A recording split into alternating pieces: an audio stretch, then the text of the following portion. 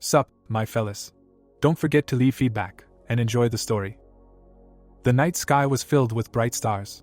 Loud screams could be heard in the middle of the mountains. A small house was surrounded by a fence with barbed wire. There were traps on the way to the house, and a child's cry could be heard in the middle of this area. A man's hand took an axe from the wall, and a rat crawled towards them. The hunter stood in the middle of the passage and said that if someone wanted to rob his house, that person was extremely unlucky. He gripped the handle of the axe in his hand fiercely.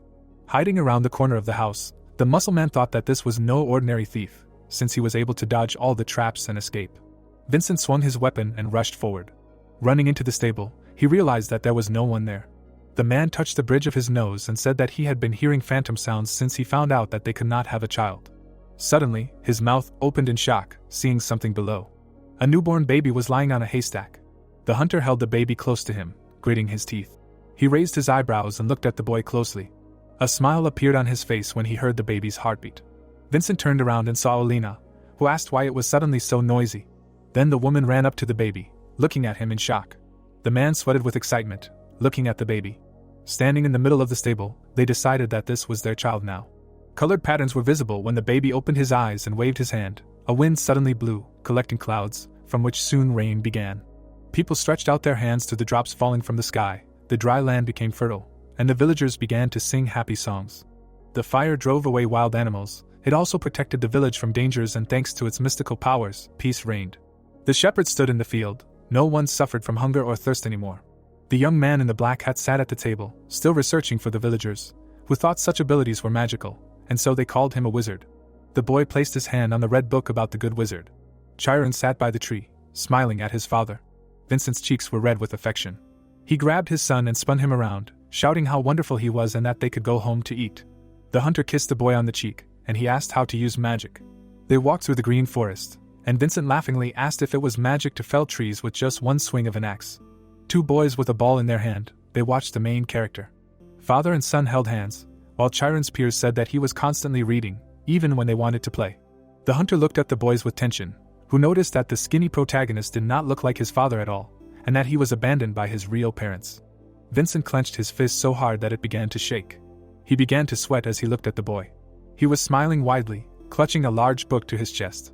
The man looked at his son and said that tomorrow they would go to the city together and buy his favorite fruits. A happy expression appeared on the protagonist's face, while the hunter thought about how he sometimes did not give him enough fatherly attention. He patted the child on the head and decided that he did not care what others said. With his bright blue eyes widening, the protagonist decided that he wanted to learn more about magic. A horse-drawn carriage entered the local city of the Kingdom of Tormia, Krias. The future mage looked at the city landscapes with a smile. People were selling and buying clothes, walking along the street. Some were buying vegetables, and some were chatting or reading a newspaper. The carriage wheels stopped. The hunter crouched in front of Chiron and asked him to wait for him in Grandpa Martin's shop until he finished his business. The man frowned and reminded his son not to go into dark alleys and not to run into nobles, and the boy replied with a smile that everything would be fine. Vincent turned around from the carriage. The future mage was diligently drawing letters and numbers on the board. Martin thanked the child with a warm smile for his help. The old man with a kind look thought that this child was very smart for his age. He closed his eyes and offered them rice with a smile when the protagonist asked if he knew about magic. The boy cried, not understanding how to use magic, and the vegetable seller asked if he meant magic. He imagined the child with toys and thought that children's interests included dragons, heroes, mages, and weapons. The protagonist smiled warmly, holding a book in his hands. The grandfather raised his finger and said that he didn't know anything about magic either, but there were many books about it nearby. He pointed to a bookstore in the distance. The boy ran in that direction, shouting that he would be right back. Martin picked up the book and laughed, saying that he had also read such stories when he was a child. His eyes widened in horror when he saw the various symbols inside. The title of the book was written on the cover, and the old man realized that Chiron was interested in how to use magic. Someone hit the small child's hand, screaming loudly. The store employee put her fists on her hips and shouted that expensive books were not meant for peasants, because they were not sold in ordinary stores. While the child was looking at the shelves in admiration, a customer in a suit came in and asked if everything they ordered had arrived. The woman greeted the butler, who looked away in confusion. Chiron was completely immersed in reading the books, which all seemed the same to him. The future magician left the store and sniffed his hands, which he had washed earlier. Suddenly, he saw a man carrying a box with many books. The boy immediately ran after him, wondering in his mind where this aristocrat got them. Suddenly, the stranger turned the box over, and all the books began to fall down. The future magician froze and opened his mouth in shock. In front of him was a garbage dump. He took one of the books with a smile and realized that Vincent was taking it for him from here. Nearby, 2 girls were talking with smiles. Their dresses showed that they were aristocrats. Chiron remembered how his father told him not to run into aristocrats. He turned around, not understanding why he could not become the same. The child followed the 2 strangers. Suddenly, someone put a hand on his shoulder and called him. The guard looked down at him and said that children were not allowed to wander alone in this place. There was a lantern hanging on the arch. The man added that behind these gates was the aristocratic quarter. 2 gendarmes surrounded the protagonist, asking where his parents were. The men looked at each other and came to the conclusion that Chiron was an orphan. Beads of sweat appeared on the boy's pale face when the guards suggested that he might have been sent by bandits. One of them looked at the child and said that he should go with him. Only a brown sweater remained in his hand. The gendarmes panicked, not understanding where the child had gone. The future magician hid behind a flower bed, breathing heavily. He brushed petals and thorns from his hair. Looking at his dirty sweater, he assumed that his father would scold him.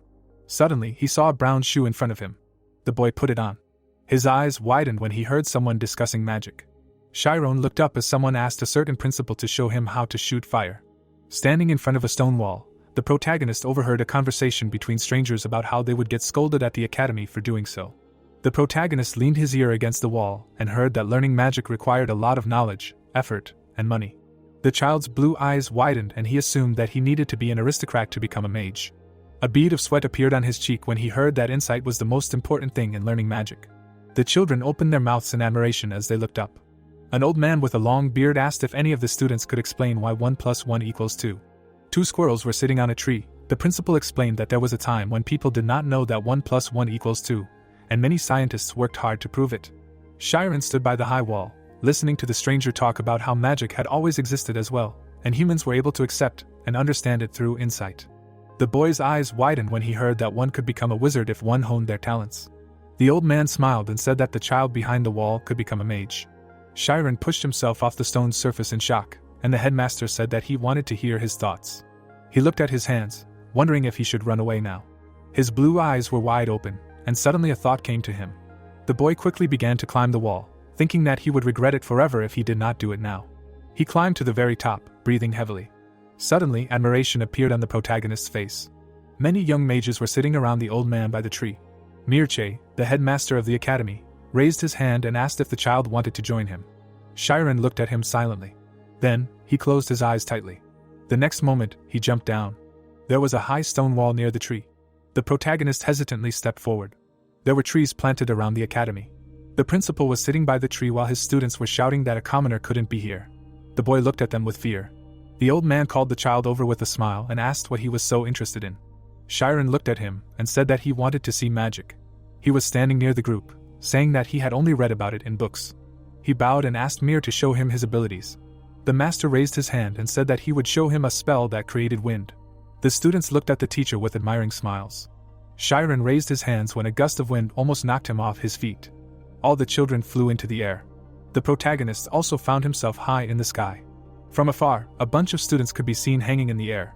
Then they all began to fall down. The protagonist waved his arms, shouting loudly. He saw green grass beneath him and realized that he was falling too. The boy closed his eyes and screamed loudly. When he opened his eyes, he realized that he was hanging in the air, low above the ground, and the others were laughing. The principal also smiled and said that this was magic. Chiron was sitting on one knee. Beads of sweat appeared on his face, and he asked what magic was. The master scratched his beard with a sly smile.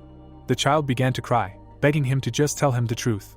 The students looked at the protagonist with disapproval, discussing how rude he was to the principal. Maria's eyes shone brightly. Chiron looked at him silently. The old man smiled and said that magic operates beyond common sense, and is a mental process that explores the truth of reality. The boy looked at the master and said that magic is irrational. Because of this, it is actually closer to the truth. All the young magicians opened their mouths in shock. The director raised his gray eyebrows and laughed loudly, asking if everything was written like that in the books. The child frowned and replied that everything was described in general terms, and that in the end, many ideas were recognized as new truths. Stroking his long beard, the director thought. Chiron clenched his hands into fists and asked loudly what he needed to do to study magic. The old man thought with a smirk that this genius child was trying to get the right information despite the difficulties in order to study it on his own. The protagonist's blonde hair fluttered in the wind, and Mir realized that the future mage truly believed that he could do it. The director frowned, thinking that, unfortunately, Chiron was a commoner, and said that instead of explaining, he would rather show him. Shaman smiled and folded her hands when the old man asked her to enter a state of mind. The protagonist looked at the girl, dumbfounded. Her eyes shone brightly, and she announced that she had entered. The director, sitting by the tree, asked her to guess how many coins he was holding in his hand, and the sorceress said the number 6. The boy's mouth dropped open in shock as Mir shouted that she had answered correctly. He showed the coins in his palm and replied that when a sorcerer focuses, his mind becomes so sensitive that he senses everything around him, and outstanding sorcerers are even able to count the number of leaves on a tree from afar.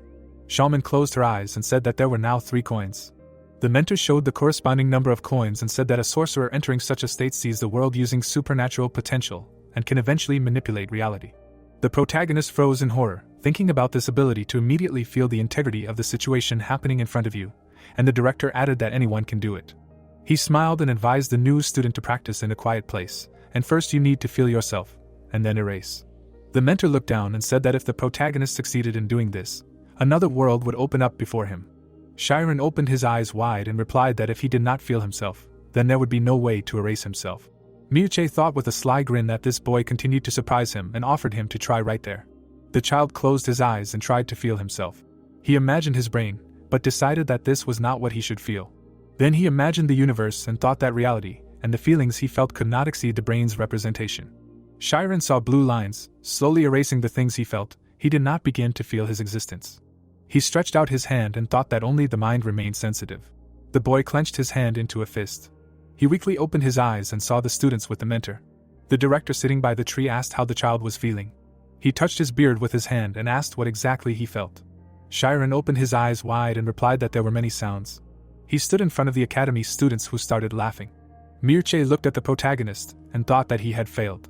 There were white clouds in the blue sky. The old man thought about the synesthesia of the aroma of sounds, the taste of light, and the feeling of scenery on the skin.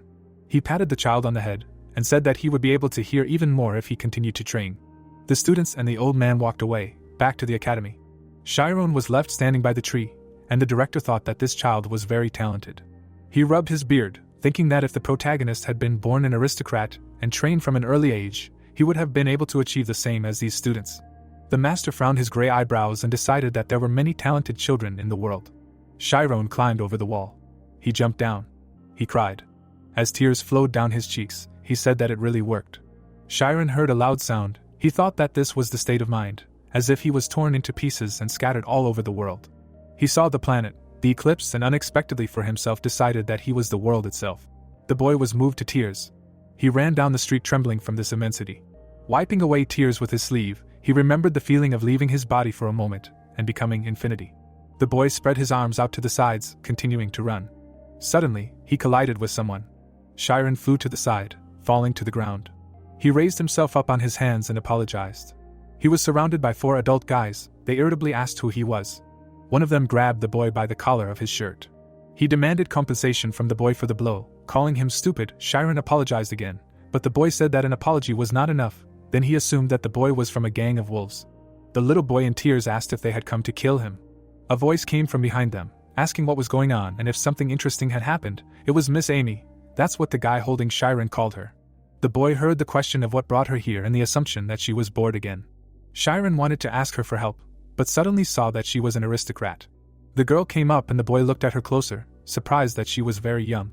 The guy holding the boy reported that he wanted to kill someone, and he was trying to teach him a lesson. Chiron responded to these accusations with protests, saying that he bumped into him by accident.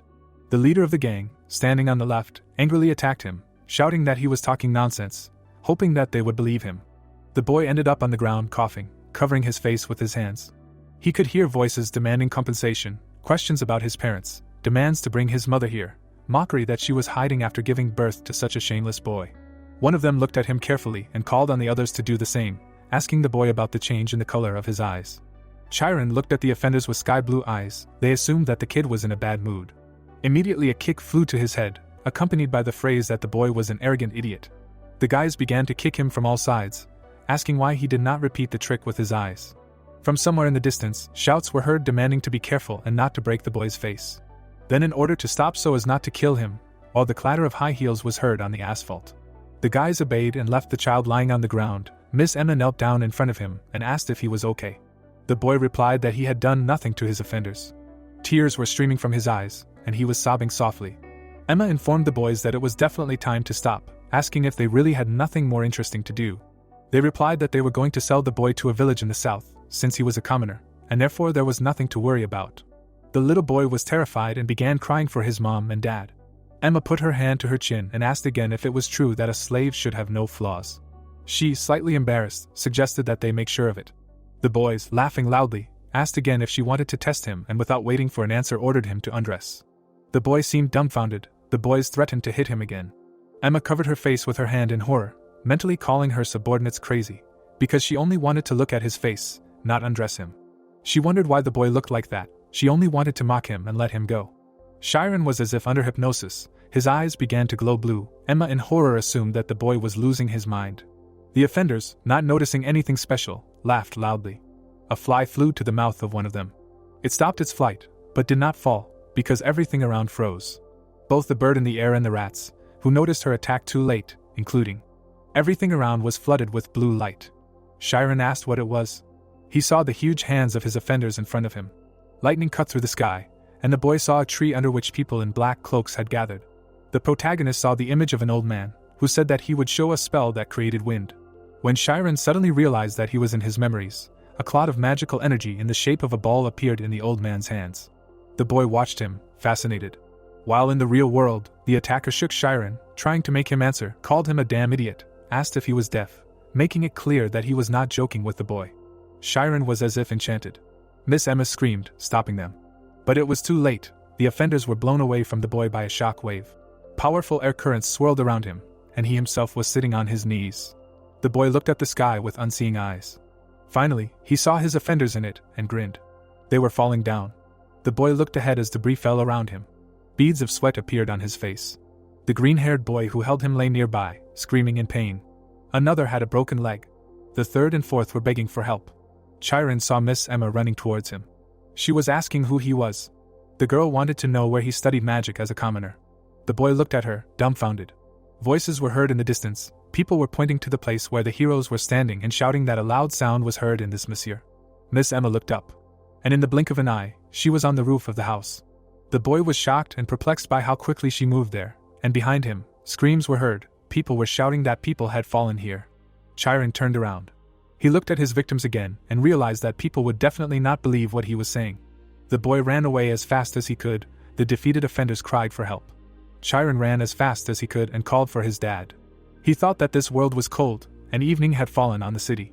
The sun was rising over the valley. The Karmas estate was illuminated by its light. In the silence of the house, an indignant voice was heard. Not understanding how a child could defeat someone, the head of the family heard it. He was reading the newspaper over a cup of morning coffee and decided to ask his daughter again why she returned early and assumed that she missed classes. Emma answered that she had already learned everything she could and was no longer interested. The father thought when she would grow up, no matter how great a genius she was, if she was so irresponsible, one day she could be caught off guard, while Emma loudly stamped her feet up the stairs. But then she hesitated slightly. Chiron looked at his daughter and thought that she was quiet today, remembering that she usually answered him with a reproach that he had no work. Emma looked at him and tried to connect him and magic in her head. Questions arose in her head. It dawned on her. She decisively turned in his direction and asked if he knew anyone from the Magic Academy. Let him introduce her to him. Snow was falling quietly on the village houses. In the silence a voice suddenly rang out, calling Chiron and asking where he was.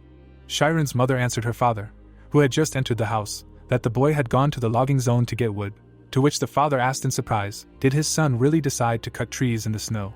Vincent, holding a closed book in his hands, said that he would go look for him. He walked through the snow and remembered that in the spring of this year, when he first brought Chiron to the city, he almost lost him.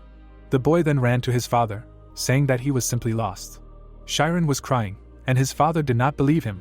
Now he was wondering what had really happened to his son. In the forest there was a huge tree, chopped up by an axe. Chiron stood in front of it, holding the tool in his hands. He cleared his throat. Memories of that day in the city came to mind. The boy remembered the magic he had summoned. It had thrown the offenders away from him, but he could no longer use it. The magic had been summoned unconsciously. The boy wondered what intermediate process had been missed due to insight, because he had no knowledge of magic. Suddenly his eyes glowed blue again. He realized that he was still able to enter a state of spirit. This realization made the boy grin. The whole world was painted in blue light. Chiron felt everything when he was in this state, the surface, the shape, the smell. He could simultaneously feel every part of the tree standing in front of him.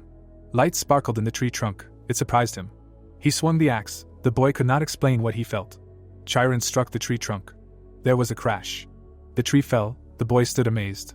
He was able to cut the tree with one blow, and concluded out loud that it was magic. His father, hiding behind the tree, was amazed. He saw everything that happened and thought that the boy made a thunderstrike, cut the tree with one blow by hitting the weakest point of the trunk. This technique is called so because when the tree falls, it makes a sound reminiscent of a clap of thunder. Vincent came out from behind his shelter. The boy was actively sawing the tree. He thought that this was the first successful case after 100 attempts at cutting trees, as well as using magic that day. His father began to cry. He clutched a book he had carried from home tighter in his hands. The boy decided that he did not need coincidences. He needed extensive knowledge. He promised himself to practice endlessly day after day for the chance that would one day come. 3 years later, Chiron was sitting in the forest on a stump of a felled tree. Then he stood up. He took an axe from the log. He walked up to the tree and said to himself that now he did not need to see with his eyes. He swung it hard. The axe did its job, and the boy finished the sentence that he felt with his eyes. There was a crash, and the tree fell. Chiron, pleased with himself, concluded that once he meditated, he could go home. He guessed that about 5 hours had already passed. Chiron stood holding the axe in his hands, and the world around him was once again painted in blue light. The boy felt as if he had become one with nature. He felt the leaves swaying in the wind, the worms moving in the earth, the sounds of the trees absorbing moisture through their roots. He admitted to himself that even 5 hours would not be enough to enjoy it all to the fullest. An image of the teacher appeared in his head, telling him that if the boy could, another world would open up to him, and he silently agreed that another world was the most appropriate name for what he had seen. Chiron was leaving the forest with a bundle of firewood on his back, in the rays of the setting autumn sun, mentally repeating to himself that it was time to go back. Suddenly he saw white horses. It was not typical for their place. He put the bundle of firewood next to a luxurious, in his opinion, carriage and thought that perhaps they had guests. The boy opened the door and said that he was home. Suddenly he stopped, calling his father. Vincent was surprised that his son had already returned, told him to come up to him and greet the guest. His father introduced him to the butler of the Ogent family, who said that he was pleased to meet him and called himself Temirin. Chiron bowed and introduced himself, saying that they met for the first time. The butler replied that he came to see the boy. The protagonist was confusedly spinning his thoughts in his head. Why would a man working for the nobles need him, especially since Ogent is a second-class aristocratic family in the kingdom? The butler touched his shoulder and asked to look at the guy first. He took Chiron by the chin and asked if he could read. The boy replied that he had been reading a little since childhood. The butler turned the boy with his back to himself, and he asked if the man could explain what he was doing. Temirin said that the boy had a good reputation, the son of a woodcutter, who could read, respected his father. The boy tried to stop him, but he made him an offer to work at the Ogent estate. Chiron asked again. The butler explained that they needed to transport books from a huge home library, in total, which contained 10,000 books, including important works, the leakage of which could not be allowed. The work would last 2 years. He looked closely at the boy and continued to say that other people would carry out the transportation, and only he and Chiron would sort. The boy was inspired. Working in the library, and especially in the Ogent estate, one can certainly find useful information for magicians. The butler continued, the only people who knew about this were the boy's family, so if even one book were to go missing or even word of the library's contents were to spread, you and your family would be dead. At these words, the parents looked at each other in resignation. Chiron finally understood why they looked worried. The butler continued that since it was a risk to the family, he was offering enough money, an amount they would never earn by hunting, which meant that raising their son well was worth it. At these words, Vincent jumped up and shouted in irritation that he had not come to him for the money. He stammered that he simply wanted their Chiron to be able to achieve his dream. He stood, leaning both hands on the table. The butler laughed at his words. He asked what they were thinking. Did they really hope that their son would build a career? He told them to wake up and asked if this was not done for the money. Then why did they ask to take their son? Vincent, gesturing vigorously with his hand, answered that it was because the butler said that Chiron would be able to read books, to which he replied that the boy could, but his job was to supervise the process, not to read. Temirin continued, asking if his parents wanted their son's dream to come true. Why were they lying to him? Vincent's face darkened. A memory appeared before his eyes. One day, when he returned home, he asked if Chiron was reading a book. His mother answered that Olina had taught him a few words for fun, but when he was 6, he began to read on his own. His father looked at his son and noticed his expressive facial features, thick hair, but what was more important was that he was smart. A suspicion that his adopted son could be a nobleman crept into his head. He covered his eyes with his hand, thinking that if the boy had been raised by aristocrats, he would have had the opportunity to go to school. But then he interrupted himself with a question about what he was thinking. After all, Chiron was his son, so it would be right for the son of a woodcutter to learn to work in the mountains. He imagined the boy sawing a tree. When Chiron started doing this, his father was scared. Vincent covered his face with his hands. After all, this boy was raised by a woodcutter. He remembered how he fell to his knees and asked the butler again if he needed a commoner who could read, and asked him to take his son, saying that he had been reading since childhood and was generally intelligent. And he begged for only one thing, that his son be allowed to read books. A tear rolled down his eyes. Vincent came back to reality, and harshly replied that he did not need any money, and if he had known what would happen, he would not have begged. And then he screamed at the top of his lungs for the butler to get out of his house right now. Temurin turned away and headed for the exit. Vincent asked how he dared to mock the fact that his family had little money. The old man grinned and realized that there was nothing he could do about it. The butler looked back in surprise when the protagonist said that he agreed to this. Chiron stepped forward. His father called out to him with displeasure. Turning to him, the servant said that he was not trying to simply scare him, but warned that even the slightest rumor would make his head roll. Smiling, the boy asked permission to work and promised never to divulge anything. Slyly knitting his eyebrows, Temurin said that he would pick him up in a week, adding that he would have the opportunity to refuse. The old man left the house and said at last that he could not leave the mansion until all the work was done. Raising his hand, the man asked why his son agreed to this, and explained that these scoundrels simply needed a man who would die for them. The hunter shuddered tensely when the magician called out to him. The magician closed his eyes and thanked him for such a valuable gift. The head of the family began to cry. Vincent hugged his son, asked him not to worry about anything and promised to protect him. Frowning, the man urged him to return safe and sound and said that he would make sure that they did not lay a finger on their family. Olina wiped her tears with a handkerchief. The hunter wondered if he had really managed to raise a good man out of his son. The protagonist closed his eyes and cried. A week later, the head of the family signed the papers, and a man from the Ogent family declared that everything was ready. The servant immediately snatched the documents from his hands. Men in formal suits escorted Chiron to the carriage and announced that it was time for them to go. The carriage door slammed. The stranger sat down opposite the boy. He closed his eyes and frowned. Vincent hugged his wife, and they began to cry. The boy extended his hand to them. The wheels of the carriage were clattering on the road. The magician reached for his father. The magician grabbed his hand and realized that he had to stop doubting. The carriage was driving along a forest road. The protagonist thought that he had a great chance, but everything was not so simple here. Chiron closed his eyes and wondered if he would be able to safely live for 2 years among people with great influence. Light particles appeared above the forest. A map of the kingdom appeared. The house of the Ogent family was in the city of Kraze. It was a family of warriors who had been raising professional swordsmen since ancient times. The man smiled and said that the previous head was a state fencer of the 3rd rank, and the current head is an honored knight of the 4th rank and controls the military forces of the city. The butler looked out the window and said that this is a local landmark, the Great Alley.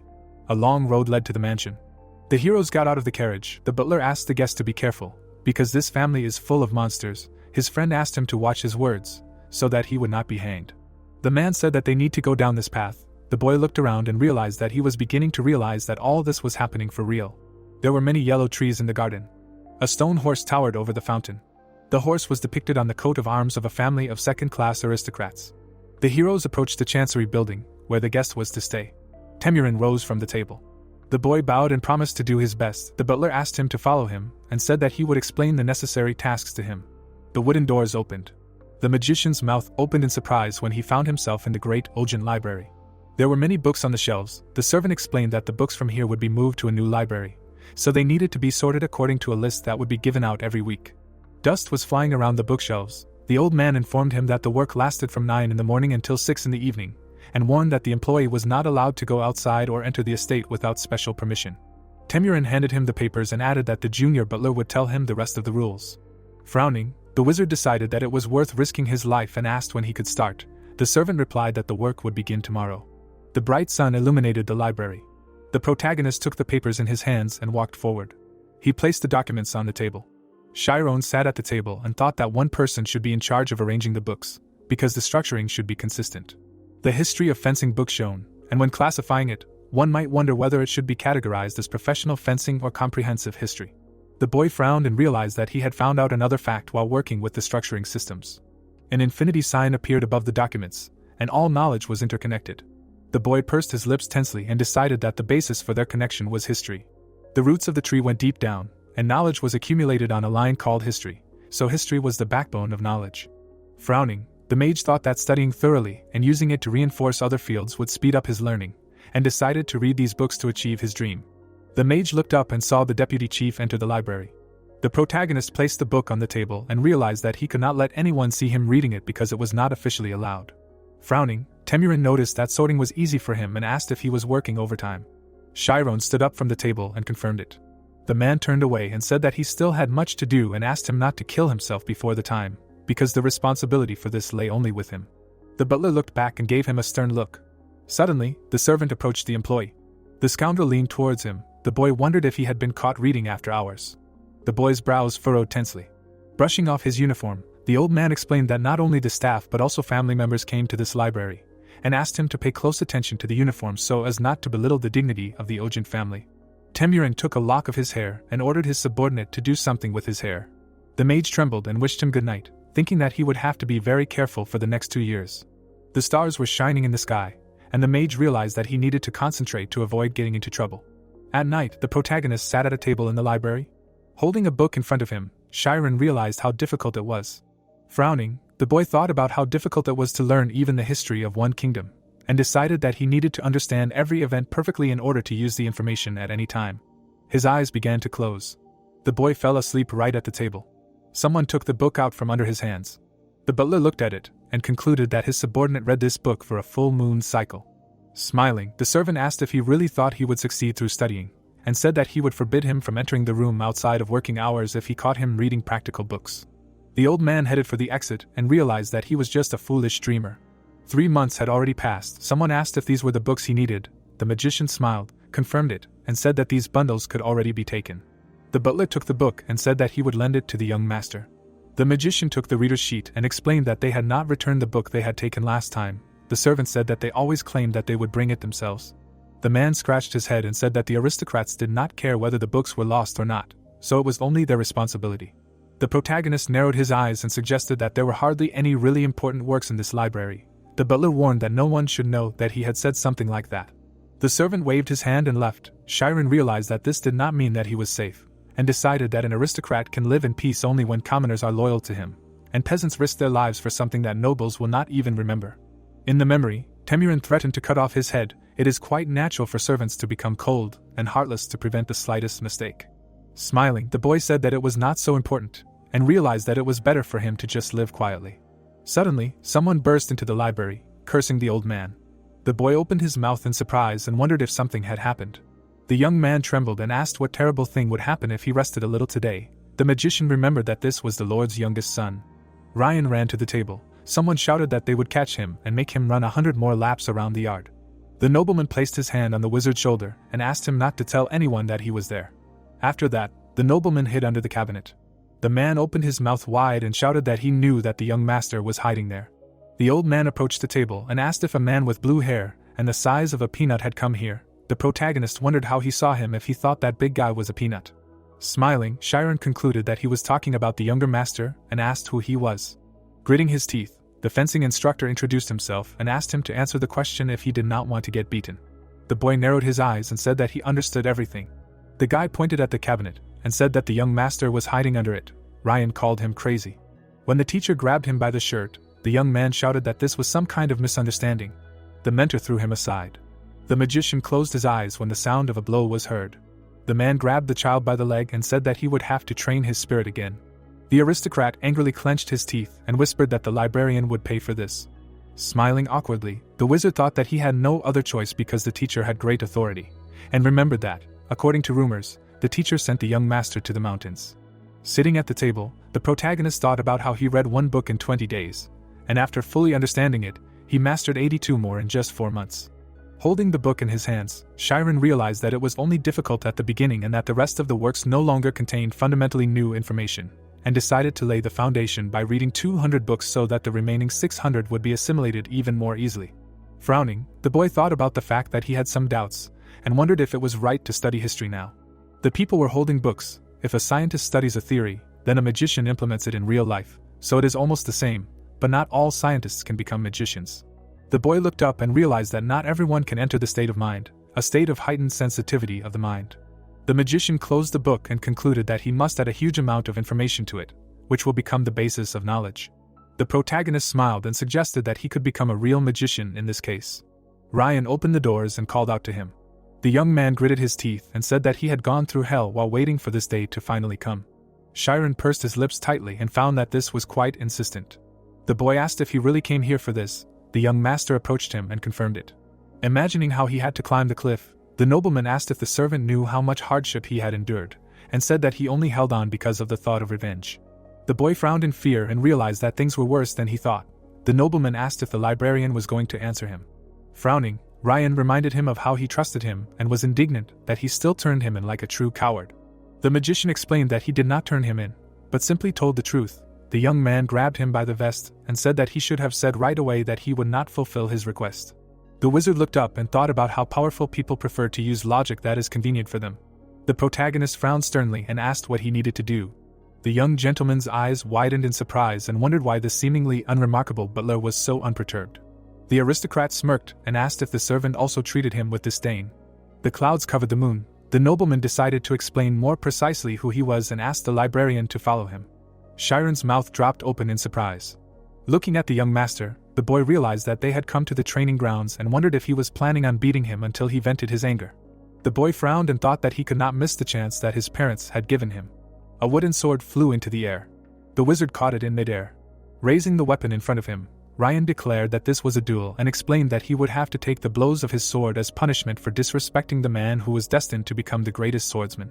The wizard's mouth dropped open and asked if this was fair. The boy reminded him that a servant of the Ogent household had the duty to protect them. The young master's eyes flashed and said that the butler had turned him over to the teacher because he was afraid of punishment. The protagonist trembled and noticed that his gaze had changed. The aristocrat declared that he would not tolerate such an attitude from an ordinary library employee. The tip of the sword flashed. The nobleman took into account the difference in skill and allowed his opponent to attack him 3 times. Chiron frowned tensely, realizing that he would be sent home if he broke even one bone, and wondered what he should do. The boy's eyes widened and he remembered that he had 3 tries. The boy swung his sword with all his might. Ryan immediately blocked his blow. The magician gritted his teeth and realized that his opponent had incredible strength. The wizard gripped the hilt of the sword tighter. The boy blocked his next blow. Their swords clashed. The young master smirked and asked if the servant had never held a weapon in his hands. The protagonist gritted his teeth and realized that he had one last try. His eyes lit up. A bright aura enveloped his opponent. Chiron raised his sword above his head. The nobleman asked what kind of situation this was. The wooden swords crossed. The nobleman smiled slyly and declared that it was his turn. Suddenly, his sword shattered into small pieces. Ryan looked at them in shock. Only the hilt remained in his hands. The boy's mouth dropped open in amazement, and he realized that his gamble had paid off and that he had managed to sense the essence of things and calculate the speed of his opponent to deliver the perfect blow. The young man stared at the broken sword. The boy thought about the fact that he had been practicing the thunder strike for over 3 years. The wizard's brows were drawn together tensely when the young master called out to him. The nobleman frowned and asked where the butler had learned fencing. The wizard spread his arms and replied that it was a thunder strike, not fencing. The nobleman asked what it was. Placing his hand on his chest, the protagonist explained that he often worked in the mountains with his father, and added that he learned this technique to compensate for his lack of physical abilities. Chiron said that lumberjacks called it a thunder strike, and Ryan raised his eyebrows in surprise and wondered what he was talking about. Gritting his teeth, the young man remembered that he had trained to wield a sword for 15 years, and wondered if such a technique could be learned while chopping wood. A strong blow cut off the tip of the sword. The child held a training weapon in his hand. Someone called his strike amazing. The defeated brother sat on the floor in front of him. The mentor was surprised that his student had already mastered the secret technique of Ogent, and said that he had nothing more to teach him. Placing his hands on his son's shoulders, the man declared that Ray had inherited his genius, and proposed to throw a grand banquet to immortalize this day. The young master frowned in displeasure, and wondered why he could not catch up with his brother. The image of Ray appeared behind the boy. The nobleman opened his mouth in anger, and shouted that he could not accept this. The boy raised his eyebrows and asked what was going on. The nobleman ordered him to shut up. Beads of sweat were running down the mage's cheeks. Ryan picked up a real sword. The weapon slid into its sheath. The youth threw it to his opponent. Lowering his hands, the young master explained that there was no winner in this duel because their weapons were destroyed, and added that the servant must learn to properly handle a sword strike. The nobleman pointed at him and said that in a month they would duel with real swords in the same place. The wizard bowed his head. In his trembling hands lay the sheath. The protagonist realized that he could die in this fight. Putting his hand to his chest, Chiron asked the master to think again and said that he had never learned fencing. Ryan narrowed his eyes and replied that he was giving him some time for that very reason, and suggested that he would be able to figure it out since he was so talented. The boy stared at him in fear, and the young man urged him not to even think about running away and declared that he would fight until the end. The mansion was illuminated by the bright sun. Sitting at the table, the boy realized what had happened and remembered that the Ogent family's specialty was the inheritance of black and blue hair. The mage introduced the members of the family. The head's eldest son was a professional swordsman, his eldest daughter chose music over fencing and became a pianist, and the second son was called a genius. The butler smirked and declared that Ryan had no talent. The young man was different from his talented brothers, and everyone who worked in the manor knew this story. Clutching his head, the wizard realized that he should have just let him beat him up, and thought about how he had hurt the pride of a man who had already been compared to his relatives all his life. Squinting, the protagonist remembered that he thought all nobles were outstanding and decided that he should just do his job to stay alive. Sitting on a chair, Chiron wondered what would happen to his parents if he died. The boy took books from the shelf and realized that he did not have much time. There were fencing textbooks on the table. The boy was confident in his stamina and magical abilities, so he only needed to learn how to defend himself. The mage began to read the book and wished to do everything in his power. Clouds floated across the sky. Someone screamed. Enraged, Ryan ran forward. Standing on the training ground, the teacher announced that 100 laps had been completed. Smiling, the man said that he managed to beat his own record and asked why his student was training so hard. The young man knelt down and asked if this could be called training. The old man asked what he was talking about. The young gentleman opened his mouth wide and shouted that he was still standing and asked if he had anything harder. The teacher scratched his beard and asked what had happened to him. The aristocrat frowned menacingly and replied that everything was fine. The teacher narrowed his eyes suspiciously and assumed that he had learned something new and remembered that he had already managed to awaken his scheme. Standing in the huge arena, the teacher agreed to give him a difficult task and warned that he would not be held responsible for his death.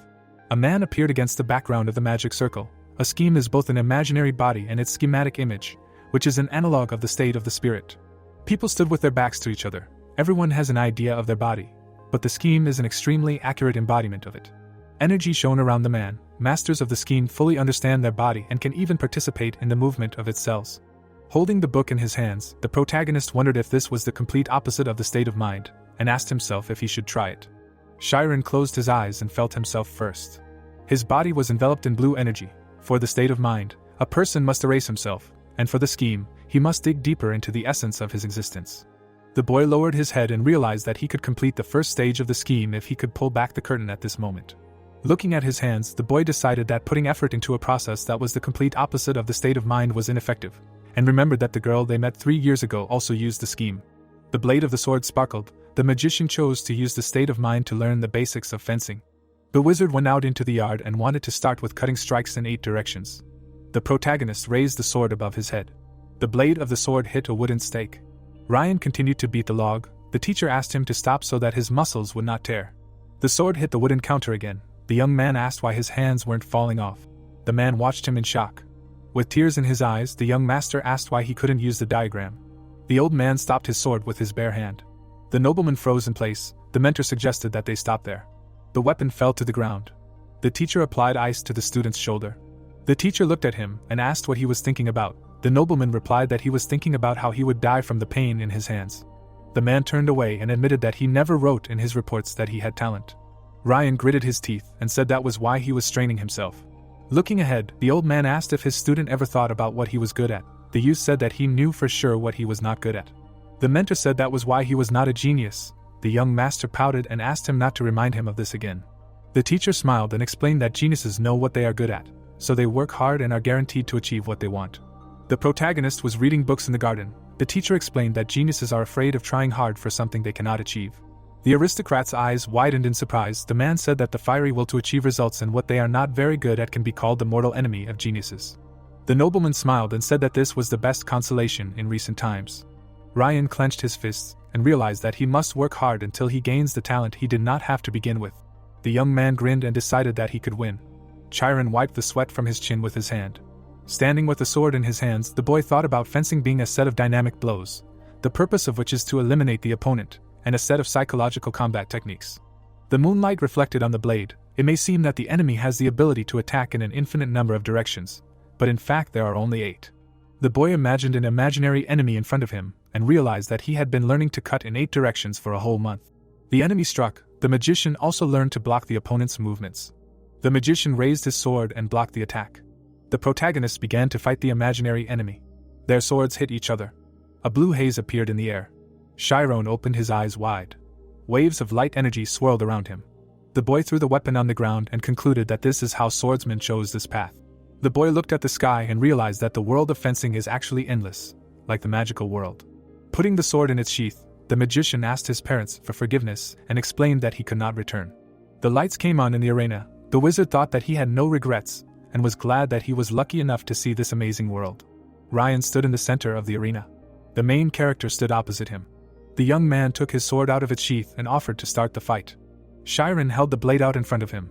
The young gentleman noticed that his opponent radiated incredible confidence. The nobleman remembered their previous fight and decided that he really had no idea about fencing that time. The nobleman gritted his teeth and was indignant that his opponent was so calm, even though it was the first time he held a real sword in his hands. Ryan rushed forward and realized that he should win if this servant was as talented as Ray. The young man ran forward and announced the start of the duel. The boy's eyes widened and he realized that his skill level was much higher. A trace of the sword's swing appeared in the air. The boy looked at the blade approaching him. He dodged the blow because he could feel its path. The young master's mouth fell open in shock and he wondered if his opponent was watching the weapon. The magician looked forward confidently. The nobleman wondered if the butler was not afraid of him. The wizard frowned and realized that he could not resist the fear of death. The protagonist imagined being wounded in the chest and thought that death, the source of this fear, was in the future, and the future was an illusion that did not yet exist. The man stood on the edge of a cliff. He took a step forward, and Chiron realized that anyone could jump off the cliff if they did not imagine what would happen next. The nobleman raised his eyebrows and decided that his opponent was not blindly ready to die, but rather had absorbed all his emotions. The boy took a step into the abyss.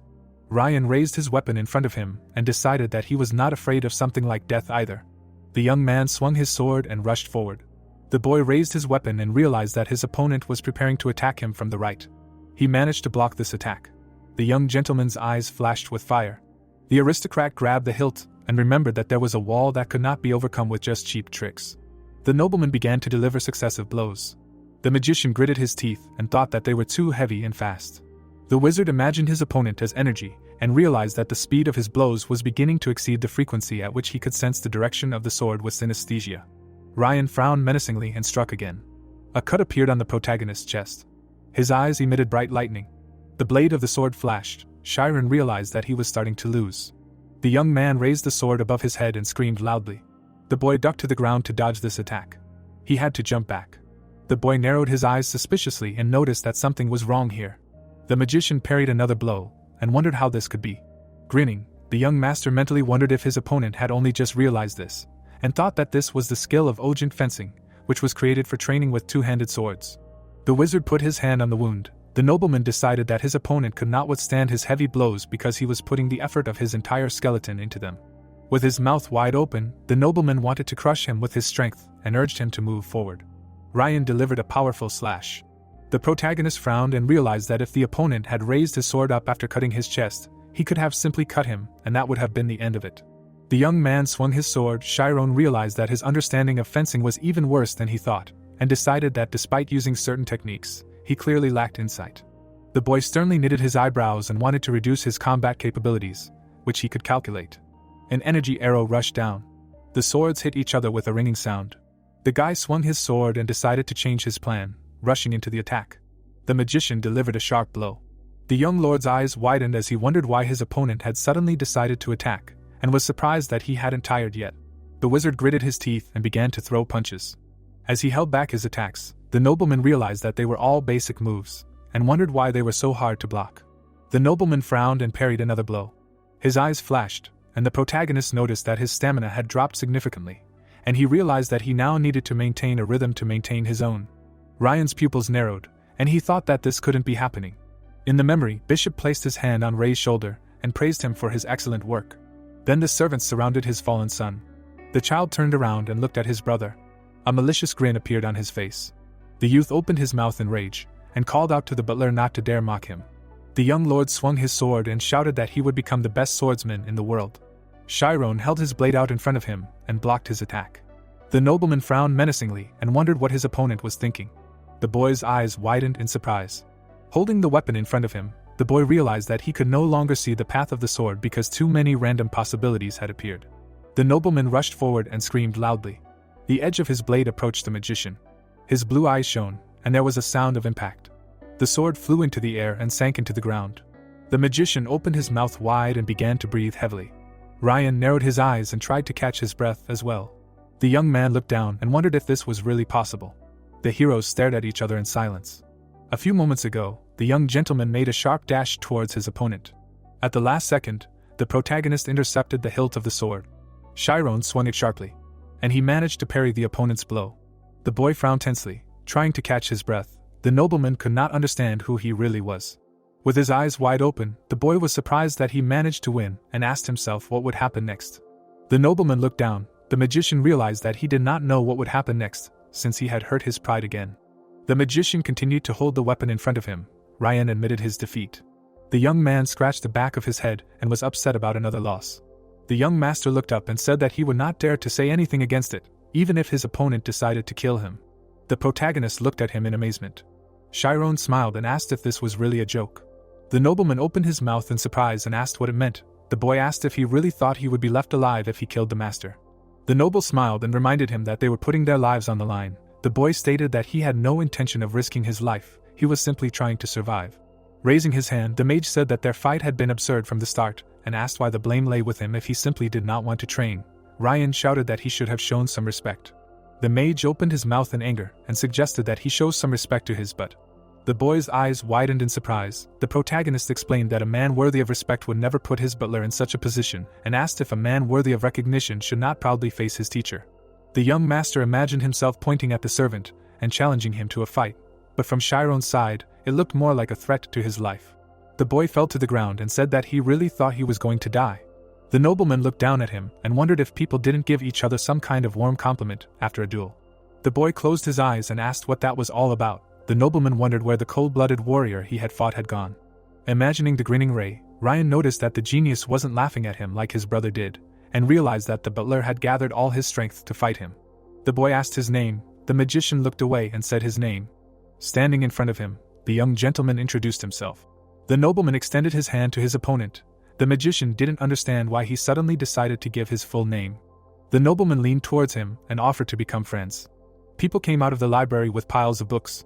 Standing in the building, Temurin reported that his subordinate had sorted 7 out of 10,000 books. The man looked back and praised him. The protagonist smiled and expressed his gratitude. It had been a year since he was invited to this job. Looking after the butler, Chiron thought about how his productivity had increased because the number of books he had to sort had decreased. Putting the book on the shelf, the boy remembered that he only had 200 books left to read, and decided that he could fill the foundation of knowledge by reading 3 books a day. Remembering his fight with Ryan, the mage realized that he had been able to recognize the essence behind fear, and decided that the duration of his state of mind had increased thanks to this. Closing his eyes, the wizard realized that he actually thought that he was going to die, and thought that he would definitely achieve his goal if he did not give up. The boy picked up the book and asked if his family actually read them all. The protagonist decided that nothing could compare to making a good friend. Chiron climbed the ladder and said that the head of the family and the second young master often visited the library. The nobleman suggested that being smart must be great. The nobleman threw the book away and said that he was not interested. Over the past year, the boy noticed that this man was quite gentle and sweet despite his enormous height. The boy picked up the discarded book and asked his comrade not to do that again, otherwise he would be killed. Smiling, the swordsman asked how a book could be more important than a human life, and promised to protect him even if he burned the library to the ground.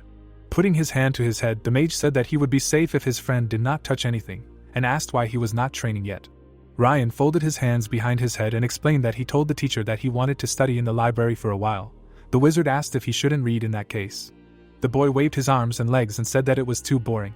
The heroes stood with their backs to each other. The young master was like a fire that could not be stopped and would light up again and again as long as there was a chance. 10 minutes later, the boys sat down at the table and picked up books. Frowning in displeasure, the nobleman remembered that his comrade wanted to become a magician and asked if it was really necessary to read so many books to do so. The protagonist confirmed this and explained that he had not had the opportunity to study before coming here. Chiron flipped through the pages of the book and said that he knew almost everything because he had read 600 books on history. The nobleman's eyes widened in surprise and wondered how he could read so quickly. The boy silently read the book. Ryan noticed that he looked quite mature for his age. The boy buried his nose in the book and called it quite interesting. The boy put the book on the table when the young master asked who would win if a swordsman and a mage fought. A bird flew over the snowy forest, and Mount Artusna towered nearby, where a carnivorous tree grew. The nobleman declared it too boring. The wizard opened his mouth wide and shouted that he was interested. The nobleman was indignant that there were not even pictures. The protagonist snatched the book from him and asked who the author thought would win in a duel. Ray entered the library and declared that the swordsman would obviously win. Chiron bowed and greeted him. Ryan asked how he knew that. The boy took the book from the table. The boy frowned and hoped that the young master had not heard their conversation. The nobleman looked away tensely. His brother silently picked up the book and thought that a servant who spoke so freely with the Lord's child would not get off with just a spanking. The nobleman smirked and asked why his brother was so sure of that, suggesting that he was on the swordsman's side because he was one. Ray gave him a stern look and explained that the answer was obvious just by looking at the situation of swordsmen and mages on the continent. Ryan narrowed his eyes slyly and asked if that was such a big deal, stating that they did not choose their opponents on the battlefield based on their military rank. The boy turned away and asked the butler what he thought about that. The protagonist's brows furrowed tensely. Chiron froze in place and thought that he could not figure out what he wanted to do to the many thoughts in his head. The nobleman narrowed his eyes suspiciously. The boy realized that he only needed to give a suitable answer. The boy frowned and suggested that it would be difficult for the swordsman to defeat the mage once he entered the spirit state. The wizard looked at the master and decided that the swordsman could use his powers before the mage cast his spell. The nobleman refuted his words. Ray smirked and declared that the mage would lose. The protagonist looked down tensely. Ryan angrily clenched his teeth and thought that it had always been like this. The boy sat in the shadow of his brother. Since childhood, the Lord's son liked to trample what was important to people he didn't like. Looking to the side, the young master noticed that he liked this story and assumed that the butler had heard of the armor of the 5 gods. The young man frowned and remembered that this was an artifact that destroys the state of mind. The guy's eyes widened in fear when he heard that they were talking about anti-magic. The innate ability of mages is the state of mind, to fight a mage in this state. Akin to a duel with sharks in the depths of the sea. However, something can evaporate the water and deprive the sharks of their senses. The man from the portal confidently stepped forward. He went outside, using anti-magic. If the state of the spirit can't reach this armor, then magic can't either. Then what kind of mage can fight someone who uses such a powerful artifact? But this is just a theory, because originally anti-magic is an expensive technique created from the mana flowing in the heart of a dragon. Also, since it has fluctuating qualities, its effectiveness rarely increases no matter how much money is invested in it. Even Yakra, a master of the equation of fluctuations, was only able to reveal 65% of the total potential of the armor of the 5 gods, and because of this, its price. Smiling, Ray said, "Of course it is unaffordable, because the cost of each element is equal to the annual budget of an entire kingdom." When suddenly Ryan slammed his fist on the table, asking what the hell is this? Because then how can a swordsman become stronger? Lowering his head lower, Ray replied that the problem is that those who created anti-magic are mages. Frowning, Ryan asked why they need it, to which his brother immediately replied, "Since there is a huge demand for it, it is an ideal way to make money." Looking away, he added that wizards literally line up to be used, so there is no need to buy such a priceless artifact, and magi are a pathetic class of people who sell the weakness of their people for profit. Gritting his teeth, Ryan shouted that his words were too cruel. Smiling, Chiron replied that this was the essence of magi. Ray's face changed, asking what he said, to which the guy added that anti-magic was created by wizards.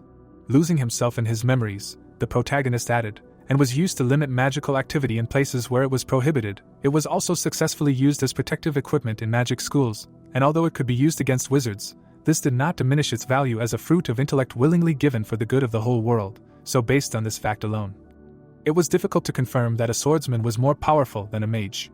Ray's eyebrows drew together in anger. Ryan coughed, covering his mouth with his hand. His brother turned around, shouting that ideas and reality were very different, and yet, the fact remained that a mage could not win in a fight with a swordsman. Watching him go, the boys breathed a sigh of relief. Chiron smiled and said that he thought he was going to die. Ryan threw his arm over his friend's shoulder, shouting that he was incomparable, because it was the first time he saw his brother with such a face, and if the protagonist's tongue was a blade, he could become the best swordsman in the world. Closing his eyes, he added, like a breath of fresh air. As Ray said, ideas and reality may differ, but an exploratory mind ruthlessly experiments even on its own weaknesses, and can one say that this intelligence exists for the sake of world peace? 6 months later. The man was writing something in a report, while the butler stood in front of him. The man reached for a mug of tea. Frowning, Timurin said that they finished faster than expected. Looking at him, the butler said that it was wonderful that the move had been made 6 months early, but he was even more pleased that the books that had been neglected for 20 years were perfectly sorted, and then asked if the man was sorry to let such a useful person go, because if they had used some excuse to extend the contract. Taking the mug away from his mouth, Temurin replied that of all people, he was the only one who talked nonsense, so he asked him to pay more attention to his work. Thoughtfully, he took a sip of tea. Chiron turned the page. Closing the book, the guy thought that closing it was easy, but closing a book after reading 100 of its pages was quite another. Putting his hand to his chest, he thought that this was just a dream. Ryan burst into the room, shouting if the main character had really finished working and was not going home yet. The guy's eyes widened in surprise, asking if he had really finished everything. Smiling, Chiron replied that there was nothing more to read. Ryan grabbed the boy by the shoulders, shouting that he was amazing, asking if he really did it. Looking into his friend's eyes, Chiron said before he left. Smiling, he asked if they could go to his place and play together. Putting his hand to his chin, Ryan replied in confusion that the protagonist had hidden their friendship for so long. He felt rather sad about it, and that was why it was unexpected to hear him say such things. Scratching his cheek with worry, the guy thought that he regretted it too. Lost in his memories, he remembered that they mostly met in the library and almost never spent time together. Smiling, Ryan shouted that his whole family had left today. After a while, the protagonist looked up in surprise. Approaching the doors, he thought that this place was a little scary, after which he asked if they could really pass through the main gate like this, when suddenly his friend turned around, answering that the guy should not worry, because his relatives would return late in the evening. Putting his hands in his pockets, he said that only the servants were here. Looking around, Chiron wondered if this huge door really led to a room, and if there was one room the size of his entire house. Opening his mouth, he thought that the guy really was from a rich family, to which Ryan pointed forward, saying that this was his room. The protagonist's eyes widened in shock. Looking inside, he thought that Ryan's abode was the smallest room at the end of the hallway. Looking around, Chiron thought that it looked like a small room that you go to after training, and the guy lived here. There was a book on the table. A drop of sweat was dripping from Ryan's face. The protagonist was listening to music with a smile. The guy clenched his teeth in anger. Throwing the cards up, he shouted that he was not playing anymore, because he lost again. Clenching his hand into a fist, he shouted with crazy eyes that Chiron was cheating using his state of mind, or something like that. Putting his hand on the table, the protagonist replied that his friend had a habit of pushing the card forward when he took an ace. Besides, it was obvious how long it took him to decide whether it was a pair or not, which made Ryan very surprised, asking how he determined that. Raising his index finger up, Chiron replied, "Sometimes observation gives the best result if you don't focus on something specific, because if you watch the enemy as a whole rather than just individual actions, you can predict their plans." Ryan put his hand to his head, asking not to focus on something specific and just see the big picture.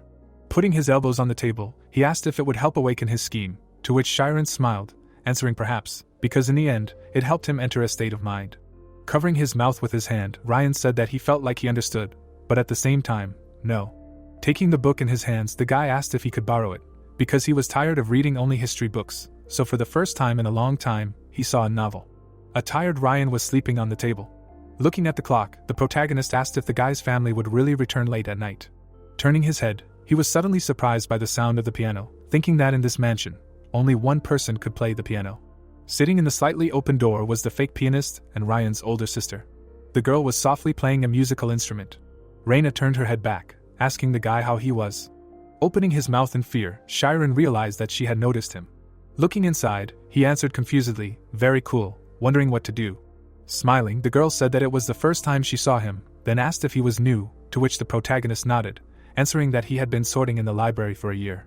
Raina put her finger to her lips, answering that she had heard that not everyone could do it, which meant that he was quite smart, then asked if he had ever played the piano.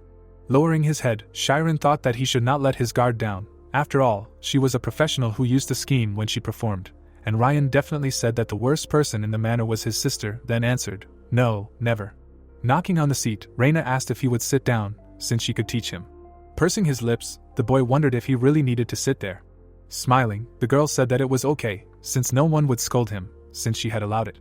Swallowing, the protagonist thought that she was persistent, and he was in no position to refuse. Sitting down on the chair, the boy wondered when he would get another chance to sit at the piano, after which Raina pointed to the keys, and then to the symbols on the sheet music. Putting her hand on it, she asked him to try pressing 3 keys at the same time. Blushing with embarrassment, Chiron thought that it sounded great. Placing his hands on his knees, the boy asked if he could try playing, when Raina suddenly turned around, saying okay. Looking down, the protagonist said that it might be unpleasant to the ear, after which the girl smiled, wondering if he knew any more chords besides the ones she showed him. Chiron carefully placed his hands on the keys. He began to press them one by one. Covering her face with her hands, Raina thought that everything was wrong. Blushing with embarrassment, she thought that he was confidently pressing the keys, and wondered if she could stop him. Smiling in confusion, the girl thought that he was wrong about everything.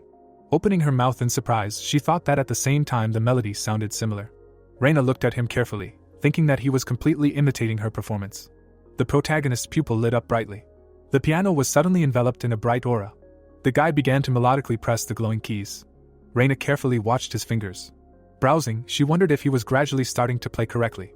Chiron raised his hand up, and a bright beam flew high. The protagonist continued to confidently play the musical instrument. Opening her mouth in surprise, the girl thought that she couldn't call it a game, but he had a strange insight that he understood the essence. She was confused, wondering why such a child was a butler, when suddenly the protagonist turned around, asking for forgiveness. A loud scream suddenly rang out from behind them, asking the witch to stop making noise.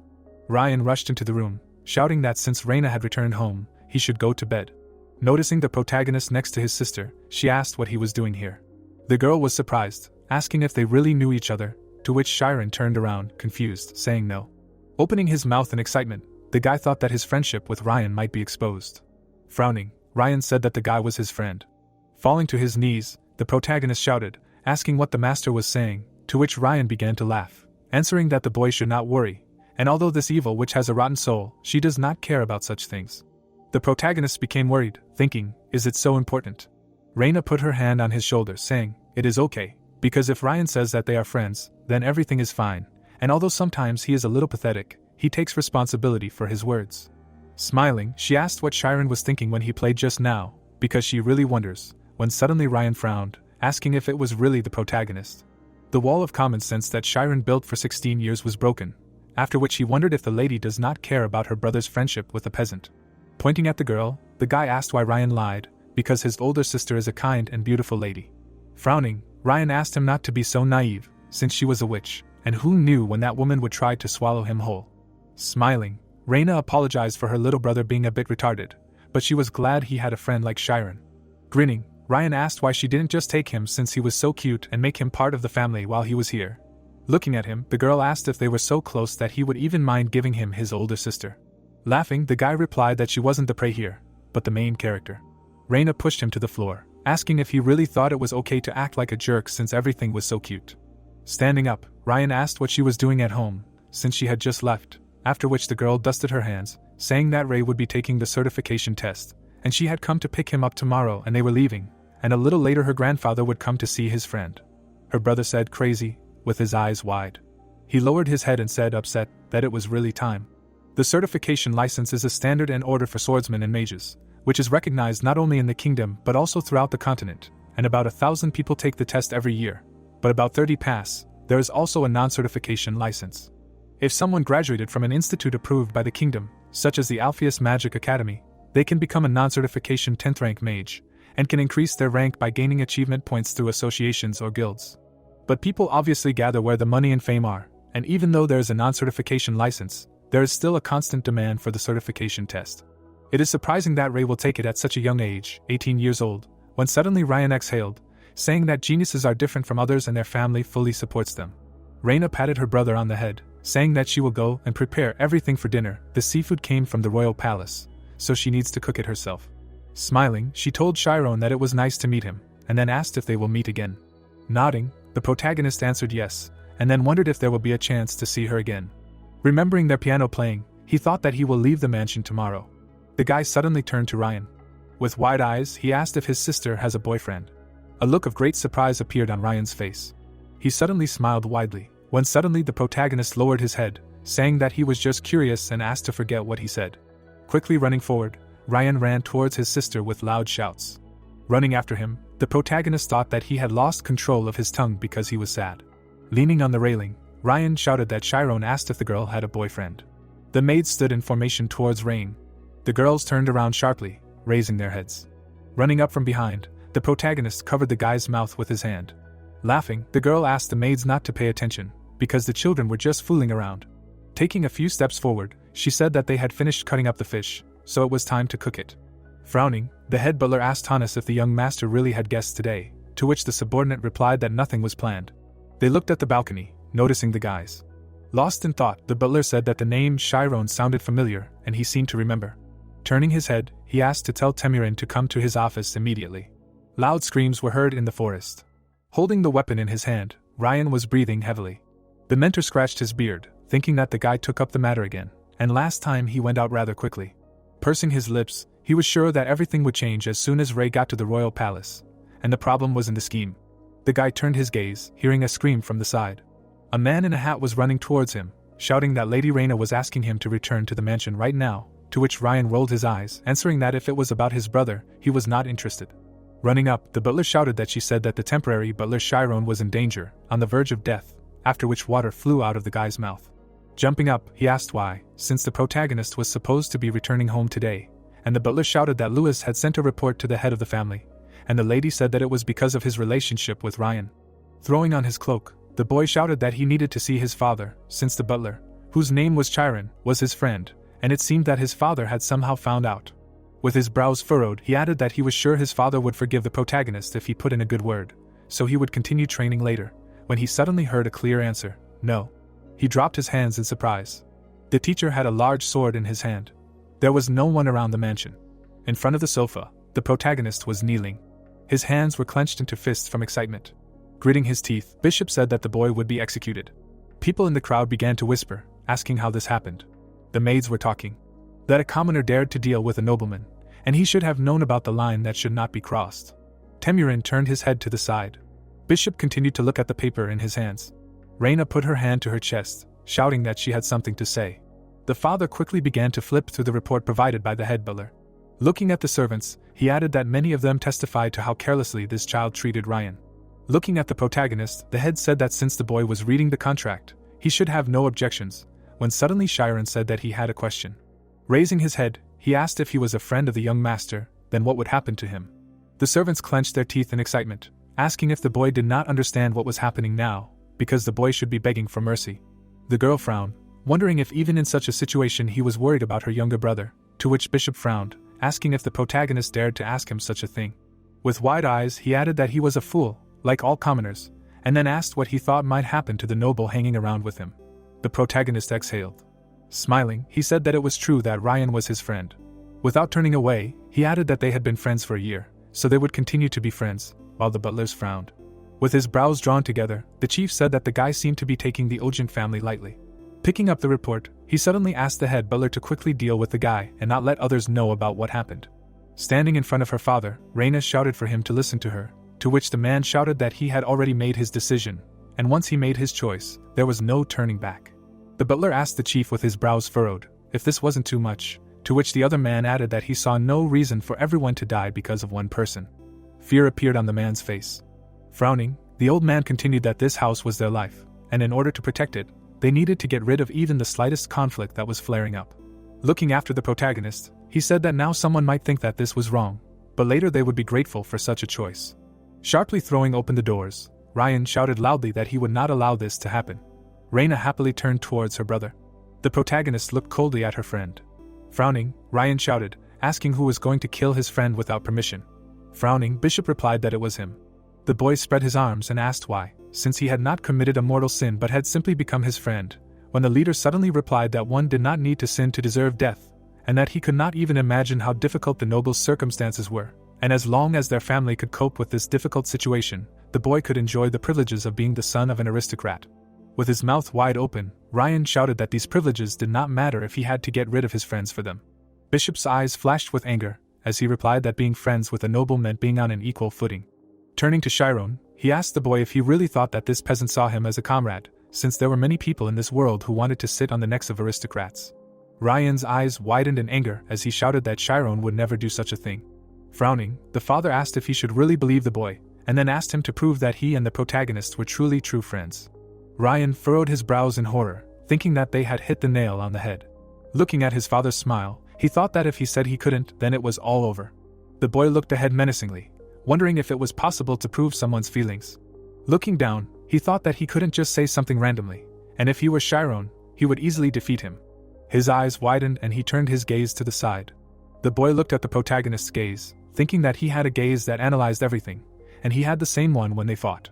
Chiron's eyes lit up brightly. Ryan thought about his words, that sometimes observation gives the best result if you don't focus on something specific. Remembering the protagonist holding out a card, he thought that then he would be able to understand his true intentions. Gritting his teeth, the boy thought about the person right in front of him. He thought of his father as a second-class nobleman and knight, and this was not just a quarrel between father and son. He firmly gripped the hilt of his sword with a trembling hand, thinking that this was a sword fight. 30 minutes ago, Ryan jumped in front of the teacher, shouting that his friend could die, when suddenly the man clenched his fist, asking if he was talking about that boy who worked in the library, but he was a commoner. Opening his mouth in surprise, the boy indignantly shouted that he did not know that the teacher was like that. Closing his eyes, he loudly shouted that according to the teacher, if you can talk to a person by crossing swords, then he can be a friend. Coming closer to the boy, the mentor asked if he knew what the most important thing for aristocrats was, and then added that they should get rid of anything that undermines the reputation of the family. Looking at the trembling student, he added, asking if he had ever thought about the pressure his friend was under when he realized that he was no more important than a gnat, and after thoughtlessly befriending him, he should not even try to argue to resolve the issue. Clenching his fist tightly, Ryan shouted that he couldn't just stand there and do nothing, since he was the one who asked him to be friends first. Raising his fist, he added that he didn't want to be a coward. Frowning, the teacher thought that the boy was determined, passionate, honest, innocent, but one couldn't become a great swordsman by relying only on these qualities, so he had high hopes and would root for him. Pulling out his sword, the man asked his student to take it.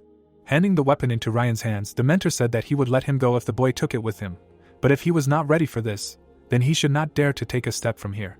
Confidently knitting his eyebrows, Ryan replied that he would never forget this. Turning his gaze to the side, the teacher told the boy to remember that abandoning a friend is like abandoning a part of yourself. The boy thought that this was a sword fight with his life on the line, and then began to laugh loudly, shouting, as expected of a father, he almost defeated his son. Frowning, he shouted that he would prove that he and the protagonist were friends, because he believed in it. Looking into the man's eyes, he added that the fact that he was his friend was proof, to which Bishop gritted his teeth, shouting that this was nonsense, because it was not about wealth. Looking back at the butlers, he shouted that even now, the reputation of many nobles was sinking to the bottom, and he was ready to completely abandon his son in order to prevent the fall of the family. Excitedly placing her hand on her chest, Raina shouted loudly. Ryan put his legs together, saying if this was necessary to protect his friend. Bowing, he added that he would gladly leave. Jumping up from his seat, Bishop ordered him to raise his sword, and since he truly considered this boy a friend, he should risk his life. The boy confidently pulled the weapon out of its protective case. Frowning with excitement, the leader asked if the boy really dared to raise a sword against his father. Holding the weapon straight in front of him, Ryan replied that it was not aimed at his father, but simply showing his confidence. Bishop put his hand to his chest, shouting that his son did not get along even with other nobles, because he was far from their level, and now he kept someone worse near him in order to assert himself. Confidently looking forward, Ryan said that this time his father was wrong. Swinging his sword, he added that Chiron was a friend who was better than him, so he wanted to help him so that he would shine brighter. Pointing his finger at the protagonist, the leader shouted, asking if the boy really turned his son's head, and convinced him that an aristocrat and a peasant could be friends.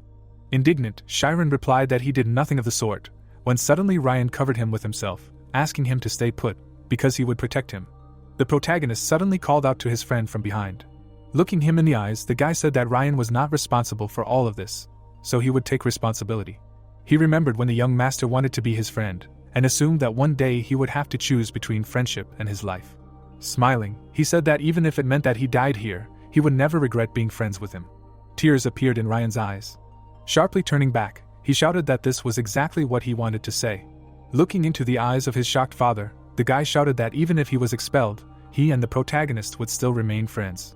Looking at the smiling Raina, the guy thought that even if they were not mature, they were still people with their own feelings and emotions, because a true friend is someone who will never turn away from him. Turning to the crying butlers, he thought that everyone has such a person, or everyone dreams of such a person. Louis clenched his teeth in anger. Everyone suddenly turned around when they heard a loud laugh, and Raina suddenly put her hand to her chest, recognizing her grandfather. The old man laughed, shouting that he never thought he would see such a show at his age, and being young really is wonderful. Seeing the old man, Raina happily exclaimed that everything will be fine now that her grandfather has come, and her father turned to her father, and said that he saw that he had already arrived, adding that Raina said that it would take longer. The protagonist opened his mouth in shock and said to himself that this man was General Tormia, a third-class swordsman and Ryan's grandfather. Clumph, the previous head of the family, crossed his legs and said that it was as noisy as ever, adding that youth was the best time. Bishop sat down next to him and said that in this situation, no, their family's image had sunk to the bottom, to which he, with a wide smile on his face, said that there was no need to jump to conclusions, because he had observed this situation from behind the scenes, and it was obvious that many people here had something to say, so why not hear other people's opinions on what was happening? Then Raina, the eldest daughter, who was the first witness, put her hand to her chest and said that although she had only met Chiron yesterday, she could see that he was an intelligent and talented child, and that he had fulfilled all the requirements of the contract and was supposed to leave the mansion today. Spreading her hand to the side, the girl added that, given these circumstances, it was quite difficult to say that Chiron had any evil intentions towards Ryan. In the end, she did not think that his actions had tarnished the family's reputation. The old man raised his hand to his chin and thoughtfully said that he understood her position, in which case he was interested in knowing what his second grandson thought. Ray, the second son and also the second witness, proudly raised his head and, gritting his teeth, said that he did not like this boy. Hearing this, his father smiled contentedly and said to himself that he knew he could rely on him, when suddenly his son said that he did not care. Surprise appeared in Bishop's eyes from what he heard, and he asked what he meant. He did not like him, but he did not care. Then Ray folded his arms over his chest and answered that he did not like him, but he did not care who Ryan was friends with, because he just wanted this all to end and for them to go to the royal palace. His sister Raina opened her mouth in surprise from what she heard, saying to herself that he had such a character. When suddenly the old man laughed and said that this is exactly why there is no place more interesting than home, and in conclusion, he wanted to hear the opinion of the one who knew Chiron the longest, the deputy butler. The third witness, the deputy butler Temirin, stood to the side with his head down. He suddenly looked up at his comrade, who was pointing his finger to the side. Temirin saw his master's displeased look and said to himself that he was sure that Klumpf knew that they were not the ones allowed to voice their opinions, because they were people who carried out the will of their masters. After a short pause, the old man opened his mouth, calling the name of the main character. Folding his hands, he quickly said that the boy had done the job assigned to him and done it perfectly, and he finished it 6 months earlier. His comrade clenched his teeth at what he heard and asked in a whisper what he was doing now, and Klumpf folded his arms over his chest and asked if he knew that they were friends. Temirin put his hand to his chest and obediently answered that he knew about his frequent presence with the young master, but not that they were friends. However, in his opinion, if Chiron were a simple child, he did not think that he would be able to sort those 10,000 books. After hearing this, Ryan happily turned to his excited friend. His sister, putting her hand to her chin, said to herself that the atmosphere had smoothed out, and the only one who wanted to punish Chiron was his father. Bishop looked at the protagonist with a displeased frown. When suddenly Klumpf stood up from his seat with a stern look and said that he could not approve of this. Hearing this, his granddaughter screamed in shock, asking what he was saying, and his son smiled contentedly. After which the old man said that he understood that they were true friends, but one way or another it was time to end. He looked closely at the boys, adding that if this continued, rumors would spread and become a weakness that political opponents could use against them, because everyone in his family held an important position in the kingdom. Klumpf looked at his son and grandson, then said that even Ray had a certification test coming up, then asked what he could do if he had such a large family. The maid stood aside worriedly, and the old man continued to say that Chiron was a smart child, so he hoped that he would understand. Raina turned her worried gaze to her brother. Ryan knitted his brows in anger after hearing this. Seeing this, Klumpf smiled in confusion and said to himself that he knew that he was determined, and then asked himself how he could not realize what he was saying, since he also understood how huge the weight of countless lives was at stake. With these thoughts, he looked at the protagonist and asked him what he thought, adding that he was grateful to him for teaching his naive grandson about true friendship, and then asked if he could end it now. Chiron lowered his head in disappointment, and firmly replied that he could not. Shock appeared in the eyes of everyone present after hearing this. Ryan turned sharply to look at his friend. He wanted to say something to him, but the protagonist put his hand to his chest and explained that if he was a hindrance, then Ryan would never see him again, but that did not mean that he could not continue to consider him his friend. With bitterness in his eyes, he looked at Klumpf and said that he and Ryan were friends, and if they took this into account, he would follow any of their orders. Ryan's hand, which held the sword, was shaking. Tears flowed from his eyes. Because he understood that Chiron would not die, this was already a relief. But he thought so only in the depths of his soul, but he already knew that abandoning a friend was the same as abandoning himself. With these thoughts, he continued to look at his fearless friend. When suddenly he raised his sword above his head and said to himself that in any case, this cannot be agreed upon, after which he shouted with all his might that he hereby declares. His grandfather and sister, knitting their eyebrows, looked at him.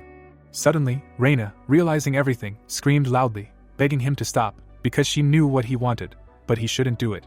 At the same moment, the blade of the sword pierced the floor. Ryan knelt down. Looking at the floor, he screamed loudly that he, the third son of the Ogent family, would become the sword of Chiron from now on. His father shook from what he heard, and he screamed with all his might in rage that he was a fool. The scream rang out throughout the Ogent family's territory, over which clouds hung. The history of the Knight's Oath dates back to the time of the formation of the Kingdom of Tormia. During the years of chaos, both small and large countries fought for territory, Atolf was the first, the strongest of all, to unite and create Tormia. But the new kingdom had to rebel against powerful neighboring countries, so instead of exiling the kings who were defeated, they were allowed to govern their own territories, and during this, the Knight's Oath was born. The knight knelt before the king. As a reward for the promise to become the only sword of the Lord, they received the status of nobles. This is how nobility was born, so breaking an oath means becoming worse than a stray dog. Joyful Ryan turned to his father and shouted, asking how he should be, because he can't take her back. He saw the shocked open mouths and said to himself that it seemed like he had caused a stir today. The protagonist immediately rushed to his friend, asking what he was doing. When suddenly the old man with glowing eyes smiled and asked if this child was really so competent, if he really said that he would become his sword. Was Chiron really brilliant? Or did he shine so brightly in his eyes because he was not? The protagonist helped Ryan to his feet. Suddenly, a smile appeared on the guy's face. Hitting his chest with his hand, he shouted that the sword does not judge, it only protects. The Ogent family's subordinates looked at their youngest son with excitement. But to everyone's surprise, Clump put his hand to his face and laughed loudly, shouting that they, immature ones, should at least do this to reach the heights. Standing up, he continued shouting that his grandson was good at talking, but with such disgusting swordsmanship, he felt sorry for his friend having a sword like him, to which Ryan tried to object. Then the old man put his hand on the protagonist's shoulder and said that it was time to calm down. After all, everything was over. Even if Ryan was not the best sword yet, he would never point his blade at him, so he should take care of his grandson. Hearing this, Chiron nodded silently. Opening his eyes, he warmly thanked him for his approval. Immediately after that, Clump extended his hand towards the head butler and ordered him to take the carriage that Chiron was supposed to ride home in and bring his parents here, adding that since the two of them had become sworn friends, he couldn't let them go so easily. The head butler was speechless and said to himself that it seemed real, adding that he would never understand what nobles were thinking. Clouds were floating across the bright sky. At this time, Ryan raised his hands and, laughing loudly, shouted that he was very happy. He jumped on the bed, adding that it was amazing, and the protagonist sat down next to him and said that he took a knight's oath and he shouldn't do such a thing for him. Then Ryan jumped up and said that he did not do it because he was his friend. Smiling widely, he explained that he was different from his older brother, he had the power to attract people, he just decided to bet his life on such a person. Hearing this, Chiron blushed and said in confusion that he felt so much pressure. Turning away in embarrassment, the boy added that if he was going to protect him, then he needed to work even harder. Suddenly, Raina opened the door to the room and screamed, asking if her brother really lost to Chiron in a duel. But when she saw Ryan lying on the floor, she asked what was wrong with him, to which he replied that she should get out, causing the protagonist to exclaim, asking what he was saying, since his sister helped them so much, so she should definitely come in. When Ryan asked what his father and grandfather were doing, the girl sat on the bed and replied that everything was bad there, since he blurted out the knight's oath. They were thinking about a new plan of action. In any case, their father wanted to enroll them in Chiron and the Kaizen Fencing Academy. After saying this, she looked at her brother with a worried expression and said that she remembered that he had said that Chiron had a talent for swordsmanship before. Hearing this, the protagonist raised his eyebrows in confusion and asked if that was true, to which she exclaimed, of course, adding that he was now like a family member. So she told everyone about his talent to see if there was a chance that they would want to invest, and apparently they wanted to make it a success for the sake of Ryan's future. Hearing this, Ryan raised his head and shouted in displeasure, asking if they were sending him to school without his consent, just when he could finally play whatever he wanted with Chiron. Suddenly, his sister kicked him with her heel and shouted that he was very stupid, then asked what he was trying to do after causing such a commotion. The guy frowned angrily and shouted that in any case, Chiron will not go to the fencing school, because he is a future mage, and has already opened the state of mind. Hearing this, Raina turned around in shock at the protagonist and screamed, asking if it was really the state of mind, which made him blush. After a short pause, the girl looked at her brother and asked if he really gave a knight's oath to the future mage. How could a swordsman be weaker than a wizard? Then Ryan, with tears in his eyes, loudly shouted for her to get out of here.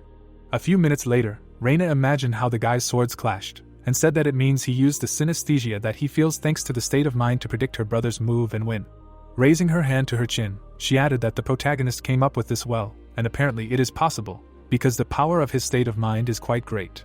Chiron folded his arms and asked in confusion if that was the case, to which Raina pointed her index finger and exclaimed that he was amazing, adding that she heard at school that the higher the level of concentration, the stronger his state of mind becomes, and it was even more amazing that he achieved such a level of concentration with the sword in his hands.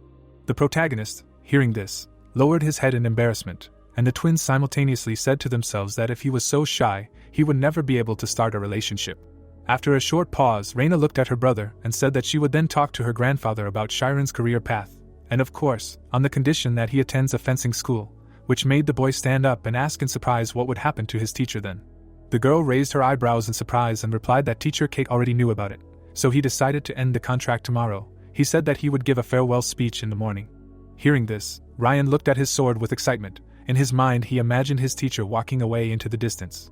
Suddenly, the door to the room opened, and the servant said that the members of the young Master Shiren's family were already here and were waiting in the reception hall, and the head of the family said that if the protagonist wanted, he could meet them first. Raina turned to Shiren with a smile on her face and asked, "Well?" The guy smiled widely and shouted that he was already on his way. He ran at full speed, descending the stairs, and the butlers around him told him to be careful, because the steps were very steep. The guy, without stopping, said that they could talk to him like before, because he had not become a nobleman, to which they were very surprised and exclaimed that they were not allowed to talk like that, because they would be executed. On the massive door was written Reception Hall. The protagonist swung the door inward. His parents immediately jumped up from the sofa. Without thinking twice, Shiren rushed towards them. The boy ran and jumped into his parents' arms. Looking at them, he said to himself that they had lost a lot of weight, they probably hadn't slept at night, worrying that he would return to them dead. His mother with tears in her eyes told him not to worry, because they lived peacefully, ate well, and his father, holding out his hand, asked why they were called. If he had already finished work, he should have returned home. When suddenly his expression changed, and he asked if they were really keeping him here, not allowing him to return back, to which the main character, raising his hand, answered that it was not so, he was simply given a good opportunity. Olina wiped away a tear and asked what kind of good opportunity. Then Shiren told him everything with a wide smile. His parents listened to their son with their mouths open in surprise. When suddenly shock appeared in his father's eyes. After the story, he grinned and asked if he was really saying that while he was working in the library, he became friends with the young gentleman, and he gave him a knight's oath, and he received permission to remain friends with him, to which the protagonist, turning his gaze to his father, exclaimed that it was exactly so. When suddenly Vincent grabbed his son by the shoulders and loudly shouted that it could not be that such a smart child like him would say such nonsense, after which he asked if someone was really treating him badly. But he shouted back that it was all true. Hearing this, the man began to hug Shiren, sadly shouting that everyone said that those who got into the house of aristocrats cannot return home in their right mind. When suddenly the doors to the reception hall opened, and those present were informed that the head of the family had arrived. Bishop was the first to enter the hall, and Ryan and the eldest daughter Raina entered after him. Seeing them, the protagonist's parents were horrified. They immediately bowed, loudly shouting that they were Chiron's parents, and then asked why such great people had honored them with their attention, to which Raina asked in surprise if they hadn't been told anything yet.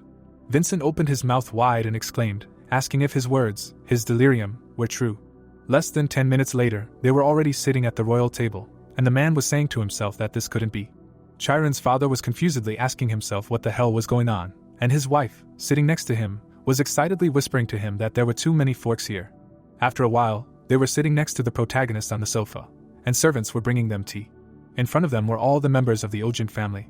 The cup of tea was shaking in Vincent's hands from excitement, who was saying to himself that he didn't know what a knight's oath was, but it couldn't be that they would show such goodwill to the woodcutter's family, so he definitely needed to find out everything. He excitedly twitched his leg and suddenly said that he was grateful that they were so generous to his son, but still a little worried, because the young master of the noble family of Ogent swore an oath to Shiren, and he could not believe it. Bishop closed his eyes and said displeasedly that if he were honest, it was a little unpleasant, but still, for the Ogents, a family that honors the policy of militarism, the knight's oath is indisputable, and if they were so disrespectful just because of the difference in status, then Ryan's honor would be tarnished. The protagonist's parents listened to the head of the family with ridiculous smiles on their faces. Opening his eyes, Bishop added that from now on they will also use a respectful form of communication, so they should not feel uncomfortable. This family will support, and will not turn away from Shiren, to which his father, smiling maliciously, said that he had not heard the right thoughts from him for a long time. At this time, the protagonist raised his eyebrows in surprise and said to himself that making such a difficult decision for the sake of his family and treating people with honor and respect was in keeping with Ogent's status, and although he had no choice but to take the peasant under his wing, he was not bullying anyone. Raina looked at him with a wink. On the other hand, Ryan gave him a thumbs up with a wide smile on his face. Bishop folded his hands and said that to get to the point, surprisingly, their son was using a state of mind, and a state of mind was not something that could be achieved through hard work, but a talent that one was destined to be born with. Frowning, he added that as far as he knew, his goal was to become a mage, so if he wanted to get an unofficial magic review as soon as possible, then the Alfia's Magic Academy, which was one of the 5 most prestigious schools in the kingdom, would be suitable for him. The bright sun shone on the huge Magic Academy. Bishop put his hand to his chin and added that he was not saying that Chiron should go to the academy to become a mage, but not doing so with a number of privileges was stupid, so he did not advise him to refuse, and he should go to this place to meet the standards of the Ogent house. When suddenly the old man turned to him and said that he did not say the most important thing for them. Hearing this, Bishop remembered what he wanted to say, causing Chiron's father to frown in excitement. And as soon as the man said that if their son graduated from the Magic Academy, he would become a wizard, Vincent jumped to his feet and shouted loudly, asking if his son would really become a wizard. Calming down, he looked at the protagonist and said to himself that this seemed like a dream. But suddenly Bishop said that there was one problem. It was his affiliation, causing Vincent to frown in shock. The head of the Ogent family leaned towards his father and said that magic schools are elite. They do not enroll anyone except the children of aristocrats, therefore. But before he could finish speaking, Clump said for him, there is only one option. With glowing eyes, the old man looked at the protagonist's father and firmly said that they would like to adopt Chiron. Hearing this, beads of cold sweat appeared on Vincent's face, and Clump explained that this was the only way found during the family meeting. Then he put a document on the table and added that he has a young cousin who does not have children yet. If Chiron's name is added to the family registry, the problem will be solved. They have no intention of stealing his child. Everything will be only on paper, and thus Chiron will become a noble. There was shock in the eyes of the protagonist's father, and he said to himself that his son will become a noble. Who else on earth would be given a chance to change their origin? But if so, it would be as if they would allow their child to be stolen. Turning excitedly to his son, he asked him to tell his father what to do. But suddenly he saw the calmness on Chiron's face and wondered if he had made a decision in advance. The protagonist suddenly put his hand on his father's hand. Then he squeezed it tightly. The protagonist's eyes showed excitement, and he exclaimed, "Never," because he is his father's son and cannot become someone's adopted son. Hearing this, Vincent smiled in confusion, and Raina, stretching out her hand, explained that it would only be in the document. Of course they would treat his parents as real, he would also be able to fulfill his dream, and nothing would change. Her grandfather raised his eyebrows in surprise and added that he would also become a nobleman, and such a good opportunity is not given to everyone.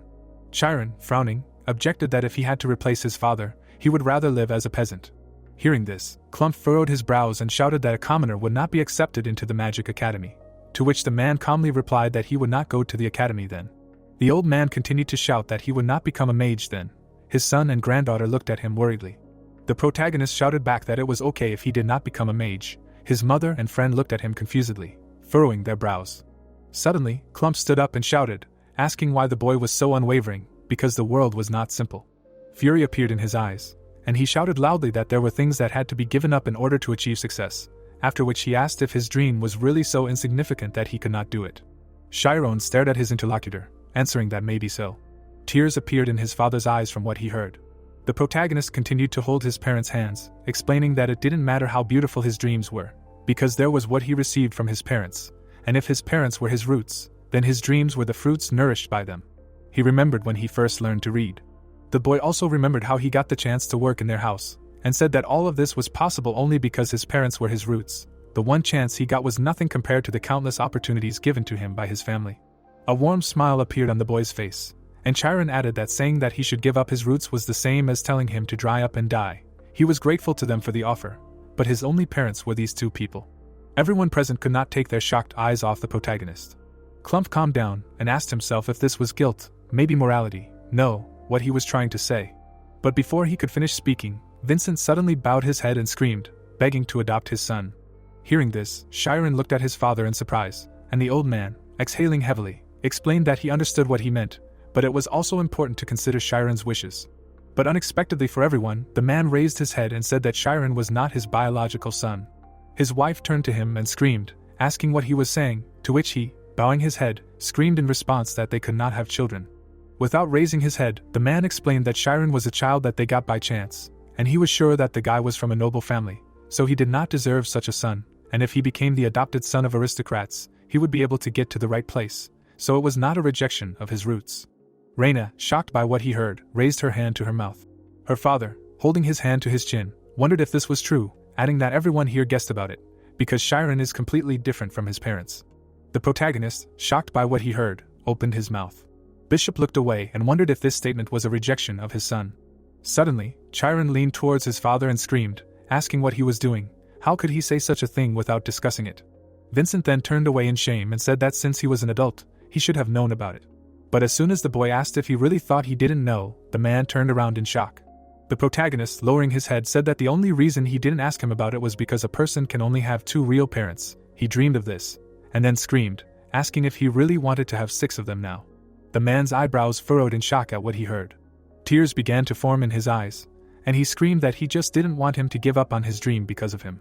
Suddenly, the protagonist closed his eyes and screamed loudly, asking who was abandoning her, adding that he would try and eventually he would have opportunities. But tears streamed down his face, and Chiron asked if his father had ever thought about his feelings, who would want to be abandoned by their parents twice. Vincent took his son's hand with shaking hands and asked himself sadly what he had done. Suddenly, he hugged the protagonist and screamed that it was his fault, adding that he would never abandon him. Tears streamed down his face, and he begged his son to forgive him, because he was his everything. As they hugged, everyone present could not take their eyes off them. Vincent said that the things they do for their children sometimes hurt them, and Clump frowned sadly and said that being a parent is really hard, but they also sometimes suffer trying to raise children without anyone's help. Bishop put his hand on his head and looked at his father. Then he turned his gaze to his son. He saw that tears were coming out of Ryan's eyes. After a short pause, Bishop looked at his father again and said that he heard that there were some special agreements in the Alfia's Magic Academy and his father could negotiate them, but that his father asked in surprise if he really thought that an old man like him could do anything. How could he convince these stubborn Alfias? But when the man said that he heard that they were in his debt, Clump pressed his lips in confusion.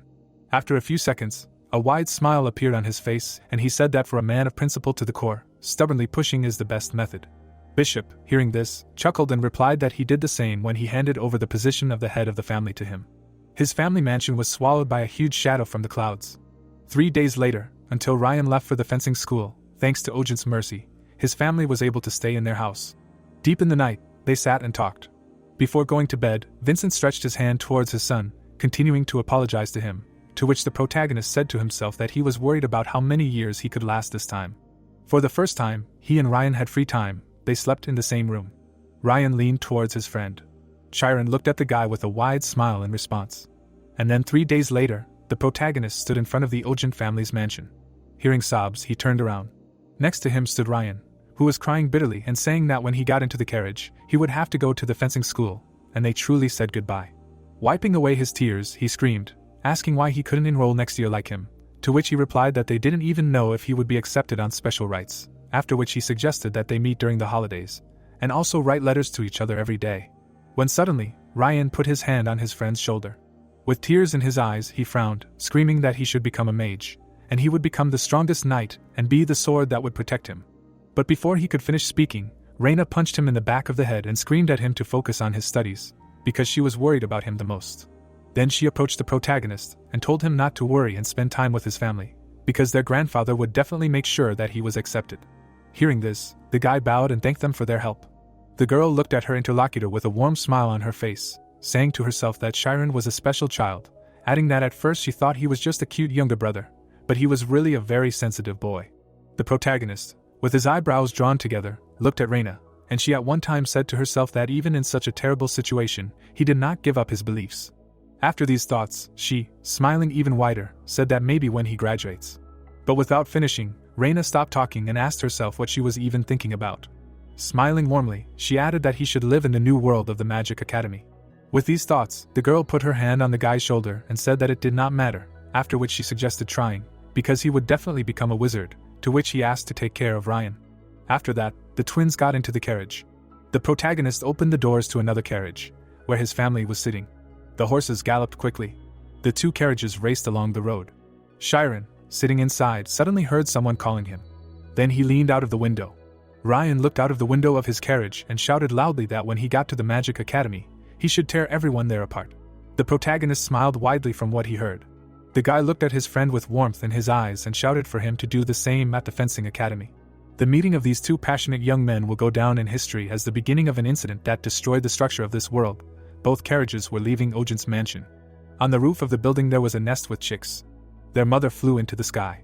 Bright rays of the sun fell on the territory of the Alfia's Magic Academy. The man nervously tapped his finger on the table.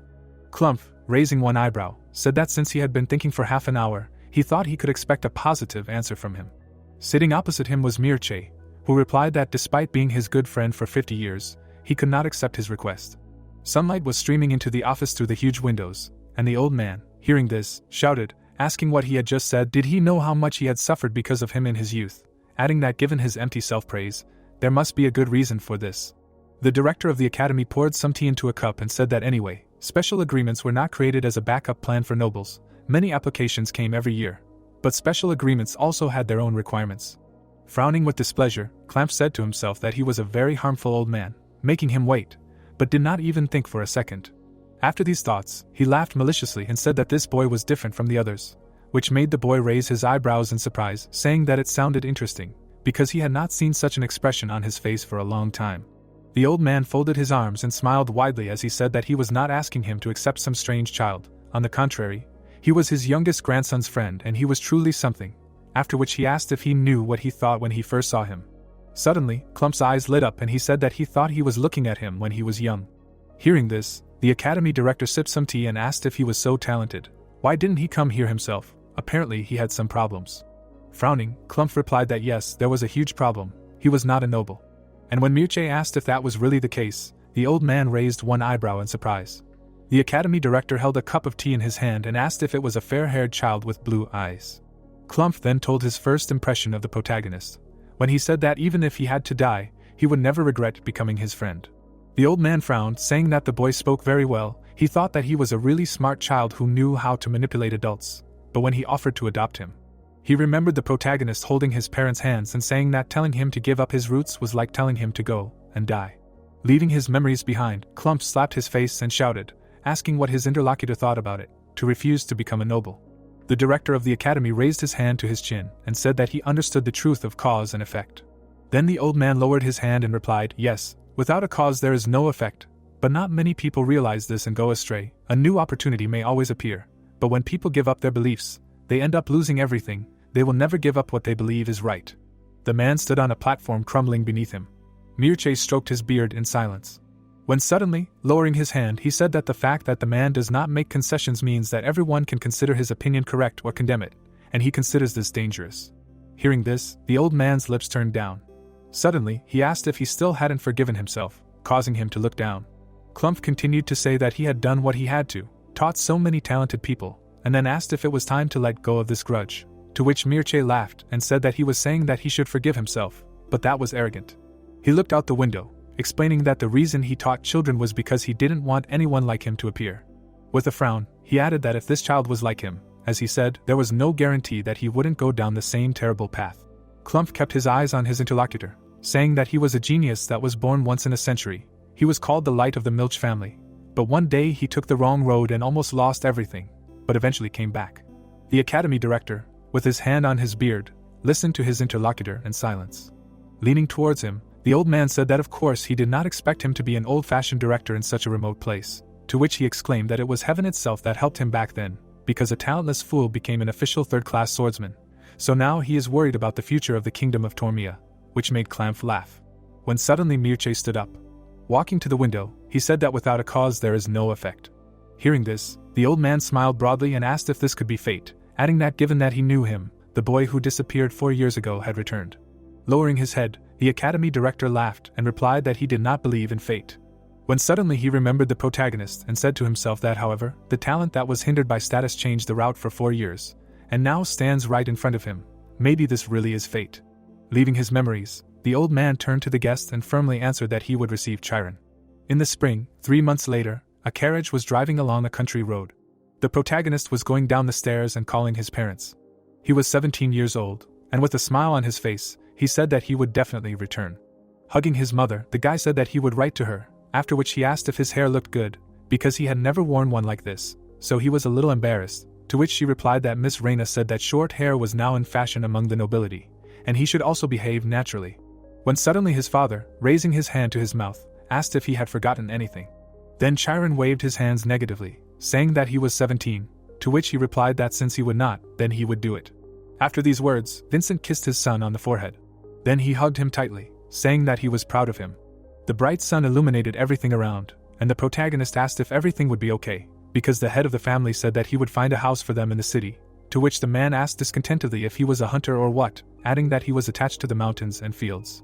After that, he, seeing his son off, said that no matter how much he refused the Ogent family's expenses for him, they continued to impose them on them, to which Chiron, walking ahead, said to himself that his admission to the academy could be a holiday for the whole village, but his father did not tell anyone about this, obviously.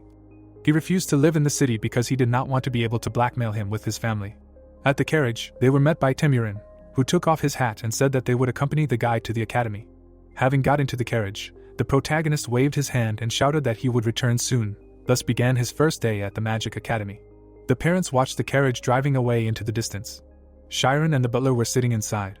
After a while, the old man took hold of the door handle. He then helped the protagonist down, saying that they had arrived at the Alfia's Magic Academy. The boy looked at the huge gate in front of him.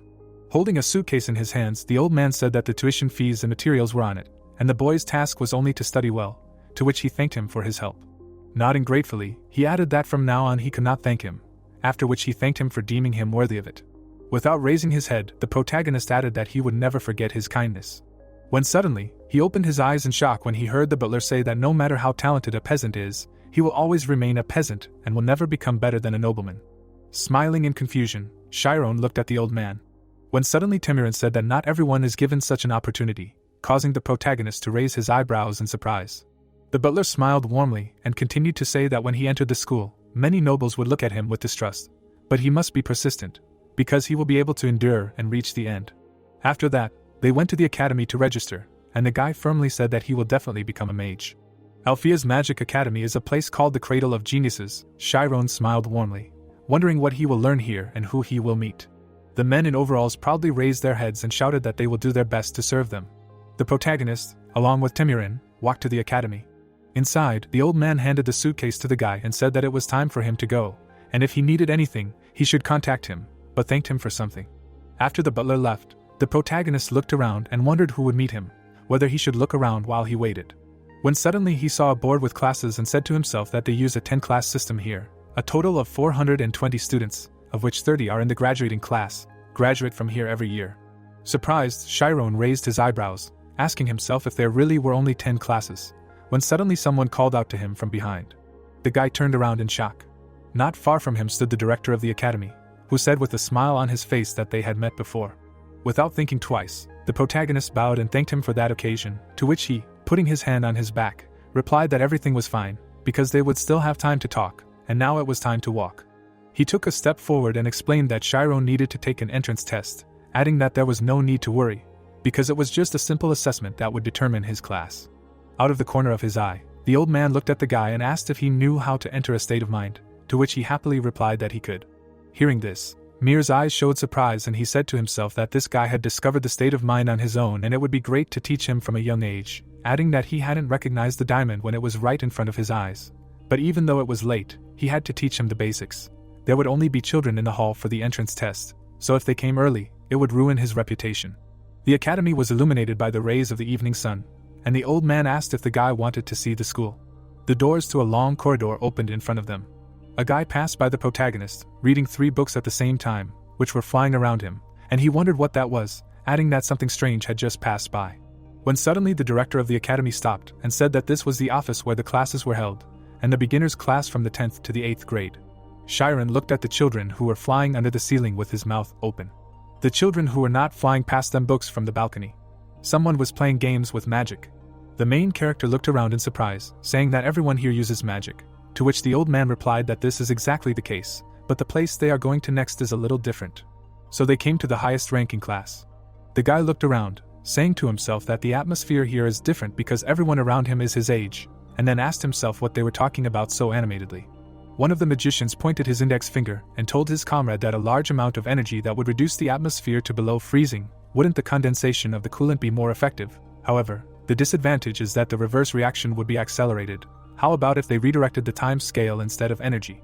Hearing this, the protagonist's mouth opened in shock, wondering what they were talking about, why he couldn't understand them even though they spoke the same language. Suddenly, a huge explosion was heard behind him. Turning around, he saw a guy who immediately greeted the principal, who said that there seemed to be a problem. Chiron looked at the other students in surprise who weren't reacting, wondering if they didn't care at all, and the guy continued to say that he was conducting an experiment to amplify sound, but an error appeared at the output, to which the old man advised him to check the homogeneity of the electricity, because it seemed that the balance of the input and output was wrong. Then the guy showed a thumbs up and exclaimed that he would try again, to which the protagonist said to himself in surprise that the principal was not stopping him, and moreover, this student would try again, as if he was in another world. There were many powerful future magicians around Chiron. Suddenly, a girl with red hair walked behind him. It was an adult Emmy. All the guys looked after her with their mouths open. White feathered birds were flying above the Magic Academy. The protagonist, stopping, asked in surprise if this was really a notice board. There was a notice board on the wall. Suddenly, the guy saw that in the 4th class, which had 42 people, Emmy Karmas was in first place, after which he asked himself if this was not a first-class noblewoman. He raised his eyebrows in surprise and thought that this was amazing, because all the people listed here had the same abilities as him. But if you think about it, she towered over them. Cold sweat was running down his cheek, and Chiron was saying to himself that he wanted to try competing too, since he would be studying from the beginning again in this place. His eyes suddenly sparkled at the thought that he could take first place in the rankings, when he suddenly heard a loud shout that called out to Amy to come along. The boy turned around and asked himself, Amy, she meant Karmas, the first in the middle class. When suddenly horror appeared in his eyes. He saw a girl with long red hair walking towards her. At the same time, Chiron remembered the skirmish with her servants. The girl herself, with her arms folded across her chest, was watching this. During the fight, the protagonist defeated those who attacked him. Seeing this, Amy pointed her finger at him and screamed furiously, asking where he learned to cast spells since he was an ordinary commoner. Currently, the girl was walking forward, looking at the floor. When suddenly she looked towards Chiron. The guy immediately turned away, and Amy was called out by her friend. Lowering his head, the protagonist said to himself that he hoped that she had not noticed him. The girls passed by. When suddenly Amy's friend, raising her eyebrows, looked at the guy and said that he was perfect, after which she asked if he was really a new student, adding that he was a little old for this. While she was thinking about this, Amy, without turning around, said that it was strange, because she had already seen him somewhere. Hearing this, her friend frowned in surprise and exclaimed, asking if she was really interested in him, adding that she herself said that she did not care about guys at all, to which she replied that it was not that, he just looked familiar. As they walked down the corridor, the guys stared after them.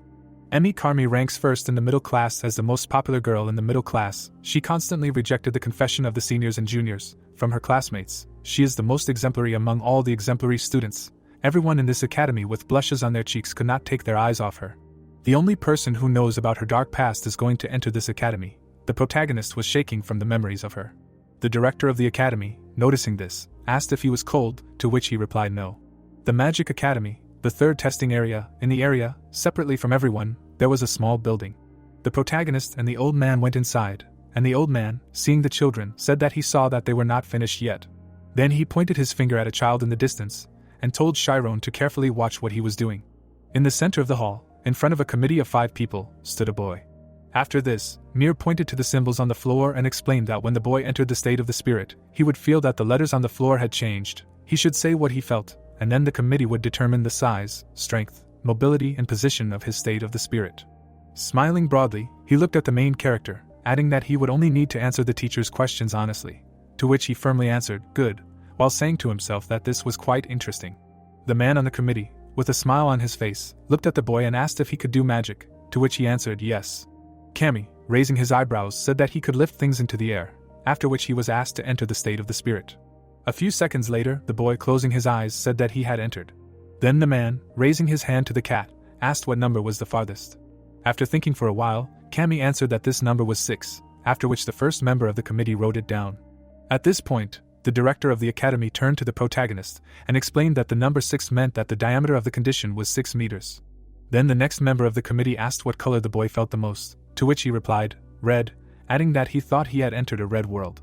Upon hearing this, the man wrote down that Kami was a divergent type, meaning that a person is prone to large bursts of activity, and said that this also meant that the condition was quite large for his age.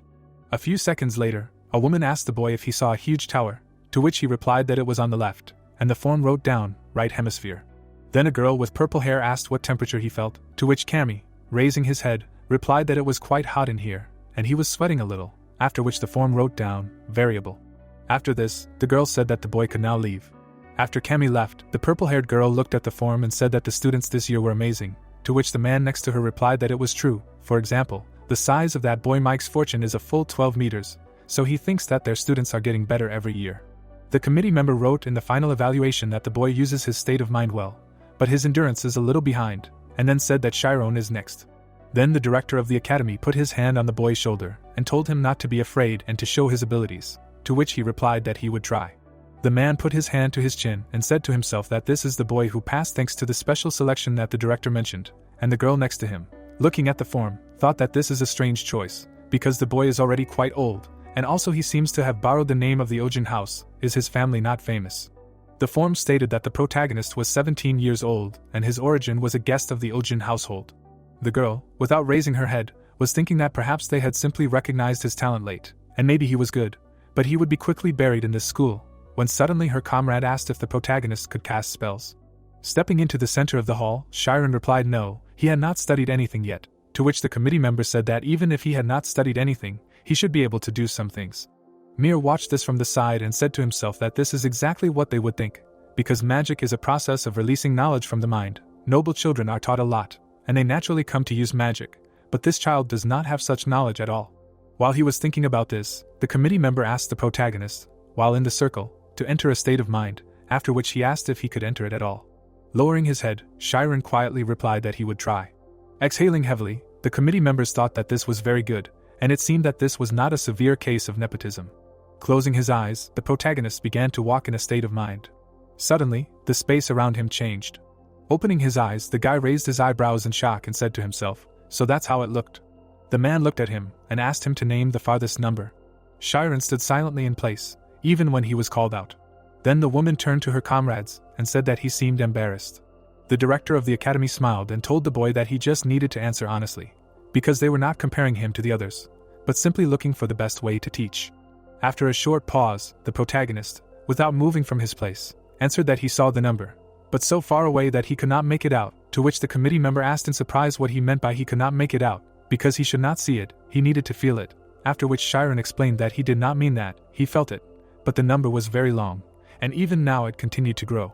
Hearing this, the man exhaled heavily and asked himself if this was serious, after which he said that this was normal, so he should start with the first digits he saw. Lowering his head, Chiron thought. In his mind, he saw an incredibly huge number in front of him. It began with the digits 3.14. As soon as the protagonist named this number, the members of the commission were very surprised, and the girl with purple hair asked if he was sure, adding that among the established numbers there was no 3.14. Confusedly knitting her eyebrows, the guy replied that this is what he sees. The girl did not take her eyes off Chiron and asked herself if this was true, adding that, of course, there were several cases when he showed the number pi. This means that the size of the fortune exceeds the limits they set. But did his fortune really exceed 30 meters? When suddenly the woman, raising her eyebrows, asked what color he felt the most. Without thinking twice, the protagonist, looking around, answered blue. Everything here is painted blue. The members of the commission looked at each other after hearing this and whispered that if it was blue, it was a convergent type. Was his fortune still that great? Because a convergent type meant that durability was better than the size of the fortune, the opposite of a divergent type. The director of the academy himself opened his mouth in surprise and said to himself that he now understood why Clamp had been so adamant, because it was a talent that did not match the level. The old man's eyes were full of surprise. They wrote on the form that the guy was a convergent. Then they wrote on another line, both hemispheres. After that, the woman looked at Chiron and asked how many spheres were hovering around him. The protagonist looked at the brightly burning spheres around him and asked himself if she was really asking about these things, adding that there was no need to count each one, because he could feel them. He stood in a large magic circle and answered, 867. Shock appeared in the woman's eyes after hearing this. After a short pause, she wrote 86.7% in the concentration line. Mirche, hearing this, frowned tensely and said to himself that this was a little dangerous. The girl with purple hair adjusted her glasses. Putting them in her hand, she asked how cold the boy was now. Chiron, slightly raising his head, answered that it was very cold here and he was frozen, to which the girl answered as expected. With this information, she began to write the final grade. After a few seconds, the girl finished writing and said that it was a good job. The woman smiled widely and said that now they need to confer on which classes he will be placed in, so all applicants should wait in the corridor. Hearing this, the protagonist and the other children began to leave. The last one to leave, Chiron began to close the doors. A second later they closed. Immediately after that, the committee began to look at each other, saying that he was a very interesting student, but as a 17-year-old boy, the size of the state of mind can exceed 30 meters, and the size of the state exceeds his concentration, but this student's concentration is 86.7%. The committee member, raising one eyebrow, added that moreover, this is pure concentration without using any enhancing skills. Could he really be a monk who trained in the forest for a long time? The girl with purple hair stood up from her seat, when suddenly a voice from the side asked if he could accidentally lie. The man with a malicious smile on his face said that his comrades should think for themselves, in a state of mind with a concentration of 90% and a diameter of 30 meters for a 17-year-old boy who does not know magic. This is nonsense. What if he just told them big numbers? The girl turned to look at him and said that he seemed to have forgotten that there was no point in lying to students, because if they got into the upper-level classes, they would not understand the curriculum, not to mention that they would not be able to give tests. Why would students lie like that if they came here to study? And what's more, even the teachers seemed to have forgotten that the number pi was displayed as an error code. At this time, the protagonist was sitting next to the children. The purple-haired girl continued to say that this was not something a simple student would say for the sake of attracting attention, causing Ted to frown in displeasure. Suddenly, the director of the academy approached them and asked where he would be sent. Sina, a certified 6th-rank mage, extended her hand and replied that the 6th grade was where they studied the development of the state of mind and its theory, and the 5th grade was where they began to teach real magic. But she thought that this student's state of mind was fully developed, and therefore, with a wide smile, she added that the 5th class was recommended, when suddenly Ted said that he objected. Ted, a certified 6th-rank mage, stepped forward and said that he was a 17-year-old boy who didn't even know magic, and if they sent him to a high-level class, he would only become arrogant and cause them trouble, so he believed that they should teach him the basics. Hearing this, the purple-haired girl turned to her comrade and said that it might be so, but not all students were like him. As soon as Ted heard this, he showed his magical energy and shouted at her to be honest, that she wanted to send him to the 5th class since she was in charge of it in order to get this student, to which she, showing her power in response, shouted, asking what was wrong with her wanting to teach a talented student. While the two were arguing, the other committee members approached Mir and said that Mr. Ted was right, he was talented but still a young student, and then asked how about teaching him step by step, starting from the 10th grade.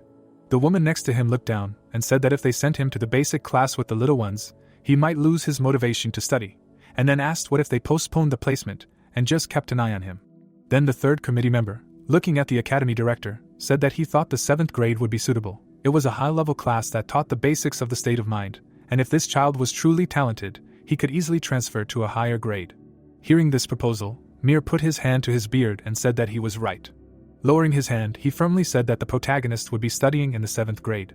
In the Magic Academy, there is a 10-class system. Depending on the grade, students are distributed across a network of classes of varying difficulty levels. They are divided into 3 groups: elementary classes from 10th to 8th, where students focus on developing their state of mind, where children were taught in 99% of cases. High-level classes, from 7th to 4th, where students gain knowledge of using magic and state of mind, where the protagonist's peers were most often taught. And finally, the graduating classes from 3rd to 1st, where rigorous training takes place to prepare professional magicians, where magicians who are several years older than Chiron are trained. The Magic Academy was brightly illuminated by the rays of the sun. On the student's chest was the number 7. The female magicians looked after him in surprise. The protagonist walked forward in student clothes. In the classroom, the teacher announced that they had a new student today. The students whispered among themselves, saying that he was immediately enrolled in the middle class, and it seems that he is quite adult, but very handsome. In front of them, Chiron stood at the board, saying that he hoped that they would get along. Everyone present was very surprised by his appearance. The protagonist looked at his future comrades and thought that he had finally entered the academy. The Magic Academy occupies 75.425 thousandths of a kilometer of mountainous territory, including the dormitory. It has more than 33 buildings and 40 training centers. Although leaving its territory is only allowed during vacations, this does not cause inconvenience, since everything necessary is in the school. Classes end at 5, and after that students have free time. They go to the open 24-hour library. Students also form study groups with similar interests with other students, feeding their thirst for learning. All of this was the driving force in the creation of a prestigious school. The protagonist, looking at the book, said to himself that, as expected, the classes are difficult. There are many subjects that require a lot of knowledge, and even nobles who have studied since childhood are not easy now. With glowing eyes, he absorbed the knowledge, saying to himself that he will do everything possible and catch up with them.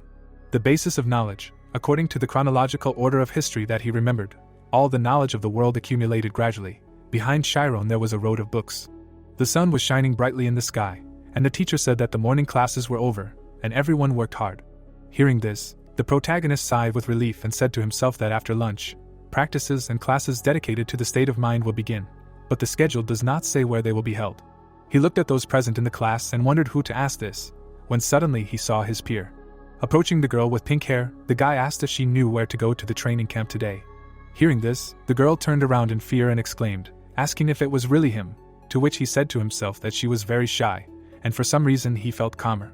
A few seconds later, the girl approached the protagonist, and said that he must not know yet, Practice today is at the second joint training ground, and Chiron, hearing this, asked what it meant. Then the student explained that twice a week all the middle classes train together, and today there will be a briefing, from which the guy tensely drew together his eyebrows and asked himself if it was really possible together with all the middle classes. The second joint training ground, many students were entering inside. A girl with red hair passed by those present, whom everyone asked to sit with them.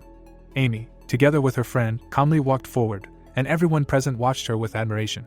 The protagonist saw the huge crowd around her and said to himself that she was incredibly popular. If possible, he definitely didn't want to run into her.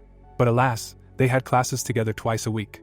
The guy didn't take his eyes off the crowd, adding that even if that was the case, since she was the first in the rankings, she would soon be promoted to the graduating class, adding that the upperclassmen and lowerclassmen actively conversed and had strict rules, after which he wondered if he could stay in the shadows. When suddenly, Itellaromi, a teacher, a specialist in the use of the state of mind, a certified 6th rank mage, folded her hands and greeted all the middle classes. She looked at the students present and said that there should be students who got into this class only this year, but she also saw many familiar faces, and today there was a newcomer in their class. Hearing this, Chiron was very confused, saying that this was a very dangerous turn of events. Suddenly, the teacher asked him to stand up and greet everyone with a smile on her face, causing shock to appear in the boy's eyes. He nervously swallowed his saliva. Amy's friend was looking at him intently. A few seconds later, the protagonist stood up from his seat and introduced himself. After that, everyone began to applaud him. Chiron breathed his last in shame, screaming in his head that he didn't know anything. Amy's friend clasped her hands and exclaimed, asking if this was the guy she saw yesterday, adding that she thought his name was Chiron. The noblewoman looked away, saying to herself that she was hearing his name for the first time, but he looked familiar, and she was sure she had saved many faces with her red eye. Another student suddenly leaned over to her friend and asked if she really knew him, adding that according to her sources, the teachers were very focused on him. She folded her arms and added that he was said to have done extremely well on the entrance exam, causing Amy's friend to exclaim that she liked him even more now. As they were talking, the noblewoman's eyes lit up. Her hair suddenly stood on end. She remembered how she had fought the protagonist many years ago. Amy had looked at him with blazing eyes and screamed, asking where he had learned this magic, since he was just a commoner. This caused tears to appear in Chiron's eyes. The girl shook as she left her memories. The Karmas family is considered a generation of geniuses, and it is said that their unique ability, red eyes, is only passed on to the heirs of the Karmas. The girl pulled the bowstring, which allows one to accurately remember specific events. At that very second, the arrow hit the center of the target perfectly. Suddenly, another arrow split it into two, making the concept of learning meaningless to them. Both of these arrows were fired by Amy Karmas, who, as the youngest daughter, was recognized as the most talented of the entire family. She completely inherited Karmas' genius. She was a master at playing intellectual board games. Suddenly, she stopped, and her opponent asked in surprise what was wrong. Suddenly, Amy stood up and said that she was bored and tired of everything. She took a gang of minions with her and said to herself that her family had nothing to do with her efforts. She had achieved a lot without their help and could do whatever she wanted whenever she wanted.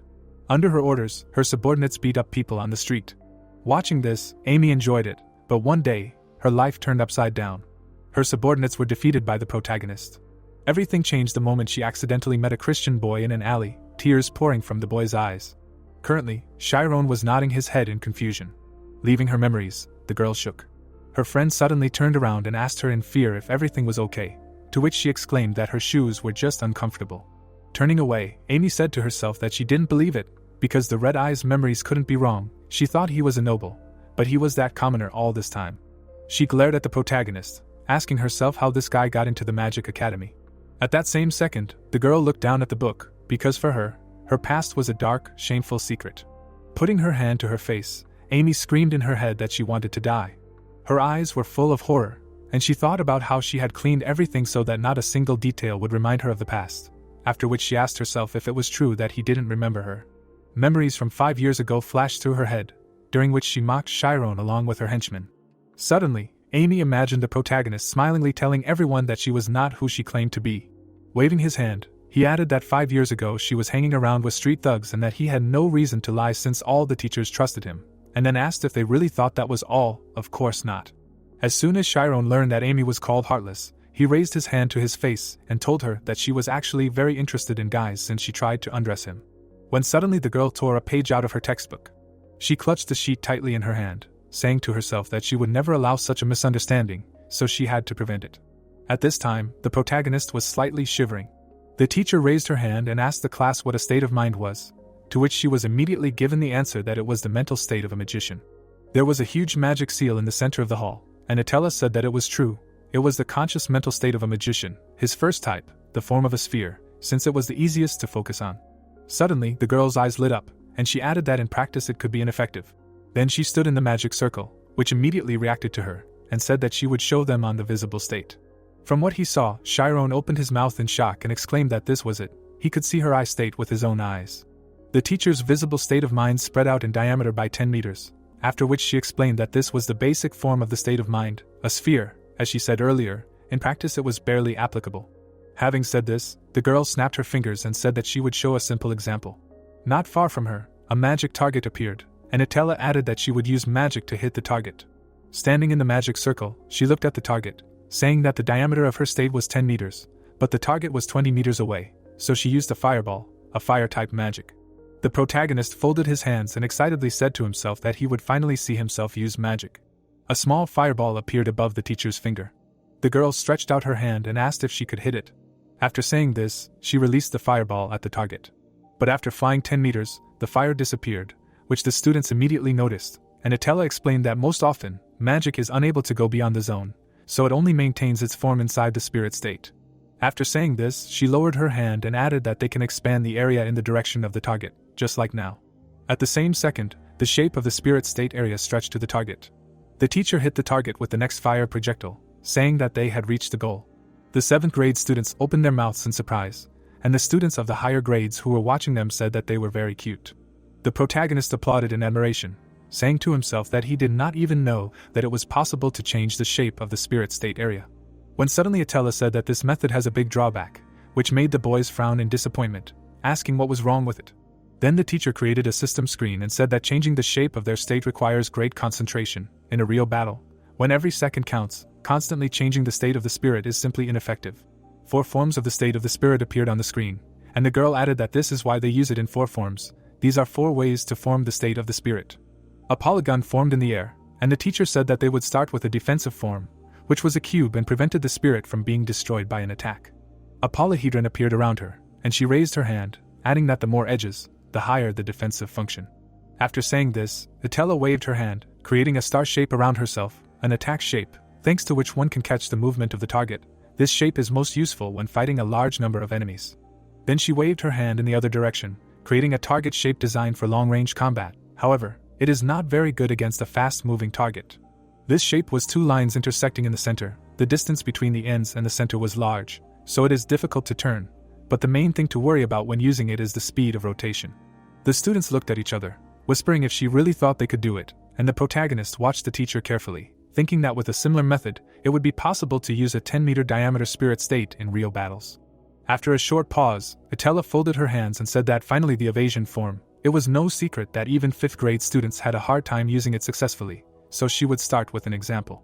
The girl sitting behind Chiron smiled mockingly and asked if this meant that if they could do it, they would immediately get into the advanced classes, adding that in the 8th grade she had perfect grades for using the spirit state, so it would be a piece of cake. But before she could finish speaking, the teacher used the evasion form. The students opened their mouths in shock at what they saw. The protagonist frowned in surprise. The girl's spirit state had gone beyond her body. It was in the form of a small ball, located a few meters away from its owner. Chiron couldn't take his eyes off this spectacle, saying to himself that he didn't understand, because the state of mind is the complete mental state of the magician, after which he asked himself if it was possible to separate thoughts from the body, and now he was very interested in what was in the center of it. As suddenly the teacher began to control the state of mind. She twirled it around herself with a movement of her hand, explaining that the form of evasion is insanely difficult to use, so much so that only specially trained magicians do it. Its advantage is that while the magician is not in the center, the state of mind has no movement restrictions, and thus the need for instant use disappears. The range of influence is infinitely huge. And since in the form of evasion spells are immediately aimed at the enemy, there is no need to aim yourself. The students behind the protagonist began to exchange glances, asking how their teacher does something like this in a jiffy.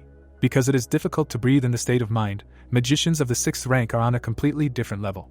Chiron looked at Atella, who was adjusting her glasses, and thought that behind her gentle appearance there was amazing skill, when suddenly the girl asked if they would be upset if they missed practice in the first lesson, because the person who won first place in speed shooting. Before she could finish speaking, the students began to raise their hands and shout loudly. The teacher said that this was a 4th grade student, Amy Karmas, so she should go out to demonstrate it to everyone.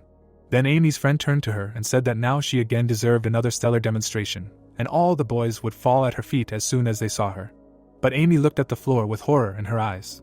Cold sweat poured down her face, and she said to herself that she did not want to be the center of attention now. One of the 4 forms of the state of mind, this is the form of the goal. The advantage of this cross is the effectiveness at long distances. But if the appearance of moving targets, it becomes useless. Also, a large number of targets makes it useless. But if this cross is supported by someone who can both rotate the zone and control the state of mind at high speed, then everything becomes different. Rays of fire pierced the targets. Emi suddenly raised her hand. Fireballs flew out from her hand. She was an irresistible force for enemies at a long distance. The students discussed Emi with admiration, saying that usually the participants in the speed shooting training use all 4 forms, but a high school girl always takes first place using only the form of the target. Chiron froze with his mouth open in surprise. Although he was a beginner, he could tell that her technique was inimitable. Emi hit her targets not only by rotating the zone while being motionless, but also swept away everything in her path. The girl destroyed all the targets in one fell swoop. Emi, with her arms outstretched, was calm. Her expression said that she had full freedom of action. The student put his hands behind his head and said that if he could date a high school girl, his life would be completely different. Chiron heard this and understood perfectly why boys were crazy about her. He turned his head and asked himself why such an elegant and incredible girl was communicating with bandits. Soon a circle of runes appeared in the arena, then Amy's result was announced. The girl went to her seat. He raised his head and looked at the protagonist. Chiron became nervous and frowned when he saw this. All the students around him opened their mouths in surprise and frowned.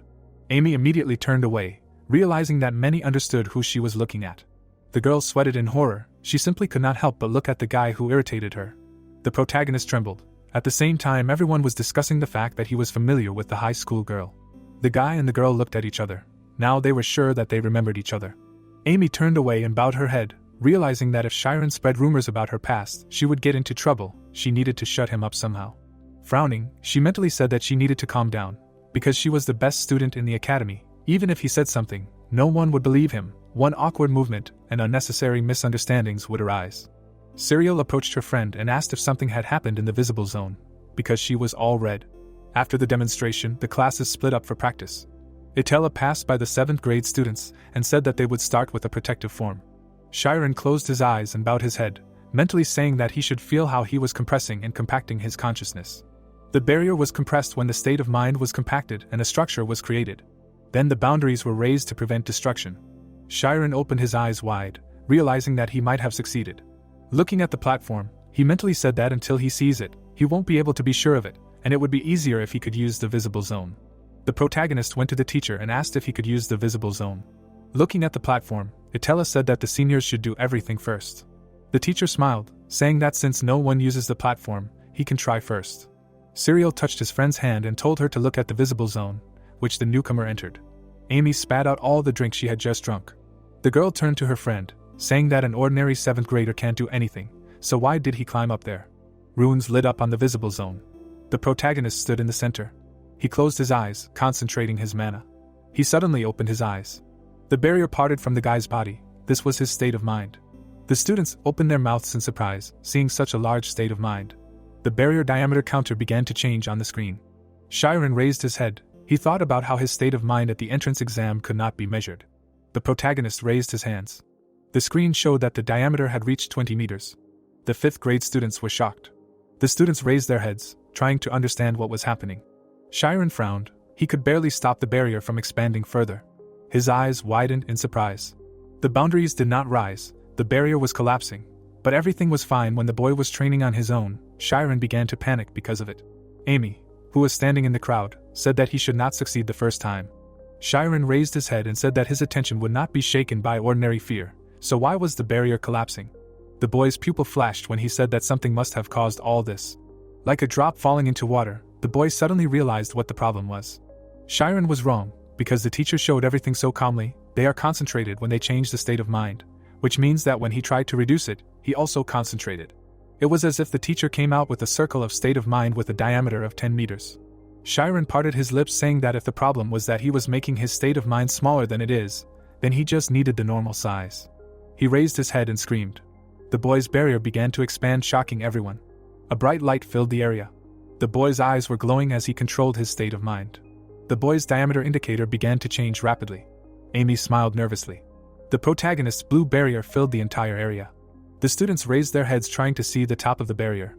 At that moment, the diameter indicator reached 41 meters. The students standing in front of the area screamed, saying that it was too big.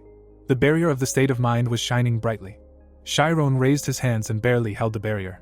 Cracks appeared on the barrier when the boy decided to compress it. The boy's state of mind began to change its shape. The students froze with their mouths open in surprise.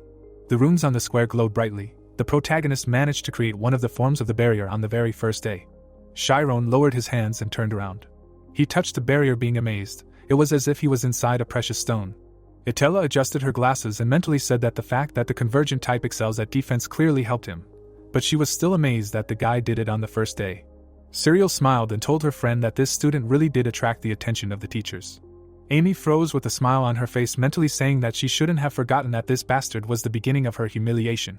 Now looking at the guy's face, she thought that someone was definitely helping him. Soon enough he would be able to catch up with the difference in classes and his influence would only grow. The girl clenched her teeth. Her plans changed. Now she needed to get closer to him. Itella approached the student thinking that this guy seemed to have spent his whole life training in the mountains. Chiron, seeing her, said that the size of the zone had decreased a lot. The girl smiled and said that it was so, because when the size decreases, its density increases. With the same density, his state of mind will withstand almost any physical impact, therefore it can withstand magic. Chiron, dispelling the barrier, said that this is excellent. The students were happy for the newcomer and shouted encouragement to him. Chiron clenched his fist, not understanding why everyone was looking at him. The guy felt ashamed and immediately ran from the site.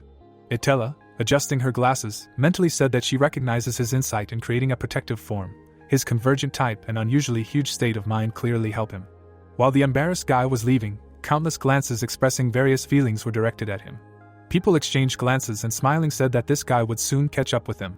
Some of the girls felt admiration and interest. There were also guys who felt envy, which is why they frowned. Amy stood behind everyone. She involuntarily released her aura. Her gaze was creepy. The events in the academy take us to the next day. Sina, interested in the protagonist, approached their class. She touched the door. When she entered, some daredevils asked the teacher to tell about their first love. Chiron shuddered and smiled nervously. Looking at the smiling girl, he said that this was the same scary teacher from the entrance test. Many knew that she was a 5th grade teacher, so smiles of joy appeared on their faces.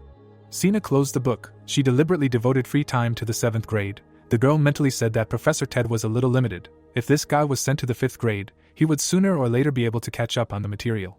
The girl adjusted her glasses. She was going to personally teach Chiron. The protagonist himself smiled nervously at the sight of her. Leaning on the lectern, the teacher said that this was their first lesson. Could they tell her something interesting? The girl's hand froze in midair, disgusted when someone asked her if it was true that she had met Professor Ted. An ice crystal instantly formed in her hand. Mana and air swirled around the ice. Sina then asked if anyone could figure out this spell. The protagonist noticed the frost on the windows. Ice crystals were growing on the ceiling while the teacher asked what cold was and what freezing was. Many students began to shiver from the cold. As they began to descend the stairs, Sina said that there was no such thing as cold energy in the world, so the temperature could infinitely increase, but it could not decrease infinitely. The crystal shattered when Sina said that the state of zero energy was what they called absolute zero. Smiling, she said that if you take a little energy at room temperature, you can easily create ice crystals, but what happens if you split it into small particles and create a convection current? The ice lined up when Sina said that they would create temperatures so low that they would be able to kill a person. Turning around, the teacher asked how a wizard absorbs energy. Taking a piece of chalk in her hand, she asked how a wizard uses magic without equipment and tools. Chiron frowned when he heard her question. Drawing a circle, Sina said that a wizard controls the world within his state of mind. In a certain area, a wizard becomes like a god. Pointing to the people inside the circle, she said that synesthesia will manifest. Touch the light, look at the smell or smell the touch. These are all special senses of wizards. All this gave them the ability to control reality. Hitting the chalk on the board, she asked what to do if the wizards do not know what they are capable of with such powers. Turning to the students, Sina said that in order to activate the spell, one must have abilities similar to gods, namely omniscience and omnipotence. The students opened their mouths in surprise when the teacher said that magicians use these abilities to activate magic, and no matter how omnipotent they are, without knowledge they cannot cast spells. Chiron froze with his mouth open when Sina said that despite the fact that magicians have outstanding abilities, they must understand the structure of the world no worse than scientists. Chiron, remembering his mana riot, realized that this is why he could not use magic. He had no concept of omniscience, and only developed omnipotence. Turning to the student again, the teacher said that in the future they will study various subjects here. The state of mind is only half of what magic is capable of. Smiling, she said that if they do not study hard, they will never become worthy magicians. The students all shouted at the same time, saying that they hoped for her instructions. Shiren, meanwhile, froze. He was now sure that he could become a magician. His eye widened. Soon the sun began to set and evening came to the academy. The students were going to the library after classes. Even at the dinner table, many students were studying while discussing their research. Chiron was going to the library. After classes ended, students usually went to the library or participated in research groups. The protagonist was one of those who went to the library. The guy looked around nervously. Even going to the library every day, he barely caught up with the aristocrats in academic performance. Chiron looked at the sky. He was too tired due to lack of sleep. But even so, a smile appeared on his face. He liked studying, because he was striving to fulfill his dream. A shadow covered the guy's figure. Suddenly, his feet left the ground. The protagonist screamed, not understanding how he flew up. The figure in the cloak held the guy by the cloak. The kidnapper flew away from the academy. The couple rushed towards the forest. Chiron fell painfully to the ground. The kidnapper in the black cloak landed nearby. He approached the guy. Chiron's mouth opened in surprise. Red hair fluttered in the wind. Amy took the hood off her head. Chiron sweated. He knew that he would run into her one day, but he did not expect it to be so soon. Amy, who stood still, said that she realized that he remembered her. She raised her hand. Flames burst into flames above her palm. Chiron stared at the fire in fear. Grinning, Amy said that this is why she got rid of him here and now. In the distant past, Chiron was lying on the ground while he was being beaten. Amy crouched in front of the guy and told her men to stop beating him, otherwise they would kill him. The protagonist cried looking at the girl. This monster with red hair, at first was going to let the boy go, but when he sobbed, she wanted to see him cry even harder. But now the guy was calm, it made her frown. Chiron, being calm, began to get up. He closed his eyes saying that he remembered her, because then she ordered the bandits to pull off his clothes. Amy covered her face and raised her hand saying to stop, because she remembers everything. Spreading her arms to the sides, she said that everything was wrong, he was completely mistaken, because it was just a misunderstanding. Clenching her fists, she said that she was not a pervert. Chiron froze with his mouth open. Smiling, the girl said that it was not she, but the bandits who wanted to undress him. She did not order them to do such a thing. Amy's sweat dropped when the protagonist said that she really said that she wanted to see this. The girl immediately denied it, saying that she was not interested in guys at all. Chiron froze in surprise and asked if she really dragged him here to talk about this. The girl took a few steps back. She now completely stopped understanding why she was making excuses to him. Chiron frowned mentally, saying that this girl was most likely afraid that he would spread rumors about her, or rather, they were both worried about it. Standing up, he asked her if she could just say sorry. Shaking off the dust, the guy said that she probably wanted to forget that day. After all, she was the best student in the advanced class. But they can't change what has already happened, then wouldn't it be easier for her to just apologize and end it instead of making excuses? Amy froze, her lips parted in her surprise. Her pupils blurred, the girl tried to collect her thoughts. For Amy, it was like they were on a chessboard and the guy in front of her was saying clever things to confuse the opponent and get him to fall for her. The girl grinned and asked the commoner what benefit she would get from apologizing. The protagonist frowned and asked what she just said. Raising her hand to her face, the girl said that she could assume that she would apologize. But could she be sure that he would not betray her, and that everything would remain between them? Covering her mouth, she said that if she apologized, it would mean that she would admit her guilt in what happened, then she would be in an unfavorable position for herself. Chiron, angry and frowning, said that this was banal politeness towards the person she had offended and not an act for the sake of gaining benefit. Amy laughed, saying that he did not know how things worked in the world. Smiling, she said that she had no reason to waste her energy if she did not gain benefit. He was talking nonsense. It would be difficult for him to survive in the academy if she left him alone. Chiron sweated mentally, saying that even though she pretended to be an ideal student, her nasty nature had not gone away. Closing her eyes, the girl asked if he knew what the worst thing about the academy was. Opening her eyes, she said that they were the upperclassmen, because if he sinned against them, not only the advanced classes would become his enemies, but also his classmates. Chiron felt an invisible pressure and froze. Smiling, the girl said that everyone would find out that he was an ordinary peasant violating the academic regulations. Chiron frowned and asked if she wanted him expelled just because she was afraid that he would spread rumors about her. Covering her mouth with her hand, the girl said that she would of course wait now, and after observing him, she would decide whether he was trustworthy. Stopping hiding her smile, she said that he should now bring coffee every morning. We need to see how he will carry out orders and then determine whether he can be trusted. Approaching, she said that he was a special student, because it was probably difficult for a commoner to get here, it would be sad if he was expelled. In Amy's mind, she crushed the opponent on the game board. Chiron bowed his head and said that if she began to trust him after he became her servant, then he agreed. Putting on her hood, the girl said that he needed to behave well, because his future depended on it. The girl's pupils shrank when she said that if he told any of the teachers, then she herself would kill him. A moment later, she flew away. Chiron, picking up his bag, said that this was better than being expelled, but he did not know if she would accept what she was asking for. The guy hit himself in the face. The next day, we find ourselves near the first library. The students looked around in disbelief. The students, seeing the protagonist, immediately recognized him. Chiron smiled, handed over the coffee, and told Amy that it was for her. Serial covered her mouth, thinking that this was a declaration of love. She started patting her friend on the shoulder, asking what was going on. Amy fixed her hair. She took the coffee, saying that he almost dropped it. Serial, seeing her friend turn around, asked her if she was really going to leave so easily. The girl answered, saying that they didn't have time. Chiron blushed in embarrassment. The students behind him screamed, asking why Amy left without saying anything when she was confessed to. Serial, walking behind her friend, asked if he was really interested in her. Amy answered, saying that she was just raising the younger one. The red-haired girl herself smiled. She liked how she humiliated the guy. Soon he would turn into a stereotypical elementary school student who was unrequitedly in love with her. Even if the guy shouted standing in the square calling Amy a pervert, people would say that he was just taking revenge on her for rejecting him. Serial, walking next to her friend, noticed that she was in a good mood. Chiron bowed his head. He listened to how many people discussed him, and laughed. Chiron clenched his fist, mentally saying that if he followed his emotions, he would be the only one who would remain at a loss. Straightening up, he said that since he needed to gain her trust, he would do it perfectly. 10 days later, the students looked at the protagonist with wide smiles on their faces. The main romantic of the academy walked past them. He had been confessing his love to Amy for 10 days in a row. Amy, as always, stood next to Serial at the very entrance. She smiled, saying that there were even more spectators. A huge crowd of people followed the guy. Serial smiled and asked her friend when he would reciprocate Chiron's feelings. Amy looked at her friend in shock, asking what she was even talking about. Stretching out her finger, the girl said that the rumors had spread so much. Besides, she had never even looked into the eyes of guys. But now she took coffee from Chiron every day, and now they are waiting for the birth of the legendary couple. Amy sweated and froze in horror. Chiron handed over the coffee. Smiling, he said that it was her coffee. The people behind the guy shouted, telling Amy to take the coffee. Chiron, smiling, asked if he had accidentally spilled it. Amy gritted her teeth in anger. Her face turned red from embarrassment. Suddenly, she hit the guy's hand, saying that she was tired of it already. All the girls covered their mouths when they saw this. When the coffee spilled on the steps, Amy asked the guy if he really thought that she would fall in love with him because he brought her coffee.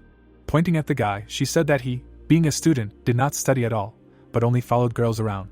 Turning around, she said that he no longer brings her anything else. Serial, seeing this, immediately began to apologize to the protagonist. After Serial asked her friend what would happen if rumors spread, Amy angrily said that people just have nothing better to do. The protagonist raised his glass. The crowd on the side said that Amy was too cold. Meanwhile, Chiron's eye widened. He could not believe that now he finally did not have to carry coffee.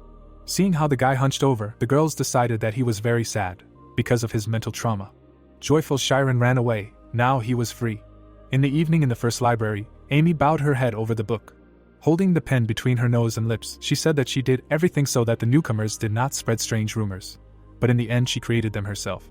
The girl's eyes sparkled. She had red eyes, karmas, or scientifically self-created memories. This skill allowed the girl to remember her state at a specific moment. She could imagine herself in the square while sitting on a chair. For the past 10 days, Chiron continuously brought her coffee. The girl, adjusting her hair, remembered what the guy who carried out her errands looked like. On the first day, his reaction was funny, but for the next 9 days, he was identical. His behavior, movement, and smile, everything was the same. The guy's eyes did not change, even the pupils did not move. The girl clenched her teeth in anger, not understanding what this meant. Looking over the guy's body, she said that no matter how much a person wants to hide his feelings, the look still gives them away. But Chiron is able to follow even the eyes. Amy's eyes sparkled. She realized that the guy either perfectly controlled himself or was sincere. She closed her eyes. When the girl closed the book, Serial asked her if she was leaving. Amy stood up and said that she was a little tired. Her friend also stood up and said that they would go together then. Amy objected, saying that she did not have to go with her. Serial leaned on the table and asked if she was really bothered by the fact that she did not take Chiron's coffee. The red-haired girl screamed, saying that it was not so. The tired girl walked along the corridor. Because the wait did not go according to plan, she could not think normally. Leaving the library, the girl decided to rest a little. Jake, standing at the door, smiled, saying that she finished quite early. He winked, saying that he already thought that she would have to wait until midnight. Irritated, Amy asked why he waited for her. Was it really that boring? The guy moved away from the wall and said not to be so rude, because he had already heard the gossip. They say this Chiron is hitting on her. Amy slapped herself in the face and asked if he really came to make fun of her. The guy denied it, saying that he brought her coffee. Handing over the coffee, he said that it was the best coffee with nutmeg. She would not get this at the academy. The red-haired girl frowned and asked what he was doing now. Jake answered by saying that he was trying to win her heart. Smiling, he said that unlike this boy, he was the future heir to the title of the Royal Financial Officer. He was perfect for her. Amy felt strong disgust and frowned even more. Jake stopped smiling when Amy said that she did not find his disgusting jokes funny at all. And did they have such a good relationship for such a conversation? Did he really think that she did not know that his company tried to humiliate him at any convenient moment? Jake frowned. He raised his hand, saying that there was a misunderstanding, and did not she think that talking to him like that was too much? Standing in front of the girl, he said that her attitude towards him was also her attitude towards his entire family. He could not ask someone who defamed their honor. Smiling, the guy said that even if it was a representative of the Karma's family. The guy's face distorted in anger when the red-haired girl called him pathetic and said that he was too arrogant because he was famous at school. But in fact he could not do anything without the support of his family. Smiling, the girl said that he was a loser who created a strange company and secretly bullied others. Jay smiled tensely. Putting his hand on his face, he asked if she really wanted to stand out by being the first in the class. Amy froze when Jake began to shout, saying that her family actually had no power, even though they were considered outstanding, but with the power of his family, they could instantly go bankrupt and destroy them. The guy stepped towards the girl. Squinting, he asked her if she understood everything now. Amy smiled and said that now she understood everything. Tilting her head forward, she said that he had the look of a villain, and unlike Chiron, his eyes were like a rotten fish. Jake froze in shock and asked if she was really saying that he was worse than that brat. He waved his hand and said that the order of his actions should have been reversed. Before trying to win her over, he needed to remove the obstacle. Now he would make it so that this guy would never be able to use magic again. Amy's eye flashed. She waved her hand, throwing the coffee away. The mug fell to the floor and broke. Jay gritted his teeth and said that she really was a piece of trash with a pretty face. Suddenly, he began to sweat profusely. A cross appeared under the girl's feet. Her eyes glowed brightly as she asked what and to whom he was trying to do. Jay trembled from the girl's aura. He could not believe that she could use 4 forms so quickly. Laughing, the red-haired girl said that an ordinary pretty guy would not do anything to her. At least Chiron did not show off, relying on her family. She grinned widely and said that Chiron was the one who took responsibility for his actions. He wouldn't get to him even in 6 months. Jake frowned, anger overflowing him. The guy froze, not daring to move. He looked around and realized that everything around was filled with oxygen, and if he entered the zone, this girl would set him on fire. Since he couldn't defeat her, he decided to humiliate her, gritting his teeth until they gnashed. The guy ran away, telling Amy that she wouldn't get off that easy. Amy covered her face with her hand, saying that she hadn't been so worried for a long time, but she herself didn't know why she was worried, maybe because she was intimidated, or afraid that he would find out her secret. She involuntarily remembered how the protagonist stood in front of her, and said that he would earn her trust by doing her bidding. The girl removed her hand from her face. Looking at the coffee on the floor, she said that Chiron would stop coming starting tomorrow. Looking at the colorful sky, she said that her mind was clear now. A couple of days later, after classes ended, the students left the academy. Cyril was almost crying. The protagonist was reading a note. He looked at his friend Amy, and asked her if the red-haired girl had really gone to save him. The guy looked at the edge of the sheet of paper for the last time. The bells in the tower began to ring. The students were leaving the academy after classes. The protagonist was reading a book on the way. He sighed when he heard several students discussing his failure to pick up Amy. 4 days ago, the girl threw the guy's coffee. Chiron covered his face with the book, saying that fortunately for him, everything ended quickly. Now he could probably consider that the girl had stopped doubting him. Ahead, the guy saw Amy's friend. The guy liked her. Cyril kept shaking her head. It was unclear why she was here if she had always been with Amy. Worriedly, she looked at the protagonist when he called her. The girl screamed, covering her chest with her briefcase. She grabbed the guy, asking why he was here where Amy was. Holding the paper up to the guy's face, she asked him if nothing had happened to him. Chiron read the note and realized that the girl thought he had been kidnapped. At the very bottom of the paper, it was written that it was sent by a dark mage. Taking the letter in his hands, he asked Cyril who this dark mage was. Half an hour ago, one of the guys blocked the girl's way, asking Amy if she was okay. The girl angrily said that she had definitely told him to get out last time. Handing over the note, the guy told her to take the note, because for her own safety, she shouldn't have been so rude. When the girls passed him, the guy said that his boss said that they would definitely follow him. When he delivered this message, she better go, otherwise her boyfriend might get sick. Cyril turned around and said that he was disgusting. Amy tore out the note. Opening it and reading, she realized that Chiron had been kidnapped. Remembering the face of the evil Jake, she said that it was definitely him. She crumpled the note in her hand. Throwing it aside, she said that she had nothing to do with Chiron. The guy turned around saying that he was just a messenger. Cyril took the holy paper in her hand and asked if the dark mage was just a hooligan with his gang. But why did he kidnap Chiron? Sweating, Amy turned away. She knew that it was because she could not stand it. Approaching Amy, Cyril offered to tell everything to the teachers, because Chiron could be in danger. The red-haired girl bit her lip. Her friend's offer was correct, but not everything was so simple. She understood that if the Processor Council began to sort things out, she would have to explain what kind of relationship she had with Chiron. Then her past would be revealed while she was sitting at the table with everyone else. So they would understand that the guy next to her was an ordinary peasant. And by that time the guy would already be beaten. Amy couldn't help but remember how Chiron told her that he agreed to become her servant if his expulsion depended on it. The girl imagined a boy crying on the ground, screaming that he was innocent. Amy would be the one who watched everything. But now an adult guy would be lying at her feet. The red-haired girl frowned. Handing her bag to her friend, she told her that if she didn't return by 7 in the evening, she should go and tell the teachers everything. Cyril, seeing her friend leaving, said that it was stupid to go alone, because she didn't even know how many enemies were waiting for her. Amy replied, telling her not to worry. Finally, looking at her friend, she said that even if there were 10 like Jake, for her, they were nothing. The protagonist, looking closely at the letter, realized that Jake would clearly ruin Amy's life if he told the teachers everything. Smiling nervously, he said that the high school girl went to save him. He didn't believe that this terrible girl was capable of this. Clenching his fists, the guy asked Cyril what they were doing here if Amy had already left. The girl answered by saying that her friend had her own reasons, and she couldn't ignore her friend's first favor. Chiron rubbed his chin. They still had an hour to spare.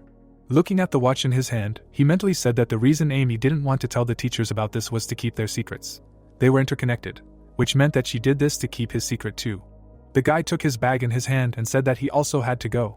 Throwing his briefcase on the bench, he told Cyril to wait until the appointed time. The protagonist ran towards the playground. He didn't even know if he would make it there. Suddenly, the guy's body rose into the air. The girl who lifted him said that if he ran, he would not make it in time, but she would rather go with him. Frowning, she said that they would move using photons, so he needed to hold on tighter. The light that appeared surprised the protagonist. His hands were enveloped in the girl's mana. A moment later, they suddenly jerked at great speed. The students were surprised to see the use of magic through the window. The protagonist's eyes widened. He felt great fear. They fell into the forest at great speed.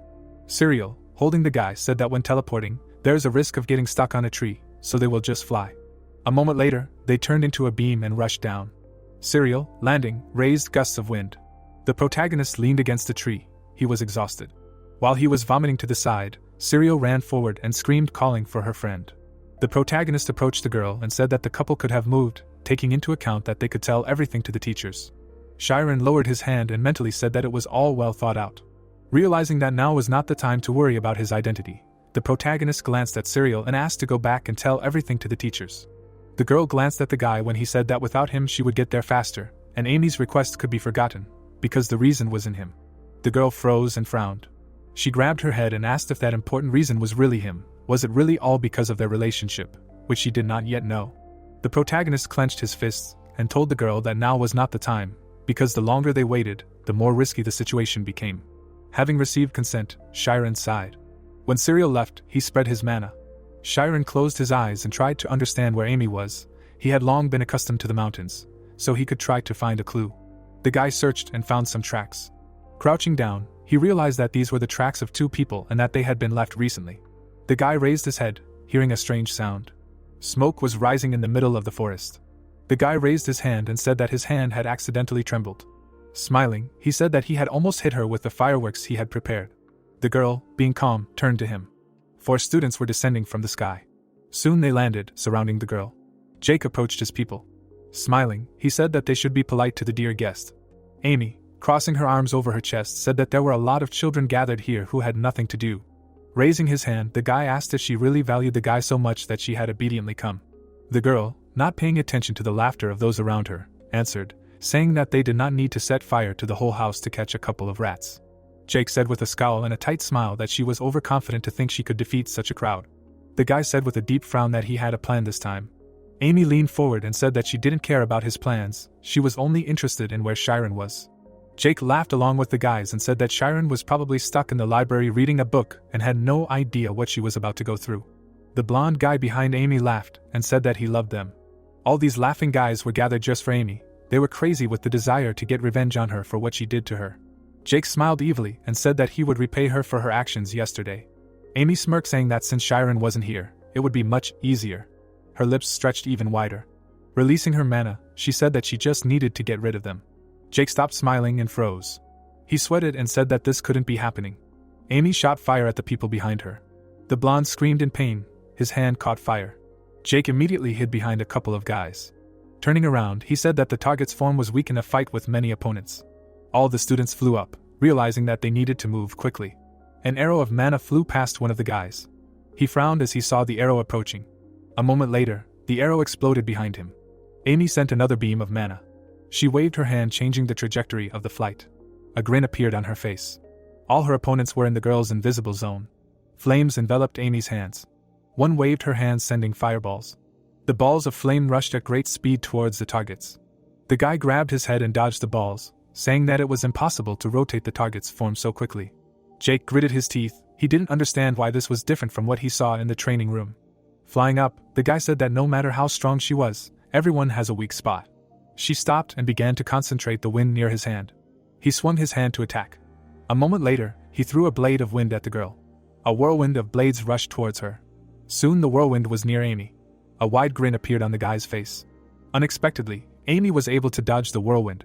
Jake screamed in shock, asking how this was possible. Amy, smiling, said that it was called a scheme. She raised her hand. 8 beams of mana rushed in different directions. Jake got into the blast radius. He began to fall down. Swinging his hand, he screamed, calling Amy a crazy bitch. The girl stepped forward. Enveloping herself in mana, she said that she now understood why his grades were so bad. It was because he wasted time on all sorts of stupid things. The guy put his hand in front of him, telling her not to look down on him.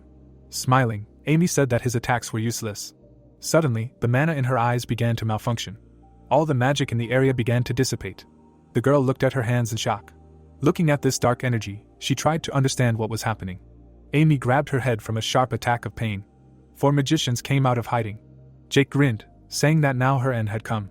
The girl's world shattered like glass. She would go crazy if she did not dispel her state of mind now, because anti-magic was cast on her. The girl clenched her teeth and asked Jake how he dared to use forbidden magic. The wind raised the girl's hand. Suddenly, the shackles of the wind fettered her arms and legs. The guys laughed off to the sides, saying that they finally caught her. Jake approached Amy and asked if she wanted to accept his offer from yesterday. Taking the knife in his hand, he said that it was in her best interest to answer correctly, because right now he really wanted to fix her face. Frowning and angry, the girl said that if he touched her, she would kill him, but mentally she cursed, not understanding why her scheme did not work. Stepping forward, the guy said that she still did not realize her situation. The guy's knife lit up. Grinning, he said that he would fix her face and the guys would immediately stop running after her. The girl closed her eyes. Laughing and starting to scream, Jake said that this is exactly what he wanted. Amy's eyes reflected the glow of the knife. She closed her eyes, her strength leaving her. Now she understood how Chiron felt lying in front of her. Suddenly, all the guys froze, hearing a scream. Amy opened her eyes and looked away. The protagonist, holding a stick in his hand, called the guys in front of him sick bastards. Jake and the others looked at the guy. Amy frowned when she saw him. Chiron stood in a semblance of a stand and clenched his teeth. Jake grinned and asked if he was alone. Raising his hand and laughing, he said that now they were definitely finished because the prince had come. Amy began to twitch and asked Chiron what he was doing here being alone. The protagonist froze. He did not move, mentally saying that even if there were more of them, it was impossible to imagine that they would defeat Amy. Now all hope was on Serial. The protagonist released his mana, saying that Jake that he needed to get away from the high school girl right now. The guy rushed straight into the crowd. His body was enveloped in mana. The crowd frowned. They could not believe that the guy was just running at them. All the guys were smiling and waiting for the protagonist to approach. Chiron, who was releasing his mana, realized that something was wrong. Dark energy rushed towards him. The protagonist opened his mouth in horror. He grabbed his head in pain. The guy fell to the ground. The crowd began to laugh at him, saying that this prince wanted too much. The captured Amy screamed, telling Chiron to quickly get out of the state of mind, because this is anti-magic. Dark energy rushed towards the protagonist. The protagonist looked at the shackled girl. Cracks spread in the darkness. Chiron clenched his teeth in pain. He remembered how Atella said that magicians need to stay focused until the very end. The guy covered his face with his hand. From the fragments of memory, he began to recall all the instructions of the teacher. Ripples went across the water. Chiron realized that the state of mind and anti-magic are just waves. The guy's eye flashed, and then he said that if he can increase its density so much that the waves cannot break through inside, then everything will be fine. Chiron put his hand on the ground. A bright light filled the area. Jake and his men raised their hands, surprised that a newbie was trying to resist them. Amy, who was standing to the side, shouted, telling the protagonist to give up if he was not an idiot. Suddenly, everyone froze. All the anti-magic colliding with the barrier dissipated. The protagonist's barrier had many facets. Chiron barely got to his feet. He knew he needed more facets. A moment later, the number of facets of the barrier increased.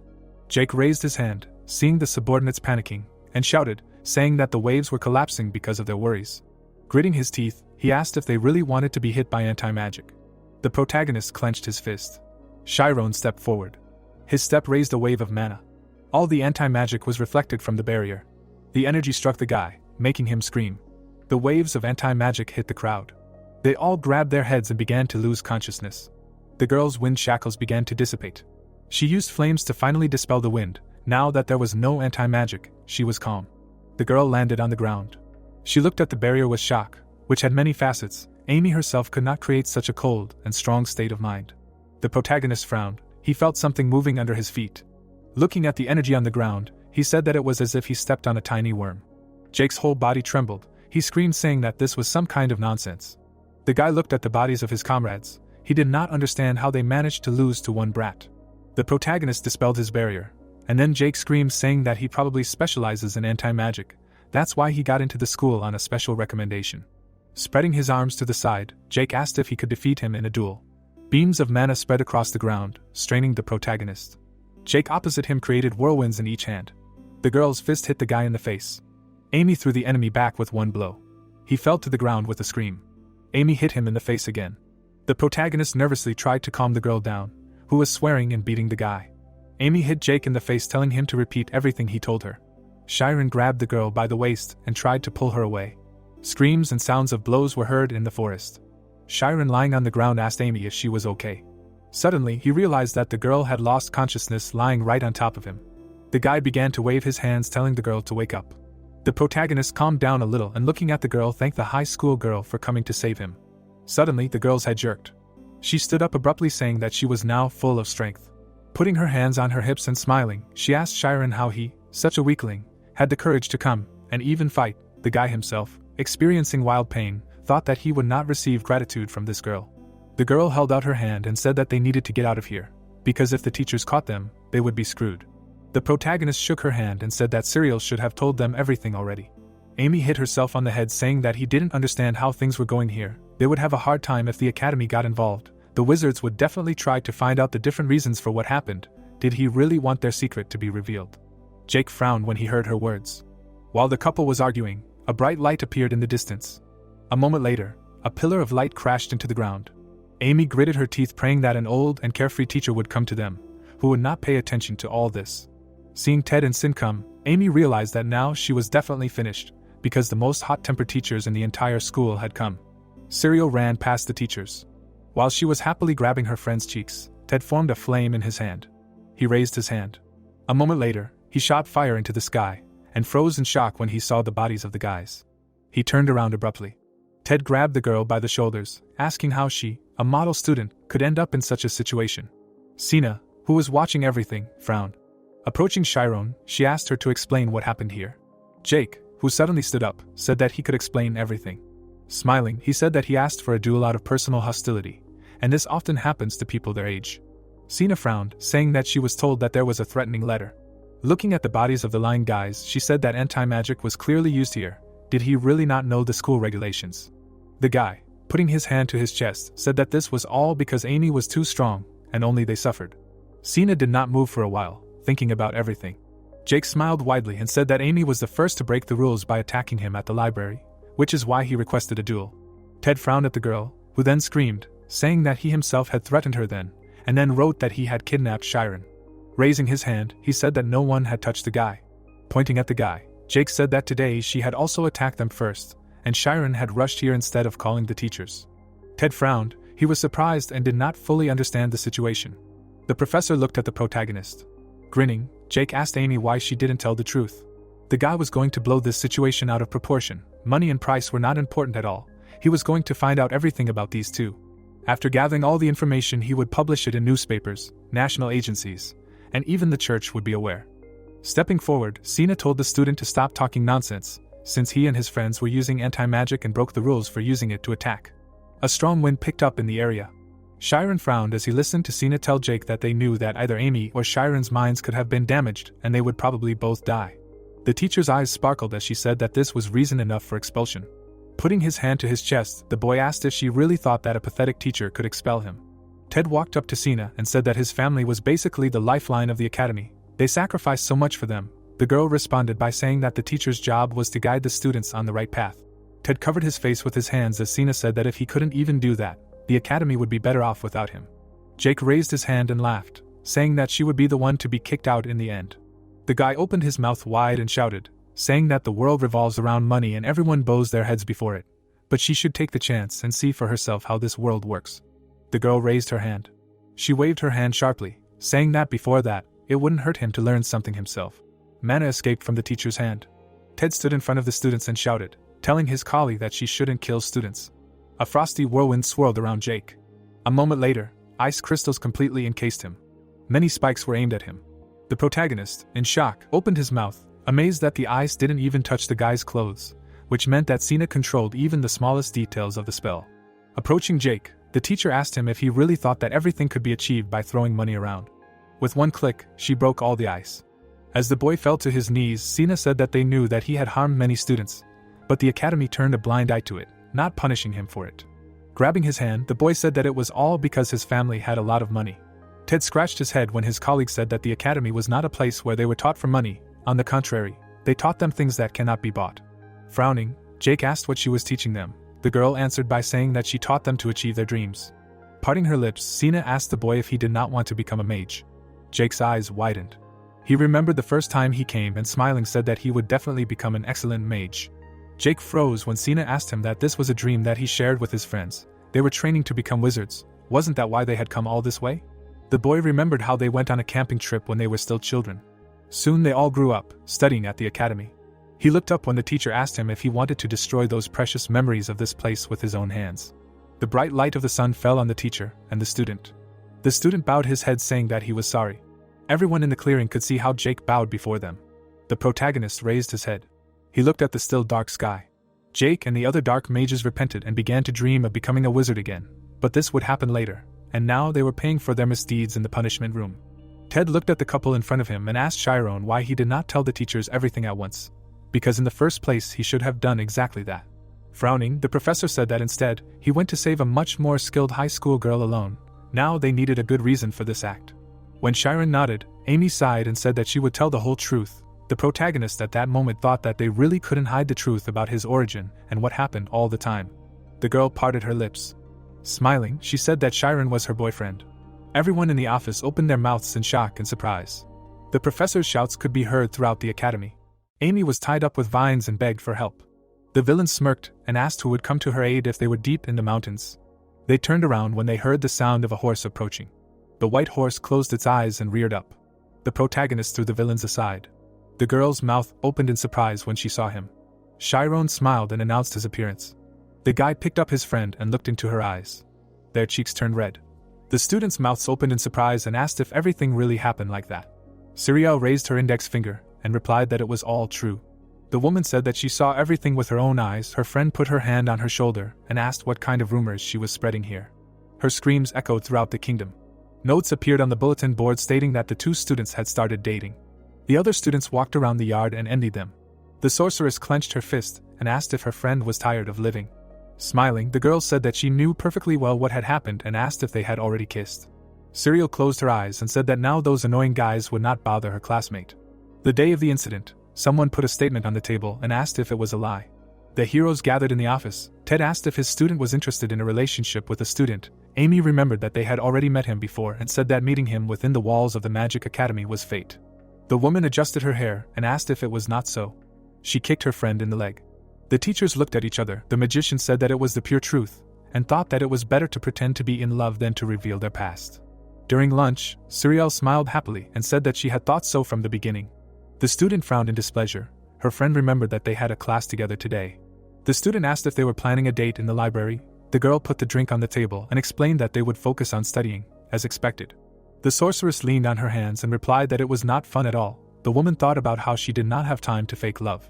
She closed her eyes and decided that her friend should also lead a quiet school life. The sun shone over the second training ground.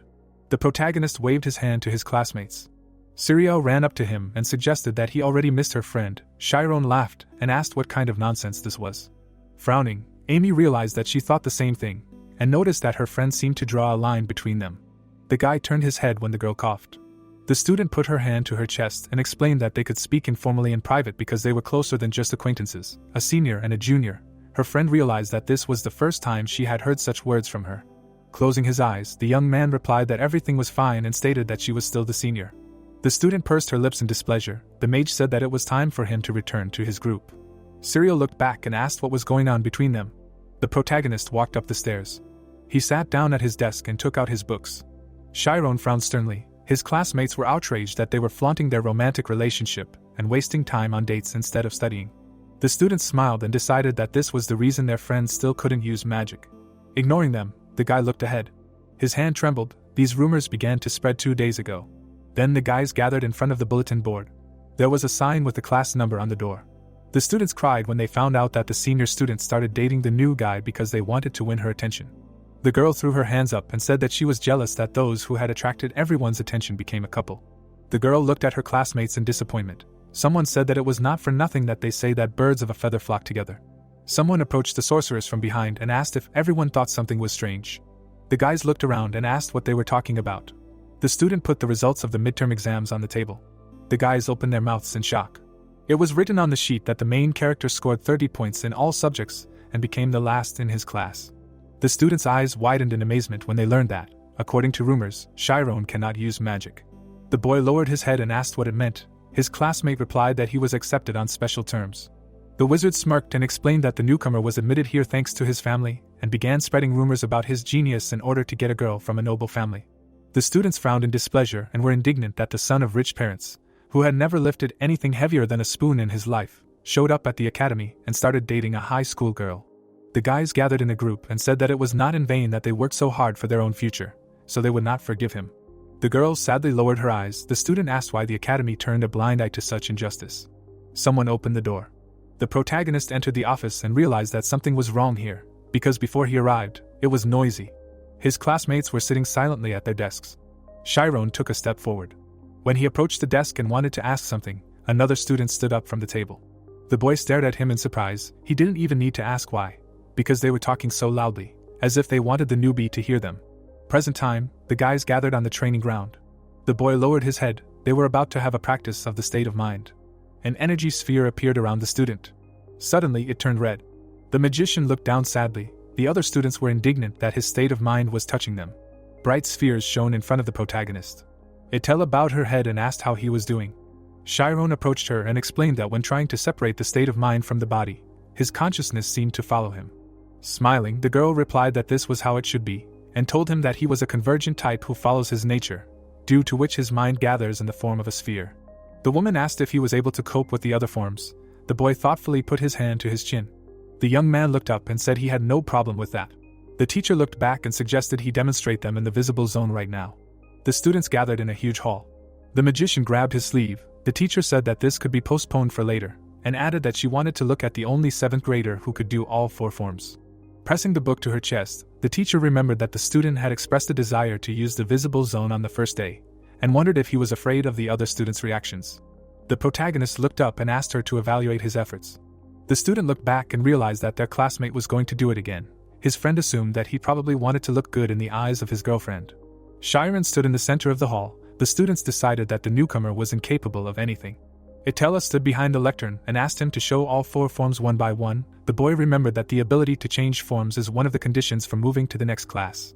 Among the students were Siriel and Amy. The young man realized that he could stay away from the 7th grade and change his position if he managed to move forward at least a little. The magician closed his eyes and decided to use the form of protection first. A force field appeared around him.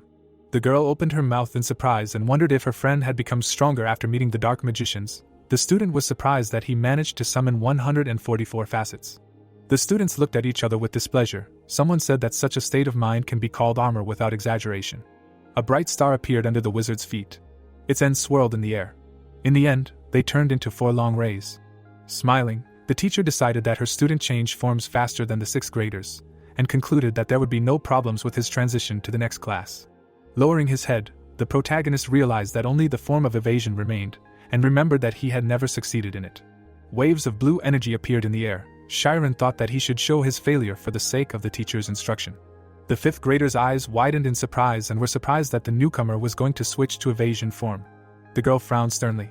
A swirl of bright energy appeared on the court. The boy realized that he needed to move to the center of his state of mind before it shrank and disappeared. The boy put his hand to his head and again felt his consciousness follow the state of mind as it moved away. Suddenly, the mage shuddered.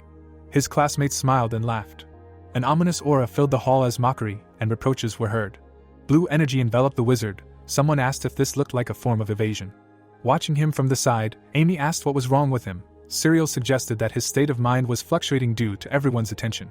Standing next to her, the girl decided that this was not the case, because it was not enough to knock him off track. The protagonist lowered his head and wondered why people enjoyed other people's failures. He cast a bright shadow that the wolves were drawn to. Chiron wondered why they all wanted him to fail. The boy remembered how he picked up the book and how the other children looked at him. After that, he was taken away by the people of the Ogent family. The boy introduced the students of the academy and realized that he did not belong here. The magician looked up when someone said that he was thinking too much. The student lowered the corners of his lips and asked him to stop doubting and start acting already. The magician froze in surprise when the student reminded him of why he entered the academy. The protagonist closed his eyes and decided to drive away all unnecessary thoughts. A sphere of light energy appeared around him. The high school students opened their mouths in shock. The guys stared at their classmate in amazement. A powerful energy overwhelmed Chiron. The boy clenched his hand into a fist and wondered if his state of mind would separate or disappear. The boy opened his mouth wide and screamed. Sina opened the student incident report and realized that her student had resisted anti-magic with a normal defense form.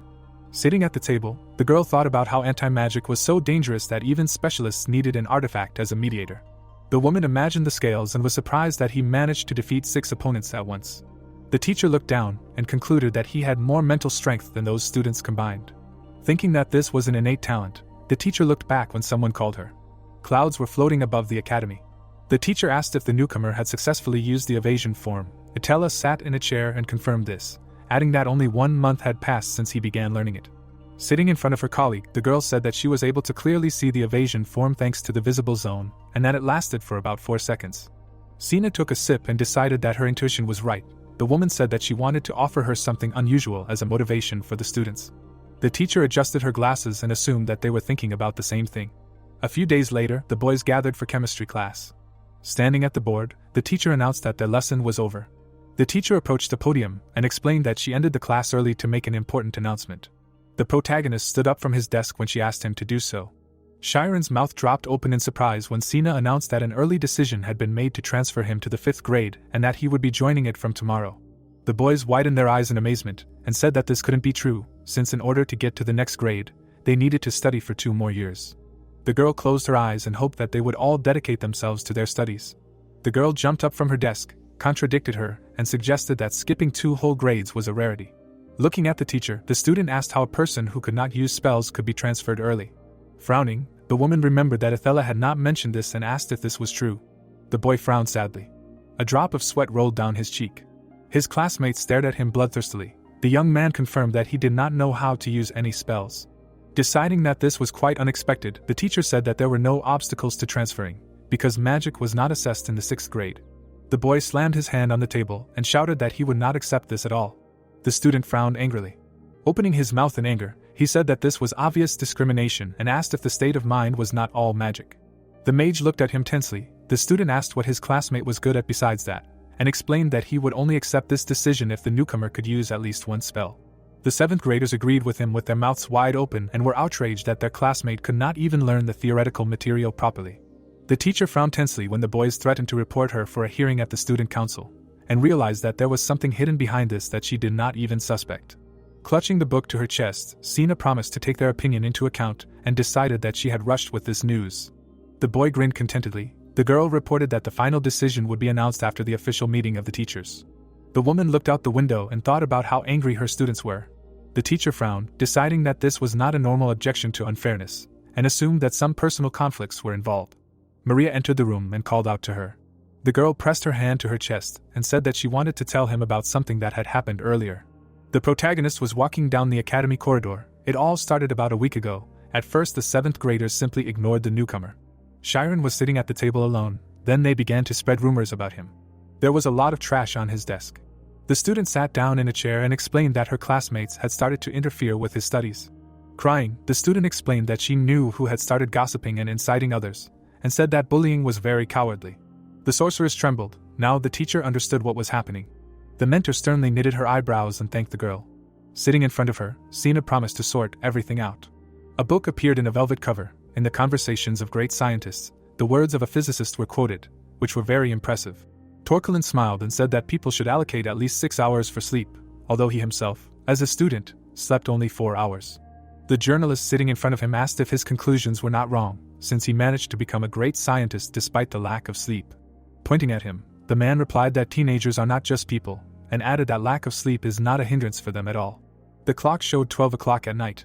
The protagonist tore himself away from his reading and sighed heavily. There was almost no one in the library except him. Chiron left the table and headed for the exit. The student closed her eyes and smiled at him. The boy was walking along the street in front of the academy. In his memory, Temurin said that once he got to the academy, many children of noble origin would look down on him, but he would have to endure and continue moving forward to achieve his goal. The boy raised his head and decided that he could endure it. Memories of meeting the Ogent family and his own parents flashed through his mind. The building of the graduating class, the Iron Gate, towered over the academy. The mage looked at it and decided that he would become a real wizard, no matter who stood in his way. Lights came on in the windows of the building. The protagonist got out of the shower and dried his hair. He looked around when he heard someone's footsteps. There was a clock on the wall that showed 1 o'clock in the morning. The 7th graders were standing in the hallway. Chiron froze when someone opened the door and asked if he had a free minute. Sina grabbed his hand and asked if she could come in. The boy approached the table and asked if she needed tea. The girl answered negatively and explained that she wanted to talk to him about something. The woman approached the desk. There was a sheet of grades on it. The teacher remembered that she had noticed something strange when she first saw them, and realized that the number of points was low, but the same. There were open notebooks on the table. The teacher concluded that her student wanted to improve his knowledge in all subjects at once for the sake of his future, and assumed that he was deliberately avoiding studying magic. The young man sat down on a chair. The teacher wondered why the student decided to enter the academy now, and decided that he did not have a proper education before. The magician was very embarrassed. Sina sat on the bed and remembered how attentively the student looked at her during classes. There were books on the table. The girl asked how the student was doing at the academy. The wizard replied that he liked studying. The woman frowned and said that she knew that his classmates were bullying him. The protagonist smiled and asked her not to worry about it. The teacher said that it was not something that should be hidden.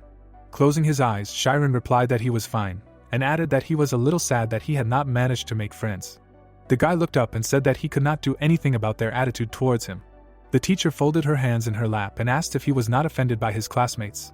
The young man explained that he had no desire to force himself to maintain communication with them. Raising his eyebrows, the magician said that he simply would not dwell on it, and added that even if everyone in the 7th grade thought he was wrong, that was only the opinion of 40 people.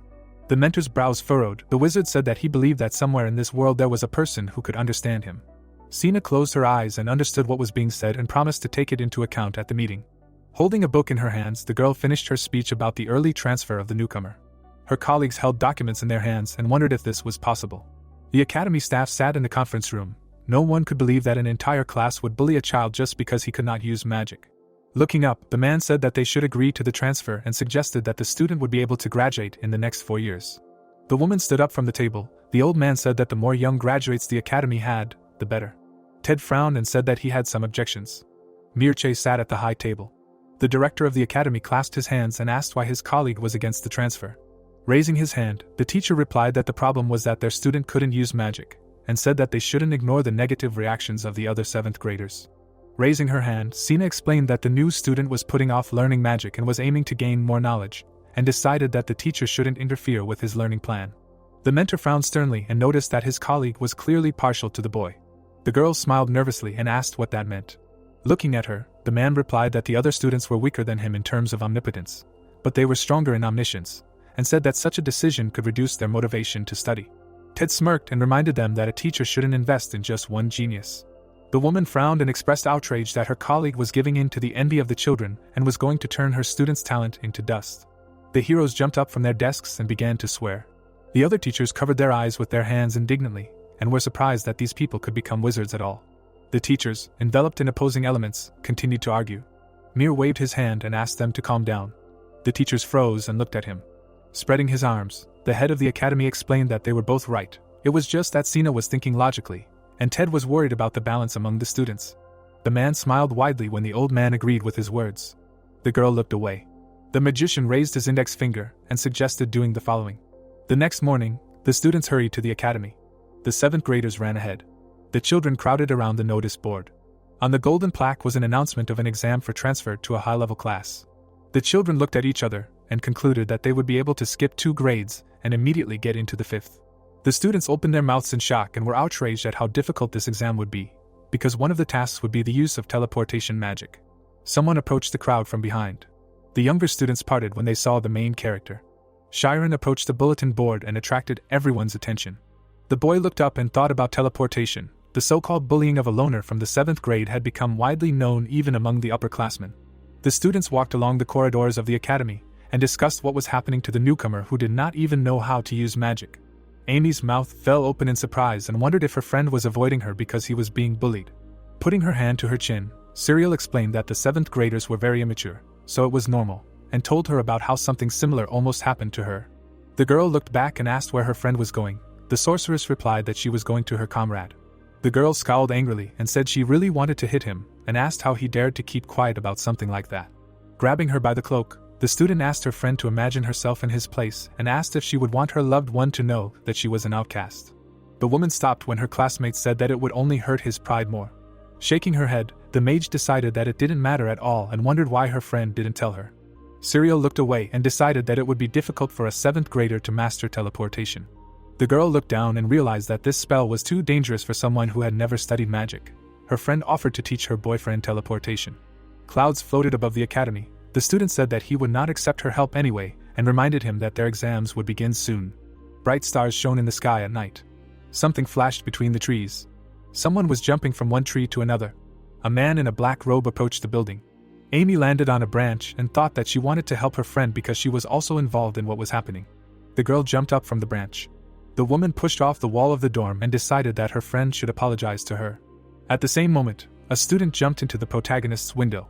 Chiron asked who it was. The student threw him to the floor and introduced herself as the one who would beat him up. The sorceress smirked and asked how dare he do that. She imagined this scene and narrowed her eyes suspiciously. Sina was sitting in the room. The teacher adjusted her glasses and recognized her student. The teacher asked if this really happened every night. Amy waved her hands and said that there was a huge misunderstanding. The light was on in the window. The heroes slammed the window shut so that no one would hear them. The teacher covered her mouth with her hand and said that she always found it strange that they saw each other so rarely. The girl explained that she came here for the first time and that no one should see them together. The girl frowned and asked what the teacher was doing here late at night. Sina replied that she came to give some advice about the exam, because the atmosphere in his class was very tense. The guy passed his friend a cup of tea. The student thanked him and asked where he learned to brew such aromatic tea. Suddenly waving her hand, the student reminded him that she did not come here for this, and asked because of whom everyone was humiliating him. Screams were heard from the dorm room. The woman asked the guys to sit down to discuss the exam. The young man took a sip of tea and wondered what was going on here. The girl sat next to him and drank tea. Frowning, Amy asked if the teleportation spell wasn't too dangerous, reminding him that her friend had never learned magic. Sitting in front of them, the teacher explained that it was the director's decision, and suggested that Mir wouldn't do it without a reason. The mage looked at her friend and asked how dangerous it was, and the girl explained that the teleportation spell used the attributes of light. She raised her eyebrows and explained that light had absolute speed, and no matter in the world could surpass it.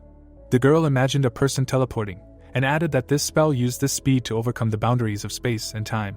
The protagonist asked if it really allowed one to turn one's body into light, and the teacher closed her eyes and said that, despite the fact that it seemed insanely difficult, even a beginner could master teleportation.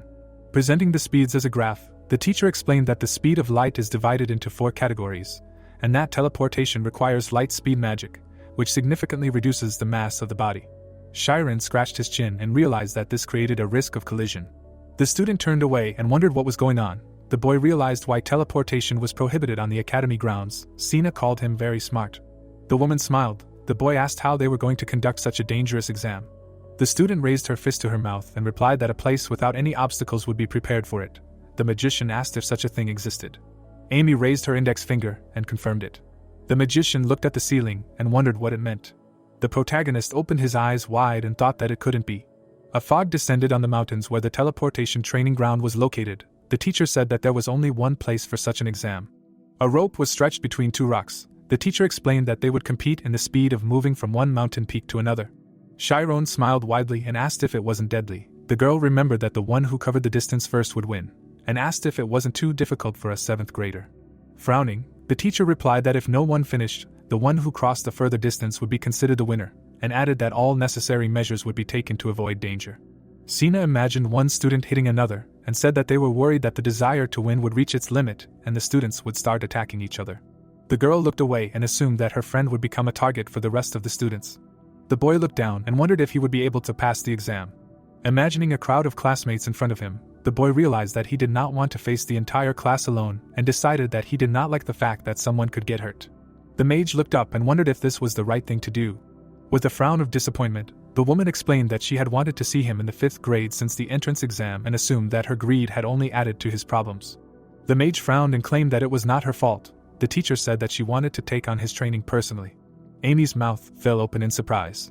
The girl narrowed her eyes in displeasure and asked why she was going so far. The teacher replied that she felt guilty for the unjustified difficulty of the upcoming exam and wanted to do everything in her power.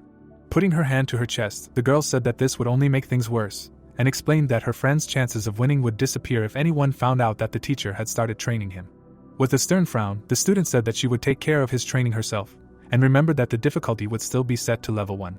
The protagonist's eyes widened in amazement, and he was surprised that she was no longer angry with him. Sina confirmed that she had a point. Chiron's mouth dropped open in shock when the woman remembered that her student wanted to take the early exam for her senior year, and asked if she had time for other activities. The guy's eyes widened and he thought about how everyone envied students who were recommended by professional wizards. Clouds floated above the building. The guys were reading books. The level of graduates was considered pre-professional, so they even wrote articles about them in the magazine of the Royal Academy of Magic. Turning to his friend, the young man asked if it was too early for their age, and realized that in the senior class she would have endless competitions and hellishly hard training. Rolling her eyes, Amy realized that her friend was progressing too quickly, and decided that the senior class was the only place she could escape to. The magician imagined his friend jumping over classes, and admired her courage to go meet the most terrible tests. The wizard was glad that she decided to help him. The girl smiled and said that she would not have problems with her studies. The teacher said that she should still leave the training of the beginner to her. The girl frowned with displeasure. The teacher reminded him that this would be the first time he studied magic. The heroines turned to their comrade and asked him to make a choice. The protagonist stared at them, confused. The student smirked and suggested that it would be better if his girlfriend taught him. Chiron closed his eyes and said that he would do it himself. The women gaped in shock and asked what that meant. Their screams came from the room on the top floor of the dorm. The student, with her mouth wide open, asked if he realized how unique this was and reminded him that everyone would be hiring expensive tutors to learn this spell. The guy replied that he did not want to be a burden to them. Amy stated that it was not something that could be learned on his own. The boy hung his head and understood why his girlfriend was going to graduate early. The girl looked down when the mage said that she could not sit still, knowing what opportunities awaited her ahead. The girl turned away and coughed. The protagonist explained that for him, 5th grade was a step towards becoming a wizard. Sina raised her eyebrows in surprise. Chiron asked her to believe in him and promised to do everything so that she would not regret her own decision. The woman stood up from her chair and agreed. The boy bowed and thanked her. The teacher said that he could come to her anytime if he needed help and asked the boys to finish their conversation and make a final decision. The student bowed. The teacher asked her not to sneak into the boys' dorm through the window anymore. The student sat on the bed and said that she was very scared. Suddenly, Emmy looked up and shuddered. The girl stood up and said that it was time for her to go too. The boy thanked her for coming all the way here. The girl looked out the window and asked why her friend had been avoiding her all this time. The magician frowned tensely. The student explained that he should have told her everything, because these were not only his problems. The student lowered the corners of her lips and asked if his pride had been hurt. The sorceress looked away and remembered how Cyril tried to stop her. Amy covered her mouth with her hands and coughed. The protagonist explained that he did not want to distance himself from her. The girl froze in place when Chiron called her his target. The student covered her face with her hands and fell silent. The boy scratched his cheek and said that he immediately wanted to try his best when he saw her name in the first place. In the memory, the young man approached the academy. His eyes widened in surprise. His friend's name was in first place among the 4th graders. Smiling widely, the mage said that he did not think that everything would turn out like this and explained that everything would be even stranger if she found out that he was being bullied. The student smirked and realized that her comrade had won over her. In the memory, the sorceress went out to the balcony and heard someone talking. Amy narrowed her eyes and thought that fate was a very strange thing. The protagonist shuddered when the girl asked if this was some kind of joke. The girl pointed at her friend and was indignant that he constantly called her a high school student. While he was trying to get close to her from behind, Chiron asked if this was the same thing. The student opened the window. The student looked back and asked her friend to stop calling her a high school student if he wanted to surpass her. The guy widened his eyes in surprise and asked what this meant. The sorceress said that they would face each other on equal terms. Amy frowned and said that if her friend did not keep up with her, he would have to call her a high school student for the rest of his days. The girl frowned tensely when the boy called out to her. The girl turned around. The magician asked her to just wait. The protagonist smiled confidently and said that he would definitely catch up with her. The student smirked and asked him to study as hard as if his life depended on it. The student jumped out the window and shouted that she would graduate by then. Chiron looked out the window and realized that he couldn't even see her. The boy pursed his lips and assumed that the bullies were watching his every move. The young man frowned sternly and thought that he had to achieve everything on his own, since there was only 1 month left until the early transfer exam. The timer against the giant clock showed the number 30. The next day, the guys left the academy after classes were over. The students walked down the street and discussed the upcoming exam and preparations for it. A student raised his hand and explained that the omniscience part was very easy because they just needed to apply the formula, but omnipotence would be more difficult. The magician was carrying a pile of books in his hands. Someone asked if he had also applied. There were textbooks on the theory of photonization on the table. The wizard stopped in front of the table and thought about the biggest problem in casting the spell, because the environment in real life is constantly changing. The protagonist imagined the relief of the mountains and realized that for teleportation, information about the terrain is simply necessary, and that as the position changes, it will be necessary to adjust the amount of omnipotence and light. Chiron wrote down in his notebook and concluded that this calculation only worked for 20 square meters. Hitting his forehead, the boy asked himself not to give up and decided that the academy would not give them an impossible task. Putting his hand to his head, the young man remembered that Sina said that teleportation was quite easy to learn and wondered if he could do it given that he had never studied magic. The magician imagined Mir surrounded by children and realized that the 7th grade students would surely be able to handle it because they had been hired expensive tutors since childhood. The magician looked at them from the side and wondered if he could fill this gap. Fallen leaves swirled in front of him. The old man looked back and smiled. The protagonist's mouth opened in surprise and realized that the director of the academy had already answered his question. The student made a sharp jerk forward. The butler clapped for him and called it incredible. A cloud of smoke engulfed the student. The man concluded that teleportation was easy for him, calling him a true son of the technical consultant of the Mage Association. Mark placed his hands on his hips and replied that it was nothing, because he was taught by an excellent certified 9th rank mage. The bully wiped his face with a towel and said that it was too easy. The servant suggested that he could judge the distance and concentrate at the same time. Standing in the middle of the training room, the butler explained that teleportation could not be perfected in just a month, and said that his master would pass the exam if he memorized all the materials required for the test. The boy smirked and said that he could easily skip 2 grades at once. The student took a sip from his flask and asked what the loser was doing. The man replied that Chiron was studying on his own using textbooks. Frowning, the student was surprised that his rival did not use his connections to find a high-ranking tutor, and asked his subordinate to continue surveillance. The protagonist was sitting at his textbooks. Mark decided that it was impossible to learn magic with a couple of books. Chiron put his pen on the table and realized that he had spent a lot of time trying to understand omniscience, and memorized every mandatory theory. But there was little time left. The guy went out to the 7th grade training ground. Having stretched his arms, the young man decided to test his knowledge in practice, and hoped that the spell would activate when needed. His blue eyes shone. A cloud of energy appeared in front of his forehead. The magician realized that he first needed to recreate the theory of photonization in a state of mind. A beam of light flew out of his forehead. The wizard mentally called himself a person who is between omniscience and omnipotence. He closed his eyes, and the light became even brighter. Enveloped in light energy, the protagonist realized that he must erase himself between them. Chiron spread his arms and felt that he had succeeded. The guy opened his eyes wide and thought that now he needed to teleport. Taking out the coins, Mir explained that when a wizard focuses, his mind becomes overly sensitive, and added that it is rumored that some can count the number of leaves on a tree from afar. The old man handed over the coins and stated that a wizard who is in a state of mind sees appearances using supernatural potential, and can manipulate reality. A blinding flash appeared in front of the young man, distorting space. Clouds floated above the academy, 9 days left until the exam. The boys sitting in the classroom looked around in surprise. The girl frowned and wondered what happened to his classmate. The bandaged wizard wrote in his notebook and realized that his first attempt at instantaneous movement ended in failure, and that he had no choice but to collide with his body. Then the wizard fell to the ground. The protagonist grabbed his leg and thought that this time the feeling of instability was in the knee area. Chiron wrote something down in his notebook. There were 8 days left until the exam. The boy bowed his head and realized what his calculation error was. Spotlights illuminated the training field. There were 5 days left until the exam. The boy fell to the ground again. The days quickly passed, and in the end, only a day remained. The magician rose to his feet and began to breathe heavily. Drops fell to the ground. The test was tomorrow. The magician thought about how he had corrected the errors over and over again, but new ones kept appearing. The protagonist waved his hand and decided that he had nothing more to correct and that everything should work out. Chiron opened his eyes wide. The world before his eyes swam.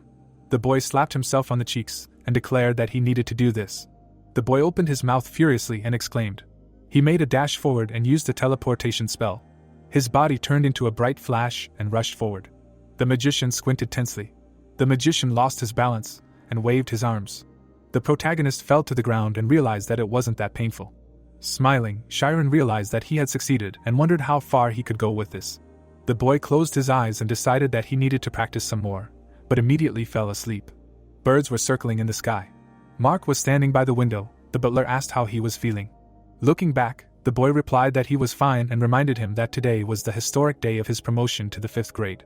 The student narrowed his eyes and declared that he could easily cover 700 meters. White clouds floated above the academy. There were only a few students in the office. Maria approached the door. The girl looked back when someone asked how her preparation for the exam was going.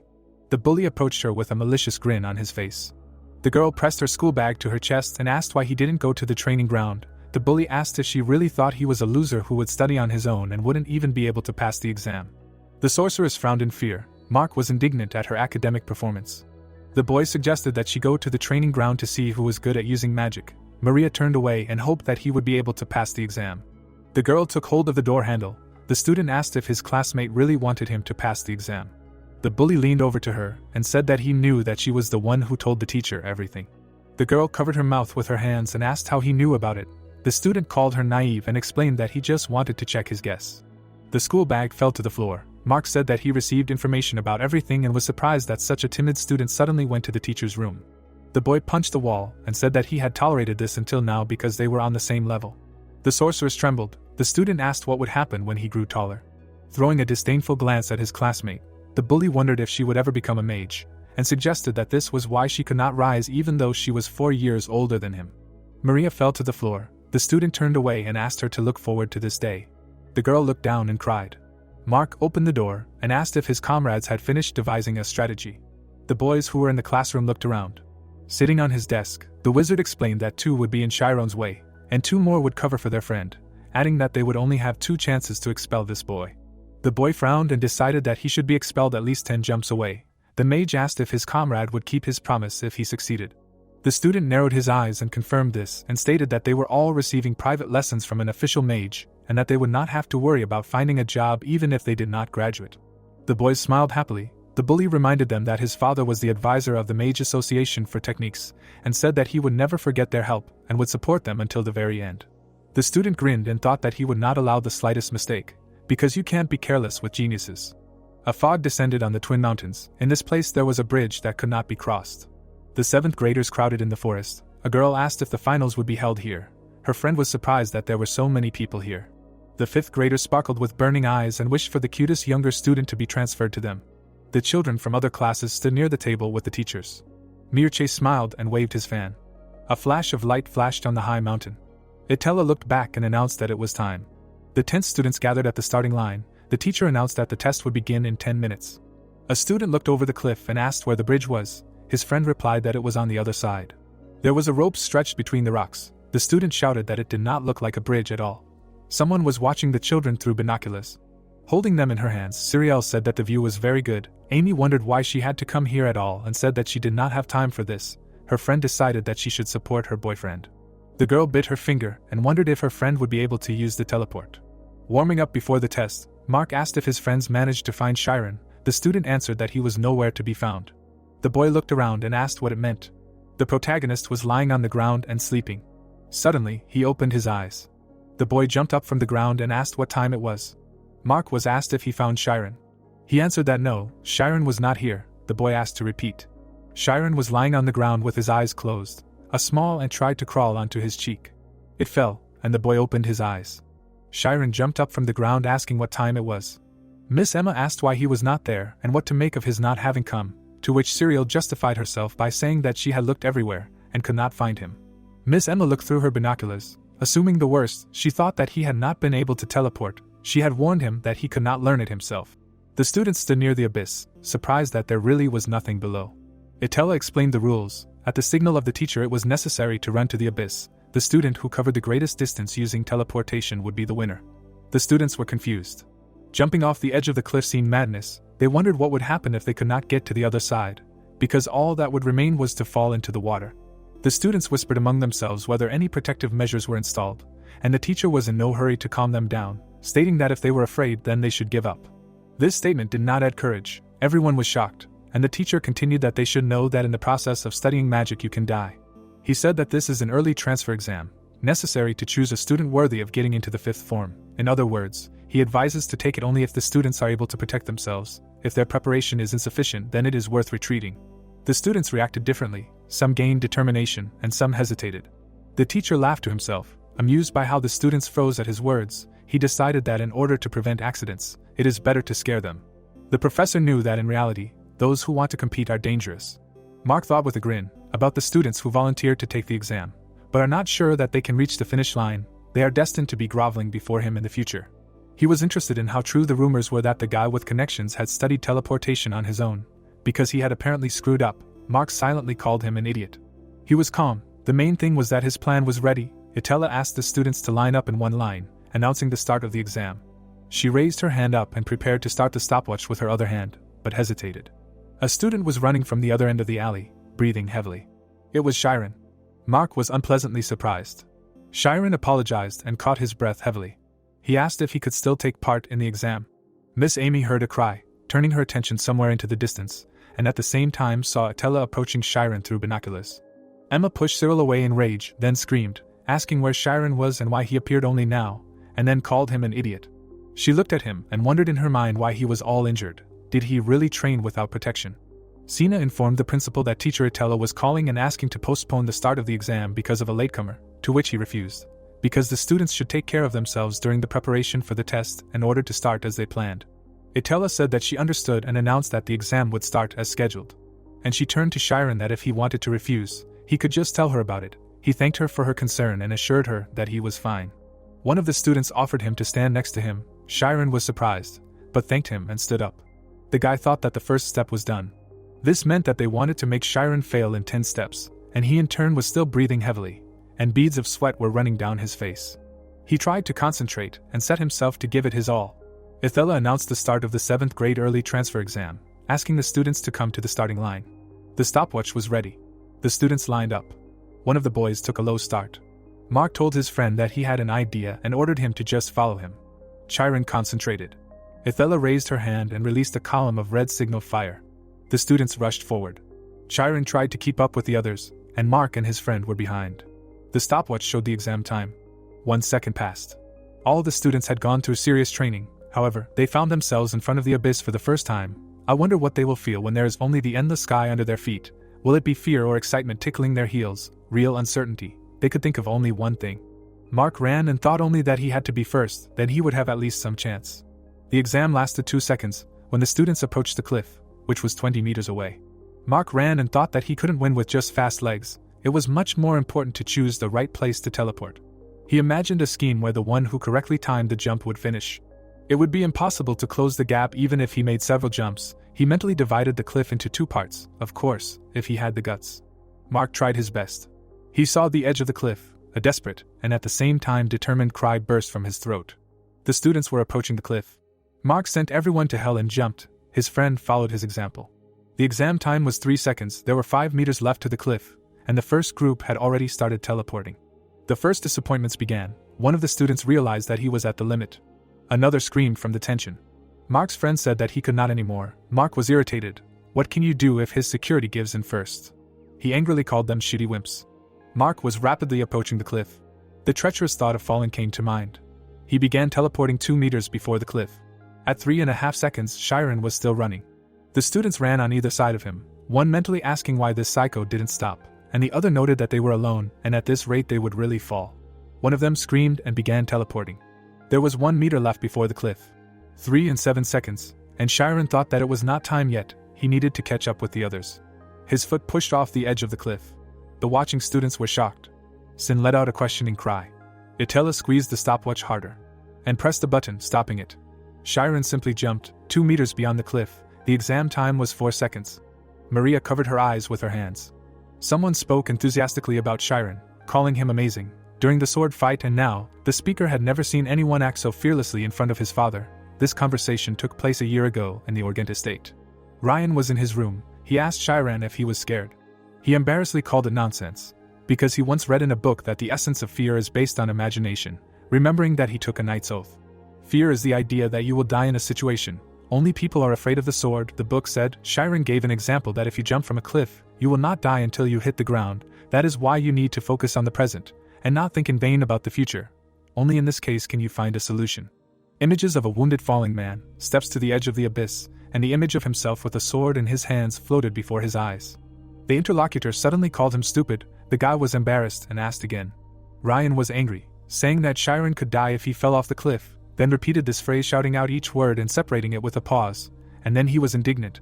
Why the hell the guy was talking such nonsense? Chiron even sweated. He timidly tried to convince the interlocutor, but he cut it off that the guy would die when he jumped.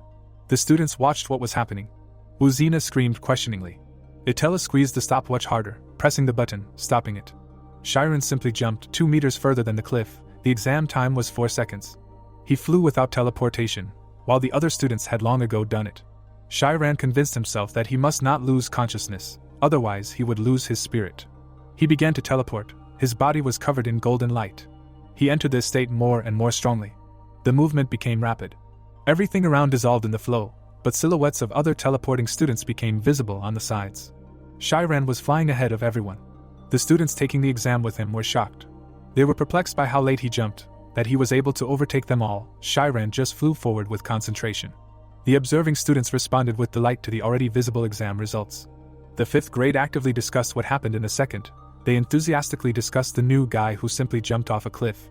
Cyril, holding binoculars in her hands, decided that Emma had deceived her, saying that Chiron was using magic for the first time. She nervously grinned in response. She thought that the guy was late, but he still had a chance, and Chiron would definitely become the first if he continued in the same spirit. Mark cursed in mid-flight, not understanding where his team had gone. He had tried his best, but someone had overtaken him. It was Chiron. Mark was angry and mentally called him a fool for being ahead. Maria walked along the alley and saw how the beams of the teleporters were shining on the top of the cliff. She was impressed. The student had a talent for magic from the very beginning. But one day the teacher asked her why her grades had dropped so much lately. She tearfully replied that she was being bullied in class and she could not stand it anymore, to which the teacher objected that bullying from classmates is normal, because they are all rivals to each other, and that others are doing well and due to this they are moving forward. Then he asked how she plans to become a sorceress if she cannot even resist this. So the student remained in the 7th grade for 6 whole years. Maria stopped in the middle of the alley, thinking that she didn't like competitions, but she didn't like bullying even more. She covered her eyes with her hands, thinking that she couldn't let Mark transfer. By the end of the 3rd round, the students taking the exam were divided into 3 groups, with Mark and Chiron's team in the lead, the middle group about 3 meters behind them, and the last group behind them, who were too scared to cast a spell. One of the last group was cursing and thinking that he couldn't even cast a flight spell, remembering that the older students had said it was safe to fall. This student's strength ran out. He fell down quickly. And then the rest of the 3rd group followed, some screaming for help, some asking to leave the exam. The observing students laughed at them, as did some of the teachers. The examiners wrote down the results. Having conducted this exam more than once, they were convinced once again that the students who were unable to overcome their fear were the first to fall. The students screamed in fear as they fell, not knowing what was waiting for them below, asking where the safety measures were and how much longer they would have to fall. There were powerful fans working below, capable of holding a person aloft. The students were caught in the air currents from them, and then fell onto the grass. They were surprised and angry, thinking that they had been treated meanly, not having been told what would happen if they fell. The senior students laughed, considering it a worthy gift for the younger students. Everyone from the last group failed. The mark was 200 meters, when one of the students was struggling to overcome the distance. He was running out of breath and felt that he could not go on any longer. The students from the middle group also began to fall. Some of them called the teacher for help. Mark fiercely rushed forward, calling those who lagged behind him idiots. He thought that they should not even try. Their failure was obvious to him. One of the students, who was not far from Shiren, had a problem. Mark cursed, realizing he was right. The distance between him and Shiren had become greater. He began to realize that his opponent did not look tired. He wondered how it was possible, because at the beginning of the exam there was a feeling that he was about to fall dead. Shiren was surrounded by a blue glow. Mark cursed again, asking what the hell he was doing. Shiren moved forward again. One of the observers noted that this student was really capable. Itella reasoned out loud that he constantly uses compulsion, a spell that stabilizes the mind, and with the help of this creates energy. The student repeats the same sequence of actions, like a machine, to which one of the committee members answered her that Mark's actions are noticeably unstable, and although he is the best in the class, his youth makes him hasty. Another member of the committee admired Miss Itella out loud for using synesthesia, a neurological phenomenon in which sensations coming from one sense also manifest in another. It was impressive that she felt it from such a great distance. At these words, Ted tensed up slightly. Mage noted with satisfaction to himself that the boy was capable. Cyril, watching Shiren through binoculars, commented admiringly that the boy deliberately increased the level of coercion, asking where he could have learned this advanced technique. Emma did not answer, thinking that he had not learned at all.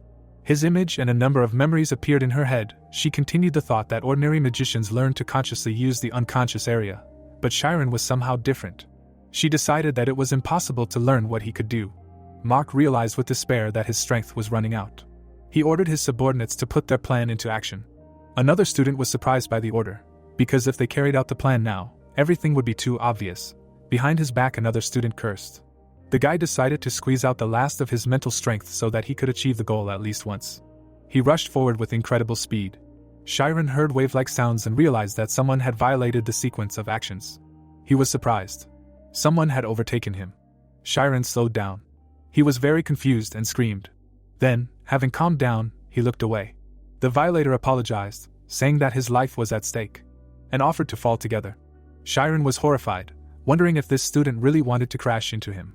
He quickly flew towards him. The student tensely clenched his teeth. He opened his eyes and looked down. The guys began to fall down. The student wondered if his opponent had managed to dodge. There was a giant cliff below them. The protagonist frowned furiously and realized that this was a huge problem. Shiren stretched his hand towards the sky and realized that the fatigue that had accumulated due to the disruption of the order of actions had washed over him. His eyes lit up. The boy decided that he should not lose consciousness under any circumstances. A bright flash of light flashed in the sky. Rushing into the abyss, the student called his classmate a monster. The fifth graders opened their mouths in amazement, and someone asked if they thought the participants' movements were strange. The student lowered the corners of his lips and said that the seventh grader had deliberately crashed into his classmate. The boys looked around and asked how he had figured it out. Iruki was sitting on the ground, his arms crossed over his chest. The boy slammed his fist into his palm and explained that one person had blocked his path, and another had attacked from the side. Raising his eyebrows, the upperclassman said that this was an excellent tactician who simultaneously blocked both advantages of teleportation, and suggested that something terrible could have happened if the newcomer had not gone out of his way. His classmates frowned in displeasure when the student said that he would have avoided this by stabilizing the movement if he had been in his place. The students looked at each other and decided that the teachers must know this and that they must have a plan. Mage smiled and looked ahead. Mark teleported forward and shouted that first place was almost in his hands. The boy grinned and thought that all his classmates and the guys from the 6th grade would envy him. The bully narrowed his eyes slyly and called himself a genius. Moving forward, the magician thought about how easy it would be for his competitor to finish and realized that he had to overtake him to win. The wizard's eyes widened, realizing that he would break his order if he carelessly increased the teleportation distance, and decided to increase his speed. The protagonist made several lightning-fast dashes forward. The 7th graders opened their mouths wide and noticed that only 2 participants remained. The girl urged her friend to increase the speed. Amy looked through the binoculars and said that her comrade's body was not in perfect condition, so it would be quite easy to overdo it with magic. Suddenly, the girl's eyes widened in surprise. The student saw a mountain in front of him, where the finish line was. Suddenly, an unknown object appeared in the air. The student rushed past him and asked what it was. Shiren was right behind him. The teacher's mouths opened in fear when the voice announced that the bridge mechanism system that cannot be crossed was activated. The boy frowned in confusion. Obstacles appeared in the participants' path. They loudly asked what it meant. Ted ran forward and shouted that he was going to the control room. The man jumped into the air and used teleportation. Sina looked back and said that they needed to stop the exam. Her colleague reminded him that this was a test to move up 2 levels. Mirche smirked. The teacher said that if they cancelled everything, they would face terrible discontent from all the families, and asked what they should do. The director of the academy, his mouth wide open, asked why she was asking such a question in such a situation, and ordered that the signal to stop the exam be given immediately. A wave of bright energy shot into the sky. The young man looked up and realized that the test had been stopped. A beam of light hit the ground. Looking back, the mentor concluded that they had stopped the exam, and was indignant that a pile of protest letters would fall on his desk. Ted approached the door, asked if his colleague had been drinking all night again, and reminded him that this exam was extremely important. The man pulled the door handle and shouted that he was serious. Suddenly the teacher frowned when he realized the door was locked. The teacher summoned a fireball in his hand and decided that this did not look like an accident at all. Suddenly his eyes widened in surprise and wondered what it was. Someone was sitting right behind the door. Putting his hand forward, the mentor ordered him to open the door right now and threatened to blow him up along with it. The magician's mouth fell open in surprise when the stranger asked him to do so, and said that no one would notice that he was gone anyway. Ted recognized the voice and introduced the young student. The man frowned and called her by name. Maria was sitting by the door and trembling. Banging his fist on the door, the teacher asked if she understood what had happened and declared that this was not the kind of incident that would be forgiven with a light punishment. The girl opened her mouth wide and shouted that it was all over for her anyway because the world would become hell if Mark transferred, and asked what the difference was between death and such a life. The teacher looked down in shock and asked what that meant. The girl clutched her hands. A drop of sweat rolled down the teacher's cheek. He closed his eyes and sighed heavily. The student looked back. The magician explained that she didn't have to open the door if she didn't want to because it wasn't that urgent, since the exam had already been stopped. A yellow flash flashed in the sky. Mark gritted his teeth and was indignant that the test had been stopped because he was so close to transferring. Looking back, the boy decided to win now so that they wouldn't retreat, and realized that there might not be another chance to get rid of this loser. The protagonist frowned sternly. The student threw him a menacing look. Their bodies turned into bright flashes. The guys headed straight for the labyrinth. 2 waves of energy approached the obstacles. Sina covered her mouth with her hands in fear. Mir gritted his teeth and called them stupid children. The test takers flew into the labyrinth. Someone asked if they were continuing the test out of pride. The girl looked back and said that they had to stop them right now because it was too dangerous. The teachers looked at the academy director. The man frowned furiously. His eyes lit up. Chiron flew forward. The old man thought that if he acted rashly because he was blinded by greed, he would not be able to find the right path in this labyrinth. The boy rushed past the obstacles. Holding binoculars in her hands, Amy said that only professionals could pass the 10th level of the labyrinth. Black waves of energy burst out from the stones. They turned into a cluster of thick chains. The feathers swirled in the air. Without stopping, the young man looked back. The mage frowned and realized that he didn't have time to avoid one trap and figure out the next one because their speed was too high and he didn't have much mental strength left. Mark pulled ahead and thought that they would be eliminated anyway, and the one who went the farthest would win. The boy headed into the narrow corridor and concluded that he had to impress the judges to get his skills recognized. The student bounced off the wall and rushed forward. The bully smirked and thought that his competitor would always be in second place. The protagonist hung in the air. Chiron turned around and realized that he was in bad shape. A red warning appeared on the screen. Maria asked what competition was. Sitting on the floor, the girl said that it was deceiving the opponent in order to make him fail and get to the top.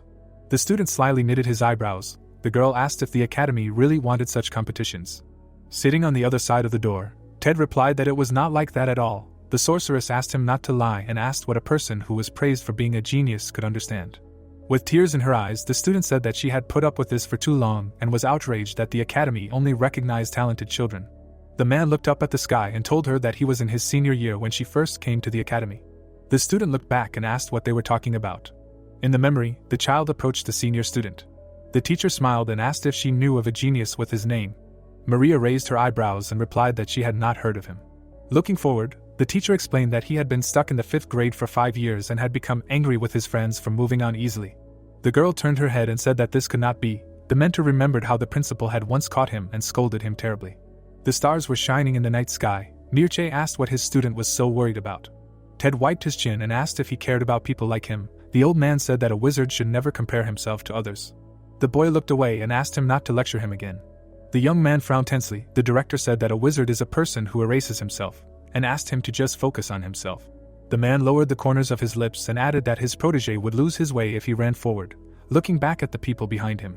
Mark smiled slyly. Suddenly, the boy opened his mouth in shock. The path in front of him was blocked by iron bars. His eyes sparkled. The student stretched out his hands in front of him and realized that he should not have flown here. The bully frowned in fear and begged for help. The teacher frowned menacingly and ordered him to stop. Serial threw herself into her friend's arms in horror. Someone reached out to the student. He managed to pull his comrade back and save him from certain death. The protagonist tensely clenched his teeth. Looking at the flash in the sky, the seniors realized that the newcomer had just saved his competitor. The girl opened her mouth in amazement and asked why he did that. Her friend asked if winning was so important when someone was in danger. Frowning, the girl said that this was not the most important thing now and asked how he managed to do such movements. Mark waved his arms and asked his opponent to help him. Chiron asked him not to twitch and thought about the fact that these traps were some kind of labyrinth. Frowning furiously, the guy realized that he needed to analyze the scheme from afar to find a way out, and decided to rise higher. The young man flew high into the sky. Iron structures rushed after him. The boys opened their mouths wide and shouted that vertical teleportation wouldn't help him. The magician flew away from the approaching trap and wondered what he should do in such a situation. The magician looked back and decided to go back. A beam of light flew past the walls of the labyrinth. Iruki clenched his hand into a fist and shouted that you don't always need to go forward and that sometimes you need to go back. The boys looked at each other in fear. The student asked if the newbie really practiced on his own. The girl said that she thought he got into the academy thanks to connections and did not know how to control magic. The girl brought her hands to her mouth. She closed her eyes and shouted that her classmate could handle it. Iruki smirked when his comrades began to cheer for the exam participant. Emmy frowned and explained that her friend did not train so much in order to pass the exam. In the memory, the protagonist closed his eyes and said that moving up to the next grade was just a step on the path to becoming a wizard. The student looked sternly ahead and concluded that he just wanted to be good at magic. Ted lowered his head and explained that the competition was just a method to get to the finish line faster. The teacher's mouths dropped in amazement. The man added that it was okay to move slower because, once they crossed the finish line, everyone became a wizard anyway. Mircea looked ahead in surprise. Maria asked if it was too late. The teacher looked away and asked her to show courage again. The girl closed her eyes and cried. The mentors turned around when the director of the academy ordered the exam to continue. The old man opened his mouth wide and shouted that he would take full responsibility. Strong currents of wind lashed the rocks. The students cheered for the newcomer. The protagonist frowned sternly. There was a huge obstacle ahead. Chiron thought that he could not predict the path of the trap, because its movement pattern was too chaotic. Mark opened his mouth wide and shouted that he did not want to die. The boy realized that his situation was getting worse because he was trying to save him. The young man flashed his glowing eyes and decided that he needed to feel the entire structure first. Waves of light energy enveloped the barrier. A path appeared between the walls of the labyrinth. The magician concentrated and realized that it was like using an evasion form. The magician clenched his teeth furiously. He managed to fly past all the obstacles. A bright beam of light went around the intricate traps. A stream of energy flew through the labyrinth. Its walls immediately slammed shut, cutting off the way back. The girls opened their mouths in fear. Foam came out of the boy's mouth. Amy and Cyril frowned tensely. Sina pressed her hand to her chest and wondered what to do. Mircea frowned and thought that danger increases abilities, but usually the limit is reached when a person is satisfied with his achievements. A drop of sweat rolled down his cheek. The director of the academy realized that he did not feel any satisfaction or thirst in the student, and this may mean that he has no limit. Holding his classmate by the collar, the protagonist flew forward. Standing at the cliff, Itella called the sight shocking and noticed that her student was not fixated on anything and that he did not have any extraneous thoughts. The woman opened her mouth in surprise and saw that the density of his state of mind was approaching 100%. Her eyes lit up. The teacher thought that she was recognizing his outstanding talent, but this time he was actually in real danger. A bright flash appeared in front of the mountain. Chiron rushed down and realized that the distance between the obstacles had become smaller. There was a narrow passage ahead. The guy realized that he could not overcome these 10 meters using teleportation. His eyes lit up. The young man decided to split the teleportation into 1/10. The magician approached the obstacles. A beam of light flashed through the narrow passages between the walls of the labyrinth. The magician rushed forward and saw another trap ahead. It looked like a net. The protagonist realized that he would not be able to go in a straight line because the space was too narrow. Chiron flew through the gap in the trap. He managed to break through it. The flow of energy overcame the net and got out. Smiling widely, Iruki shouted that it was a rainbow drop, and understood what the newbie was going to do. The guys threw up their hands and asked how this was possible, because light can only move in a straight line. Squinting, the boy asked why they were asking such questions and explained that if you divide a circle into parts, an infinite straight line is formed. The student presented a diagram and added that this allows you to split the teleportation distance into 1/1000. The boys gaped in shock and asked how this could be calculated. The student frowned and said that it wasn't a matter of calculation and that it was simply an amazing level of omnipotence and insight. The 5th graders turned around and called it incredible. Black chains burst out of the mountain. They wrapped around each other. Dark energy surrounded the boy. The boy's eyes widened in surprise. The teachers gaped in fear and realized that it was a dragon's labyrinth. The traps had turned into a giant monster. Sina jumped off the ground and asked what her colleague was doing. The woman flew into the sky, leaving a bright trail behind her. Mark frowned and asked what was going on. The boy looked up and his pupils narrowed. The monster opened its mouth wide and the student screamed loudly. The bully began waving his arms. The mage thought about memorizing the sequence in which the labyrinth was created and moving in a circle. His eyes lit up. The student begged for mercy. The teacher landed in the forest and asked what her friend was doing there. Maria pressed her hand to her chest in fear. Ted explained that they had a problem. The teacher ran up to him and shouted that they were out of time and needed to stop the device right away. The man asked if the exam had been cancelled. The mage's mouth dropped open in shock when he found out that the children were still in the test area and asked what that meant. The wizard rushed into the control room. Itella appeared out of the bright light and announced that something bad had happened. The dragon opened its mouth in front of the students. The children hung in the air. The monster snapped its jaws shut. A frightened Cyril pressed herself to her friend's chest. The 7th graders opened their mouths in horror. Mircea jumped up from the table and raised his hand. There was a clock on the table. The second hand struck 12. A moment before Edel arrived, the arrow was slightly to the left. Then the monster opened its giant mouth. Mark covered his face with his hands. The director of the academy extended his hand forward. Amy frowned menacingly. The protagonist frowned tensely. Drops of sweat ran down his cheeks. Chiron's reflection was visible in one of them. A second before the collision, Chiron saw dozens of sharp teeth in front of him. His blue eyes lit up. The energy headed towards a bright flash. The beam of light overcame the obstacles in its path. It had to turn the corner several times. The flow of energy rushed further along the corridors of the labyrinth. There were only 9 teleportations on the way to the exit. The guy realized that he was wrong. His eyes turned red. The beam crashed into the wall. The young man realized that it was impossible to escape with Mark this way and that he needed to find another way out. The second hand reached 12. The dragon slammed its jaws and flashed its burning eyes. Cyril closed her eyes and shouted the name of her friend. The old man frowned tensely and clenched his teeth. Suddenly, his mouth opened in surprise. The energy flow curved. He managed to break through the dragon's labyrinth. A bright flash flew out of the trap. The 7th graders ran forward. The 5th graders also took off. The magician landed on the ground with the boy. Dust rose around them. No one could believe that he actually managed to do it. Ithella shuddered in surprise. She immediately turned away and walked away. The magician knelt down on one knee and wondered if he really succeeded. Clouds floated across the sky. The system reported that the mechanism of the bridge that cannot be crossed was deactivated. The high school student looked at his friend and said that the newcomer could not pass the test for high-level classes. The protagonist raised his head and began to breathe heavily. Chiron closed his eyes and said that he thought he was actually going to die. Amy smiled and decided that her friend was almost cool. Cyril said that he managed to do it. The girl realized that those who passed the exam with all their strength would not show off or act arrogant. The guys surrounded the boy and congratulated him on being able to go straight to the 5th grade. Sina stepped forward and asked if her student really managed to pass the exam. The woman frowned sadly and was upset that she missed such an important moment because of her colleague. Ted promised to explain everything later. Adjusting her glasses, the teacher explained that the students crossed the finish line at the same time, so they needed confirmation, and asked the director to make an announcement. Mircea frowned tensely and froze. The man closed his eyes and wondered if his worries were in vain. The mage smiled. The old man was surprised that he managed to show them such a bright light. The teacher looked at him and mentally called him the light of the Milch family. The mentor frowned and remembered that this nickname was bestowed upon the man who had established a new definition of photon and who had been awarded the Golden Circle by the Emperor.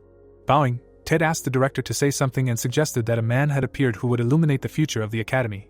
Mir apologized for being too lost in thought, indulging in memories of the past. The man stood up and envied the student's innocent pursuit of magic. In the past, while sitting in a chair, the old man said that he did not believe in fate. The magician took out a pendant and thought that it had been a long time since his heart beat so fast. The students gathered in front of him. The wizard said that he admired everyone who took part in the exam, despite the fact that only one person passed, and wished that the courage they showed today would become a driving force and lead the world into the future. The protagonist's mouth opened in surprise when the director of the academy called out to him. Someone stepped forward. Mark grabbed his shoulder. The boys wondered if he really wanted to challenge the decision because he had finished with him. The boy narrowed his eyes and asked himself how this could have happened. Chiron looked menacingly ahead. The student mentally called him a real genius. The bully bowed and admitted that he had been wrong all this time. Bowing before the boy, the student asked for his forgiveness and promised to take full responsibility. The 7th graders bowed their heads. The boys looked down. Mark put his hand to his chest, admitted his mistake and said that he would accept the punishment. The young man lowered the corners of his lips and accepted his apology. The magician looked back and wished his classmates good luck. The students widened their eyes in amazement and thanked him, thinking to themselves that he was very scary. Amy turned away and said that they had to go. Serial asked if she wouldn't be better off being with her boyfriend at such a significant moment. The girl closed her eyes and said that she didn't have time for that. She decided that it was time for her to prove herself. The magician turned around and called out to her. The students shuddered and stopped. The protagonist pointed at his friend. Smiling, Chiron said that he kept his promise and promised to catch up with her at all costs. The students' mouths opened in amazement. The boys were surprised that the newcomer called his girlfriend by name. Amy cried at the stupidity of the situation. Later the boy woke up and completely forgot about how he moved to the 5th grade. Ethella turned away and thought about following the student with the help of synesthesia. The woman raised her hand and wondered if she had lost him in the dragon's labyrinth. The bright sun was shining above the academy. There was a sign on the door that said Disciplinary Committee. A meeting was held there. Ted took the documents in his hands. Maria meekly admitted all her misdeeds. The girl bowed her head in anticipation of punishment. Mark slammed his hand on the table. The guys and even the caretaker, who was affected by the sleeping spell, said that they were against her punishment. The boy frowned furiously. The students who realized their wrongdoing began to confess their offenses. The 7th graders standing behind the fence revealed the plan to interfere with the newcomer's exam. Then the situation got out of control. The boy realized that his classmate was trying to keep his promise to be held accountable. Mage put his pen on the table and said that he understood that Maria had not started the mechanism with the intention of harming anyone. The director frowned and said that disciplinary measures would be taken according to the rules of the academy. The boy put his hand to his chest and explained that he, too, needed to be punished because he had ignored the signal to suspend the exam and went into the labyrinth with Mark. The man put his hand to the bridge of his nose and was surprised that he could see something like that in such a place. Ted nodded and decided that everything turned out as he wanted. The children bowed their heads. They could not see the truth while they were blinded by rivalry, pride and envy, and admitted their guilt in order to become decent wizards. The teacher smiled and was surprised that they could teach them in such ways. In the past, the old man extended his hand to the student. Mage raised the judge's gavel. The director of the academy knocked on the table several times. The students sitting in the hall began to cry. Mark bowed his head to Marius. Looking at the minutes of the meeting, Sina thought that for the first time since the academy was founded, a decision was made that everyone should be punished. Under the girl's photo, the inscription "suspension from classes for 2 months" appeared. The same inscription was under the boy's photo. The rest of the students were suspended for a month. Under the main character's photo, there was a demand to provide a letter of apology. Someone asked why he entered the labyrinth even after seeing the signal. Chiron smiled awkwardly and answered that he did not want to lose and that the only thought was that he needed to pass the labyrinth. The woman looked back and said that she did not expect such persistence from him. On the table lay the boy's personal file. The young man was sleeping on his bed. In his sleep, a ray of light flew through the darkness. The magician stretched out his hand forward and realized that he needed to concentrate. He opened his eyes wide. There were children ahead who looked at him with disdain. The wizard realized that he had to erase himself. Tears appeared in his eyes, then it was as if he was torn to pieces. The bird spread its wings. It was as if he was scattered all over the world. A cloud of energy appeared next to him. The protagonist himself became the world. The guy ran along the city street. His body teleported to the light. The space around him began to collapse. The darkness shattered into fragments. The young man fell down. The magician looked up in fear. A black hole in space gaped above him. The wizard woke up on his bed when he heard the sounds of the piano. Putting on his tie, he remembered that 3 days had already passed since the exam ended, and realized that he remembered absolutely nothing, except that it was hard. The protagonist picked up the notebook that Amy lent him, and which really helped him remember the rules of magic. Opening the book, Chiron decided to return it to his friend during their classes and realized that he wanted to somehow repay her for her support. Suddenly, the guy's eyes widened in surprise. Clouds floated above the training hall. Serial waved to her friend and asked how he was doing. Holding a basket of fruit, the young man replied that everything was fine and said that he would like to thank them. The magician said that it seemed to him that they liked apples. Amy took the basket and asked where such conclusions came from. The wizard flipped through several pages. On one of them, apples were drawn and the thoughts of the owner of the notebook were written. The student ran and shouted that she did not know anything. The girl reminded that the lesson was about to start. The protagonist raised her hand and asked what happened to her. The girl ran after her friend. After what happened, the student easily passed the exam for transfer to the graduating class, but in her smart head there was a problem that could not be solved. A month later, The 7th graders opened their mouths wide and declared that they had saved their friend's seat. Raising his hands, Chiron stated that they didn't have to do that every time, and was surprised that his former classmates had started saving his seat every time they had a class together. He was distracted from his thoughts when someone approached him and asked if there was an empty seat.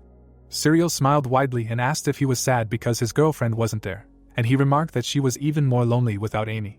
Raising her eyebrows, the girl said that they had inspired her to transfer to the senior class, and decided that she didn't want to waste her entire youth studying. The mage's mouth opened in surprise when he learned that his girlfriend wanted to become a soldier, and asked if she was really going to go to war.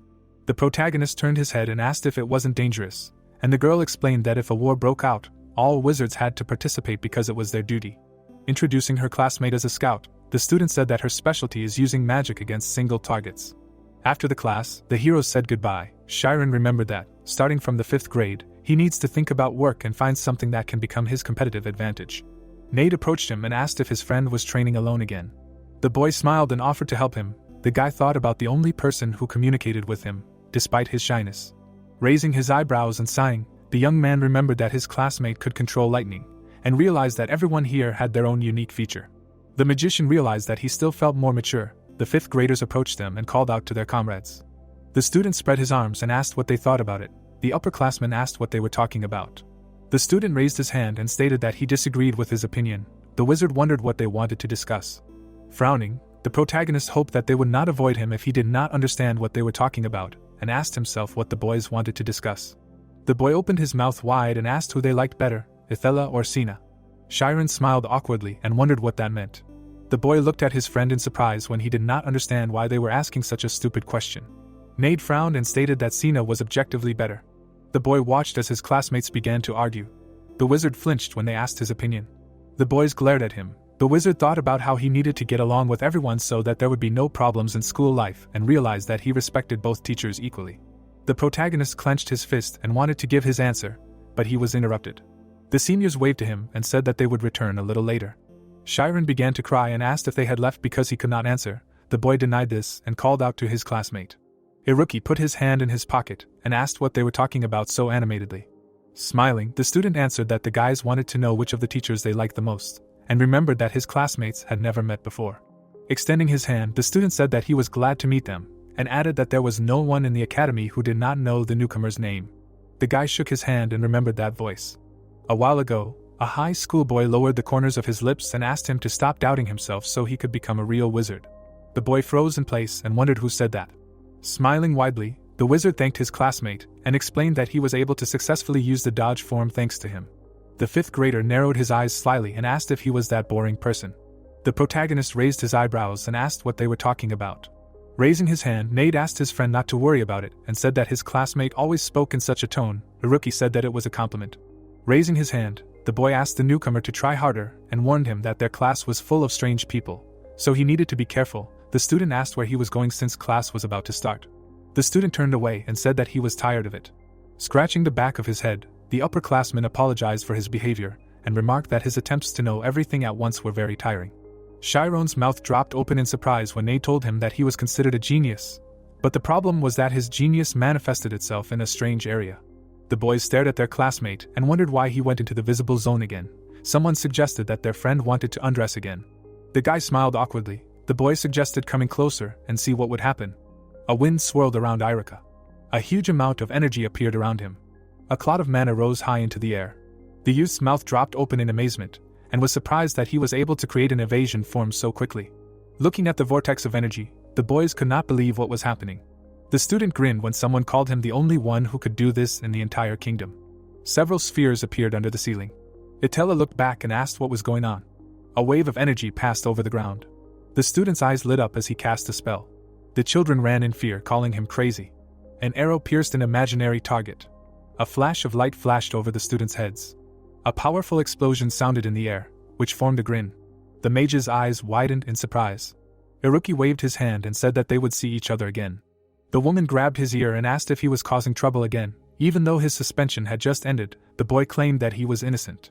Smiling awkwardly, the wizard realized that his classmates specialized in evasion form and flame magic, and wondered what was wrong with him. The student put his feet up on the table. Someone called him the weirdest of all the 5th graders and said that his social skills were 0. His report card appeared. His genius was that he specialized in only one field due to savant syndrome and was the king of computational physics. Flashes of light appeared in the darkness. The student could calculate what would happen in extreme conditions at absolute zero or temperatures above 100 million degrees. A thermometer appeared against the blackboard. A rookie could determine any date 40,000 years in a minute. An ancient calendar and clock appeared. The boy could recite the entire number pi if he really wanted to. The pi sign appeared in the darkness. The woman opened her mouth in anger and asked if the boy was making fun of her subject. The teacher punched his test and said that this was a literature exam, not a math exam. The teacher explained that there are many things that cannot be explained by math, such as an image or emotion. The student scratched his ear and said that there is nothing that cannot be explained by numbers. Looking away, the student asked how they could live in this scary world without the ability to explain the world with logical reasoning, and reminded her that her face could explode at any second. Turning away, a rookie explained that a face red with anger was a poetic expression that could be explained by a simple chemical process, adding that it was a result of fluctuations in blood pressure. The teacher angrily clenched her teeth and chased him out of the room, shouting that she was giving him 0 points. The protagonist's eyes widened in surprise and he admired the confidence with which his friends spoke about what he believed in. Chiron asked if they were really the same age. Ned leaned on his hand and said that in the past, teachers tried to take responsibility for him, but eventually gave in. Sitting at his desk, the boy was surprised that their classmate was interested in a newcomer. The guy decided that it was quite exciting. The young man thought that his friend knew everything about everyone. Someone came up to him and asked for forgiveness. The guys looked around in amazement. With her hands folded in front of her, the girl offered her classmate to join their research group and told her that they were researching data on teleportation magic. The girl added that he would have the opportunity to hand in a research paper so as not to waste time during the holidays. The magician closed his eyes and refused because his knowledge of the educational material was not that deep. The student said that he could join them whenever he wanted. The wizard looked back and thanked her. Looking after her, the student remembered that this research group was quite outstanding and assumed that his friend refused the offer because of Amy. Smiling awkwardly, the protagonist realized that he could not think about joining a group without good grades and asked if his classmate was in any group. Nade raised his eyebrows and replied that he was the head of his research group. Chiron looked down sadly. The boy explained that it was quite small and that there were only 2 members. The student said that he got this post because all the seniors graduated. The boy's mouth opened in surprise and wondered if there were graduates there too. His eyes sparkled. The young man concluded that if a research group consisted of graduates, then it was considered more respectable, and asked if he could take a look at their lab. The sun was shining on the forest. The student said that he did not think that a newbie was interested in research. The mage explained that he was afraid of becoming a hindrance. The heroes approached a giant building. Nate said that research groups are not that strict. The protagonist asked what it was. In the clearing there was a huge cube. The boy said that it was the magical storehouse of Istis, which contains all the teaching aids of the academy. Raising his hand, the student offered to go inside and thought that his friend would be absolutely delighted. The guys entered the building. The student said that his seniors guarded this place like a precious treasure. Chiron asked if he could hope for something good. Someone was drawing with chalk on the board. A rookie put his hand in his pocket and continued writing his calculations. Walking along the corridor of the storeroom, Nate said that other classes also wanted to appropriate this place for themselves, but the seniors managed to get it for themselves. Smiling, the boy said that they can use everything that is inside and explained that every time a person finds the desired item, the structure of the storeroom changes. On the floor there was a golden line with a department number. These lines formed a labyrinth under the hero's feet. The student said that no one would find them here. The guy raised his eyebrows and realized that this was a real shelter. The student pointed his hand forward and said that this was their research lab. There was a sign on the door that said Society for the Research of Supernatural Psychic Sciences. The boy stopped in front of it and wondered if they really studied mysticism at the Magic Academy. Nate asked if that wasn't cool. The boy smiled widely and told him that they researched spirits, ghosts, the afterlife, aliens and such. The magician realized that he had clearly joined the wrong group. Suddenly, an explosion was heard in front of him. The wizard asked in fear what happened. The student looked around and said that it was ordinary dust and that he would soon get used to it. The protagonist did not understand why he should get used to it if he could just clean up. Suddenly, Chiron's eyes widened in surprise. A rookie was standing in the far corner of the room. The student was drawing something on the board. The boy raised his eyebrows in surprise. Nate explained that their group had a bad reputation, so they could not reveal the names of the members. The high school student looked around when he heard his friends. The young man asked if he was interested in the supernatural. The boy replied that their classmate had joined the group to disprove everything. The student smiled happily and called out to his friend. After shaking his hand, the student asked what brought such a genius to this humble place and asked if it was true that all the atoms would remain if matter were to be destroyed. Raising his eyebrows, the 5th grader stated that he believed it was possible to destroy the atoms themselves and asked what would happen in that case. The mage smiled and replied that they would probably release a huge amount of hidden energy. The upperclassman firmly shook his hand, confirming this and saying that he knew his friend would draw the right conclusion. Looking at him, Iruki explained that there was so much hidden energy in atoms that it could destroy even a city. The mage's brows furrowed in fear, and the boy asked what would happen if it were released. The protagonist's eyes widened and replied that people would get hurt. The student scratched his nose and asked what he was talking about. He tilted his head and asked if they should think about it. Chiron's mouth dropped open in surprise and asked if his friend really understood what he was talking about. Mage raised his hand tensely, and the boy reminded him of how the principal said that they had to think about the impact of their magic on the world, and asked if it was okay to sacrifice innocence for the sake of one's desire to satisfy one's needs. The student picked up a cherry and called him too boring. The older boy scowled at him and said that the only reason the others weren't doing it was because they couldn't. The fifth grader raised a cherry to his mouth and said that genius intellect was needed to achieve more. The boy shouted that it didn't matter and said that it was better to be a fool than a genius who put people in danger. After swallowing the cherry, Iruki explained that history confirmed that a group of geniuses led a crowd of fools and said that he hated idealism the most. Frowning, the mage suggested that his logical reasoning was based on defeatism and said that it was entirely possible to achieve perfection in life. Throwing up his hands, Nate called the discussion very interesting and suggested that they sit down and talk calmly. The wizard headed for the exit and said that he had nothing more to say. The boy reminded him that he would not be able to find the exit on his own. The student decided that only a complete fool would not be able to find the path he came here on. The student asked his classmate why he did that, with his mouth hanging open, and claimed that he could have explained it properly. The upperclassman sat down in his chair and agreed that he had overreacted. The fifth grader crossed his arms and called the newcomer his rival, and the boy was surprised to hear him say that. Iruki fixed his hair, claiming that he only knew about it, and asked if his friend had seen the newcomer's transfer exam. The student looked up at the ceiling and asked how fast he had to think to pass the 10th level, and especially the Dragon's Labyrinth. Nade frowned in displeasure, and the student explained that it was impossible without time splitting, and that at that moment he had probably achieved a time split of 10,000ths of a second. The upperclassman imagined the protagonist's brain being enveloped in an aura, and asked what he was talking about.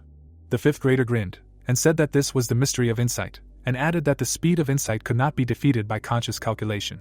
The boy frowned sternly and asked what would happen if he was his opponent. The student smiled awkwardly, realizing that it would be a battle between calculation and insight, and asked if his friend really wanted to find out everything with that test. Chiron walked forward. They were about to have a speed shooting exam. The next day, the sun was shining on the academy. Someone said that they would not be able to transfer if they failed the exam. The boy stood at his desk and packed his bag. The young man froze when his classmates said that he was good at practice. The mage looked down. The student asked how high his score would be. The mage imagined a wave of energy piercing the target, and realized that he would have to use active magic in the exam, although those who did not have attack-type spells could also participate. The protagonist imagined the diagram of the stages and remembered that he would need to shoot the targets quickly and accurately to move on to the next stage. Holding a cup of tea, Chiron stated that he still couldn't control active magic and asked how he could pass the rapid-fire exam. There was a report card on the table, and the boy reminded him that he needed at least 60 points to use omniscience-level magic. Sina smiled and noted that his grades in her subject had improved the most.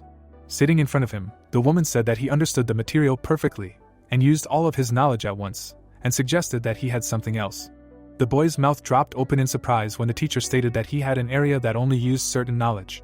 Frowning, the mage realized that she was talking about photonization theory, and remembered that teleportation magic stemmed from it, transforming the body into photons. In his memory, a bright aura appeared around him, and the mage realized that he hadn't even thought of it because it was difficult to mistake for passive due to its short duration. The protagonist's eyes widened and he said he didn't know that photonization theory could be used for active magic. The teacher said that this proposal had recently been submitted to the association. The teacher handed the student a book. Chiron hoped that magic that used photons would be cool. In his hands was a book called Photon Emission. The guy opened the magic journal and realized that this would be his first active magic. One page described how photons were emitted. Looking happily at the book, the mage asked if the teacher was sure that this was what she wanted to recommend to him, and doubted that he could handle it. Sina explained that photon emission had quite bright prospects. The woman took a sip and said that light had the highest speed, and it was also quite easy to control. A magic circle appeared around the tower. Local researchers predict that photon emission will be an innovation in information communication. The teacher said that it has already been well studied and began to be used in various magical devices. Putting his hand to his chin, the wizard decided to master it in advance, and thought that this is magic that will open a new area. The protagonist raised his hand, but nothing happened. Chiron waved it, and wondered why nothing worked. The guy looked at his hand and wondered if he could not control magic at this level. People gathered at the 30-second training ground. The young man tried to call upon magic again, putting his hand forward, but the magic did not come from it, but from the center of the state of mind. Looking at his hands, the magician realized that forming a photon is not so easy and assumed that this is due to his convergent type of state of mind. Itella stepped forward and suggested starting the lesson. The boys' mouths dropped open in fear when they saw her without her glasses, and at first they didn't even recognize her. The girl put her palms together and smiled. The wizard's eyes widened in amazement, and he asked what kind of outfit she was wearing. The student assumed that she had come straight from her training. His friend smiled and explained that their teacher was the famous bishop of the Karsus monastery. The protagonist asked if she was a clergyman. The student confirmed it, and said that it was the name of the high position of the one who protects the 12 holy relics. The nun closed her eyes and bowed. There were 12 bishops in the world. The high school student explained that their teacher had received the title of Iona thanks to her mental power. The 5th grader turned around and hoped that now his friend understood everything. Nate enthusiastically clasped his hands and declared that from now on he would vote only for her. The boy put his hands on his cheeks and declared that he was very happy about this special practical lesson. Chiron looked around and was surprised that they were learning magic from such an amazing person. Standing in front of the students, Itella asked if they were ready for the upcoming rapid-fire test and explained that before the test day, each class would have a practical lesson like this. Closing her eyes, the girl announced that today they would learn a technique that would increase their omnipotence, and stated that she had brought a student from the graduating class to demonstrate. The students looked at each other and wondered who it could be. A man with long hair stepped forward and greeted them.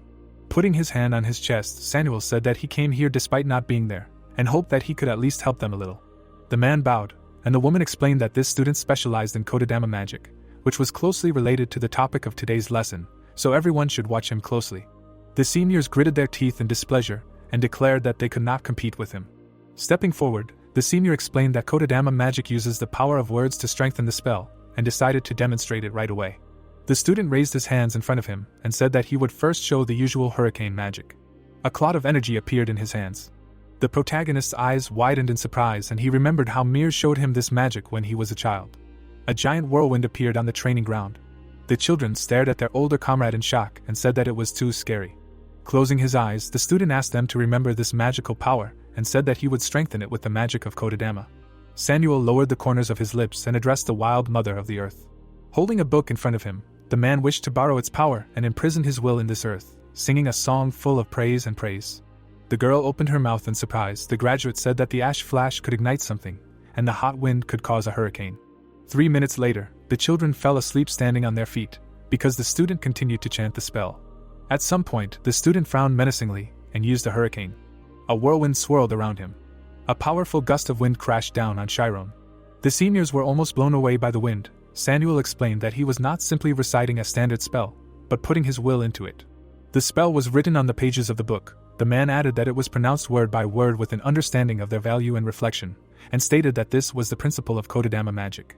Closing his eyes, the graduate said that this process was quite long and could not be used in combat, and decided to show the 5th graders a supersonic technique. The student slammed the book shut and turned to the wild Mother Earth again. He opened his mouth furiously and began to scream something inarticulate. The children stared at him in horror. The student stuck out his tongue and continued reciting the spell at an incredible speed. Samuel raised his hand. His eyes rolled back. A giant hurricane appeared over the training ground. The boys fell off their feet. Itella asked if everyone was paying attention to the actions of the graduating student. The protagonist looked up and wondered if the graduating class was at such an incredible level.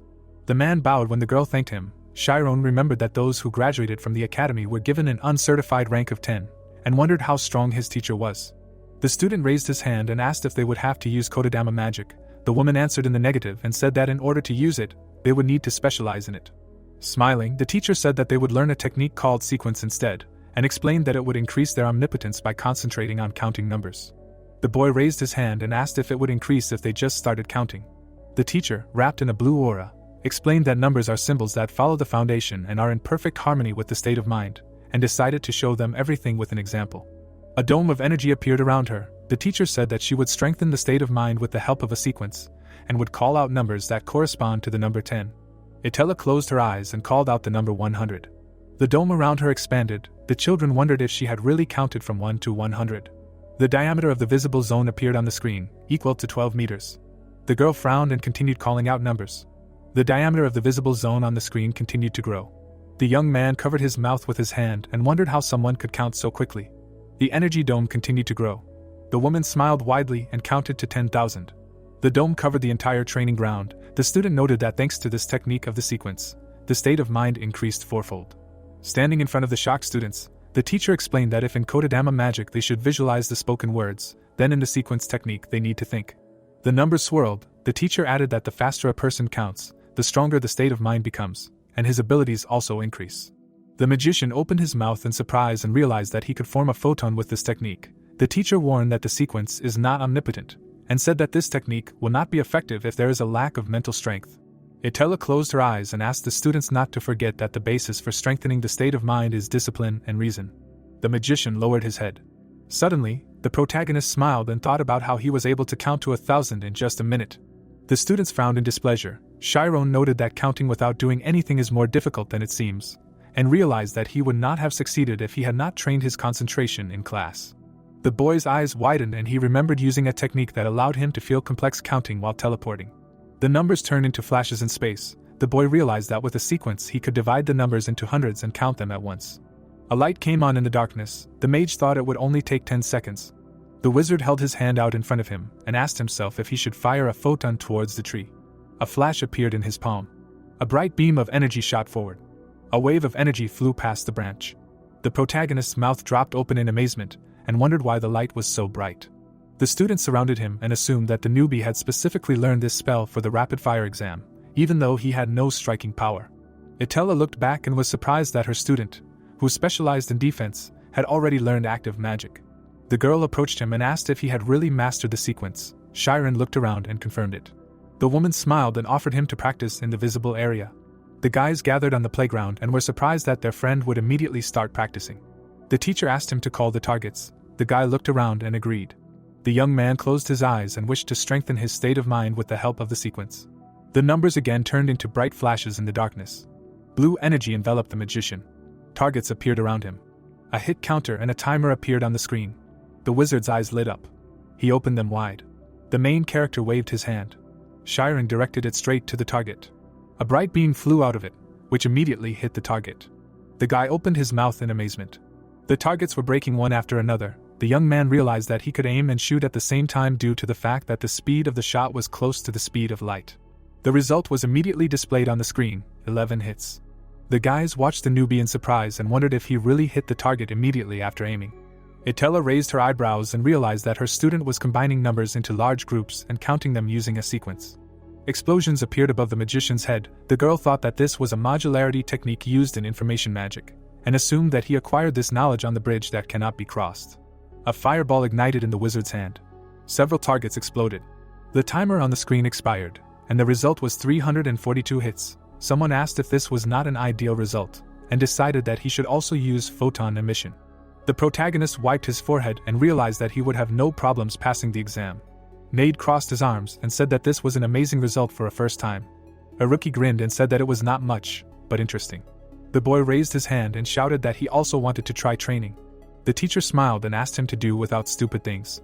Chiron wiped his forehead with a handkerchief. The guy pouted and thought that he did not like the way his classmate thought, but it should still be interesting. The student went out to the training ground. He took his hands out of his pockets. A state of mind appeared around him.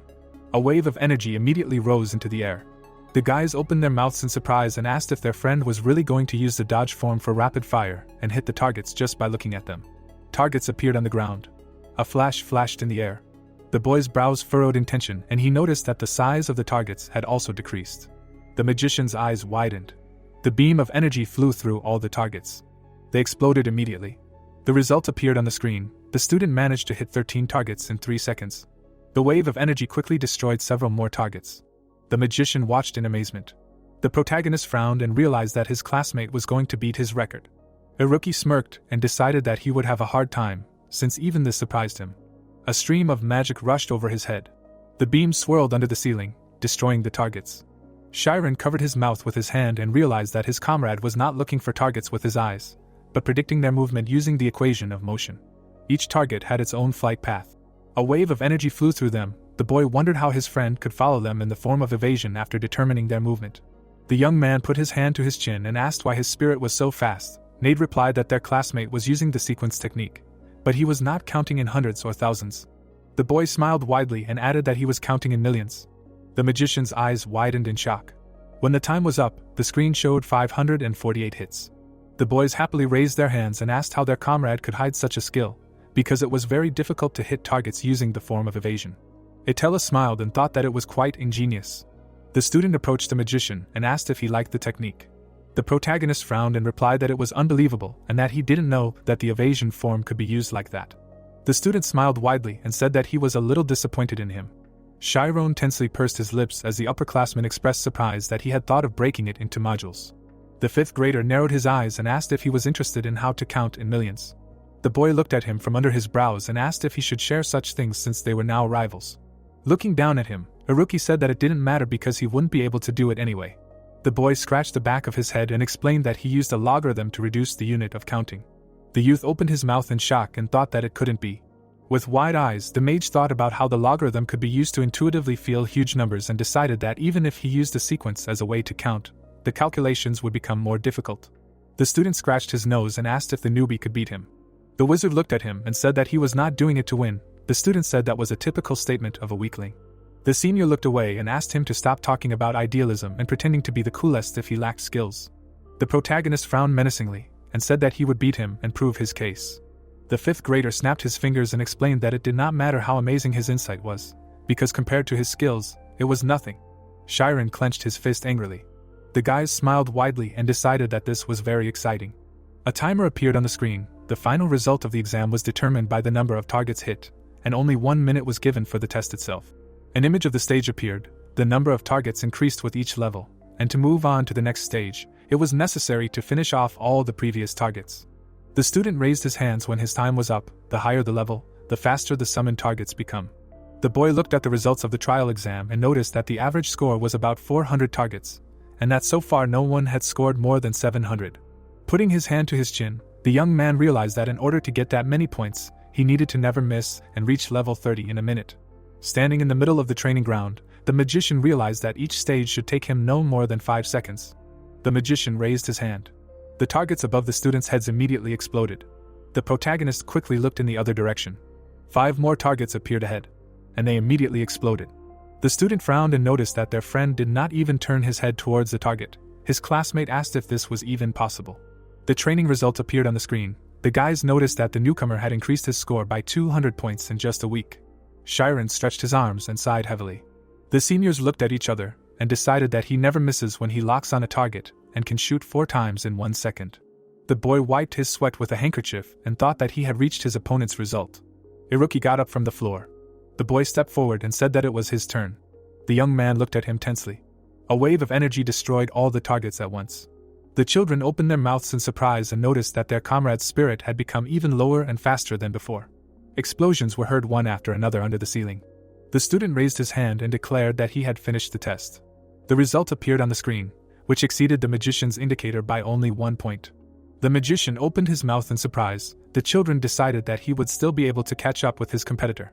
The student turned his back to him. The protagonist realized that this difference of 1 point was not an accident. The next day, the results appeared on the screen one after another, which again differed by 1 point. A day later, the same thing happened, although the overall indicator increased. A day later, Chiron's indicator appeared on the screen. The high school student grinned when he again overtook him by 1 point. Standing in the crowd, Chiron realized that in order to beat him by a point, he needed to calculate carefully from level 1. The boy's eyes widened and thought about how his classmate wasn't even trying his best. Iruki stood on a high wall. The boy realized that it wouldn't be hard for him to win this competition. Clouds floated above the academy. Sitting on a desk, a student reported that their friend already had more than 600 points. The children surrounded the boy and invited him to join their research group. Someone asked what his best result was. The mage leaned on his hand and thought about how his opponent hadn't shown himself yet, while he was trying his best. Nade put his hand on his shoulder and said that he believed in him. The wizard decided that any strategy would be pointless against him. The student explained that he didn't care who won, because they were both his friends. The protagonist looked back and said that now was not the time for jokes. The student closed his eyes and admitted that watching them fight was fun and that they were very excited because each of them could beat the best score. Chiron asked what they were talking about. The upperclassman raised his eyebrows and asked if he didn't know his own girlfriend's score. The boy looked at him in surprise and asked what that meant. People were walking around the academy. Nade told her that Amy had scored 987 points. The girl flinched when someone called out to her. Serial frowned in excitement. and noticed that her friend had lost a lot of weight since they last saw each other.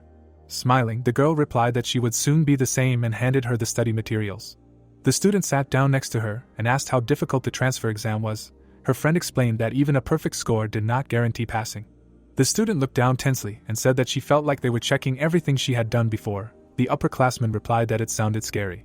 Closing her eyes, the senior asked her not to worry and said that in reality, the graduating class was not much different from the top of the 4th class, so with her abilities, she would have no problem. Surprised, raising her eyebrows, Serial noticed that the aura around her had changed and assumed that her friend had become mentally stronger. Emmy asked how Shiren was doing. The girl opened her mouth in shock and asked if they had never met him. There was a fountain outside. The girl said that something very interesting was happening right now. The student looked away and asked if her friend was really competing with Irika. The student frowned in confusion. Her friend remembered how the boy had also been picking on her all the time, and said that he was actually using his opponent's emotions to provoke and win. The senior opened her eyes in surprise and called him some kind of genius hunter. The 5th grader asked if they didn't need to help Chiron. The senior closed her eyes and concluded that he didn't need their help at all. Serial asked why she was so heartless towards her boyfriend. Amy looked up and said that she didn't mean that at all, but that the boy knew what he needed to do. The mage began to sweat and breathe heavily. The wizard grabbed his tie, and the screen showed a result of 700 points. The student opened his mouth in amazement, and said that he never thought he would see such a result from someone from the 5th grade. His friend called the newcomer incredibly determined. The protagonist walked out of the training ground. Someone shouted that such a result cannot be obtained unless you finish 10 levels in 10 seconds. A rookie approached him and declared that this was an excellent result. Shiren looked back and explained that he simply had to prove something to him. Taking a sip of her drink, the girl asked if winning was that important on an exam. Her friend reminded her of how she had bragged about her invincibility last year. The girl raised her eyebrows and explained that she had never competed with her classmate and simply ignored his provocations. The student looked away and said that she would have lost if she had competed with him seriously. The student smiled awkwardly and asked what that meant. The result of 701 points appeared on the screen. The boys raised their hands and called it amazing. The boy grinned. His classmates were surprised that he was so calm even after scoring over 700 points. In the jubilant crowd stood a disgruntled protagonist. Shiren frowned and was convinced that he could not beat him. The school bag fell to the floor. The boy sat down on his bed. The academy was visible outside the window. The young man remembered that the exam would be after the weekend, which meant he only had 3 days to prepare. Closing his eyes and sighing, the mage realized that he couldn't find another way to win, and wondered if he should give up. The mage frowned and thought about how the student called him a weakling. The student scratched his nose and asked him to stop talking about idealism. The protagonist narrowed his eyes tensely. In the memories, he and his father constantly had to kneel. Chiron realized that no one would believe his words. A small boy stood in the middle of a ruined street. The boy lit a candle with a match. Sitting on the bed, he realized that he had lost his sense of reality due to the fact that he had been in an aristocratic academy for a long time, and assumed that the high school student was not actually wrong in his words. Squinting, the young man decided that the world would not listen to someone who had no power, and realized that he should not give up. The magician began to meditate, and thought that there was no other way to win except to go beyond the numbers. The drops turned into numbers. The magician floated next to them, wondering what a sequence was. He summoned a bright flash and asked himself, what was its essence? Raising his hand, the protagonist decided not to think about it, and realized that he would not be able to see the big picture if he was lost in his thoughts. Bright flashes appeared in front of his hand. They gathered together and surrounded Chiron. His eyes lit up. The boy wondered how far he could count. A blinding light illuminated him. The young man reached the barrier and asked what it was. The magician put his hands on it, and realized that this was definitely not the end of the numbers, because they were infinite. Suddenly, the barrier began to crack. The magician looked down and wondered what was happening. The floor beneath his feet collapsed. His eyes widened. The protagonist woke up on a bed and wondered if this was a hallucination. The candle melted completely and went out. Chiron couldn't tell if he had imagined it, although the strong feeling of attraction was very real. The boy looked out the window and concluded that numbers existed for more than just the sake of counting. The full moon was shining outside the window. Later the boy realized that more than 40 hours had passed since he closed his eyes. The next day, people were gathering at the first joint training ground. 2 students entered the arena when the day of the speed shooting exam arrived. On the wall, there were 2 screens for calculating the scores. The student frowned and asked why the younger students came to the 5th grade exam. His friend assumed that they just wanted to watch. A group of people entered the hall. Among them was a joyful Serial. The student grabbed his head and felt too much pressure. His friend explained that everyone just wanted to see their classmates compete. The girl raised her hand and thanked her friend. On the wall was a table with the competition program. On the screen, images of the protagonist and Irika appeared. The student smirked and asked who would win. The girl said it was too early to draw conclusions. She narrowed her eyes slyly and said that the result could change a lot because the opponents would take the test at the same time, and then the newcomer would have a chance to win. A minute later, the boy showed a peace sign and announced his victory. His opponent became very angry, even though he passed the test. Serial put her hand to her chin and realized that she was still nervous. Another minute later, Nade smiled and decided that he did pretty well. Itella praised the 19th group.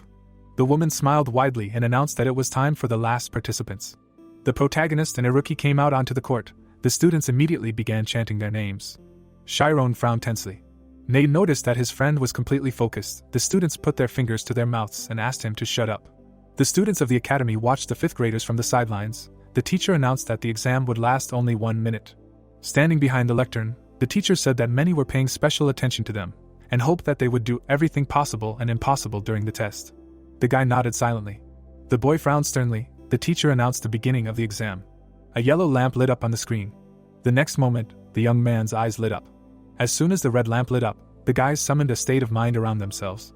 Explosions were heard one after another above their heads. The children opened their mouths in shock. The result appeared on the screen. All the targets exploded as soon as the test began. The magician summoned a photon emission in his hand. The student waved his hand, controlling the form of evasion. The guys noticed that his state of mind decreased. A bright beam of light flashed over the site and destroyed the targets. The girl crossed her arms and said that she had only heard of his technique before. Serial understood why Amy called him a strong opponent. Suddenly, the girl frowned in confusion.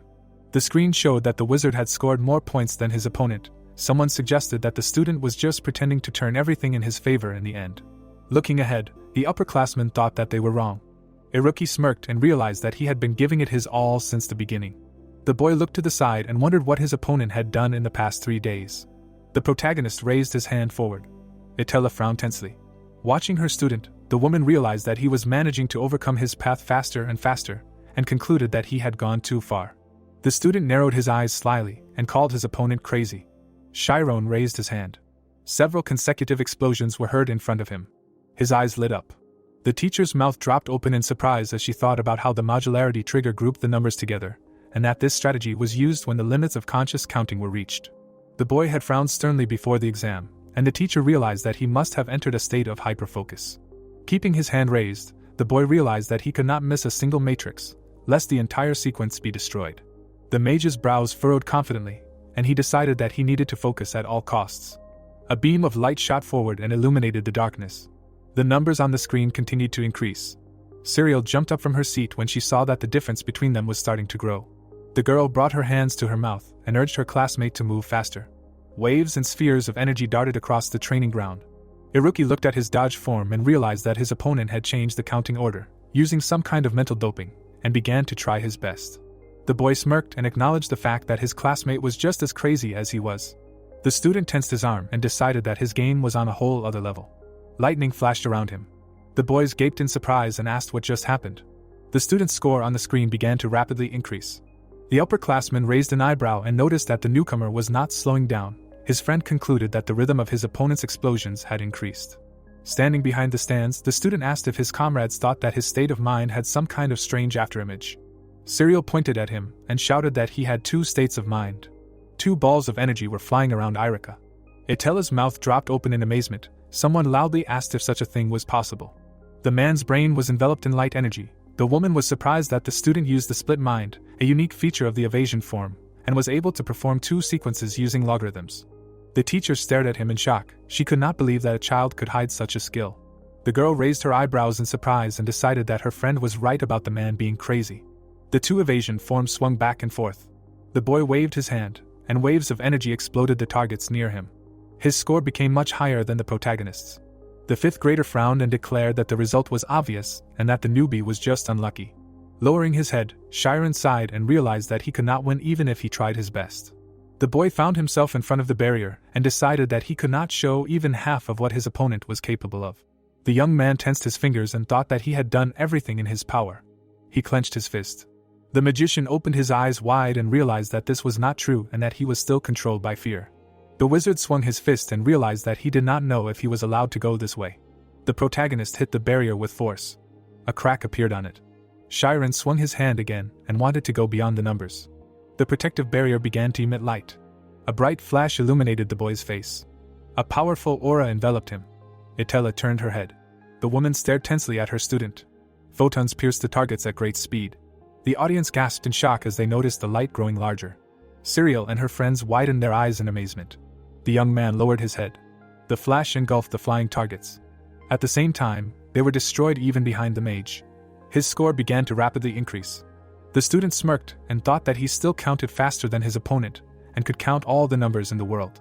A wave of energy pierced several targets. The target exploded. Iruki decided that he could win. With only 1 second left, the boy gritted his teeth and wondered why time was moving so slowly. A loud sound was heard and the targets disappeared from the training ground. The student fell to the floor. His result appeared on the screen. The student concluded that he had won the competition and asked how his opponent was doing. The high school student turned his head. The wizard looked down in fear. Someone put their hands on his shoulders. Cyril frowned in worry and asked if he was okay. The girl looked back and shouted that her friend had won and set a new record. The result appeared on the screen, beating Irika's by 6 points. The children surrounded their classmate and began congratulating him on his victory. The boy approached him and stated that wide-range magic was prohibited in the speed shooting exam. The protagonist pursed his lips and thought about the fact that the entire exam area was covered in light. The student called it too boring. Extending his hand to his opponent, the student stated that he was just joking and congratulated him on his victory. The children opened their mouths in shock and were surprised that he admitted defeat. Chiron stood up and asked if his classmate admitted that his point of view about life being more important than research was correct. The upperclassman frowned and confirmed it. The boy raised his eyebrows in surprise and asked if that was true. The children looked at them in confusion. Irika explained that the explosions were not cruel and that it was just a huge amount of energy, adding that they needed to gain the desire to harm someone in order for them to become cruel. The boy widened his eyes and stated that this type of energy was controlled by a person, so the fact of danger did not change.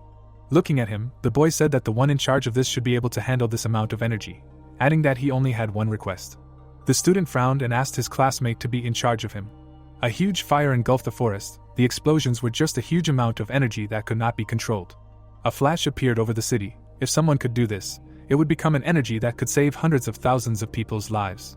Standing on the training ground, the student explained that a new era would begin and they would stop fighting the limitations of nature, and said that he did not have faith in this noble idea. The mage asked why he did not tell about this from the beginning. The wizard's mouth dropped open in surprise when the upperclassman stated that he wanted to know what kind of person the newcomer belonged to. Iruki frowned and added that there were those who were not afraid of using force, and those who knew what fear was. The protagonist's brows furrowed in tension and realized that his comrade was afraid of becoming an indomitable force. The boy opened his mouth wide and said that his rival had proven the truth of his will by defeating him. Standing in front of his classmate, the student called him the only one who could stop him. The boy smiled awkwardly when the student stated that he would not go anywhere until he became responsible for him. Chiron realized that he no longer understood what they were talking about. Looking at his friend, the boy did not know who was in front of him, an idealist or a realist. The upperclassman frowned pitifully. The fear in his eyes was real. The youth took his hand. The wizard sternly frowned and promised to stop him when the time came. The boy's mouth dropped open in shock, and Nate burst into tears. The fifth grader hugged his friends and said he was very proud of them. Ithella approached the crowd and asked her student to come over to her for a minute. The wizard looked back and agreed. The heroes went out into the hallway. The woman grabbed the student by the shoulder. The teacher's mouth dropped open and asked if he understood what he had done. The protagonist looked at her in fear and asked what she was talking about. The teacher frowned sternly and explained that in the zone he had managed to get into, people ceased to be themselves. Chiron frowned sadly and apologized, saying he had not known it was so dangerous. The teacher looked down and explained that the space beyond numbers was called the infinite, and that it was also called the function of immortality. Ithella looked ahead and added that the bishops called it nirvana. The boy opened his mouth in amazement and thought about how people who reach infinity become nothing. In his memory, a barrier appeared in front of him, more like a huge void. The young man rushed forward. Bright flashes appeared. This void swallowed him. The magician woke up on his bed. The wizard rose to his feet. He had this nightmare every night since he visited that space. The protagonist accidentally dropped a glass of water. Chiron grabbed his chest. From time to time a strange feeling began to visit him. Looking at his reflection in the water, the boy remembered that the teacher could not find any anomalies in his body, and wondered what was happening to him. Birds were flying above the building. Sitting in a chair, the young man said that lately it seemed to him as if a ghost was hunting him. His friends stared at him in surprise. Sitting on the couch, Nate admitted that he even felt nervous because of his serious tone. The mage asked if this wasn't a supernatural science research group, Irika was outraged that the genius who had passed him was worried about such a thing. The mage pointed at himself and asked if his question was really that stupid. The boy wondered if the dream was really a black and empty space. The protagonist confirmed it. A cloud of energy absorbed the stars around. In the end, the space split, and behind it was only emptiness. A trembling thread of light appeared in the darkness. Looking away, the student concluded that it was a number that no one on the continent could determine, and suggested that this place might actually exist. The guys opened their mouths in surprise when the student called it outer space. Chiron tensely knitted his eyebrows and asked how he could dream about a place he had never been to. A high school student raised his hand and said he had heard about it before. Frowning, the fifth grader told him that 200 years ago, a criminal sentenced to death participated in an experiment on the transfer of consciousness, and explained that if the soul is made of matter, then it can be disassembled into its component parts. Scientists gathered in front of a coffin connected to electricity. These experiments were banned due to their inhumanity, but the condemned man survived, and his consciousness returned to him a month later. The man lay on the bed. He knew about the state of countries outside the continent, where he had never been before and which he had never even heard of. The boy smiled nervously and asked if this was true. Nade replied that the information the convict told him was checked and it turned out to be true. Looking away, the boy said that electricity split consciousness, which began to ionize and caused electromagnetism, and asked if this force was able to attract information about the world. The boy clutched his shoulders as the student declared that the strange tingling sensation the condemned man felt could be called supernatural. Jumping up, Iruki concluded that their classmate had seen space and assumed that he had transcended space and time as his consciousness had been ionized by electricity. The mage gaped in shock and asked what that meant. The student brought his index finger to his thumb and explained that things happened in the microscopic world that defied human understanding because it could not be observed and measured at the same time. The high school student imagined an atom and suggested that all souls were smaller than an electron, then the relationship with space and time could be broken. The fifth grader raised his index finger and decided that in this case, it would be possible to sense outer space. Nade said that this was very similar to the situation the newbie found himself in. The wizard's eyes widened in amazement, and he was surprised that they could find an explanation. The protagonist called them a real research group. The guys smiled. Iruki said that this was only a hypothesis, for the development of which more information was needed. Chiron raised his eyebrows when asked to confess and asked what they were talking about. The boy frowned and remembered that during the speed shooting exam, something was wrong with his photon emission, after which he began to have nightmares. The boy looked down. The student asked him to tell about what really happened. When the young man told about the immortality function, the student widened his eyes and asked what it was. The boy looked at his friend in fear, who immediately laughed. The high school boy covered his eyes with his hand and said that everything was clear to him now. The fifth grader spread his arms and said that this was the ultimate dream of mathematicians, a function that could be the key to everything in this world. The magician explained that according to Edel, it was very dangerous. His friend confirmed this.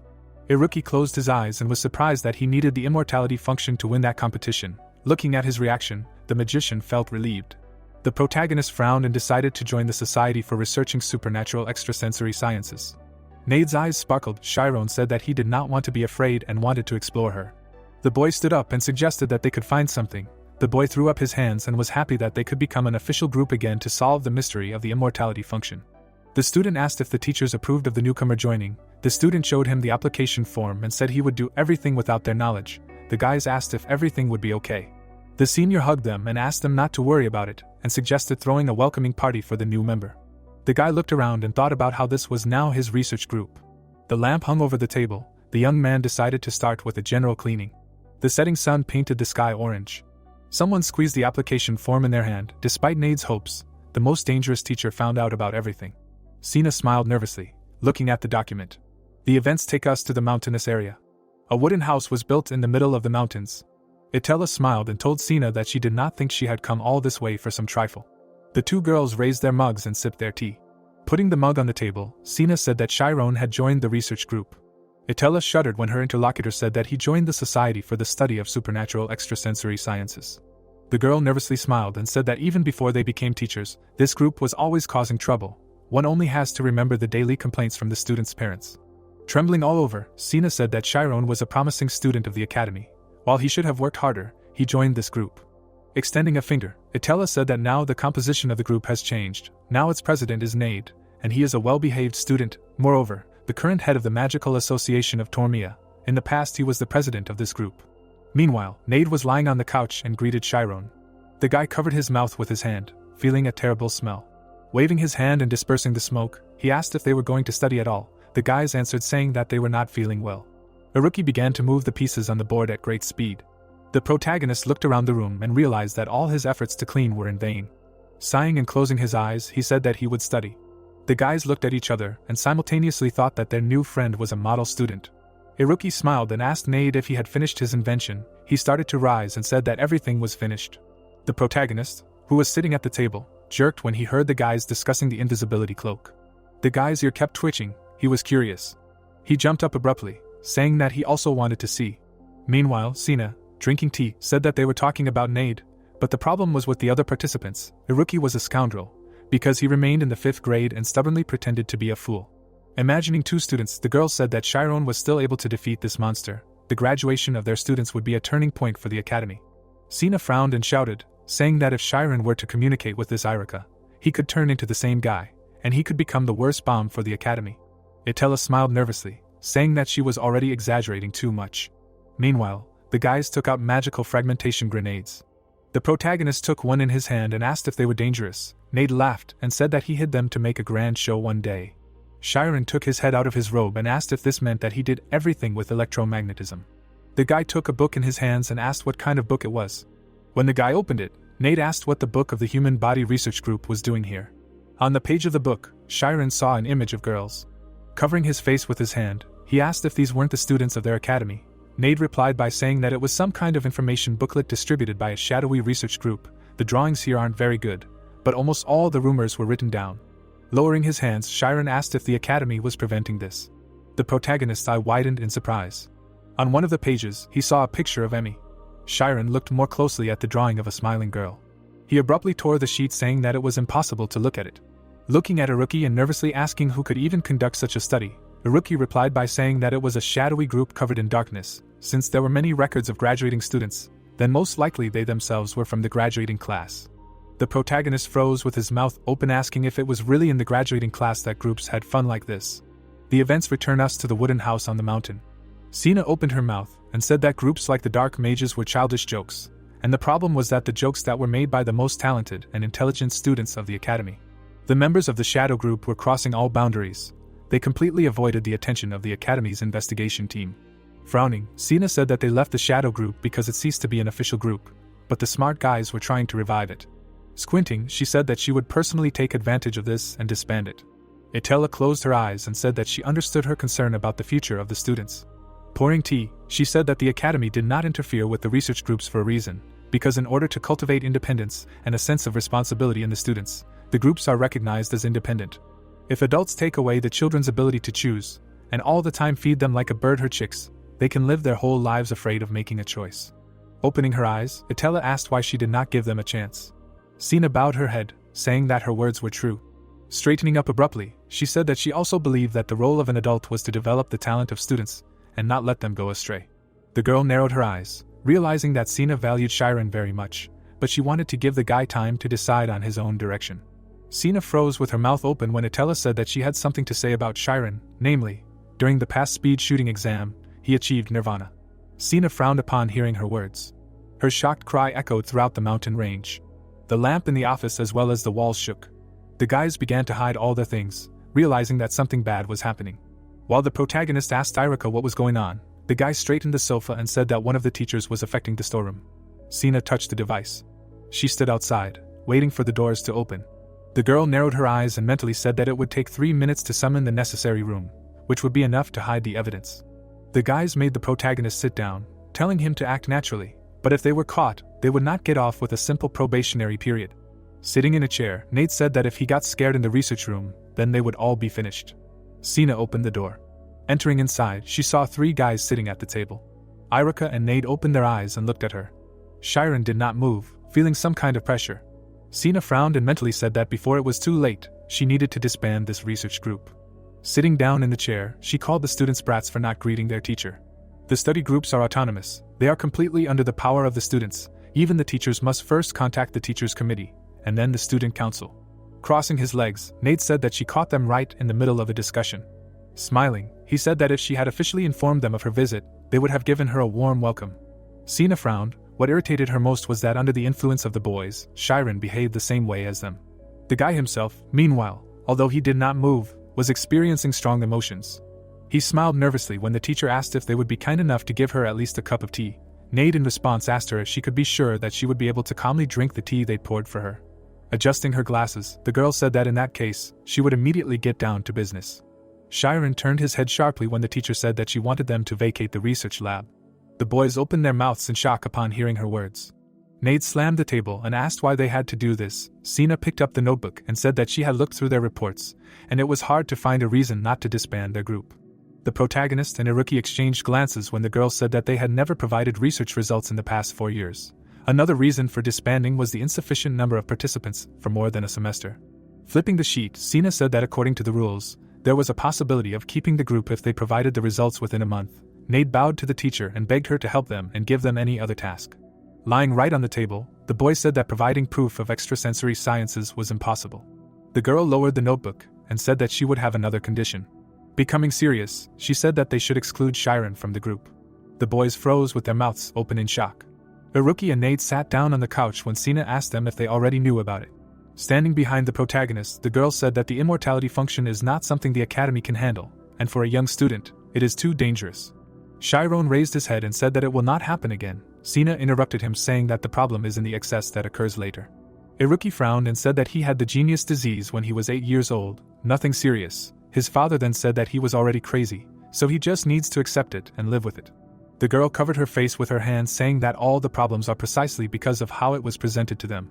After the teacher explained that excess is a phenomenon in which the consciousness cannot cope with the volume of a suddenly appeared ability, like a dam cannot hold back an excessive flow of water, this terrible symptom can lead to a nervous breakdown. However, because society calls it a genius disease, children who miss the time to recover suffer from it for the rest of their lives. Shiren bowed his head. He understood that a nervous breakdown was quite possible. After the constant nightmares, it seemed to him that he could really go crazy, as if a child had drawn many different lines inside him. Sina put her hand on the sofa and said that Shiren's study load would be reduced, and he would undergo intensive psychotherapy. She would do it herself, so they should expel him. The girl sharply frowned upon hearing the refusal. Nade's face twisted, then he said that he would not even allow the thought of it. Iruki stood up and asked if Shiren himself should decide everything. Iruki raised his head and asked if she was overstepping her bounds. Nade frowned and shouted, asking Sina if she liked Shiren, since she was so protective of him.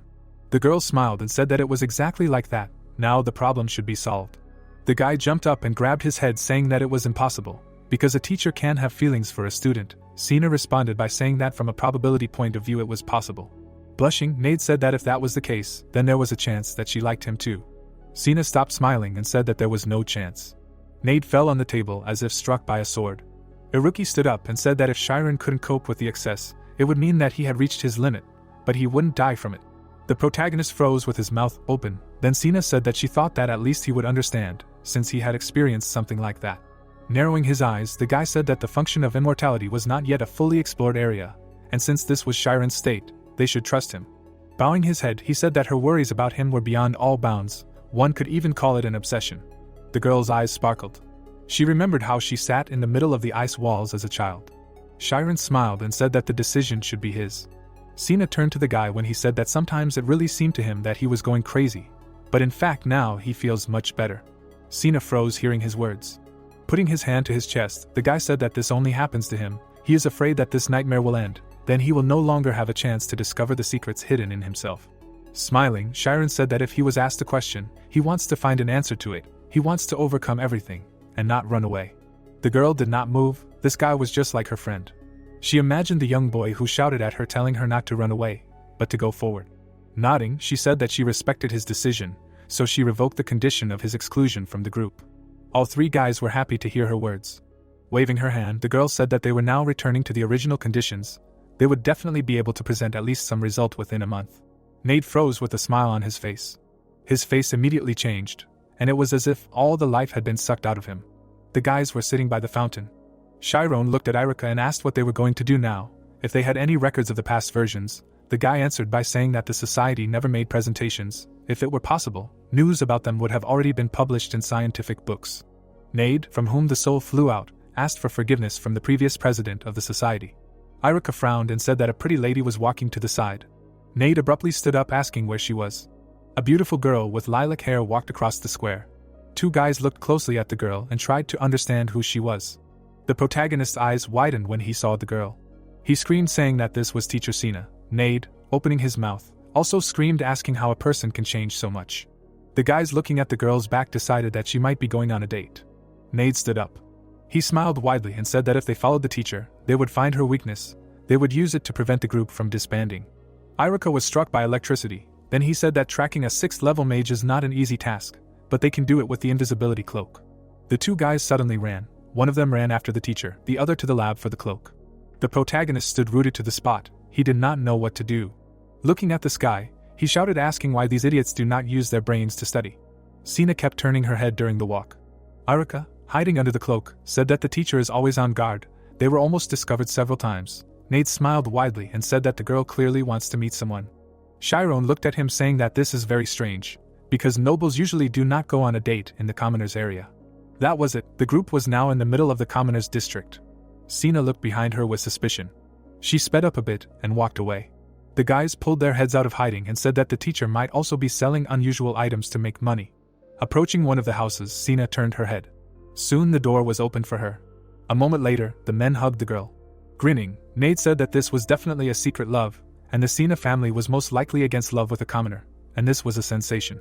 Running forward, the guy said that they needed to go after her and collect all the evidence. Iruki and the protagonist froze in horror. Iruka's eyes lit up. The guy's mana went through the door lock. Soon the lock opened. Iruki immediately jumped into the storage room. The protagonist smiled as he listened to Nade say that they first need to check the hallway with the evasion form. The boy couldn't understand why these idiots didn't use their supernatural brains and drive to study. The three boys under the robe stopped when they heard a female voice. Nade pointed to one of the doors and said that the voice was coming from there. The protagonist cried and asked to leave, but Nade didn't agree, saying that the teacher started this battle. He approached the door and heard Sina ask the man if she should change her clothes. From the crack in the door, Shin's suggestions to take this or that thing were heard. Iruki and Chiron sweated and blushed, saying that they should stop eavesdropping. The boys froze in shock when the teacher asked the man how long it would take for his wife to return. The boys instantly sweated and widened their eyes in shock. It turns out their teacher was dating a married man. Iruki looked at Nade and said that they had already discovered enough. Now it was time for them to leave, but Nade did not agree. He abruptly grabbed the door handle, saying that they needed to stop them. The boys abruptly burst into the room and, crying, told Shin not to do this. They abruptly froze when they saw the man drawing something on the canvas. Meanwhile, the door to the room fell. The boys stopped and looked at the painting in confusion. Sheena, blushing with embarrassment, screamed, asking the students what they were even doing here. Soon, the boys' hands were raised up. They sat on their knees and asked for forgiveness, saying that they only thought that she was committing adultery. The girl was struck by an electric shock. She screamed, asking the bastards, who did they even take her for? Iruka closed his eyes and said that they would gladly receive punishment.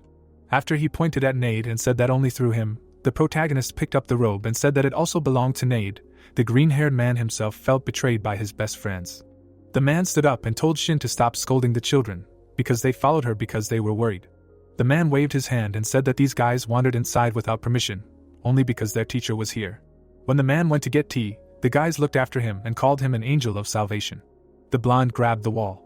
Chiron opened his mouth in surprise. He realized that the man was blind. The guy grabbed his head. He tried to understand why his head had become so heavy. Sina covered her face with her hand and said that fortunately Armin had a wonderful character. Nade clenched his fists and asked her why she was acting so cautious before meeting him. The girl opened her eyes and said that Armin was a senior in high school with whom she studied in the same academy. She sighed and looked away. Looking at the floor with sadness, she said that Armin lost his sight because of her. Ice grew on the girl's path. She experienced excess when she was younger. In those terrible days for her, she only ran in tears. Armin ran after her, saying that the water was rising too fast, and it would be dangerous for her there. Sina continued to run away, screaming, telling the boy not to approach her. Suddenly, she turned over. A moment later, the girl fell into the water. Armin jumped after her. Throwing Sina onto a log, Armin said that if they held on and floated downstream, they would be saved. The boy froze with his mouth open in shock. Right in their path, many fallen trees appeared. Sina turned around abruptly when the boy told her to go down into the water. Putting his hands on the girl's head, he told her to hold her breath, and he held her head so that she would not surface. So only Armin remained on the surface. He looked at the trees ahead and mentally said that they would definitely survive. At least Sina would survive. The boy's eyes began to tear up. The girl, smiling sadly, said that this is how Armin lost his sight and gave up the idea of becoming a mage, and she was shocked when he recently contacted her and said that he became an artist. Iruka, who was sitting next to Nade, said that now it is clear why she was so worried about the excess. At that moment, Armin entered, saying that Sina grumbles a lot. Giving the guys a glass of cold tea, the man said that despite this, Sina worries about them more than anyone else, because she constantly talks only about her students. The protagonist looked at the canvas and asked permission to watch him paint. Iruki looked at the palette and asked how he could paint without sight. Sina immediately called them both rude. Armin responded by saying that they didn't have much time left, so it was better to get back to the painting. Sina sat down on the bed embarrassed. Armin started painting with a smile on his face. Iruki stroked his chin and suggested that the man was using a state of mind. Raising his hand, Nade said that Armin definitely had a zoner level. The protagonist parted his lips and told Armin that he could see everything perfectly. The man's hand froze. He smiled and nodded. Removing the blindfold, he said that it was very interesting. The boy's eye widened. Armin released his aura and said that he wondered if he would notice it. The protagonist jumped up and started hitting his friends, saying, to look at Armin. He turned his head and noticed that his friends were not moving. Even Sina's teacher didn't move. Armin, who was standing behind the protagonist, said that it was all a spell. Extending his hand to the guy, he said that this spell was called Pause. Chiron turned to him saying that it was impossible. But in his mind he didn't say that he never thought he would meet a time wizard who had reached the speed of light. Raising his hand, the man offered the guy to sit down so that they could talk calmly. The whole world froze, even parallel realities froze at that moment. Chiron smiled nervously. Armin, sitting opposite him, said that he was very worried, knowing that he would soon understand everything. Pointing to his eyes, he said that usually people perceive light with their eyes and then rebuild it into visual information, but his eyes themselves are light. He understood that as soon as he saw him, he definitely experienced the same thing. The protagonist screamed, asking if this was really the same feeling. Smiling, Armin said that this was a function of immortality. Chiron froze in horror. His eyes widened, then he asked if he could learn about the function of immortality. Raising his hand, the man said that the function of immortality is the door to infinity. Those who open it are called openers. The eyes under the bandages lit up slightly. He saw the guy's energy body and said that he opened this function. The minds of those who managed to open the function quickly flowed into infinity, and thanks to this, they felt great strength and liberation. The protagonist, hearing the explanation, froze with his mouth open. Armin smiled and said that if he did not overcome the line, his mind would not be destroyed. Chiron, hearing him, said that every night in his dreams he sees the universe. The man's eyes lit up again. The protagonist, putting his hands on his legs, said that because of the sensations of the supernatural, he was going crazy. Releasing a small part of the aura, he said that he felt some kind of danger. The man's smile widened. Continuing to smile, he told the guy that he was loved by magic. Chiron shuddered when he heard his words. Armin explained to the guy that the place he was reaching was a boundless space, a universe. A person being there felt immense fear. Most explorers gain the omnipotence of space once they were there, but the fear the guy felt did not relate to space. His universe was different. The protagonist smiled when Armin said that once he understood what kind of universe it was, his anxiety would disappear. The man, still smiling, said that he might not find out about everything soon, or maybe even tomorrow. It was impossible to find out. Chiron froze with his mouth open. Seeing the guy's astral body, Armin said that it was something already inside him. He was just not in a state to give it a name right now. Chiron rubbed his chin and said that he did not understand at all what he was talking about. Perhaps it had to do with the light and threads he saw. Armin, who heard his speculations, tilted his head to the side. He smiled, saying that it might relate to gauge symmetry. The boy's eyes widened in surprise. Armin looked at the boy and said that scientists believed that this world was perfect. After all, there was a perfectly suitable rule of physics. It was a world that could be explained by mathematics. All of this was similar to the constant speed of light. Perfect symmetry looked like a skillfully arranged product of someone's will, but when people continued their research, they realized that this symmetry had already been broken. The protagonist looked at Irika and remembered how he mentioned the unknown world of probability. Smiling, Armin told Chiron that he could handle it. The protagonist's eyes trembled. He smiled widely and thanked the man. He bowed his head saying that he was only keeping an eye on the teacher, but now he was so glad that he was able to meet him. Armin looked at Shin and said that he should keep an eye on her, because she was softer-hearted than she might seem. Chiron looked at the man in surprise and asked why he was hiding what he could see. Armin bowed his head and said that it wasn't like he had restored her lost vision, but he shouldn't burden her any further. So everything in the room returned to its original state. The man smiled mentally, saying that he was already married and he wanted to help Shin live her own life. The teacher was pleased, posing for her friend. Irika and Neil looked at each other and talked about something. The guy's lips stretched into a weak smile. He promised to keep Armin's secret. Soon Shin's porter was ready. Armin and the others went outside to say goodbye. When Sina raised her head and stared at Armin, a girl's screams were heard from afar. The girl with red hair ran to her husband asking if he had finished his painting yet. Seeing Sina, The man's wife suggested having lunch. All of Armin's guests shuddered with their mouths open in shock. The protagonist froze and realized that Armin had an unexpected type of woman. Approaching Sina, the girl said that she must be sick since she was so red. Suddenly, the entire group turned around and ran away. Armin froze with his hand raised in farewell.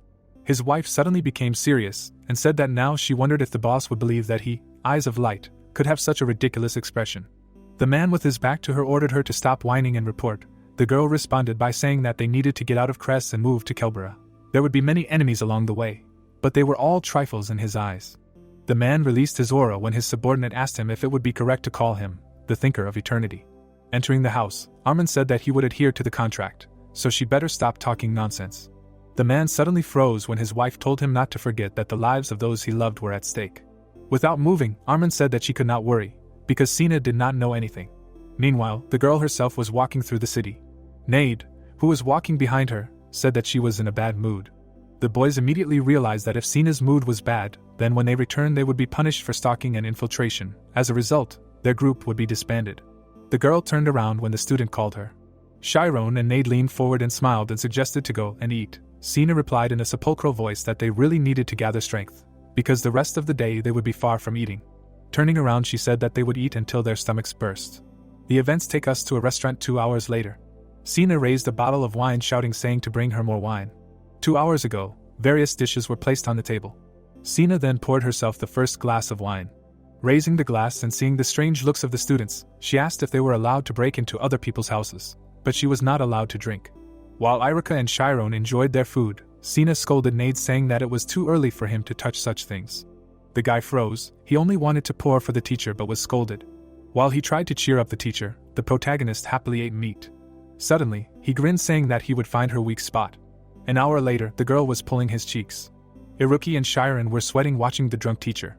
She suddenly pressed themselves against each other when Sina screamed, saying that they both showed amazing performance in the speed shooting exam. Pointing at them, she asked why, being so talented, they slacked off in their studies. She suddenly burst into tears, saying that there were a lot of talented students, but not everyone manages to make their dreams come true. The guys almost jumped out when Sina said that they probably think that she is a bad teacher. Tears appeared in the girl's eyes. Her head rushed to the table. The girl suddenly fell asleep at the table. Iruki took a toothpick in his hand and said that they had finished everything. Their teacher still hasn't woken up. The protagonist approached her and tried to wake her up. Suddenly, a man approached him from behind, saying that the lady seemed to have overdone it with alcohol. Smiling, he offered to use his carriage. Nade stood up and refused him. The man placed his hand on the girl's desk and said that the children should not interfere. The butler extended his hand to Shin and said that she had a pretty good body. He suddenly frowned. Chiron grabbed his hand. Glaring at the butler, he ordered him not to touch their teacher. The man stood in front of his butler and said that the children should crawl into their mother's arms and fall asleep now, otherwise they would be in trouble. Nade and the protagonist silently looked at the man. Suddenly, a sphere of mana sparkled near him. Nade clenched his fist and told them that they'd better leave now if they did not want to pee right there. Douglas and the butler looked at each other in horror. Irika snatched Douglas' wallet and said that he turned out to be a government employee. He threw the man his wallet, saying that if they wanted to expel them, then let them look for Irika's Merkdane. The wallet hit the man in the face. He froze upon hearing the guy's last name. He didn't even notice the nosebleed. The Merkdane were a family that had been royal advisors for 3 generations. Douglas and his butler were electrocuted upon realizing the guy's identity. They turned around abruptly and ran away. The protagonist looked after them sullenly. Sina smiled imperceptibly. Nade was holding a photo of his teacher in his hand. He was spinning around, saying that it would be a sensation. The protagonist was sweating heavily. He was carrying the teacher on his back and asked why only he was carrying the teacher. The guys answered by saying that he was the strongest of them. Indeed, if Nade could carry Sina 10 steps, then Iruki couldn't even lift her. Iruki approached his friend and offered him to use the diagram. If he could use the state of mind, then everything would work out with the diagram. Nade turned around and said that there were swordsmen in the kingdom who possessed magic. The protagonist opened his mouth and said that he wanted to learn it. Iruki narrowed his eyes and said that he would ask leading questions, he would follow his voice. Chiron agreed and closed his eyes. The guy plunged into the inner world, where there was darkness. Then Iruki stood at the guy's shoulder and asked where exactly he kissed the high school girl Emmy for the first time. Chiron suddenly opened his eyes. He was angry. The crescent moon was shining brightly in the sky. The protagonist, who was walking behind the whole group, suggested not to use the teacher's weakness as an argument. When the guys looked at him in surprise, Chiron said that the teacher had a very hard and sad day today. Everyone looked at the girl on the guy's back. Iruki looked at Jill and said that she would not want them to go through the pain that she herself experienced. Scratching the back of his head, the green-haired man said that the previous president of the group entrusted her to him. If they disbanded, he would be humiliated. The guy frowned and thought. Looking at the river below, he said that everything would be fine. The boys looked at each other and stood in a circle and said that they would do everything in their power. At that moment, Sina suddenly woke up, asking why they were having so much fun. Putting on her cloak, she apologized for the trouble they had caused. Closing her eyes, she said that she would keep quiet about their foray out of the academy. Fixing her hair, Sina said that she was not going to punish them. Then she pointed at the boys, saying that she was giving them another month, starting from today. Putting her hand on her hip, she said that if they really loved their group, they should convince the academy of it. The protagonist froze with his mouth open. Nade closed his eyes and agreed.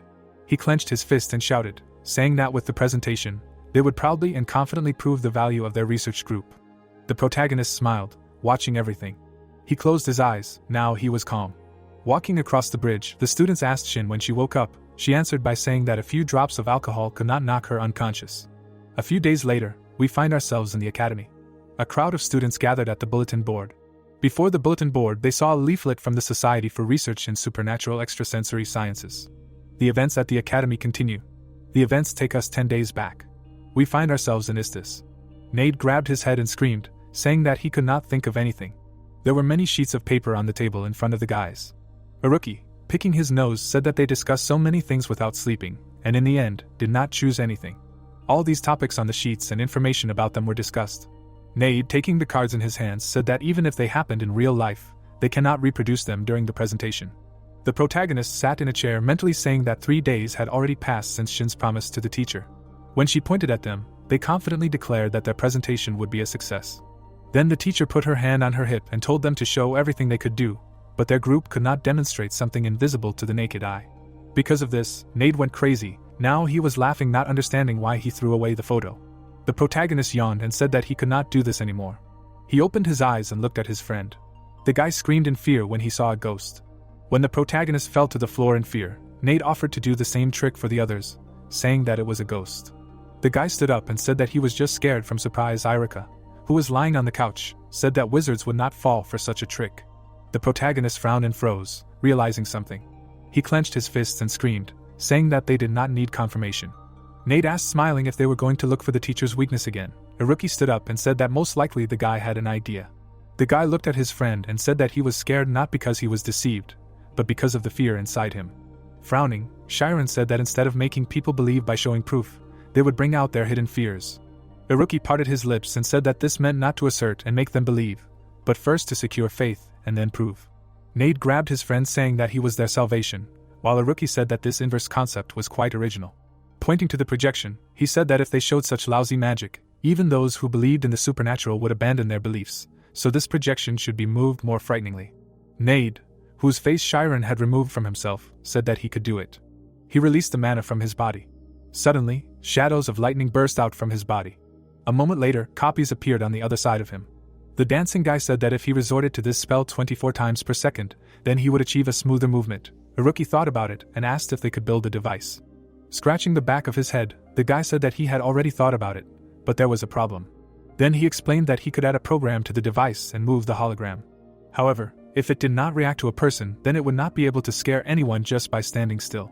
The protagonist narrowed his eyes and said that he was right, because he was so surprised because he was looking at him. Iruki raised his hand. Pointing at himself, he said that he could handle it.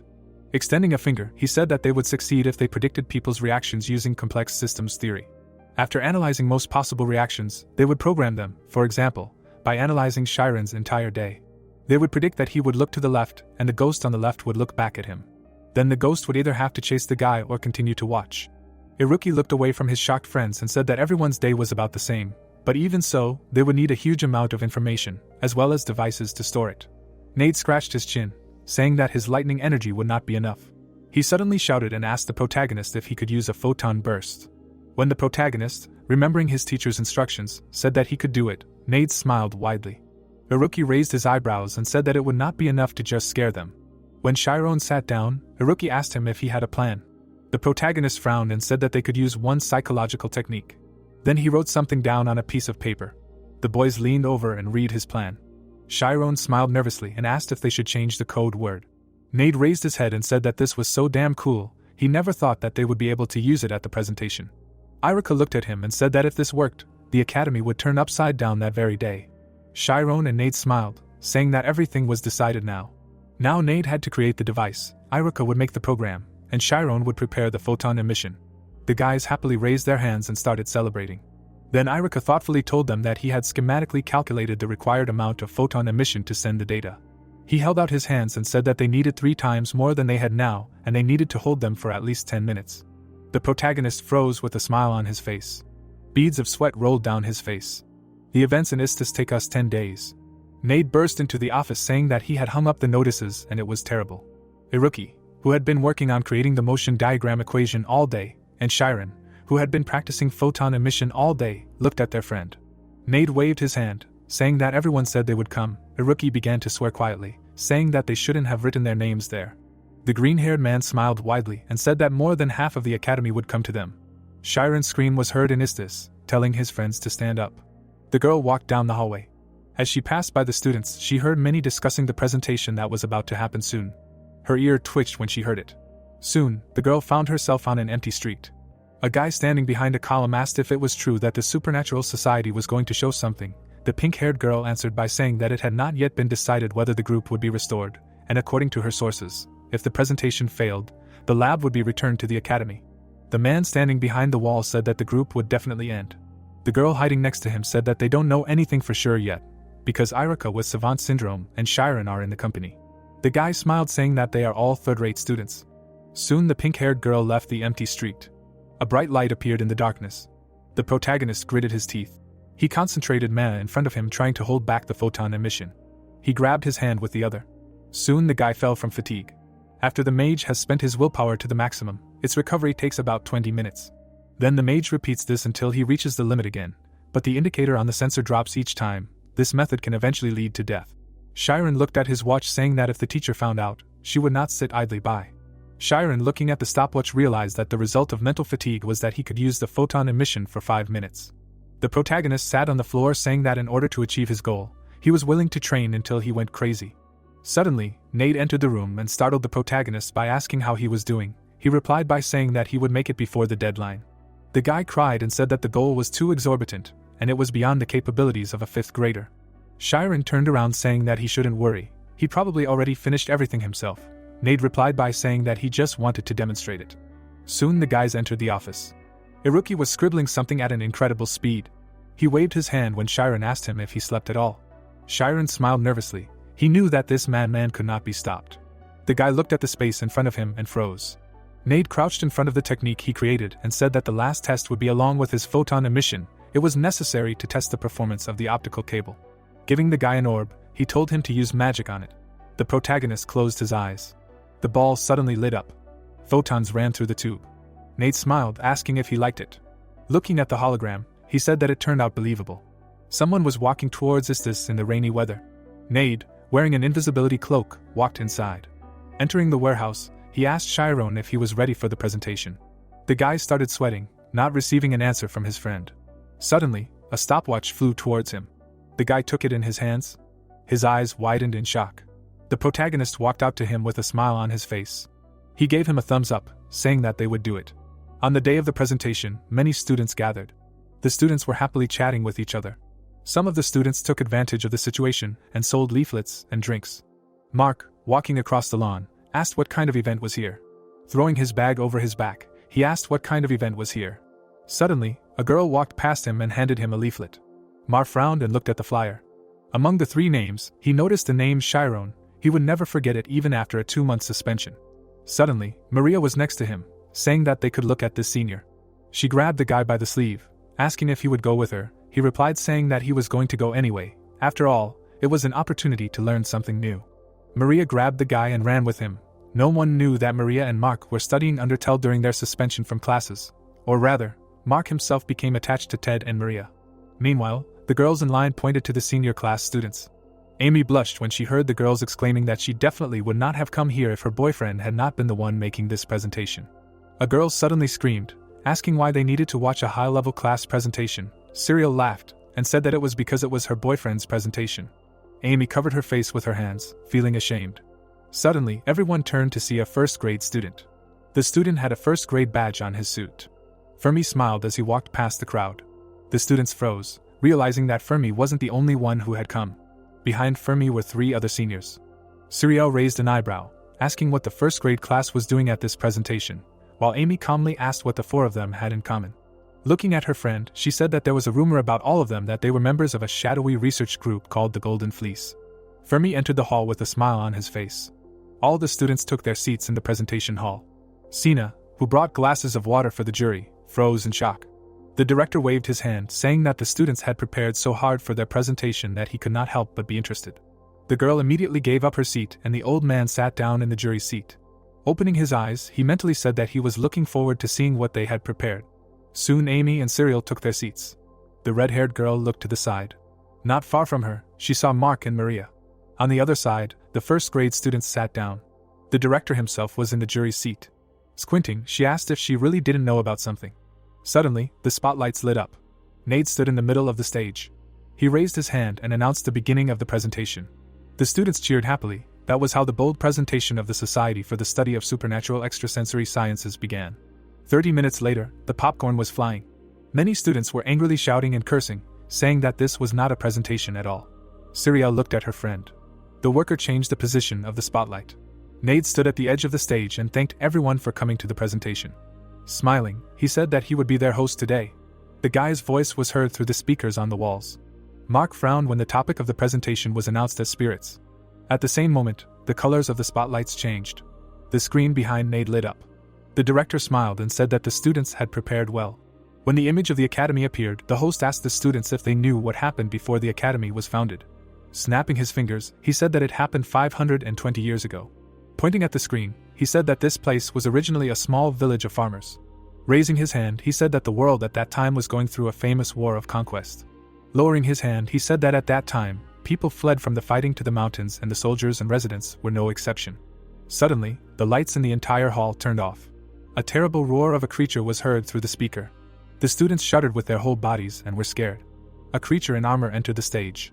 Nade looked at the knight and said that at that time it was a person possessed by an evil spirit. Many students laughed, realizing that it was Iruki. Iruki walked across the stage like a zombie. Soon he disappeared behind the scenes. While her friend laughed, Emmy frowned and asked if this was a presentation or a play. Suddenly, the image on the screen changed. Nade ran onto the stage saying that he came here to hide from the war and lost her, the most precious person. While Maria was worried about the guy, Mark frowned, not understanding what the hell was going on. It definitely wasn't a presentation. He suddenly coughed when he heard someone scream saying that she was here. Chiron ran out on stage in disguise saying that she almost lost him, her love. While the girls blushed and were surprised, the ladies laughed seeing the guy. Sina froze with her mouth open in shock. Cyril glanced at Amy. Seeing how her friend's eye was glowing, she told her to keep herself together. As they hugged each other, Chiron said that they would never spend a day apart again. They stared at each other. Their heads began to come closer. Maria covered her face. The students actively chewed popcorn at the sight of this. The guys' lips almost touched each other. Amy sweated seeing how the guys almost kissed. Suddenly, a possessed knight appeared behind. He bit Nide sharply, causing blood to spurt out. Everyone's mouths dropped in horror as they saw Nide's blood gushing out of his shoulder. Whoever it was, the students couldn't even move from what they saw. The spotlights rose. A moment later, they turned off completely. Maria leaned against Mark and said that she was scared of all this. Suddenly, one of the spotlights lit up. Then Nide shouted out that 6 months ago, the source of this story, an old diary, was found while studying the history of the academy. Smiling, he said that their group immediately began investigating, and the result was a shocking truth. Souls that had become evil due to being consumed by bad spirits were wandering around the other world looking for people to possess. The boys gulped. One of them smiled nervously in fear. Nide grinned. Suddenly, the bell behind him began to ring. The students looked at each other, not understanding why the bell was ringing. Standing half-turned, Nade said that spirits only come at midnight. Mark frowned again when Nade said that spirits can only be seen by those who are given permission by the spirits themselves. Smiling broadly, the guy said that now, thanks to the presentation, they were interested in spirits. They tuned into the frequency of the soul. Today, when the bell struck, they would probably notice a spirit wandering around. The students began to look at each other in fear and scream. Winking, the guy said that they should hope for their luck, and they would end their presentation there. The students froze upon hearing his words. A moment later, the lights turned on. The students could not come to their senses, they did not move. A moment later, popcorn flew. Many jumped up and began to shout and swear. Amy, leaving, said that she knew everything from the moment she got involved with these idiots. Many began to leave the hall. Sina bowed, asked for forgiveness and promised to punish the students. The director laughed and said that he expected this from the supernatural science group. Sighing, the girl tried to understand why they did this. The director smiled and turned around. Looking at the bell, he mentally said that these guys would not have started if they wanted to stop there. The old man's smile did not leave his face. At this time, the guys were laughing while walking down the corridor. Nade looked at Irika and asked if he saw the faces of the audience. He grinned and said that one look was enough to understand everything. The guys who were leaving exchanged nervous glances. Maria looked at Mark with fear. He, being in love, did not dare to show fear. However, everyone looked at the bell one way or another. The seed of doubt and fear was planted. The protagonist took off his wig and said that the first stage was successfully completed. The guy looked at his friends and said that they would show them what spirits are. Soon the sun began to set. A couple of hours later, night fell. The clock on the wall showed that there was still half an hour left until midnight. Nade entered the warehouse and asked his friend if he had finished the sequence meditation. Shiren nodded to his friend. The guys left the room. The day before, the guy returned in an invisibility cloak. He installed hundreds of hologram projectors throughout the Night Academy. The projectors were hidden above the windows of the first floor. Their wires ran through the sewer. Batteries were also installed in the sewer itself. The guys entered the hall. Iruki looked at his watch and said that they had 5 minutes left until midnight, and they cannot start too early or too late. The point is to show them the ghosts exactly at midnight. Raising his hand, he said to start when he gives the signal. Shiren took the ball in his hands. Iruki squinted, saying to get ready. Nade, standing next to the device, was nervous. At the signal, the protagonist poured mana into the sphere. The stream of photons glowed brightly. Iruki frowned and said that their friend had increased his magic power to an incredible level in just a month. Shiren closed his eyes, saying that it was as if he was pouring water into a bottomless cup. Nade, hearing his words, turned around. He began to sort through various buttons, saying that they had a problem. Tears appeared in his eyes. Pointing to the sensor, he said that the emission level was not increasing. Cracks appeared on the walls. Iruki, looking away, said that it was over. He glanced at the watch, saying that it had failed. Nade, clenching his fists, said that it was his fault. He bowed his head and said that he could not even assemble a normal device. Crying, the guy apologized for dragging them into this. Now because of him they became a laughingstock. Wiping away his tears, he said that he would take full responsibility. Suddenly, the protagonist screamed, saying that it was not over yet. His pupils lit up, then he said that they worked hard sacrificing their own rest. They just need to put all their strength into it. The bright light of photons illuminated the guy's face. Irika shouted at Nade, telling him to stop Shiren. Tears flowed down the guy's face. He realized that their friend was using the immortality function. Lightning struck the protagonist's consciousness. His eyes lit up brightly. He found himself above the ocean of eternity. His friends grabbed him and began to shake him. Nade cried, saying that they can abandon the group, but they definitely can't lose him. The protagonist smiled, saying that he was no longer afraid. Cracks appeared in the guy's consciousness. A moment later, the entire space shattered, flooding it with bright light. Shiren gritted his teeth. Armin told him this. The mana of the astral body crashed into the dark sphere. The guy's body began to dissolve. He screamed in agony. The protagonist began to remember who he was in order to overcome the power of eternity. Then a barrier began to form around him. Shiren's body was being restored. Soon he had completely restored himself. At that very moment, the light from the sphere increased. The protagonist screamed, saying that an emission was occurring. Iruki turned around, telling Nade to look at the sensor. Nade immediately went to the sensor. The sensor's reading had exceeded 100%. Pulling the lever, Nade told Irika to start. The guy nervously looked at his friend and picked up the remote control. In one motion, he lifted the switch. The events take us to the girls' dormitory.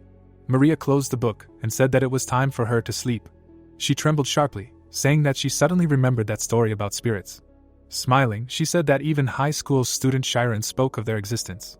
Suddenly, the girl saw a woman's spirit outside the window. She opened her rotten mouth. Maria frowned. At the same time, Emmy threw a vase with a scream. Jumping up from her seat, she asked the spirit how he got in here. He only opened his jaw wide in response, as if smiling. Amy raised her hands warily when she saw his smile. She turned around abruptly and ran away. Soon she met Cyril, who said that there was a ghost here. The girls looked behind them in fear. Remy, along with the crowd of girls, ran away from the dormitory.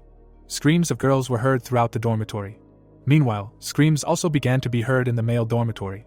Screams of frightened children were heard throughout the academy. Ghosts with smiles on their faces followed the crowd. One of the ghosts scared the students in the park. Some fell right on the run.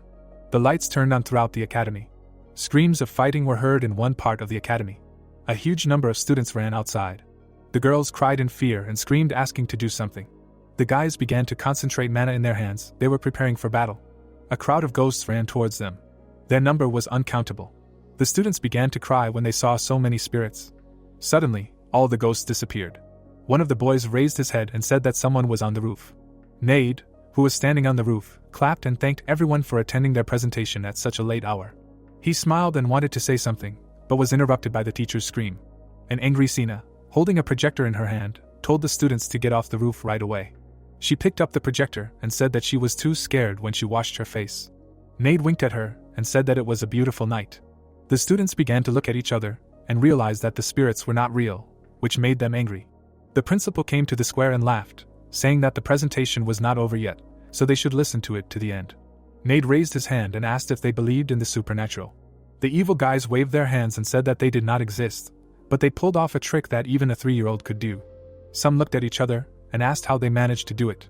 The guy turned to the girls and said that they simply used holographic magic. The girl asked him in response why all the holograms moved differently. Many began to look at each other and discuss the reason for such different behavior of the spirits. The director, having created a hologram, asked if they liked it. Smiling, the old man asked Sina if she could tell what trick they used. The girl adjusted her glasses and said that the level of their jokes had increased significantly. The protagonist closed his eyes, mentally saying that wizards attach great importance to intelligence. Magicians could not contain their thirst for knowledge and admiration for it. Books were an integral part of magicians. The guys clenched their fists and trembled with anger from the fact that they were deceived like children, and they could not even imagine what kind of device they used.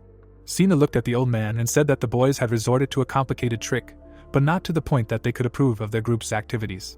The old man dispelled the ghost and said that the trick itself was not important. Sina was puzzled. Then the student raised his hands and began to say that ghosts were not real anyway. Pointing at Nai, the boy asked him what the connection was between the holograms and their group. Nade smiled widely and asked them why they were all here. The crowd froze upon hearing the question. Spreading his arms out to the sides, the green-haired man said that since there were no spirits or ghosts, what were they running from and who were they afraid of? Cyriel opened her mouth in surprise. Narrowing his eyes, Nade said that the emotions they were feeling now were the essence of the Society for the Study of Supernatural Extrasensory Sciences. Recalling all the moments of yesterday's presentation, Nade said that all of them, who did not believe in spirits, felt fear as soon as they saw a ghost, because the seed of doubt saying that ghosts and spirits existed was inside them. And this seed sprouted into a sprout. Irika and Chiron looked at each other and nodded to each other. When Nade said that they may not know whether they exist or not, but they are studying this sprout of doubt, this is the purpose of research. Today this sprout has blossomed to the fullest. While the girls were surprised and said that even today's knowledge was once called a lie, the guys frowned. Raising his hand, Nade said that because they all showed them that doubt, they proved the importance of their group. Bowing, the guys announced the end of the presentation and thanked everyone for participating in it. The students grinned. A smile appeared on the face of even the most dissatisfied guy. All the students laughed, saying that if the tricks were like that, they would definitely fall for it more than once. When the professors approached him, the principal asked where they came from and where they were going.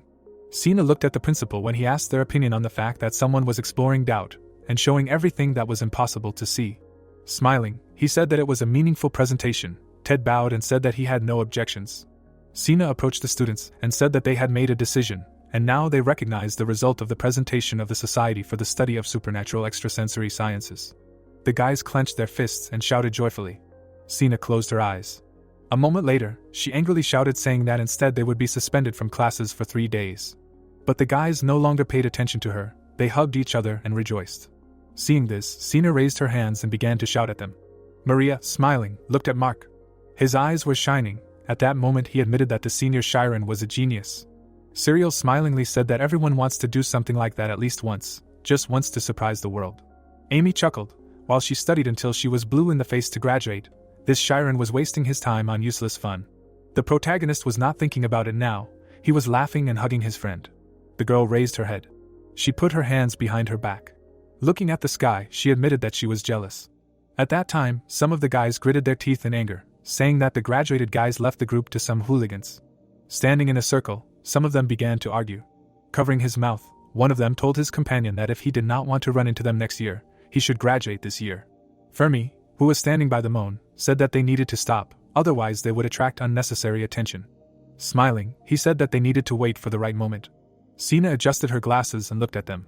She sighed, mentally saying that they were annoying scoundrels from the shadow group, she prayed asking them to grow up already. And so the events of that night ended. The magician summoned light particles in his hand and called it incredible.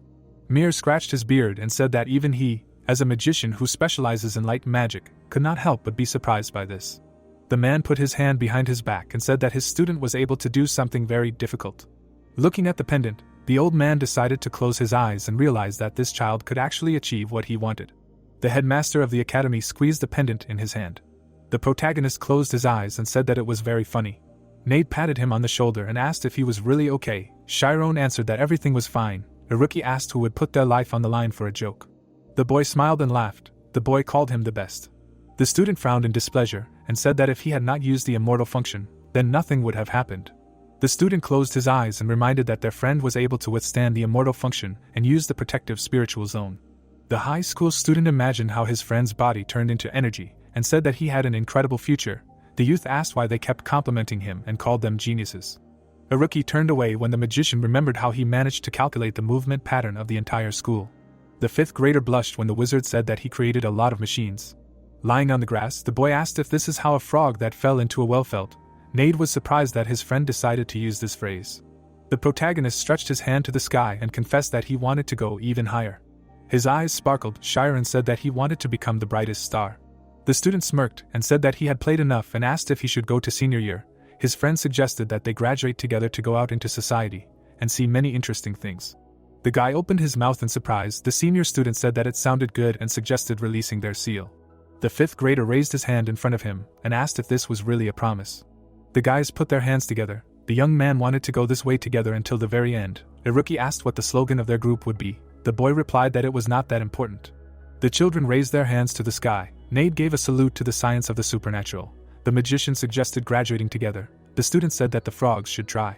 The student pointed at him and said that it was not a slogan at all. The senior explained that he meant that they should not become frogs. The wizard smiled widely and thought that together they could become the best magicians. Bright stars shone above the academy grounds. The next day, clouds floated above the building. The fifth grader frowned and asked if his friend was really going to waste his suspension time so stupidly. The rookie noticed that he was very tired and passed out.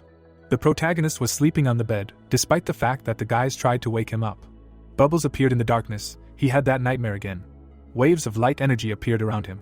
Chiron looked at the bright flash and wondered what was beyond the border of infinity.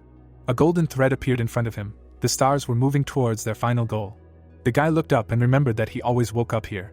A wave of bright light illuminated the darkness. Something went wrong. The space around him split. The young man opened his eyes wide. A powerful explosion of energy sounded in front of him. The magician woke up on his bed and realized that his dream had changed.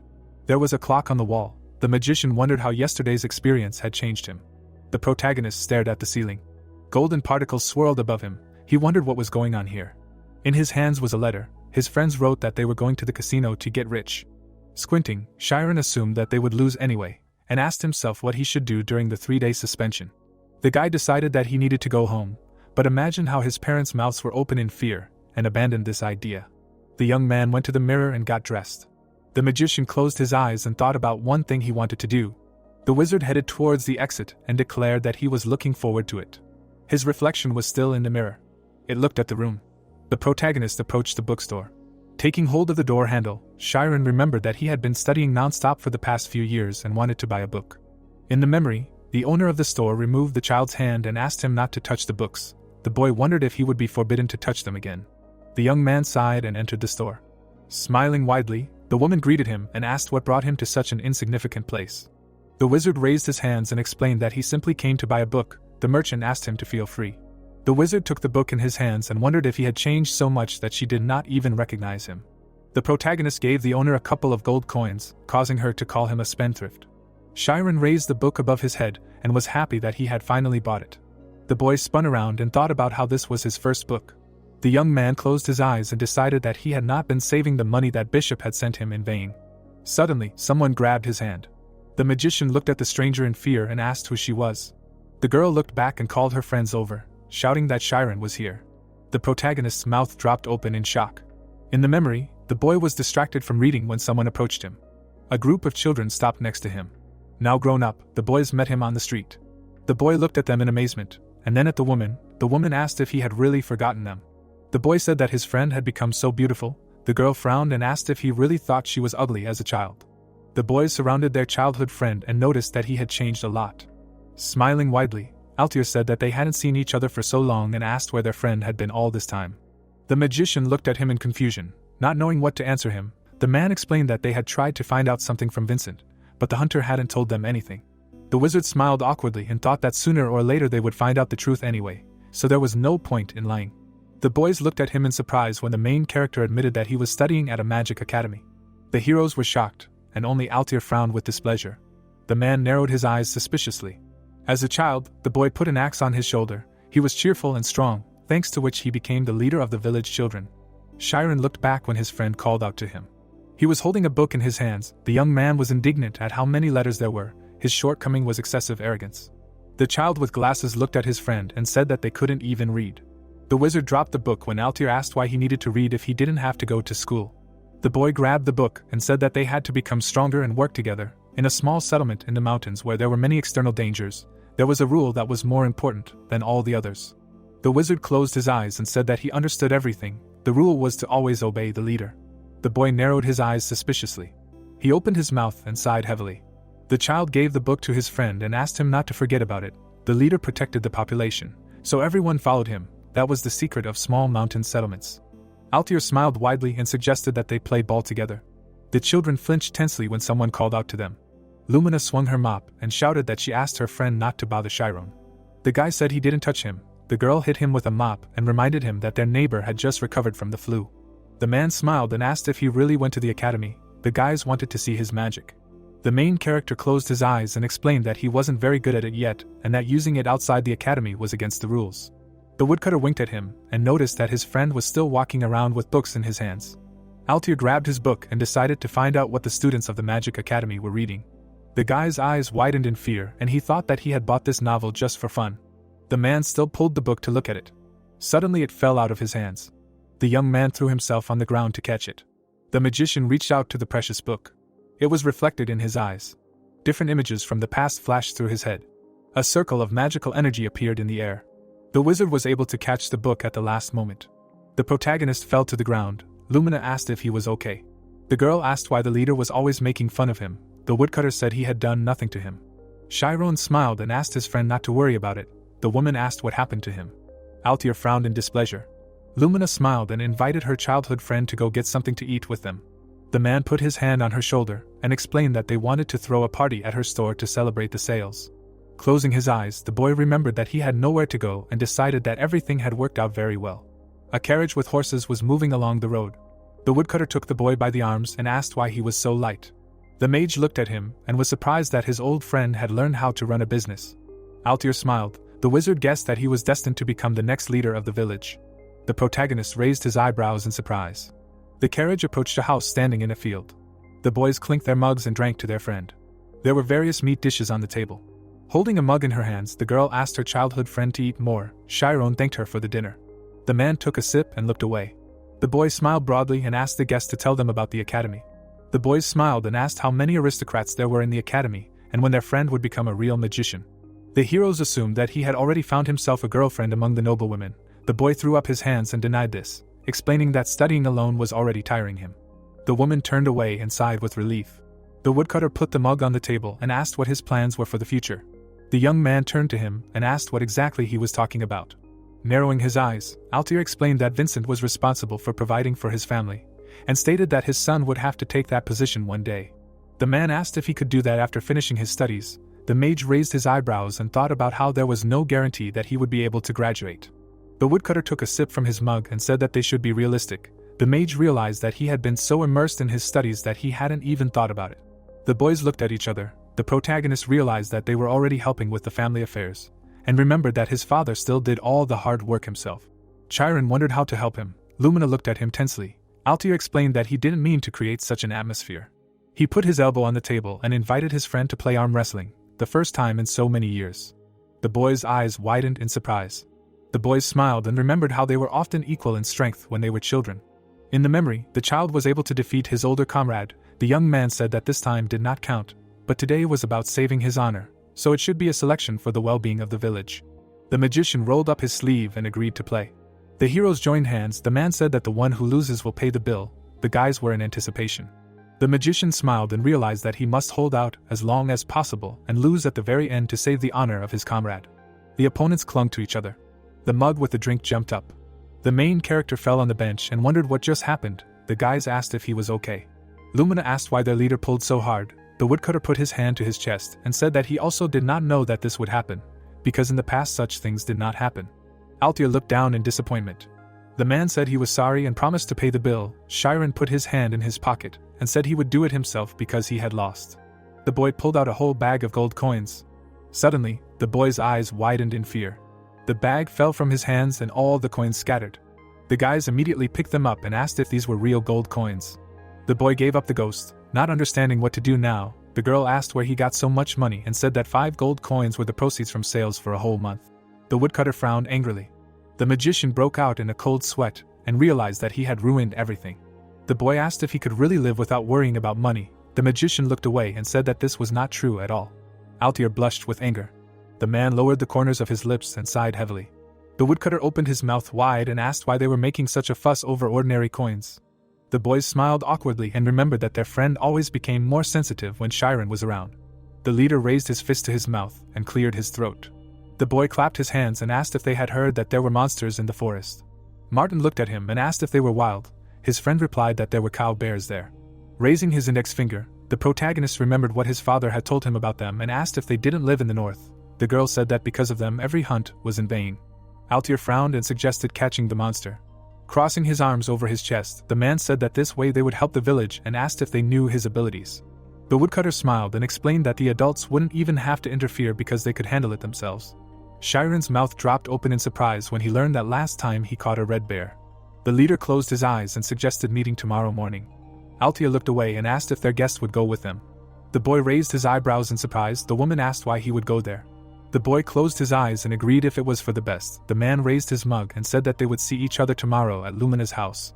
The boys clinked their mugs again and drank to a successful hunt. The magician took a sip and thought about how he would look forward to it, even though that was not in his plans.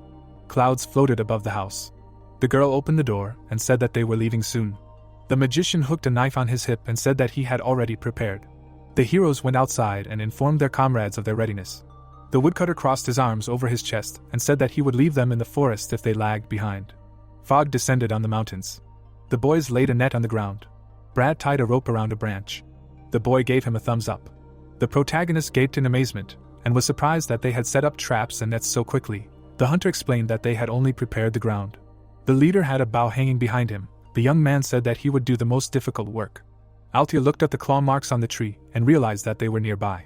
The guys followed him. The man ordered them to search the area and immediately report to him if they saw a cow bear. Holding the bow in his hands, Chiron called him a professional in his field. The woodcutter grinned. The woman held on to the straps of her backpack. The guy looked ahead and realized that the spiritual zone could help him. The young man closed his eyes and wanted to help, so that his friend would quickly cope with the hunt. Bubbles appeared in the darkness. Blood was flowing from a huge wound. The magician opened his eyes wide and wondered what it was. The wizard looked around and noticed something strange in synesthesia. The hunter extended his hand to his friend to help her. The protagonist stepped forward. Chiron covered his face with his hand. The guy made his way through the bushes. Suddenly, someone put a hand on his shoulder. The leader frowned with displeasure and asked why his comrade had disappeared from sight. Alfia opened his mouth wide and said that they could all have gotten into danger because of him. Suddenly, his pupils narrowed. There was a corpse under his feet. There were many dead animals in the clearing. The man asked what it was. The guys noticed dead squirrels on the branches and asked what happened there. The woodcutter turned around. The young man suggested going back, because bears could not do something like that. The hunter turned his head and asked what it meant. The magician suggested that they might need help from the city. The leader grabbed him by the shoulder and asked what he was talking about. Alfia said that they didn't know for sure what it was and maybe they could handle it themselves. The wizard looked back and asked if his friend didn't understand at first sight. The man gritted his teeth when the protagonist said that it was not their level. The woodcutter opened his mouth in anger and ordered him to shut up because he was the one giving the orders. Lumina put her hands to her chest in fear. The woodcutter narrowed his eyes angrily and concluded that his comrade did not perceive him as the boss. The hunter closed his eyes and asked him to stop thinking of him as weak. Chiron stared at him in amazement. There was a rustling sound in the bushes behind him. The guys widened their eyes in fear and asked what it was. A black shadow fell on the bushes. They concluded that someone was hiding there. The leader picked up a bow and pulled the bowstring. Alfia gritted his teeth menacingly, and took aim. The others also raised their weapons. Martin opened his mouth in shock. The boy trembled with fear and asked who it was. A huge wolf came out from behind the trees. The boy pursed his lips and realized that it was an unknown creature that did not succumb to the system of evolution. The werewolf came out into the clearing where the heroes were standing. The man fired an arrow at it. The monster easily dodged it. The young man opened his eyes wide and remembered that it was an orc endowed with intelligence. The monster stuck out its tongue and flashed its glowing eyes. The wolf dug its claws into the tree. It shattered into pieces in front of the woodcutter. The hunter opened his mouth wide and shouted that they had to leave right now. The boys dropped their weapons and ran away. The magician pulled the bowstring. The wizard pointed the bow at the enemy. The leader looked back and wondered if his comrade really wanted to become bait. The tip of the arrow flashed. The werewolf put his clawed paw forward. The bow shattered into pieces. The protagonist found himself behind the enemy. The orc's eyes lit up. Frowning furiously, Chiron realized that he had very thick skin and decided that he had to attract his attention because this was the only chance to save everyone.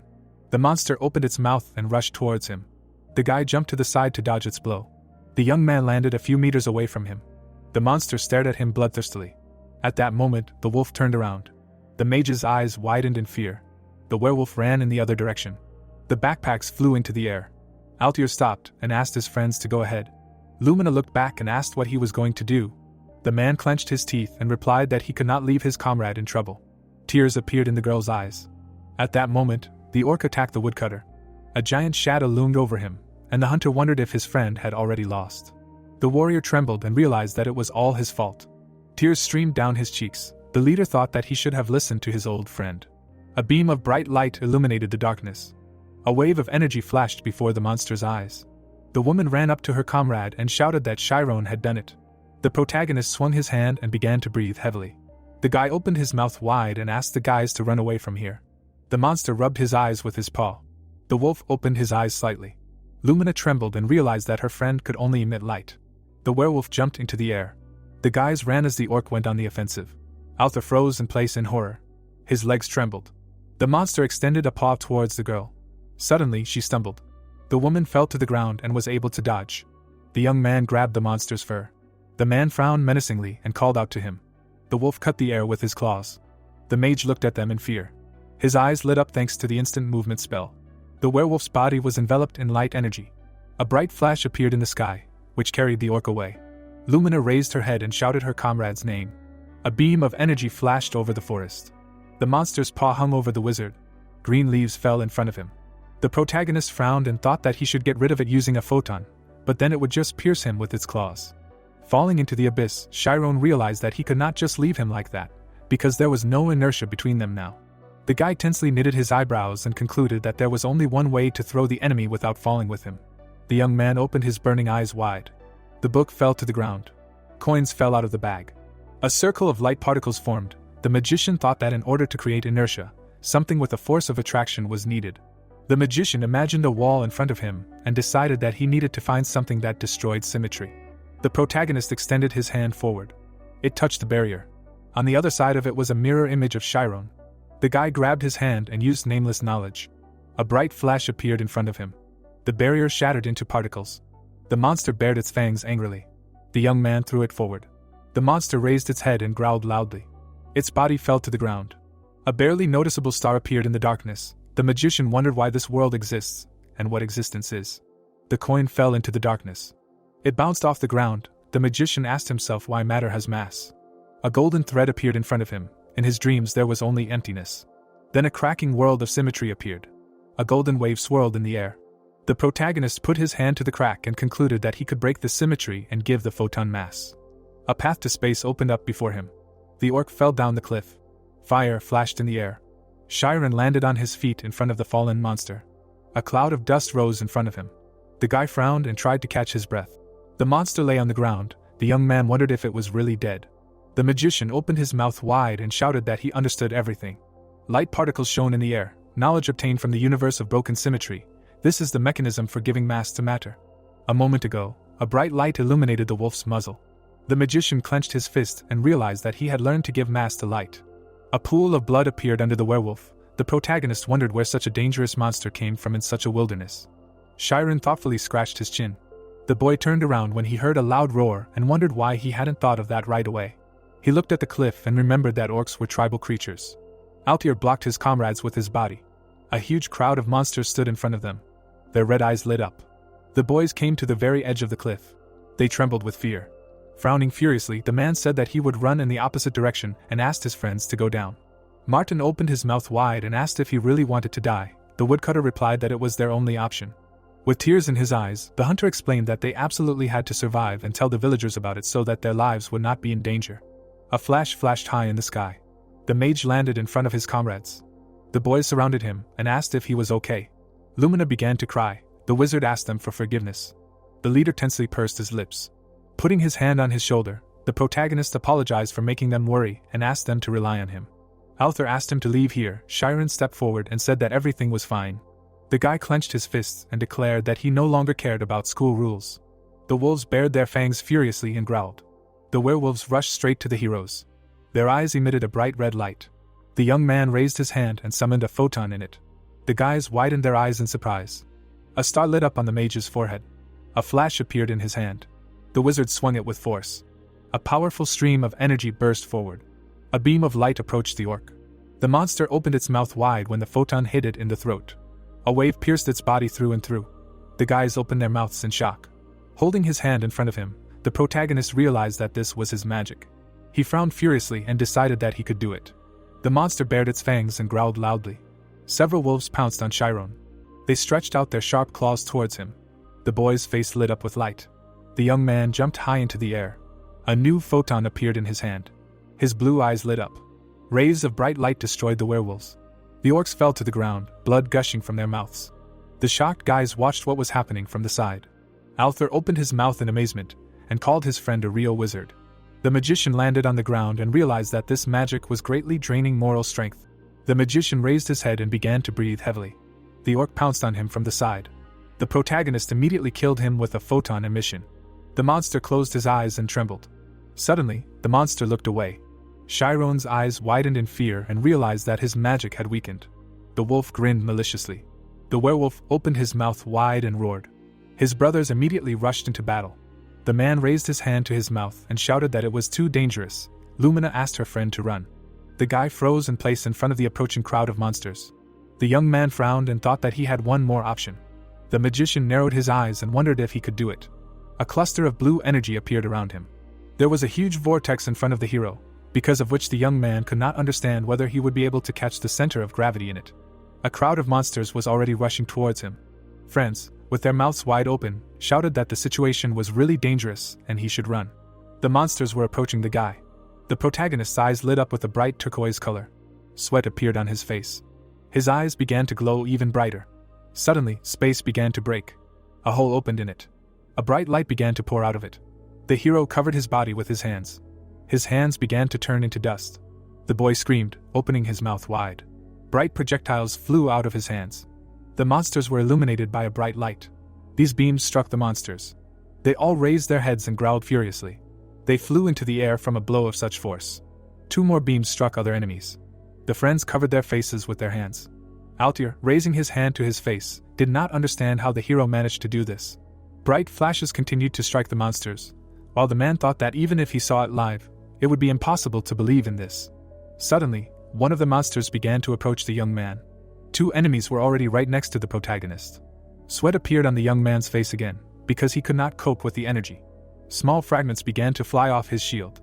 The defense kept breaking down, which meant that if it continued like this, his spiritual zone of consciousness could split. Suddenly, his eye turned purple. Memories from the past appeared in his head. In his hands was a ball. Holding his hand, he screamed.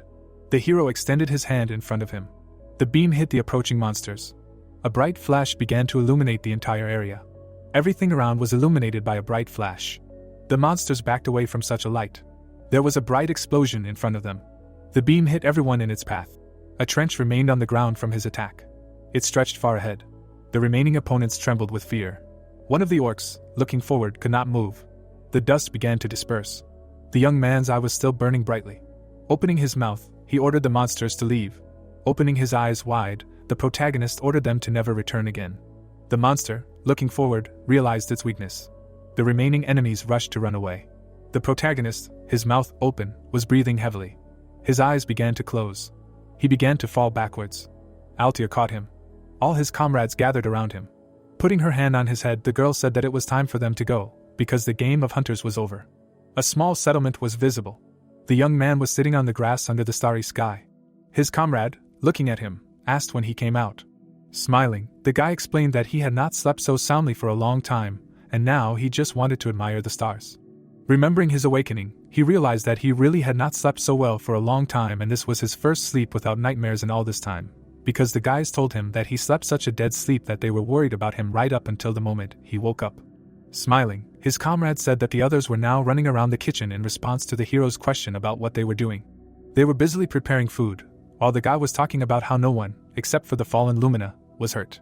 Stretching, the comrade also added that tomorrow he and the adults were going to clean up that place, because the monster's fangs and tusks would bring in a lot of money. Continuing to sit on the hill, he also asked the protagonist about who those monsters were, and the hero explained that they were orcs, whose fangs were very expensive.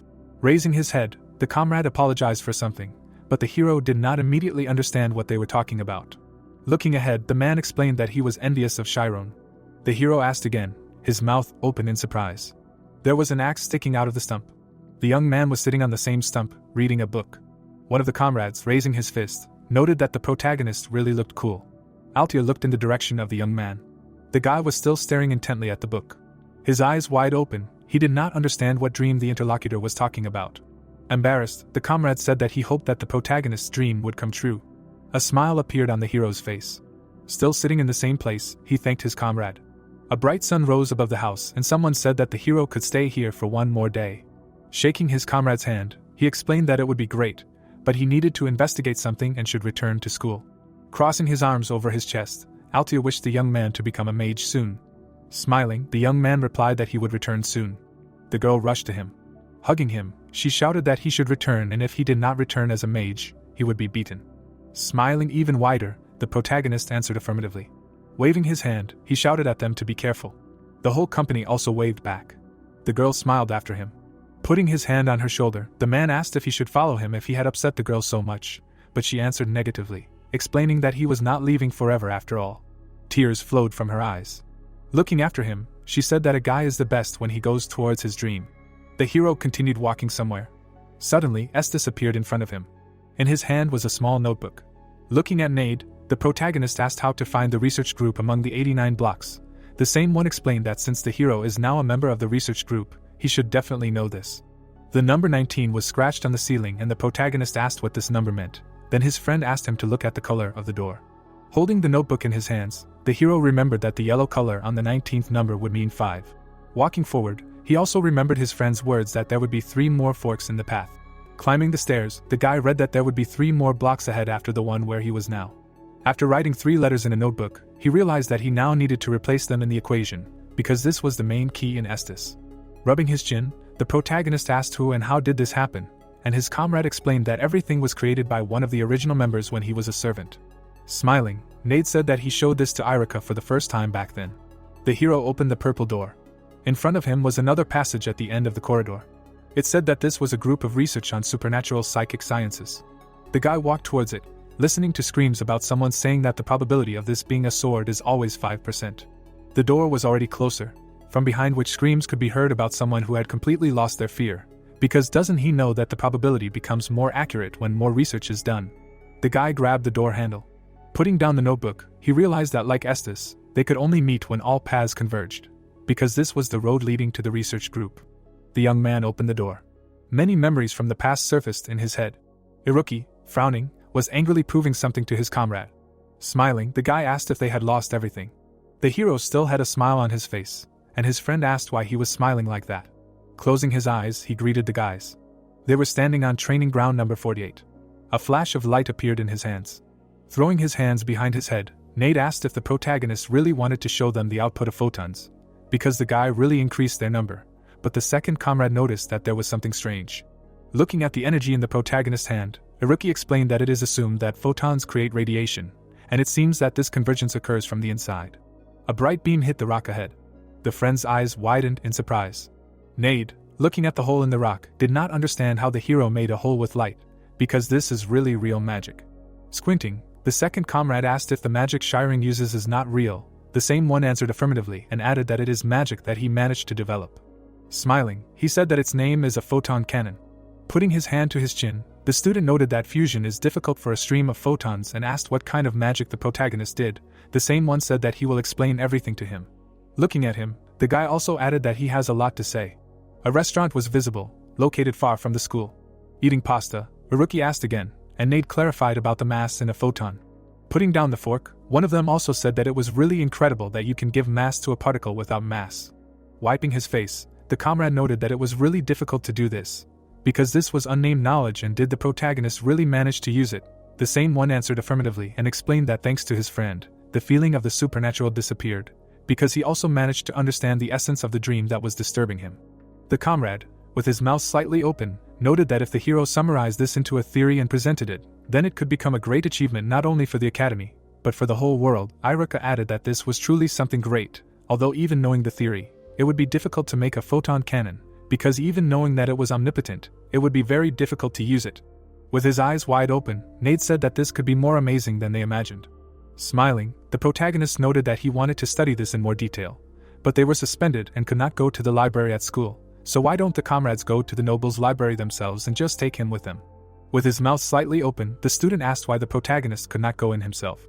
Squinting, he tried to figure out if the two would look at him the same way after his words. The two friends were still eating. With his mouth slightly open, the hero explained that I am not an aristocrat. Nade's mouth dropped open in surprise after the boy said that he was a plebeian, because he was abandoned in a stable when he was little, and the people who found him became his parents and raised him. Iruka's eyes widened in surprise after the protagonist said that his father was just an ordinary hunter. They sat at the table in silence. Turning to him, his comrade asked if this was related to his words about a dark fate. The second student did not understand at all. Turning to him, the student asked him to shut up, but he asked Nade if he understood what the protagonist said. With his mouth wide open, he shouted that the boy had only started studying this year, since he had reached the 5th grade in just 3 months, and then he had defeated him in front of the entire school.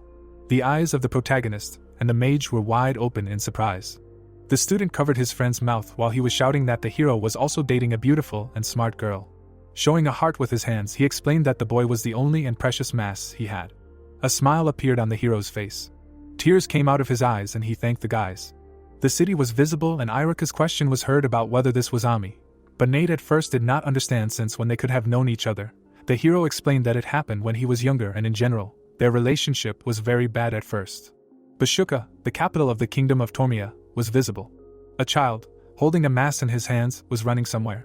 2 men were chasing him, shouting about how he could touch their food, because did he really want to die? The boy stopped near the wall, breathing heavily.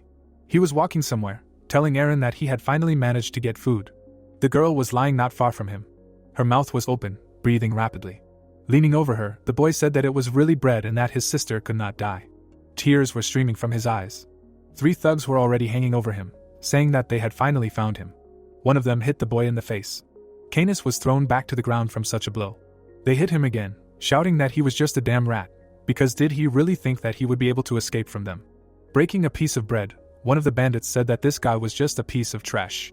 Eating the bread, the man noted that the boy was really going to hide such delicious food to eat it himself. The thug pressed the boy's face to the ground while he screamed that if they touched his sister, they would die. Tears were streaming from the boy's eyes as he screamed that he would kill them all. The thug stood over him, not believing the boy's words. One of them raised a knife above the boy's head, while another thug asked when they would be finished. Canis looked up at the killer. Tears were streaming from his sister's eyes. The men were smiling furiously as they looked at him. Suddenly, some shadows began to cover the boy's face. Suddenly, these shadows struck the attackers. Blood splashed onto the walls around him. The boy's eyes were wide open in disbelief. Something purple flashed in his eye. His sister was covered in black shadows. They lowered her to the ground. Canis picked her up from the ground. Suddenly, they rushed somewhere. The shadows were heading straight for a man with a cane. Standing over the boy, he asked him what he thought about it. His face was burning red as he asked if this magic was funny. Canis' eyes widened in surprise. A mad smile appeared on his face. The capital of the kingdom of Tormia was visible. Someone was sitting on the roof of one of the buildings. The man, looking at a certain building from below, noted that they had incredible security. People in uniform were patrolling the building inside. The man, looking down, listened to someone say that they all had high archaeological value, to which he asked about their goal, what they were looking for. A certain blue crystal was visible and a voice explained that their goal was the core of the device that blocked magic power, also called the heart of the dragon. There were a lot of guards in the building, and the unknown person explained that the core was in the center of the third floor, inside a steel storage room, which was guarded by 15 people. Suddenly, a certain coupon appeared, and the voice explained that until they managed to remove the artifact, which was the core of the device that blocked magic power, they would not be able to use the spirit zone inside the building. Sitting on the roof, the guy noted that he would not be able to use magic, so he had no choice but to go there in person. A smile appeared on Canis's face. He quickly jumped from the roof. The boy was quickly heading towards the building. 4 shadows flew out of his hand. They hit right at the wall of the guarded building where the core was. The thief was already approaching the glass.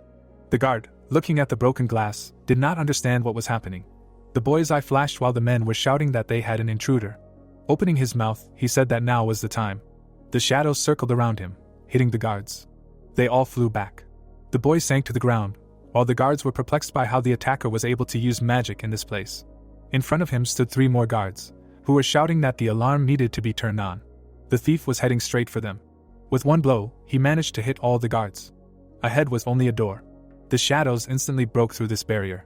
Frowning, the boy walked forward. In front of him was the very core of the device that blocked the magical power. He grabbed it. Suddenly, the whole place started shaking from his presence. More guards rushed into the room. One of them, with his mouth open, shouted that the attacker had taken the core of the device that blocked magic. Suddenly, his eyes widened as a shadow touched him. They all fell to the ground. Canis turned his head, noting that his sister had come just in time.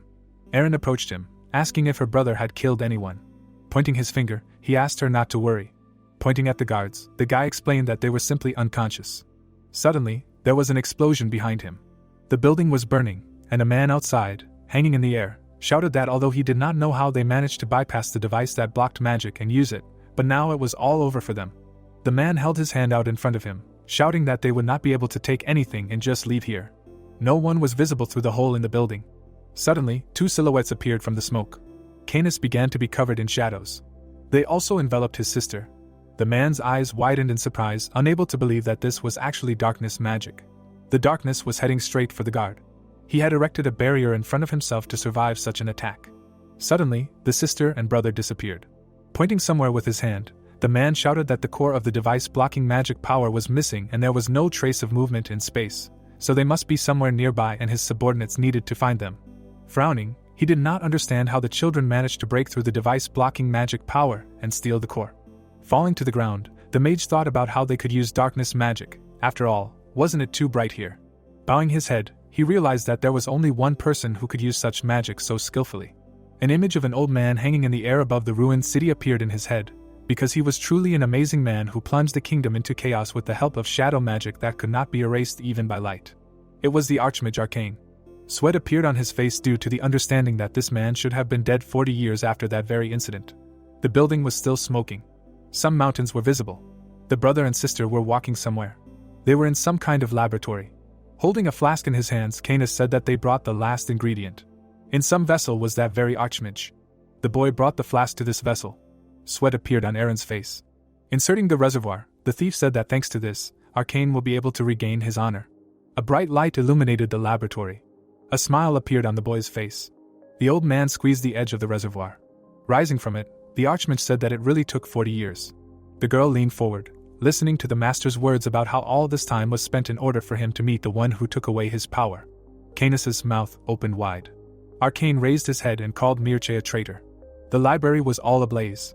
Stretching his hand out in front of him, the Archmage shouted that this research did not belong only to the culprit, because the old man had spent his entire life on it. Mage stood in front of him, asking how the boy could do this to him. Without turning around, the young man asked again. There was a mad smile on his face. His eyes opened wide.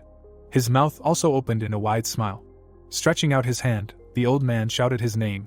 Suddenly, the flames began to engulf the old man. Suddenly, his eyes opened wide because of this. His entire body was covered in flames. Looking at his hands, the Archmage said that it took him 40 years to heal his wounds. Clenching his fists, he again named this amount of time. Frowning, Arcane shouted that his old enemy really thought that he would get away with it after all this. Kneeling, Canis said that they had survived to this day only by the grace of the Master, and even managed to seize this enormous power. The old man's gaze was directed somewhere downwards while the boy was talking about how they really wanted him to dispose of their lives as he saw fit. Looking up, the killer listened to the words of the Master about how he placed great hopes on them. Sweat appeared on the girl's face. A smile appeared on Canis's face after the teacher's words about them being his favorite students. Frowning, the old man said that they should now be on guard, because Mage killed people for his own purposes and fell victim to his own greed. The director was standing in his office. A thunderstorm was rumbling outside the windows. He sat down on a chair in front of the table. The old man approached the bookshelf. The magician pulled one of the books towards him with his finger. Suddenly, the cabinets began to slide apart. The man began to descend the hidden passage. He picked up one of the lamps. Turning his head, the old man thought about the approaching thunderstorm. Putting his watch on the nightstand, the master noted that everything was just like then. Looking at the picture, he knew that he did not need forgiveness. The city of Basuka was visible. Many people had gathered for the weekly scientific conference organized by the Royal Association of Teachers. Adjusting his hair, the man realized that he finally understood why all the teachers refused to come to the conference. Because how can you argue for 3 days in a row? Sipping from his glass, Ted knew that he really wanted to go home. Looking at the people in front, he noted that they were all truly incredible, because they had come to the evening event, despite the fact that the debate was officially over.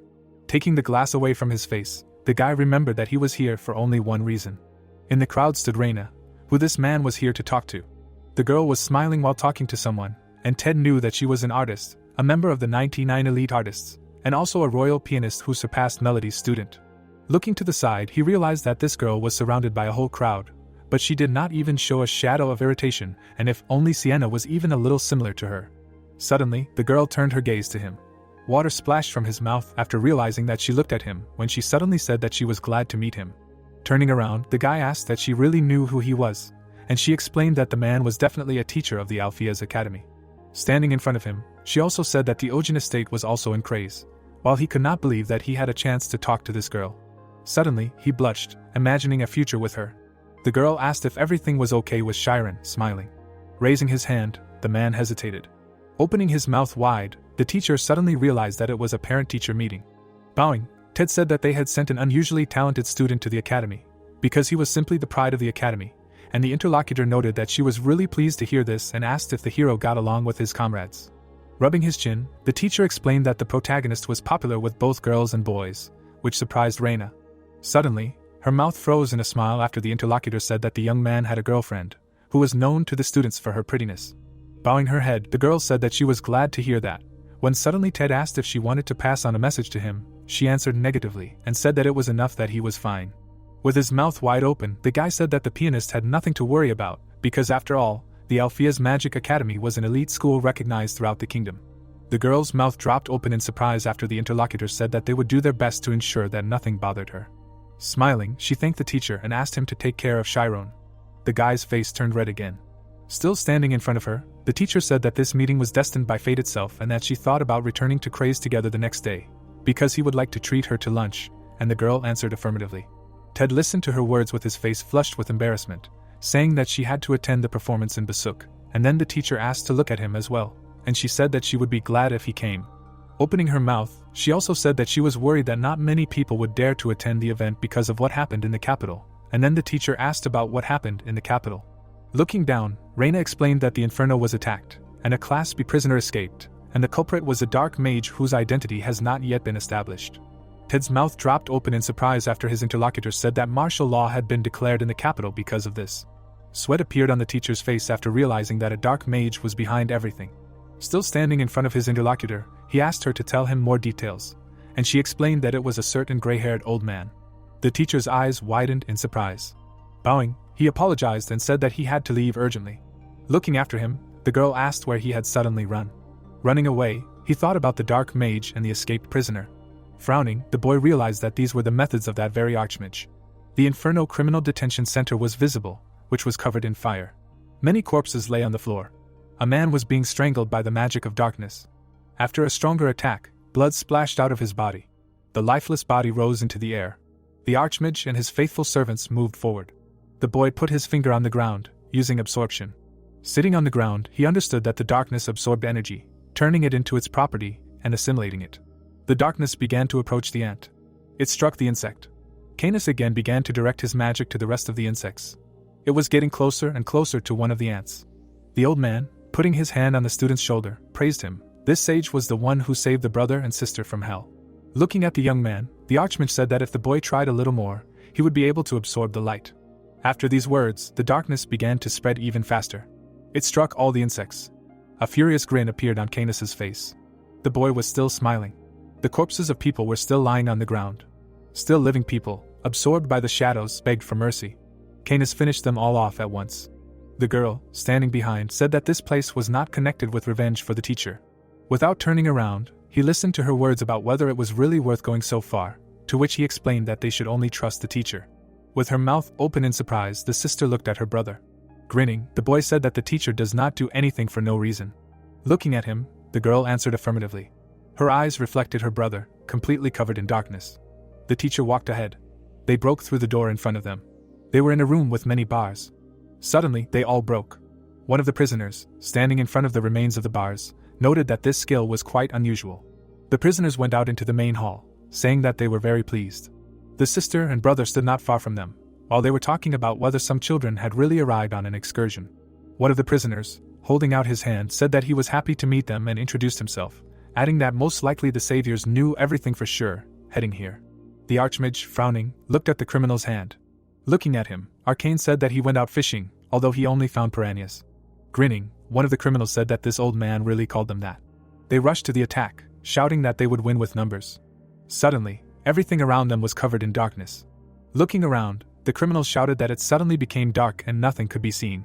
Suddenly, they all began to be squeezed by some kind of wall, while they shouted that something was coming and they needed to get out faster. They began to be squeezed even more. The sister looked down. There were many splashes of blood on the floor. One of the criminals was lying behind a column. It was Lucas, whom the Archmage praised for his good stealth.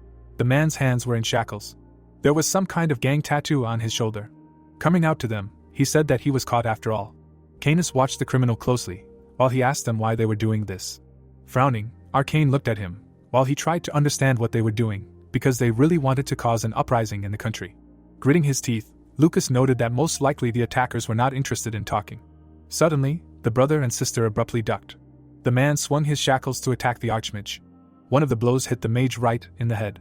Looking at him, Lucas didn't understand why he didn't feel like his attacks were hitting their mark at all. The old man absorbed every attack with his shadows. Arcane opened his mouth and explained that the prisoner had passed the test. The man bent down, not understanding what was happening. Looking up, he said that he hadn't signed up for the audition. The old man started to approach him. Suddenly, the darkness began to approach the criminal. Covering his face with his hands, the man didn't understand why it hadn't worked. Suddenly, his shackles fell apart while the mage was talking about how the prisoner was only motivated by money. Arcane stood in front of him and explained that he would give him a job where he could earn good money. The man smirked and noted that they would be able to establish contact. Canis, standing behind him, looked at this prisoner. He frowned. The carriage was moving through the forest and someone was shouting that they needed to go faster, because the driver had been given a lot of gold. Turning around, the man told Ted that no matter how fast they went, they would only reach Craze by morning. Holding his head, the teacher understood that Arcane's attack had happened last night. Sweat appeared on his face from the thoughts that after 40 years of imprisonment, Arcane would definitely want to take revenge on the academy and the director. The magic school Alfia's was visible. Standing in the rain, Lucas was talking about how cold it was here. They were standing in front of a certain cave, while he was talking about how it was raining too much, and did they really have to do this today? Canis, looking towards the cave, explained that their new assistant only needed to fulfill the terms of the contract. At the same time, the mage was hovering in the air above the academy, while the man was talking about how they should have added a bonus, because who knew that their idea would be to attack a magic school. The Archmage looked down at the school grounds. In the distance, the Alfia's academy could be seen. Crossing his arms over his chest, the criminal remembered that they said that there would not be much work here and they would reward him generously, although this was nothing more than a rebellion in the state. Standing behind, Lucas noted that the girl was far from such things. He and his brother stood while the criminal was talking about how she was too beautiful for a ruthless criminal, but suddenly Canis interrupted him, saying that his job was only to watch the hostages. Turning his gaze to the man, the boy told him to honor the agreement. Crossing his arms over his chest, the prisoner asked about the whereabouts of his hostages. The boy explained that he would only find out about it in the morning. Turning away, Canis tried to understand why the teacher had brought him with them. The Archmage spread his arms, using something, while Canis thought that there was no need to doubt, because the teacher was definitely going according to plan. Suddenly, a dome of darkness began to appear over the academy. Some kind of flash appeared. The blue shield began to break, because it was all because of the violation of the symmetry of the universe that the incident happened, and as a result of the interaction of countless cases, the world in which they live exists. Parts of this shield created many books. With his mouth wide open, Nade shouted that if it weren't for the mass, then the world would not exist. Getting up, he asked how the mass appeared at all.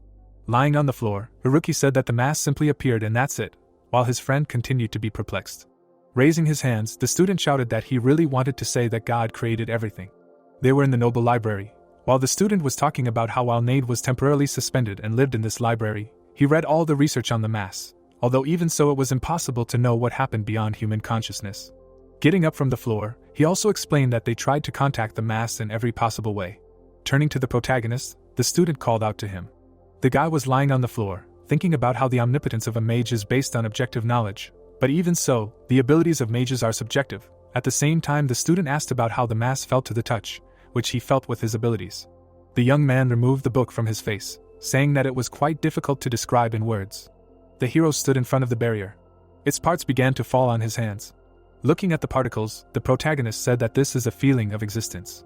Opening his mouth, he also explained that it is more of a desire for existence, and an incredibly strong one at that. The particles started to fly away from his hand while he was talking about how it was something that wanted to tell someone about its existence. Haruki put his hand to his chin and noted that this was an extremely profound explanation. Trying to grab the particles, Nade suggested that it was related to Chiron's ability. Smiling, he said that they could be god particles. Falling to the floor again, Haruki noted that this involved imagination while the protagonist said that it perfectly matched that feeling and he liked his friend's idea. The hero clenched his fist, saying that they should study the god particles even more. The Alfia school of magic was visible. The three of them walked through the academy grounds, saying that the rest ended rather quickly, and the hero asked if they had forgotten about the promise from yesterday. With their mouths open, they remembered that they had promised to graduate together and go to 4th grade together, and the guy noted that not even a day had passed since their determination. With their eyes wide open, they asked if the protagonist really wanted to stay in school for an extra year, but he explained that his friend's grades were higher. Standing near the fork, Nade also suggested hanging out in the club sometime, but the hero said that he needed to go away, and then he would catch up with them. The clear sky was visible. Chiron thought about how he was a new student just a year ago and knew nothing at all. Walking along the alley, he realized that he already knew about god particles, and also had valuable friends. Someone was holding 2 mugs of coffee. Many memories with his friends appeared in his head. Many students were heading towards the big gate. Cyril and Amy were also walking with these students. Someone was carrying these 2 mugs to them, shouting their names. The hero, standing in front of them, asked if they were too scared, because he just wanted to surprise them. Looking down, the protagonist thanked Amy. Looking at the guy, the girl asked when they switched to this manner of communication. Opening his mouth in surprise, the young man asked again, and Cyril asked him if he knew where they were standing now. Frowning, she could not believe that he had the courage to come to the graduating class, because wasn't it too much, since the student should be thinking about his studies. Passing by, she said that he and his friend should go. Looking at them, the protagonist asked them if they were really making fun of him because they hadn't seen each other for a long time. The guy fell to the ground. Pointing her finger at him, the girl said that this was already similar to stalking and therefore he should leave immediately while they were talking nicely. The protagonist looked at the girls, while one of them said that he should stop this until they dealt with him. Amy, taking her friend by the hand, asked her to go, because they would lose lunchtime. Getting up, the young man thought that this was a lie. He began to run away. Looking after him, Cyril did not understand what was happening to this man, because he looked kind. Putting her hand to her chin, the girl asked her friend not to worry. Suddenly, Amy's mouth opened in surprise after her companion's question about who this man was. The guy was running straight at some student. Putting his hand in front of him, the student asked him what he was doing and where he was rushing to. Mark saw the number 4 on the student's clothes. He bowed and apologized, but the protagonist asked if the student didn't know him. He listened to the protagonist's frown as he introduced himself, and said that they had been together on the instantaneous movement test. Rubbing the back of his head, Mark explained that he didn't remember well and apologized for not recognizing him. The teacher approached them and asked what was going on. The boy turned to her. The protagonist's eyes widened at her question about who he was, since she was seeing him for the first time. There were many students around the boy, who also said that they didn't know Chiron. The boy started running away from them when the teacher shouted for them to catch him. Tears flowed from the hero's eyes. He ran further and further away from them. Opening the door, the student called out to his friends. They looked at him. Running into the room, the protagonist asked if they knew him. Tears continued to flow from his eyes as he shouted that his name was Chiron. Frowning, Nade asked how the boy got here. They stared at him, asking him his name and who he was. Chiron gaped in surprise, wondering if he hadn't been in this school to begin with, and if it had all been a dream. Sitting at the table, Nade asked how a stranger knew how to get to Istis. Raising his hand, The protagonist listened to his comrades shouting that they didn't know who he was. Tears appeared on the boy's face. The boys began to laugh. With their mouths wide open, the boys were happy that they had managed to prank their friend. Looking up, Haruki said that his stomach was going to burst. Shiren fell to his knees, realizing that his friends remembered him. Jumping up from his chair, Nate noticed that the protagonist was crying. Sitting down next to the boy, the guys apologized for their joke. Sitting at the table, the head of the research team asked how it could happen that no one remembered Shiron. Keeping his hand on his comrade's shoulder, Iruka found it strange that teacher Shina behaved like that, to which he replied that, judging by her look, she really did not remember. Getting up from his chair, Nate decided that this should be checked, to which the protagonist asked what would happen if the others forgot him too. Looking from under his brows, Iruki suggested putting identification marks on themselves. On the guy's palms was written information that people with a drawing of the polar star are your friends. Clenching his hand into a fist, Nate decided that nothing would happen to them like this, even if they lost their memories. Looking at his hand, Shiron asked if there were any similar cases in supernatural psychology, to which the head of the research team replied that there were none, and Iruki said that it could be found out after testing. The academy building was visible. Several people were walking along the road. 3 friends were approaching the building. The guys made surprised faces, unable to believe their eyes. Looking at the huge crowd, the guys could not understand what was happening here. Looking at the students of the academy, the group discussed the possibility of joining them. Opening his mouth, the protagonist asked if he would become like those zombies, to which Iruki replied that the likelihood of this was extremely low, because the protagonist had already interacted with them. Putting his hands to his mouth, Nate called out to Gabe. Raising his head, the young man asked if the one who called his name knew him. Blushing, the guy replied that he knew him and asked where they were going. With wide eyes, the young man asked to tell him something. Grabbing his classmate by the shoulders, the madman asked who he was and what those sounds were. Stepping back, the boy shouted that he heard something. Sweating, Iruki assumed that the man had forgotten his voice. Looking at the strange student, the boy noticed that he had now forgotten even his language. Looking at the maddened boy, the guys realized that his memory was being lost in real time. Making a surprised expression, Shiren noticed that the zombies had stopped. The protagonist looked back. The crowd stood still. The students silently looked forward. After a moment, each of them continued moving again. The crowd came out of the gate. Among the young students, there were also adult teachers. Shadows appeared under the feet of the damned. A shadow trail led to the man in the cloak. Turning her head, Erin said that everyone was gathered. Holding onto her cloak, the girl suggested that they go. Looking away, Canis heard words about someone shaking. Crossing his arms, Lucas asked if he could do whatever he wanted with these guys since their bodies were active but their minds were not. Raising an eyebrow, the brute was surprised that such a beautiful girl was in such a hole. Looking at his ally, the dark mage said that if he interfered with his teacher's new close-up, he would not turn a blind eye to it. Raising his hands, the swordsman asked if he could have some fun.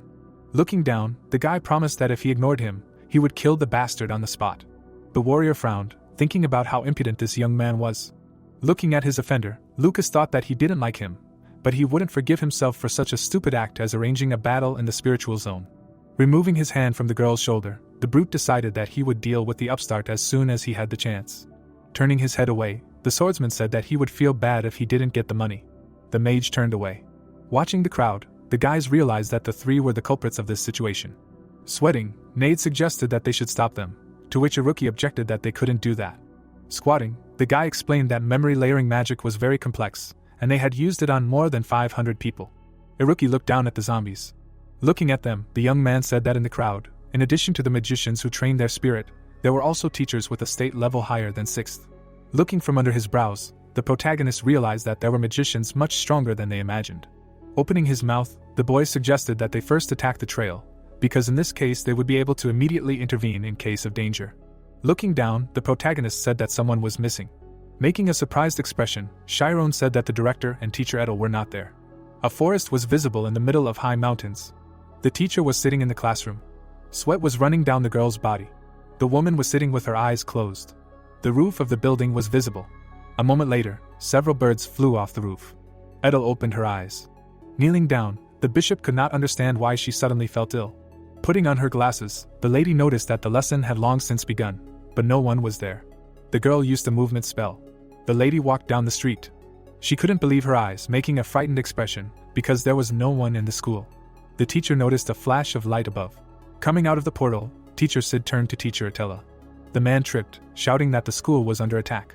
With his mouth wide open, Sid shouted that they were attacked with dark magic. Moving towards the teacher, the guy said that the entire school was in danger, because even the guards at the entrance had fainted. Frowning, the young man explained that Arcane, who was a great mage, was to blame for everything. Making a surprised face, Itella repeated the assistant's last words. Looking ahead, Sid said that the villain was a level 3. Sweating, the representative of the Magic Academy thought about how mages who have surpassed the 3rd level are called great, and the level of a mage is determined by his achievements and reputation. Imagining the skulls impaled on the spikes, the young man remembered that for destroying the lair of a rank A villain, one could get 500 achievement points. Imagining a person on his knees, the guy realized that in the case of an audience with a lawyer, one could get 100 reputation points. Thinking about the 10th and 9th level mages, the man realized that the difference between them was 1,000 points. Remembering the face of the 2 old men, Sid was surprised that the difference between them was 280 million points. Ithella, with her eyes wide open, could not understand why the villain needed a school. Opening his mouth, he began to say something. Looking at the girl, the young man thought about whether to tell her the truth. Looking at Ithella's resume, the director was surprised that the bishop of the capital council, Karsus, came to their school. Opening his mouth, the old man asked the girl why she decided to become a teacher at their school. Because she was the best bishop in the state and was a level 6. Sitting on a chair, the lady explained that she had decided to follow the teachings of Mr. Karsus and live a life that would be joyful for her. Standing up from her chair, the lady explained that other schools only try to raise strong mages, unlike this school, because here they support the freedom of students and teach them to take responsibility for themselves. Smiling, Ithella said that she respected the school very much for such an attitude. Sid looked at the teacher who had arrived in surprise. The guy frowned. Opening his eyes, he turned to his partner. Raising his hand, the young man asked the girl to listen to him without prejudice. Making a surprised expression, the lady listened to the words about Arcane being the headmaster's teacher. The lady closed her eyes. Looking at her interlocutor, Ithella said that she understood everything. Clenching her fists, the teacher said that no matter what kind of relationship they had, he was evil that harmed the students, so they needed to save them first. Covered in a blue aura, the girl assumed that the students were heading up the mountain. Looking at the students' location, the sorceress said that they were currently on the impassable bridge along with the 3 leaders. Sweating, the lady noticed that the 3 people were not part of the crowd, to which Sid asked if she could figure out who these people were. Looking ahead, Itella said that she could only guess for now. The girl's eyes widened. She noticed Chiron. Nade's mouth dropped open, wondering why they had brought everyone here. Walking to the edge of the cliff, the group realized that they were standing next to an impassable bridge. Looking down, the boy assumed that they were trying to throw everyone off. Looking down, Iruki decided that throwing a person off a cliff would not give them much benefit. Opening his mouth, the young man stated that the only thing they could gain was taking hostages. Looking at the crowd, Nade shouted that they needed to report this, to which the protagonist replied that the principal, the garden professors, and Itella were not among those madmen, meaning that someone had already realized what was going on. Lowering his head, the protagonist decided that if they harmed the hostages before help arrived, they would have to fight. The head of the research team looked at his friend. Iruki also looked at the boy. Squatting, the boy said that if a fight broke out, the enemy's numerical advantage could be a problem for them, to which Chiron said that there was no sign of danger right now. Looking at the people in cloaks, the boys noticed that they were waiting for someone. Looking away, Canis heard someone talking to him. Lucas, clenching his fist, asked where their leader was. Turning his head, the young man replied that he would not arrive until Alfia's arrived, after which Aaron asked her brother why they were not there yet if the professor had arrived long ago. Looking at his sister, the guy said that he did not know, after which he thought that the professor had been waiting for this day more than anyone else, and now he was not coming at the right time. Opening his mouth wide, the man shouted that they could have some fun. Raising his head, the young man was unhappy that the brute was on their team. Frowning, Canis told the warrior to shut up. Looking from under his brows, the swordsman said that they would see about it. Making an angry face, Lucas shouted that he would not allow him to be so insolent. Covering her face with her hand, Aaron noticed that their comrade had used the eye of the dead man, which paralyzes the entire central nervous system. Covering himself in a blue aura, the boy explained that in the place where he grew up, there were scum that considered humans as food. Looking at the man, the young man said that his partner was the same. Smiling, Lucas said that he now understood why he didn't like him in the first place. Putting his hands on his hips, the warrior asked if the mage thought he was any different. Putting his hand in his pocket, the bastard explained that all of these zombies had lost their memories, but they were still alive. Looking at the fallen boy, the swordsman said that without the ability to eat, drink, and rest, they would slowly die. The brute grabbed the girl by the throat. Covering himself in a red aura, the villain said that all of these people would still need to be killed. Clenching his fist, Canis replied that he had brought them here not to kill them, but to make them prisoners, to which Lucas suggested reducing their number. The scoundrel carried his victim to the edge of the cliff. Raising his hand, the swordsman declared that after this was over, they would be equally murderers. Aaron opened her mouth. The mage furrowed his brow and asked if his partner was going to disobey the order as well. Raising his brow, the man said that he felt sorry for killing a woman. A blue glow appeared under the villain's feet. A second later, an explosion thundered. The mages looked at the pillar of fire. Iruki snapped his fingers. Clenching his fists, Nade hoped that the explosion had not thrown anyone off the cliff, to which the boy replied that he had simply blown up the bridge. Sliding along the ground, Lucas asked the intruders what they were doing. The swordsman looked up at the bright flash in the sky. The protagonist landed on the ground along with the rescued girl. The protagonist bared his teeth. Frowning, the youth shouted that he would never forgive them for this. Opening his mouth, Canis asked who they were and how they had managed to escape the mind control. A dense forest was visible between the mountains. A dark silhouette was coming out of a cave. Arcane's face appeared. Standing in front of the young lady, the old man asked if she had come here alone. Sid imagined the protagonist's face. After that, the man imagined Canis's face. Stretching out his hand, the young man said that these two could be trusted with the job, because they were smart children. Clenching her fist, Ithella agreed and offered to find the principal. Frowning, the boy hoped that with his help, the situation would be resolved. Opening her mouth, the lady declared that she understood her task. Sweating, the assistant asked the teacher for something. The old man looked forward. The girl stood in front of him. Looking at the enemy, the bishop remembered her comrade's request to find the principal. Standing next to the entrance of the cave, the archmage realized that this was the nun. Putting her hand to her chest, Ithella introduced herself as the bishop of the Karsus monastic order. Making a surprised expression, the old man thought that this girl could be a seeker of truth, but not a bishop. Wide-eyed, Arcane thought about the fact that usually only old people held such a position. Looking at the teacher, the villain realized that she was a genius, since she managed to surpass the elders at such a young age. The archmage smiled and thought that this world was really interesting. Looking askance, the old man asked where Alfia's was. Clenching her fists, the girl said that it was useless to waste time. Frowning, Ithella reasoned that the mage should not have much energy left, since he used strong magic tonight, so he needed to wait until nightfall to restore his strength. Arcane looked at the bishop silently. Bowing her head, the lady said that if he immediately lifted the spell on the students, he would have the opportunity to personally talk to the headmaster. The villain smiled widely. Clutching his face, the old man began to laugh. Looking up, Ithella listened to the archmage's words about not needing time. Roots began to grow high from the ground. Looking at the frightened lady, the villain said that he felt sorry for such a naive girl. Opening his mouth, the man said that it was time for her to die. The roots hid their opponents under them. Standing in the middle of the plain, Lucas declared that the plan was not so perfect. Putting his hand to his chest, the brute declared that the team ignored his words, and now they had 3 eyewitnesses. Looking at the group of teenagers, the swordsman shouted that the plan was not very well thought out. Looking away, Canis listened to the man's words about intervening if he was paid extra.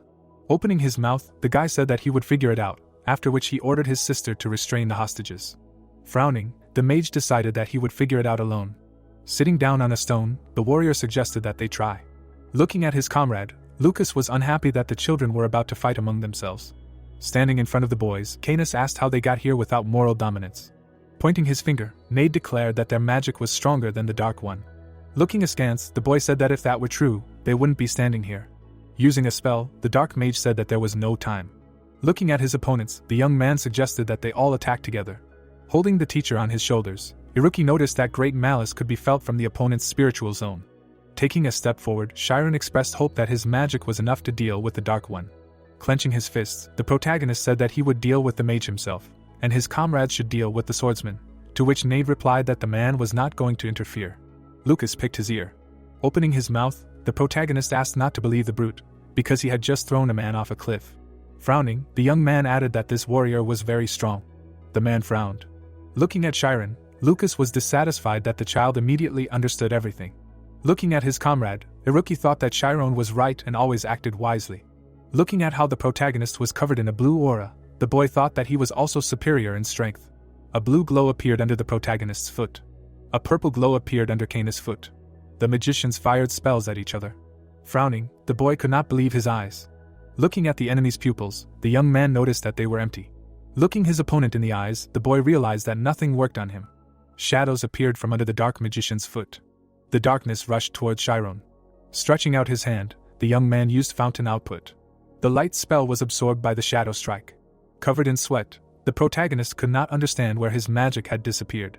The guy dashed to the side. A moment later, he was already sliding along the ground. Baring his teeth, the wizard decided to try again. Arrows of light were aimed at the dark mage. The projectiles hit the shadow shield. Opening his mouth wide, Mage screamed that even from such light, his shadow remained in place. Canis's face was visible from behind the barrier. Baring his teeth, the young man could not believe that this warlock could ignore the laws of nature. Keeping his hand in his pocket, the dark mage declared that the boy could not cope with him with such a level of skill. The protagonist began to create a new spell. Looking ahead, the opponent could not understand what he was going to do. Directing a beam of light at the enemy, the protagonist hoped that a flash of such power would hit the opponent.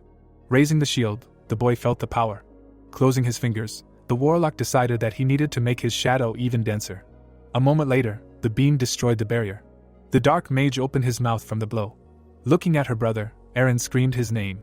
The girl made a surprised face and was stunned that he flew away from the beam of light. The boy's classmates opened their mouths wide. Sweating, Lucas could not understand who this child was. The boy stretched out his hand. The roots rushed forward. They began to surround the battlefield. Ithella watched as the plants blocked the sun. The impact of the roots shook the ground. Standing in the darkness, the girl turned her head. Pointing his finger, the projection of the old man said that he felt sorry for this naive girl. A huge hand appeared from the ground. Raising her head, the bishop thought about how dark it was here. Opening her mouth, the lady realized something.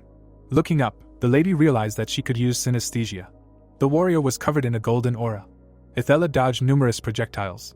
Looking at how his opponent dodged the attacks, the archmage admitted that her skills were strong. The shadow hands moved towards the girl. Looking at the summoned limbs flying towards the opponent, Arcane explained that shadows were everywhere. Turning her head, the teacher noticed fists heading towards her and decided that if she used instant movement now, she might lose her legs. Clenching her fists, the woman had a thought. Raising her hands to her head, the lady decided to use the ability only on her upper body. The lady kicked the last hand. Looking at the opponent landing, the old man stated that he did not doubt Bishop Karsus's strength. Putting her hand to her face, the girl listened to the warlock's words about how if she did not teach at this small school, she could have become a greater person. Itella made a surprised expression. Looking at the headmaster, the young lady listened to Arcane's words about Mircea keeping silent about this, because his goal was to use her outstanding skills and abilities. The bishop looked at the master's face. Her face began to sweat. Looking at the old man, the lady listened to the words about how he wanted to attribute all the feats to himself. Clenching her fists, Itella asked her enemy what he was suggesting she do. A powerful blow threw the girl back. Blood spurted from her mouth. The warlock looked at his victim. The young lady opened her eyes wide. The walls of the school were visible, from which Sid's screams were heard. Turning his head, the man thought that the director must definitely be somewhere nearby. Touching the cabinet, the representative of the Magic Academy was sure that there must be a secret place in the office. The young man's gaze was attracted by a black book. A moment later, the guy opened the secret door. The young man put the lantern on the table. Looking into the depths of the room, Sid continued to call the director. The young man raised his head. In front of him hung a portrait of a young girl. Opening his mouth, the guy heard Mir's voice. Looking at the old man, the young man was glad to have found the missing man. Opening his mouth, the man assumed that his interlocutor knew him well, since he called him the director. Raising his hand, the young man could not believe that Mir also lost his memory, but was able to understand something, unlike the others. Putting his hand to his chin, the old man realized that he did not travel to the future, but lost his memory. Touching his face, the director was horrified that he was now a wrinkled old man, and not an 18-year-old handsome man. Opening his mouth wide, Sid thought about how he had lost his memory of the last 40 years of his life. Looking at the old man, the boy thought about how the one sitting in front of him had previously been known for a bad reputation. Pointing his finger, Mir asked the boy what had happened to him. Putting his hand to his chest, the representative of the Magic Academy said that the director was attacked by dark magic and lost his memory, to which the old man said that he was not asking about that. Frowning, Mir asked what happened to him, since he had such a profession. Sid explained with sweat that he was the headmaster of one of the 5 prestigious schools in the kingdom. Hearing the words that he was considered a respected man, the master laughed. The old man bent over, unable to believe that he was considered a respected teacher. A moment later, the man grabbed his assistant. Looking into the boy's eyes, the old man asked what level he was. Looking up, Sid said that he was level 4. The old man's mouth opened wide, unable to believe his ears. Mir made a furious expression, expressing his displeasure that he was only level 4. The man waved his fists, not furious that he was not level 1. Sid clenched his fists, listening to the cries of how the headmaster was called the genius of the continent, and now at 60 years old he was some kind of headmaster. Grabbing the painting, the old man was unhappy that he hung a painting of some country bumpkin in his office. The portrait fell to the floor. Looking at the fallen painting, the representative of the Magic Academy heard Mir calling him. Frowning, the old man suggested that if the boy was his follower, then he could use photonization magic to return his memory, because he needed to know what he had been doing for the past 40 years. Sid looked at his boss. Opening his mouth, the assistant asked the master not to look at his memories.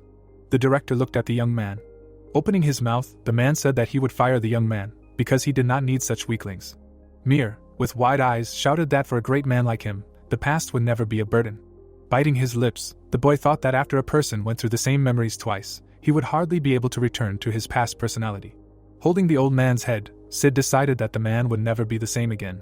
Bowing his head, the young man said that he would extract the memories that had been sealed in the darkness with photonization, and that everything else was not on his conscience, to which the director replied that instead of worrying about him, the boy should try to do his job. The man, raising his head, thought that now he would see the memories of the most terrible 40 years of his life. Several women, smiling, called Mir. Folding her hands, the lady in the blue dress asked the magician to continue his story. The young man, raising the glass to his mouth, turned to his companions. Raising the glass, the guy said that this night was endless. The sun rose over the city. If the place where the whole life depends on one small mistake is called a battlefield, then they lived there every day. Orphans sat on the ground in the gateway. The city was engulfed in flames. Traces of blood appeared on the ground. In order to survive, the children had to become blades. Clouds were floating above the academy. The kids who went to school to get a good job were nothing compared to them. Aaron's eyes widened in fear. The protagonist extended his hand. Sitting by the tree, Canis thought about how he used the dark equipment simply by instinct. The boy frowned and wondered what would have happened if he had hesitated for even half a second.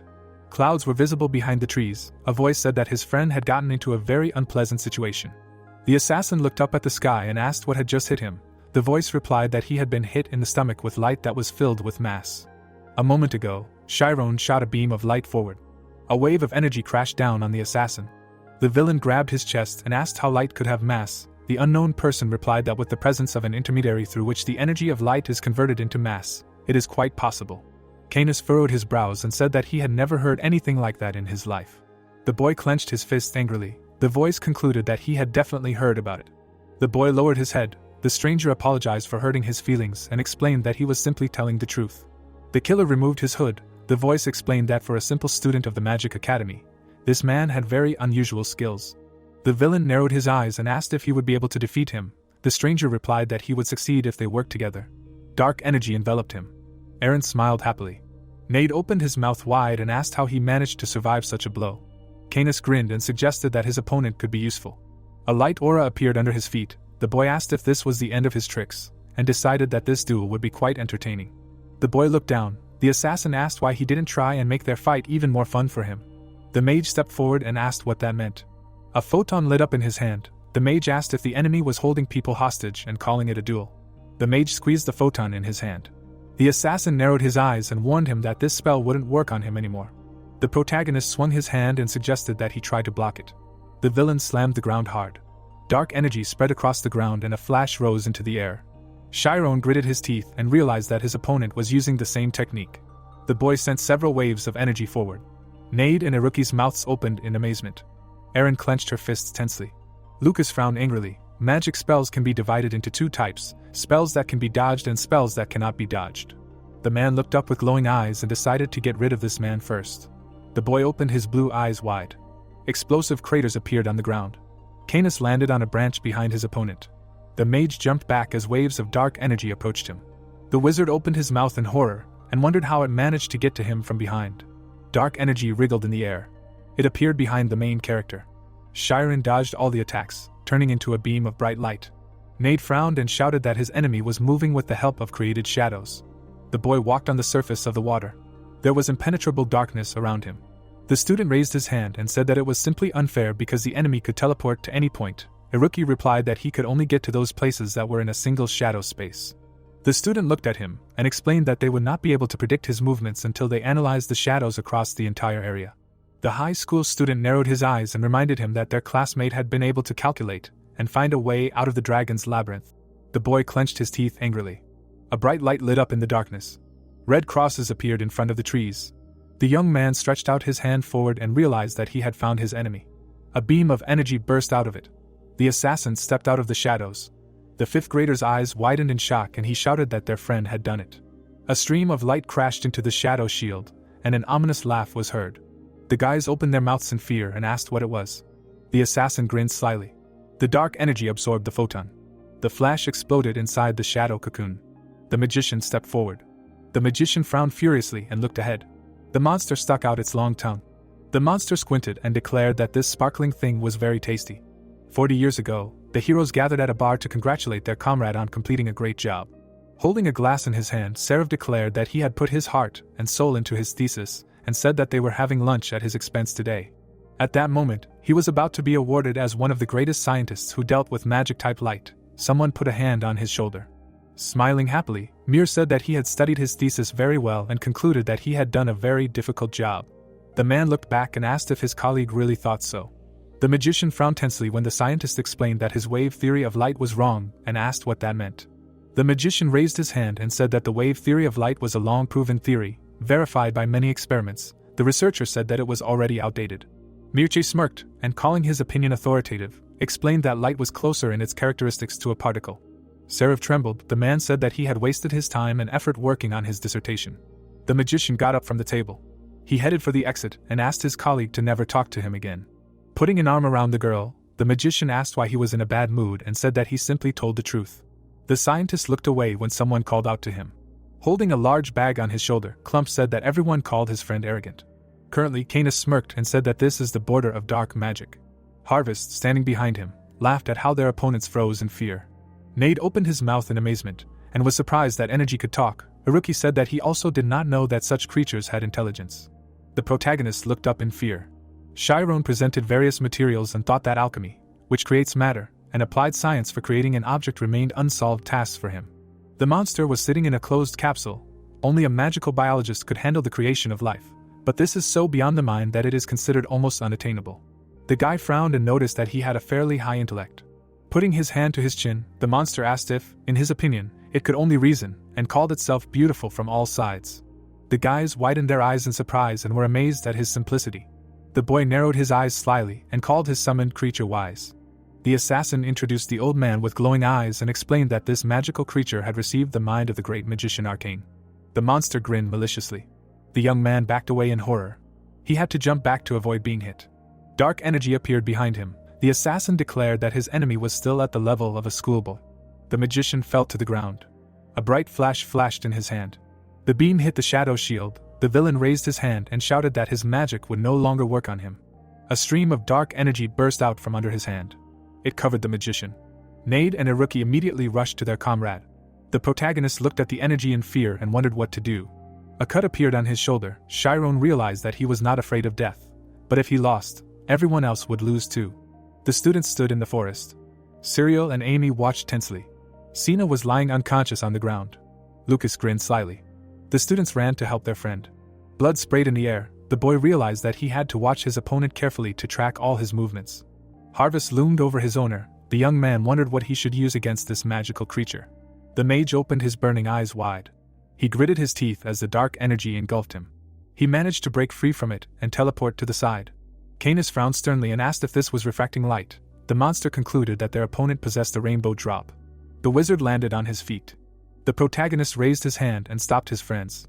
Chiron swung the photon and said that a magical creature cannot move without energy. The monster opened its mouth wide. The boy concluded that it was parasitizing the mind of its owner. The boy frowned and declared that they were one with him. The youth lowered the corners of his lips and concluded that the magical creature had its limits. The assassin smiled broadly and asked if he really thought his mind had limits. The magician summoned a flash in his hand and offered to test it. The assassin's eyes widened in fear and noticed that the light had increased. The wizard clenched his teeth angrily and asked which of them would reach the end of their powers first. Harvest's eyes widened. A powerful beam of light fell upon him. The monster suggested returning to a more shady forest. The villain looked up and asked why that was necessary. The monster explained that the enemy wanted him to get exhausted from constant attacks. Canis grinned and asked if the dog really decided to bark at the wolf. The shadow shield reflected the stream of light. The magical creature suggested luring the enemy into the forest and killing him there, because he had definitely jumped to conclusions and would follow them. The boy slyly knitted his eyebrows and agreed with him, thinking that no one could defeat Harvest, who had received the teacher's mind. The killer smiled and flashed his fiery eyes. Dark energy rushed into the depths of the forest. The protagonist rushed after him. Nade opened his mouth wide and shouted that the forest was too dangerous. Chiron summoned a bright flash in his hand. Several balls of light energy appeared behind him. The light illuminated the forest from within, Iruki realized that they could not help him in any way. The student looked back and suggested that his friend do his job. Lucas took out his sword and stepped forward. The man smiled widely and asked if this was the beginning of the warm-up. Clump narrowed his eyes smugly and offered the girl to dance with him. The woman screamed and ran away in fear. 40 years ago, at the Badad family ball, Mir approached his comrade and explained that he needed to find a partner for the dance, and not scare them. The aristocrat concluded that even the back of his head was more beautiful than his face. The scholar smiled and said that he should grow his hair and take care of himself. The nobleman drank his wine in silence. The magician heard a female voice. The guest of the ball quickly left the girl and explained that he had other things to do. The magician asked why he was avoiding her. Irina smiled. Clamp said that she was the eldest daughter of the organizer of the ball, but she had some problems. The man frowned and explained that she was a little behind in her development. Mir looked at him in surprise. The aristocrat said that something happened to her in childhood, and now her development is at the level of a 10-year-old child. The lord gritted his teeth and called her a disgrace to the family. The nobleman added that usually she was not allowed to leave the palace, but apparently today was an exception. The magician frowned and wondered if noble people were really stamped, since they all looked the same. The wizard stepped forward and decided to fix the situation. Klimpf asked him to stop. He frowned menacingly and said that his friend would only make the awkward lady look pathetic. Mircea asked him not to worry and explained that he had never been deceitful towards the opposite sex. The scientist leaned towards Erin and declared that this night was as beautiful as she was. The girl's eyes widened in fear and she introduced herself. The wizard realized that this was not the reaction he expected. Standing behind him, the guests wondered what this man was going to do to the poor child. The woman burst into tears when the wizard tried to ask her to dance. 3 years ago, it was raining over the academy. Iruki put his hands in his pockets and asked what his friend was doing. Nate stood in front of him. The boy asked if his classmate had changed his mind about fighting. Lightning flashed in the sky. The student frowned tensely and thought that if there was a chance, his friend would prefer not to fight at all. The student clenched his fists and remained silent. Drops of rain were running down his cheeks. At the moment, the senior student frowned sternly. The 5th grader looked up and called out to him. The mage's eyes flashed and suggested that his friend wanted to tell him to be careful. The wizard narrowed his eyes and confirmed this. An ominous, murderous aura enveloped Lucas. The man jumped up from his seat. The assassin lunged at the boys and declared that caution would do them little good. The children opened their mouths in fury and screamed. The assassin swung his swords. The heroes teleported back. The villain grinned maliciously and called them rats. A magic circle appeared under his feet. In theory, a person can strengthen his entire body, but strengthening just one random part can lead to a complete destruction of the sense of balance. A consistent pattern emerged, some users following a few specific, already proven paths, called a structure. Microorganisms floated in the water. The structure helps the mitochondria, which is also often called the source of energy for cells, to strengthen itself. Lucas pushed off the ground. This structure was not only the most common, but also the fastest. The man rushed after the enemy. Nade released lightning ahead and asked his friend to be careful. Lightning flashed between the heroes. Iruki raised his hand and cast a spell. A strong explosion threw the assassin back. He smirked and thought about how these children had never fought the owner of the pattern before. The boy frowned furiously. His comrade was behind him. The assassin dodged the explosions and noticed that they worked together quite well. The student clenched his teeth tensely. The student frowned angrily and wondered why he was so hard to hit, when even the rapid-fire pistol test had been easier. The villain did a backflip and realized that using the mitochondria structure was draining his strength too quickly, which meant it was time to end it. The microorganisms collided with each other. The villain rose high into the air and decided to double the rate of metabolic energy production. Lucas appeared behind the upperclassman. Iruki looked to the side and felt him appear. Blood sprayed in the air. At the same time, blood dripped onto the ground. Edel's hands were tied. Standing in front of her, Arcane praised her tenacity. A vortex of green energy swirled in front of him. The man's eyes flashed with fire and declared that it was time for her to die. A shadow arrow headed straight for the girl. The woman noticed the poisonous cloud in front of her and realized that she would die if she could not dodge it. The teacher puffed out her cheeks tensely. The teacher opened her mouth wide and screamed. A sound wave pierced the dark energy. The old man raised his hand in front of him and was surprised that this shock wave was so strong that it could even shake the spiritual Hona. A hole appeared in the wall behind him. The sorcerer realized that it was the scream of the wave demon. The teacher freed herself from the bonds and made a dash forward. She managed to break out of the cocoon. The bishop looked back and realized that she could not defeat him with her spells. Her eyes emitted a blue haze. Itella realized that she must use the scheme. Floating in the air, the girl took a fighting stance. A huge hole appeared in the cocoon. Something jumped out of it. A huge golem destroyed the cocoon. The monster dealt a powerful blow. Standing on its head, Arcane was surprised that his enemy decided to use the scheme and decided that he would have to answer her with force. The monster thrust his hand forward. The woman gritted her teeth angrily and spread her arms. The teacher rushed to meet the golem's fist. A protective magic circle appeared in front of her. 40 years ago, the guests at the ball looked back when they heard the screams of the organizer's daughter. Irina turned away and explained that her mother had asked her to leave immediately if a bad person tried to talk to her. Mir asked if it made him bad just because he wanted to talk to her. Frowning, Seraph called him crazy and asked if his colleague wasn't ashamed to bother a poor girl just to be the center of attention. The man raised his hand and tried to object, but the woman said that she would get into trouble if she didn't do as her mother told her. Trembling with fear, the noblewoman said that her mother should not be angry and decided that she should return to her chambers. The scientist realized that she was not afraid of him, but that she might get into trouble. The lord pointed at him and shouted something. Putting his hand to his head, Clumph was indignant at his comrade constantly poking his nose where he didn't belong, and realized that he should just apologize and leave the palace before this incident turned into chaos. The magician grabbed the organizer's daughter by the shoulders and shouted her name loudly. Irina began to cry. The wizard was glad that she finally looked at him and noticed that she was scared. Mircea smiled and explained that no one would get into trouble because they would dance at the ball. Reflected in the girl's blue eyes, the man asked if she would not like to just dance. The couples danced. The scientist said that she should also try dancing today. The magician extended his hand and asked her to become his partner. The woman raised her hand tensely. The noblewoman looked at the guest and blushed. Finally, the daughter of the organizer of the ball took the magician's hand. At the moment, Ithella punched the golem's fist with all her might. A powerful explosion immediately sounded in front of it. The monster almost lost its balance. Spiders crawled on the ground. The teacher landed in front of them and wondered if this was like the dark magic that she was familiar with. The teacher swung her fist. The teacher began to deliver successive blows. Arcane hung in the air next to the magical creature. The man grinned maliciously and thought that these were pretty good blows.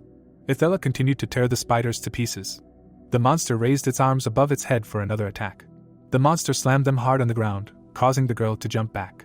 The old man angrily clenched his fist, shrouded in purple haze. Repeating his movements, the golem slammed his hand on the ground again. The girl rushed past her and realized that she had no time to think and that she needed to destroy the enemy as soon as possible. The woman approached the magical creature and began to beat it. Her fists passed through the energy field. The sorcerer confidently frowned and assumed that these were waves. Circles went through the air. The waves destroyed not only what was outside, but also what was hidden inside. Many such circles appeared. Long waves created an interference effect and multiplied tens and even hundreds of times. The magician took the blow of the waves and called it simply amazing. The wizard furiously opened his mouth and shouted that his enemy could reach unprecedented heights if she concentrated on only one sphere. The teacher almost fell to the ground. Arcane declared that she had wasted her talent on searching for an unattainable truth. Spiders climbed up the monster's leg. The monster stretched out its hand to grab its opponent.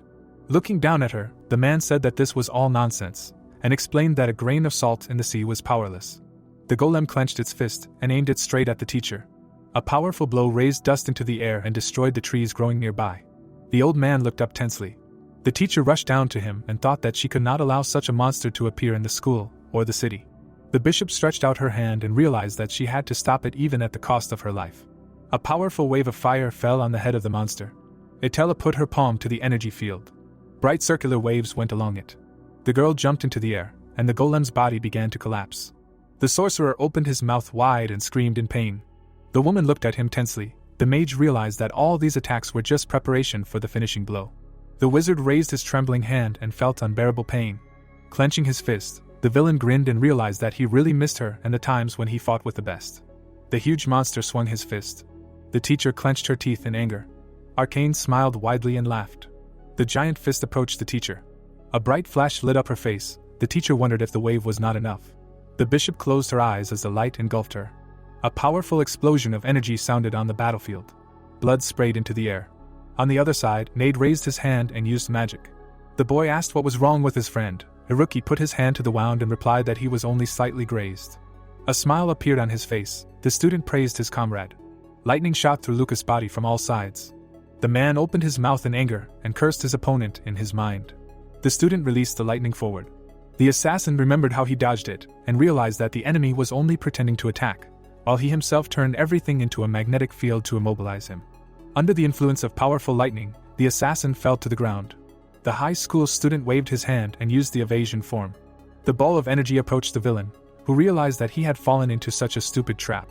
Waves of dark energy entangled the fifth grader's legs. The mage looked down, his eyes sparkling. The wizard looked at his hand, the lightning around it dissipated. Nate opened his mouth in fear. Aaron stepped onto the battlefield and raised her hand in front of her. Iruki gritted his teeth and swung his hand. Lucas dodged the blast and raised his sword to cut off the enemy's head. The boy looked in horror at the blade that was rapidly approaching him. The student's eyes widened in shock and he called out to him. Suddenly, the man's mouth opened in amazement.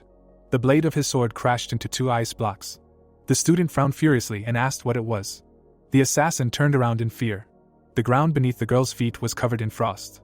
Sina took a step forward, her cloak and hair fluttering in the wind. The nobleman pointed forward in confusion and called out to his wife. The guests of the ball smiled and whispered to each other. The musician played the violin to the accompaniment of the piano. Clump smiled and decided that nothing could stop his friend. Mirche danced with a joyful Raina. Canis frowned sternly and asked what happened. Harvest felt a strong vibration from the mountains. The monster raised its head and reported that Arcane had used the Descendant of Darkness. The boy asked if Mir himself had come here. The monster assumed it was rational and said that the teacher would be here soon. The magical creature reflected the wave of light and said that they needed to leave here now. The protagonist ran quickly through the forest. 2 waves of energy moved parallel to each other. The assassin was outraged that their opponent did not die in the darkness and blocked her movements. Harvest realized that they were like mirroring each other's moves in chess. The assassin stopped and realized that they had to come up with something about this. The monster agreed with him. Chiron swung a photon, and the villain fired several shadow projectiles in his direction. Snow was falling on the cliff. Lucas opened his mouth in displeasure and asked if the spell had really been removed from that old man. Erin's eyes widened in shock and she thought that only a great mage who had reached monasticism could destroy the teacher's obis nova. Sina took a step forward. The girl wondered how some teacher of a magic school managed to do that. Nade spread his arms and called out to her. Suddenly, his hand was covered in ice. The boy grabbed his shoulders and complained about the cold. Iruki realized that something was wrong. The children were shivering from the cold. The student realized that their teacher was not awake at all. An ice arrow shot forward. It pierced the man's side. Clutching his wound, the assassin called for his opponent to stop and threatened to kill them all. The assassin looked up in fear and thought about how people who repeatedly come face to face with death are capable of killing someone even in an unconscious state. The woman slowly approached the enemy.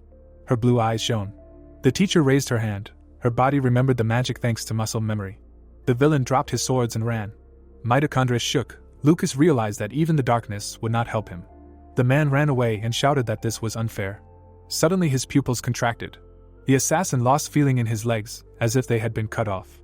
The teacher raised her hand, the greatest spell in the ice realm, which allowed the 20-year-old girl to rise to the level of a 6th-level mage. This is absolute zero. Sina raised her hand above her head and summoned a giant ice whirlwind. The assassin's legs were covered in ice. The villain lay on the ground while his legs were covered in ice. His eyes were bloodshot. Lucas remembered that according to rumors, only weaklings worked in this academy. Huge blocks of ice appeared in the air above him. They immediately rushed to the ground. Aaron looked at them in fear. Nate pushed her to the ground to save her from death. The boy loomed over the girl and asked her to remove the mind domination. The student opened his mouth in rage and shouted that otherwise they would all die. The girl frowned tensely and replied that they had too little time. Iruki stood next to him and declared that he would go there himself. The student looked up and calculated that the weight of one glacier was about 20 tons. The block of ice approached him. 2 lights flashed in the air. The senior student realized that he had to calculate the vector so as to destroy the ice into tens of thousands of fragments. But the slightest mistake could be fatal. Waves of energy passed through the glacier and destroyed it. Ice fragments fell to the ground. The boy's eyes widened in fear. A real ice firework sounded in the sky above them. Aaron frowned in displeasure. The girl pushed the 5th grader away and asked what he was doing. Nate said that he had done nothing wrong. The boy opened his mouth in anger and ordered her to remove this spell if she did not want to die. The student opened his mouth in amazement when the girl admitted that she did not know how to do this and asked what it meant. She lowered the corners of her lips and remembered her brother. In the past, they had to spend the night outside in the rain. With tears in her eyes, the sorceress declared that for Canis' sake she no longer cared what would happen next. The student's eyes widened and he asked what they were talking about. There was an explosion behind Aaron. The boys turned around in fear. Someone stepped forward, blood dripping onto the ground. The girl opened her mouth in horror. Canis clutched his wound and frowned menacingly. The full moon shone in the sky. Sitting in a field of flowers, Mir asked if his friend had seen their faces. The man smiled broadly. Irina closed her eyes and blushed. Fireflies were flying around the daisies. The scientist asked if it wasn't strange, and told him that, based on the latest experiments with the prism, there was a high probability that light was just particles, but the experiment with 2 gaps had proven interference. Raising his eyebrows, the magician said that he was sure that they were particles, and asked if his companion was bored. The wizard's eyes widened in surprise when the girl called him a good person. The woman looked at him with a smile. Mirche blushed and said that she embarrassed him. Scratching the back of his head, the man explained that he did not know what else to talk about and asked what his girlfriend thought about it. The noblewoman closed her eyes. The scientist wondered what he expected from her at all and asked what light was made of, particles or waves. The noblewoman smiled happily and answered that light was beautiful. The wizard looked at her in amazement. The protagonist was surprised while reading a book. The guys lying next to him crawled to him when he told them to look. Nade approached and asked if this was the equivalence of mass and energy. The protagonist answered saying that it was so, since mass can be converted into energy. If this is true, then energy can be converted back into mass. Chiron closed the book when Iruki said that using this omniscience, he can improve his photon cannon. On one of the pages, the students saw the principal's name. A beam of mana crashed into the ground. Harvest roared in pain as the beam hit him and said that their enemy was adding more and more mass. Canis asked him incredulously if the guy was really getting stronger right during the fight. The protagonist created photon spheres as he ran. He formed one of the spheres in his hand. A moment later, photon beams pierced the trees and rushed towards the enemies. Harvest's mouth opened wide as he said that it was impressive, but still not enough for him. Chiron created 3 more photon spheres and said that this was just a test. A bright light illuminated the creature's face. He abruptly stood in front of Canis saying that he could not block this blow, he should dodge. Canis refused, saying that they would lose momentum if they retreated. The guy extended his hand to Harvest and told him to absorb his mental power. A moment later, the energies of light and darkness collided in confrontation. Multiple explosions rose throughout the forest. Erin cried in fear when the explosion happened behind her. Nade, who was standing next to her, was in shock. Bleeding, Canis came out into the clearing. Erin couldn't hold back her tears when she saw him. The guy was gritting his teeth and walking towards his sister. Frowning, Nade said that it was a photon cannon. Iruki, who was standing behind him, called Chiron an asshole for having already implemented the formula he had discovered only yesterday into his magic. A beam of light burst out of the forest. The protagonist landed in front of his friends. Nade froze with his hand outstretched, asking if he was okay. The guy chuckled. Turning around, he apologized, saying that he didn't think he could win. Nade panicked, standing next to his friend and asking why he suddenly decided to belittle himself like that. Chiron replied by saying that their enemy was very strong. Iruki raised his eyebrow. He knew that the burden that Chiron had been carrying all this time was too heavy. Only because their enemies were unconscious could Chiron show weakness. The girl was lying on the ground unconscious. The protagonist closed his eyes and yawned. Iruki stood in front of his friends and asked the enemies if the 2 of them really thought they could handle the 3 of them at once. Erin grabbed her brother's hand after hearing Irika's words. Nade frowned and shouted, demanding that they surrender and release the prisoners before anyone died. Suddenly, Canis' eyes lit up and he said that the war was not over, because his master would deal with everyone. Iruki, who was standing in front of him, asked what those people had done to him. Canis replied by saying that he could ask Min when he met him in hell, because he had committed a crime that could not be forgiven.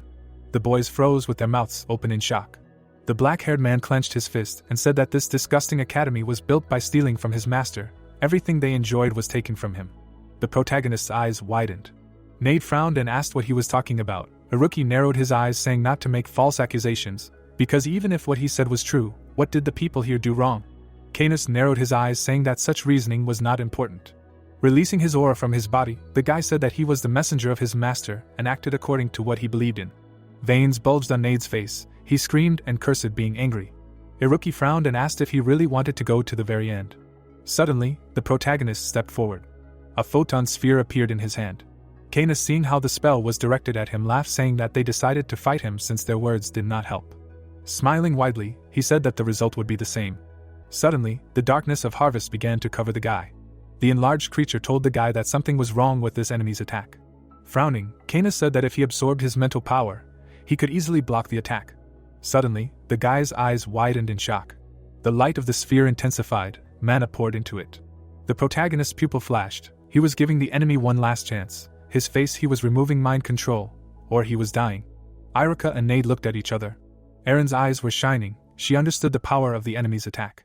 Canis frowned even more and shouted, saying that he was an archmage's apprentice, and even killing him, he could not break his will. Opening his lips, the protagonist said that he did not want to kill them, but if people died because of their beliefs. Suddenly, the guy's iris changed, then he said that he had no choice but to get rid of them. A bright glow appeared in the night sky. Irina smiled and said that light is beautiful. Mir's eyes widened in surprise. When he sat down next to Aaron, she said that everything here was beautiful, the flowers, the moon, the stars, but what he was talking about did not seem beautiful to her. Mir smiled nervously and asked why she thought the light was so beautiful. The girl raised her head and said that the light allowed them to see the darkness, so they could see at night. The blonde turned his head and stared at her in surprise. The guy's eyes were filled with mana. Mana filled all the capillaries. 2 bright stripes of light rushed into the forest. Mir smiled and said that it was truly beautiful. Suddenly the guy turned his body to Irina. He was kneeling in front of the lady and asked her to become his light. Irina closed her eyes and smiled. Mir could not forget anything. The world could offer him anything, but he would not trade this memory for anything. Thus, remembering the past, the old man smiled. Sweat poured down the professor's face. Ted clenched his teeth and tried to influence the old man, whose defense was incredible. Closing his eyes, he said that he had cast a rather ridiculous spell. Someone stepped into the clearing, asking what was going on here. The protagonist turned his head back sharply after hearing the question. The boy's pupil sparkled in the night. Canis's eyes also lit up. He was surprised. Arcane himself had personally appeared on the battlefield. The old man was frowning at all the guys below. He involuntarily shifted his gaze. To the side, he saw his subordinate struck by ice. Canis bowed his head and asked his master for forgiveness. Turning his head, the old man mentally called him a stupid idiot. The protagonist, meanwhile, did not dispel his spell and looked at the enemy. Frowning, he asked the old man if he had arranged this attack. Iruki and Nade, who were standing behind their friend, tensed up. The old man's lips stretched into a smile. Grinning, he told the protagonist that he was very brave, then he asked his name. The protagonist screamed, saying that he was not going to tell them, his killer. Raising his hand and casting a spell at the old man, Chiron told him to immediately dispel the mind control and get out of the academy. Stroking his beard, Arcane said that he couldn't do that because all of Min's students had to be punished. Suddenly, his eyes glowed bright red and he screamed, saying that he would be killed too. Bloodlust rushed towards the students. The protagonist's hair began to sway from a powerful gust of wind. He suddenly fired a beam at the old man. The guy screamed in shock, he himself did not expect it. Soon, the old man's figure appeared in the smoke. He stood motionless with his hands behind his back and said that it was quite a great state of mind for his age. The guys took a step back in horror, realizing that the enemy simply dodged. The protagonist immediately created another sphere of light, then someone ordered him to stop. Itella slowly walked out of the forest. Chiron saw her and froze with his mouth open in shock. The girl barely walked holding on to her other hand. Arcane frowned and asked if the loser dared to show her face. When the boys approached her, Itella said that she did not care about victory or defeat, because she only wanted to protect her students. The girl frowned and told the students that this old man's name was Wilta Arcane, and he was a third-rank archmage. Iruki and Nade gritted their teeth, realizing who the enemy was. The old man's eyes sparkled, then he said that it was a pity for his fledgling students to cry. Itella narrowed her eyes and said that it was too early for him to relax. Arcane's eyes narrowed. Canis froze with his mouth open. He now realized that the master's mental strength was only 10% of the norm. Harvest opened his mouth and said that this was 10% of the archmage's mental strength. This would be more than enough to get rid of them. Aaron looked at her brother worriedly. Canis stepped forward. Putting his hand on his chest, he asked the master to entrust the battle to him. The old man turned his head. Grinning, he asked if it was him. Aaron gritted her teeth, not understanding why her brother did this. She saw the true state of her brother. He could have died in this battle. The old man narrowed his eyes. A wild grin appeared on his face, then he asked the protagonist if he was Min's disciple. Chiron stepped forward and said not to say the director's name without due respect. He frowned and shouted, saying that compared to him, he was not even a magician. Chiron remembered how the old man extended a helping hand to him as a child. Arcane raised his head and laughed loudly. His eyes shone brightly while he laughed madly. He could not have imagined that Min would pretend like that to be respected so much. The boys raised their heads and nervously looked at the old man. He turned his head and looked at his disciple, agreeing to the battle. Canis grinned and bowed. Itella stood up abruptly and told the protagonist to stop. The guy didn't listen to her and stood in front of the enemy. Frowning, Canis said that he had already disappointed the master. He needed to win, even if he died in the end. Chiron's eyes lit up with the influx of mana. Frowning even more, Canis screamed, asking Harvest to answer him. He suddenly realized that his consciousness was in the darkness. He was alone. The guy gritted his teeth. Releasing the power of darkness, he told himself that he would still fight. The protagonist was enveloped in the light of his aura. He began to retreat, leading to the cliff.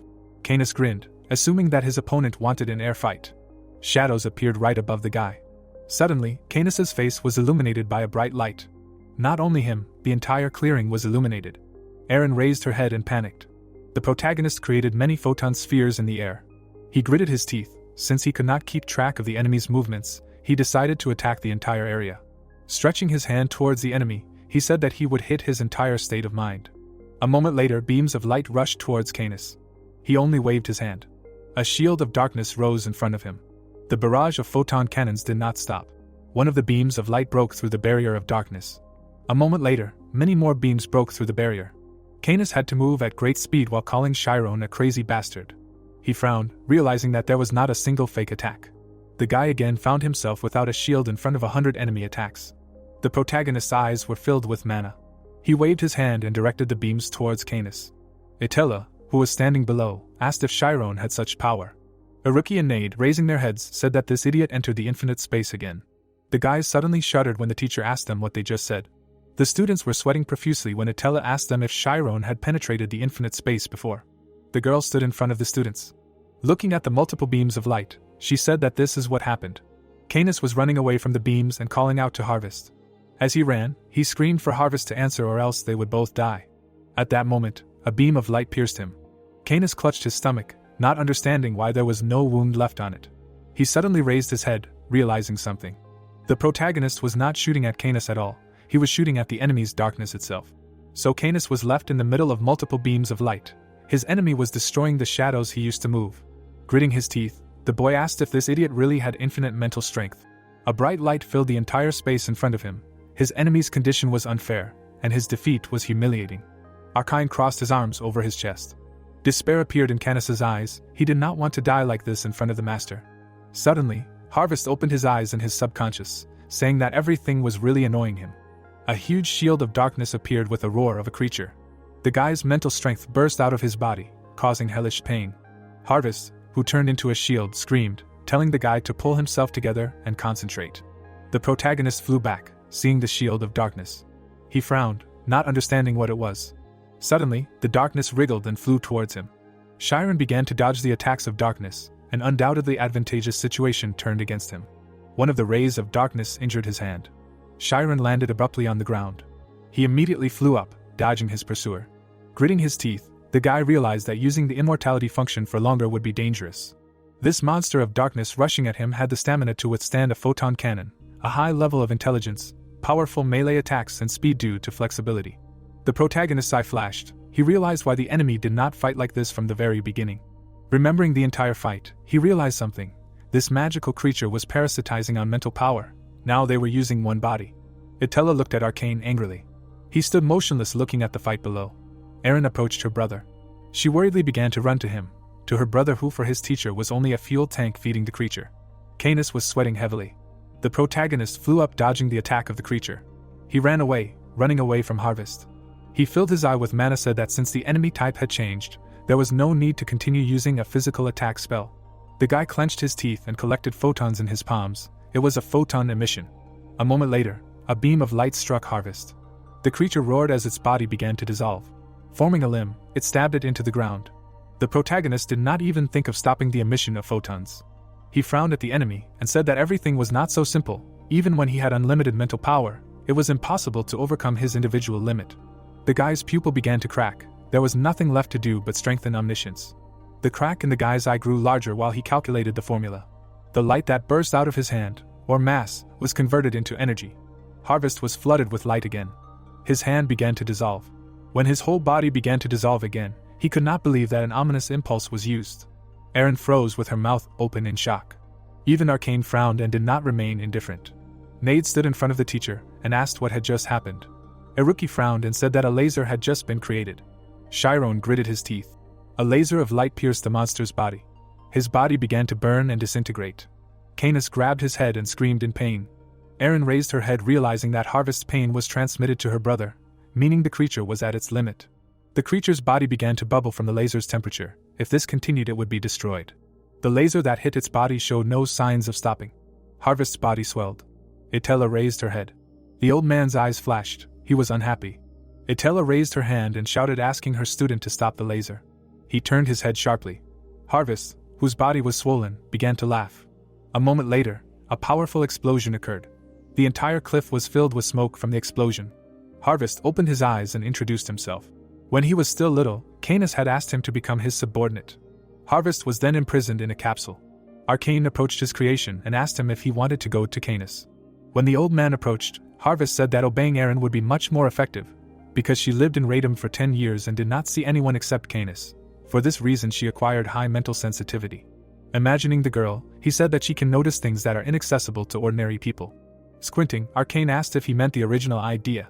Harvest leaned slightly, saying that he found Aaron thanks to her redundancy and brought her here, and Canis took with him only as a bonus. The old man surprisingly denied it. Frowning, Arcane said that Aaron was too soft-hearted. Harvest narrowed his eyes. Now he understood everything, what was planned from the very beginning. 1 minute before the explosion, Harvest's body flew up.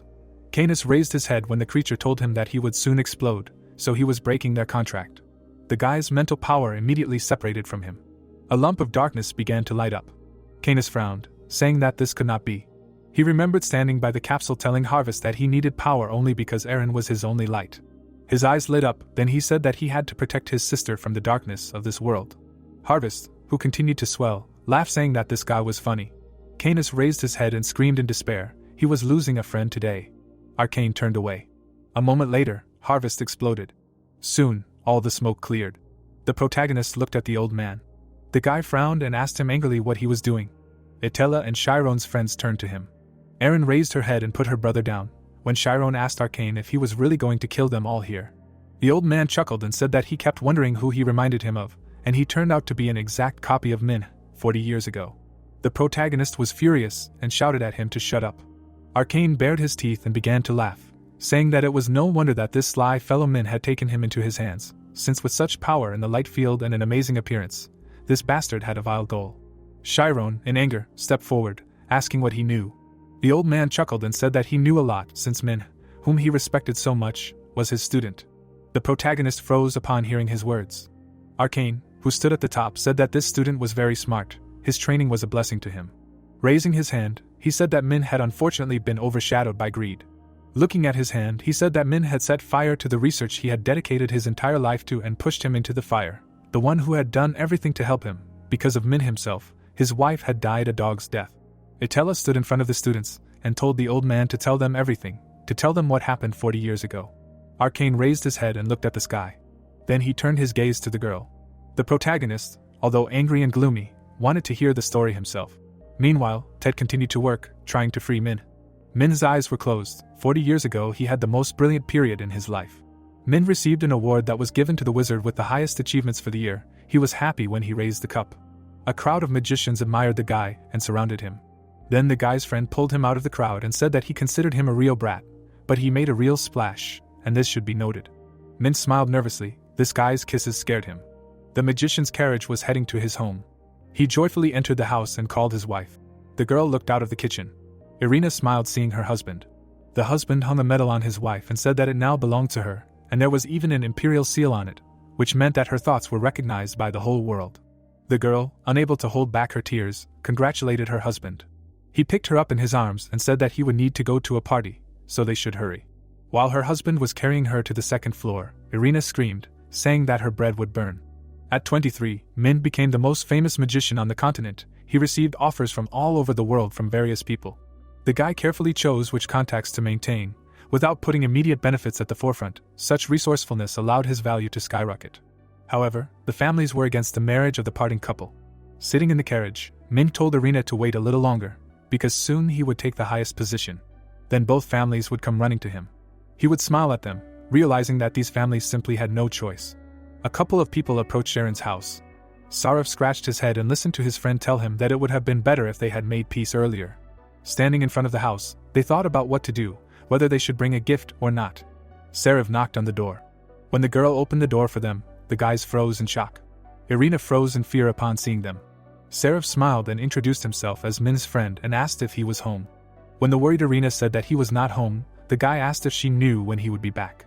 Bowing and smiling, the guy asked if they could wait for him inside, since looking for him from the outside was a bit tiring. Irina did not move, thinking about what to do, since her husband's friends were in front of her. When night fell, Min returned to the house. Entering inside, he called his wife. However, he froze when he heard someone say that this bastard Min was too lucky. The guy's pupil lit up, and he himself was furious. There were drinks on the table. Entering, the magician saw a group of guys laughing and discussing him while his darling sang for them. Sarov looked at the girl and asked if he was right, She replied saying that she was not sure.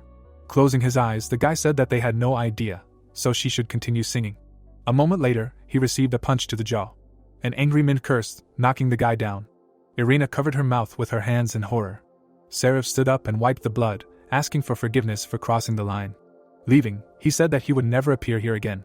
Angrily, Min shouted at Irina asking if she let them into the house. The girl replied saying that they introduced themselves as her friends. The guy got angry and said that no friend would mock a friend's wife. Almost crying, the guy asked if she didn't even remember what his friends looked like. Was she an idiot? A cry of despair escaped the boy's mouth. He suddenly covered his mouth with his hand. The boy turned away and began to cry. Irina bowed her head, tears appeared in her eyes. Standing with his back to his wife, Min asked her for forgiveness and asked her to forget what he had just said. He understood that if she lacked mental capacity, it did not mean that she thought at the level of a child. The girl bowed her head and asked her husband for forgiveness. So the girl was left alone. Min, being angry, went outside. The girl closed her eyes. She did not know then that a weak person should be the first to catch the feelings of another person. Min slammed his mug on the table, saying that he was an idiot, because he said such a thing to a girl who followed him without hesitation. His friend sitting opposite him said that quarrels sometimes happen. Smiling, he said that he could take the chance and have a child. Clump involuntarily imagined a drawing of his family. Covering his face with his hand, the guy said that he had already talked to the doctor, and he was not sure that a girl with such mental abilities would withstand childbirth. Clamp, who was sitting opposite the guy, said that he knew about everything from the very beginning. Then he asked if there was another way. Min's eyes widened when he heard the question. Arkin was writing something on a sheet of paper. Almost 8 hours had passed since the intruder entered the Archmage's dungeon. The old man took off his glasses and said that he had overcome everything. Min went inside. He, being badly wounded, asked the Archmage if he was that same Mota Arcane. The old man turned to him and laughed, saying that it turned out that he was alone. Putting his hand in the inside pocket of his jacket, Min introduced himself. Then he took out the leaflets from his pocket. The guy's eyes lit up, then he said that he had read his dissertation on research in the field of preserving memories. The old man smiled and said that it turned out that the genius himself had come to him. The sheets of paper fell from the guy's hand when he said that he wanted to pass on his memories to his wife. The guy's eyes closed, and he lost consciousness. So Mingi fell right in front of the Archmage. After some time, the guy woke up and jerked out of the liquid. While he was trying to understand what was happening, Arcane, reading his notes, said that his notes were very interesting. Looking at the notebook, he reasoned about the very essence of the experiment. Mingi wanted to create an artificial nervous system with the help of photon magic and transfer the saved memory to the nerves created by light magic by assimilation. The old man slapped the notebook sharply. Taking off his glasses, he said that his method of transmitting information using light was an excellent idea. The guy stood up and asked the Archmage to become his disciple. Frowning, he said that he would definitely succeed, because he wanted to protect his wife from this world. The old man, squinting, said that before he decided, he would ask him one question. Arcane's pupils sparkled when he asked the guy if his wife had given her consent to this experiment. Hearing the question, he frowned. Com shouted, asking why it was necessary to go looking for the criminal at all. He slammed the table and told his friend that he was either a complete idiot or bewitched. He slammed the table again and told Min that he might be a blockhead and not as smart as him, but it was crystal clear to him that this was stupid. The swordsman frowned deeply and told his friend that he was throwing away the luck that had come into his hands right now. If he got involved with someone like that, he would lose his position as the leader of the Thunder Dragons, and his family would disown him. Min bowed his head and said that he didn't need anything. He frowned and said that if Irina was happy, if he could do this, he would be even happier than he was now. The girl looked at her husband in amazement. She closed her eyes, realizing that since this was her husband's happiness, she would not object, and so she gave her consent. Clamp slapped himself in the face, asking the girl not to rush into a decision. Opening her eyes, Irina said that she believed in her husband, because he would make her happy. Min smiled and hugged his wife, saying that he would fix her weak spot and make her happy. Clump froze with his mouth open. The couple sold their property and moved to Arcane's dungeon. There, in a place where there was a private laboratory, Irina could spend time without experiencing any inconvenience. Only at the beginning she bowed to the magician, greeting him. Clump came once a week and brought food for the two of them.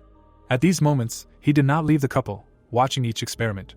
Arcane smiled and nodded. A smile appeared on Min's tired face. Irina, seeing her husband smile, also smiled. Only Clump, who stood to the side, was gloomy. So 2 years flew by and winter came. It began to snow. Clump approached Irina and said that by the end of this day she would have her husband's memories, even such as him pissing himself as a child. It would be better for her to remember if he had looked at other women. The girl laughed at her friend's words. Her husband approached her and said that she had tried very hard. Now they could start. Smiling, the guy said that he should be grateful to her for all this. They would definitely live happily when they had a child. Min frowned when the wires were connected to his head. Arcane stood by the equipment. The two spouses were laid on the beds. The magician pulled the lever. Min gritted his teeth in pain. Light magic filled the entire space inside the capsule. Irina opened her eyes. The feelings that flooded her were transparent. She remembered the moment when her husband stood over her. She began to remember how he put the medal on her. How the guy put the ring on her. Even their dance together. Many memories of Min flashed through the girl's head. Each of them felt the sincere love of the guy. At the last moment, she saw him kneel before her in the clearing. The guy smiled with admiration and tenderness, looking at her. The girl smiled back. Irina thanked her husband for giving her everything he had with all his sincerity. Suddenly, the sensors lit up red. Min jumped up from his seat, asking the teacher how everything went. He answered, saying that everything went perfectly, but there was a nuance. The guy cried, seeing his wife in a terrible state. The girl touched her husband's hand, saying that the physical fusions were successful, but the nerve endings in her whole body rejected him. Smiling, she said that unlike animal testing, there is apparently something in people that they do not yet know about. Clump began to cry. His whole body began to tremble. Min could not hold back his tears. He screamed, asking his dear not to say that, because he would do everything. Arcane closed his eyes. He couldn't look at it. Smiling, Irina said that she was sorry for being stupid. Min screamed. He was desperate, saying that he was the real fool. It was only his fault. Tears rolled down the girl's face. She was grateful to her husband for the way, and for a short moment, he showed her the world in which he lived, a beautiful world full of rationality. Tears covered the guy's entire face. He did not stop screaming. In the pouring rain stood a tombstone. At its foot were planted delicate lilac flowers. Aaron's funeral was quiet, surrounded by family. Mir's relatives forbade him to attend. He watched the procession from the hill on his knees. They did not have time to get married and have children, and so they parted as strangers. Mir looked at the world with unseeing eyes, completely soaked by the rain.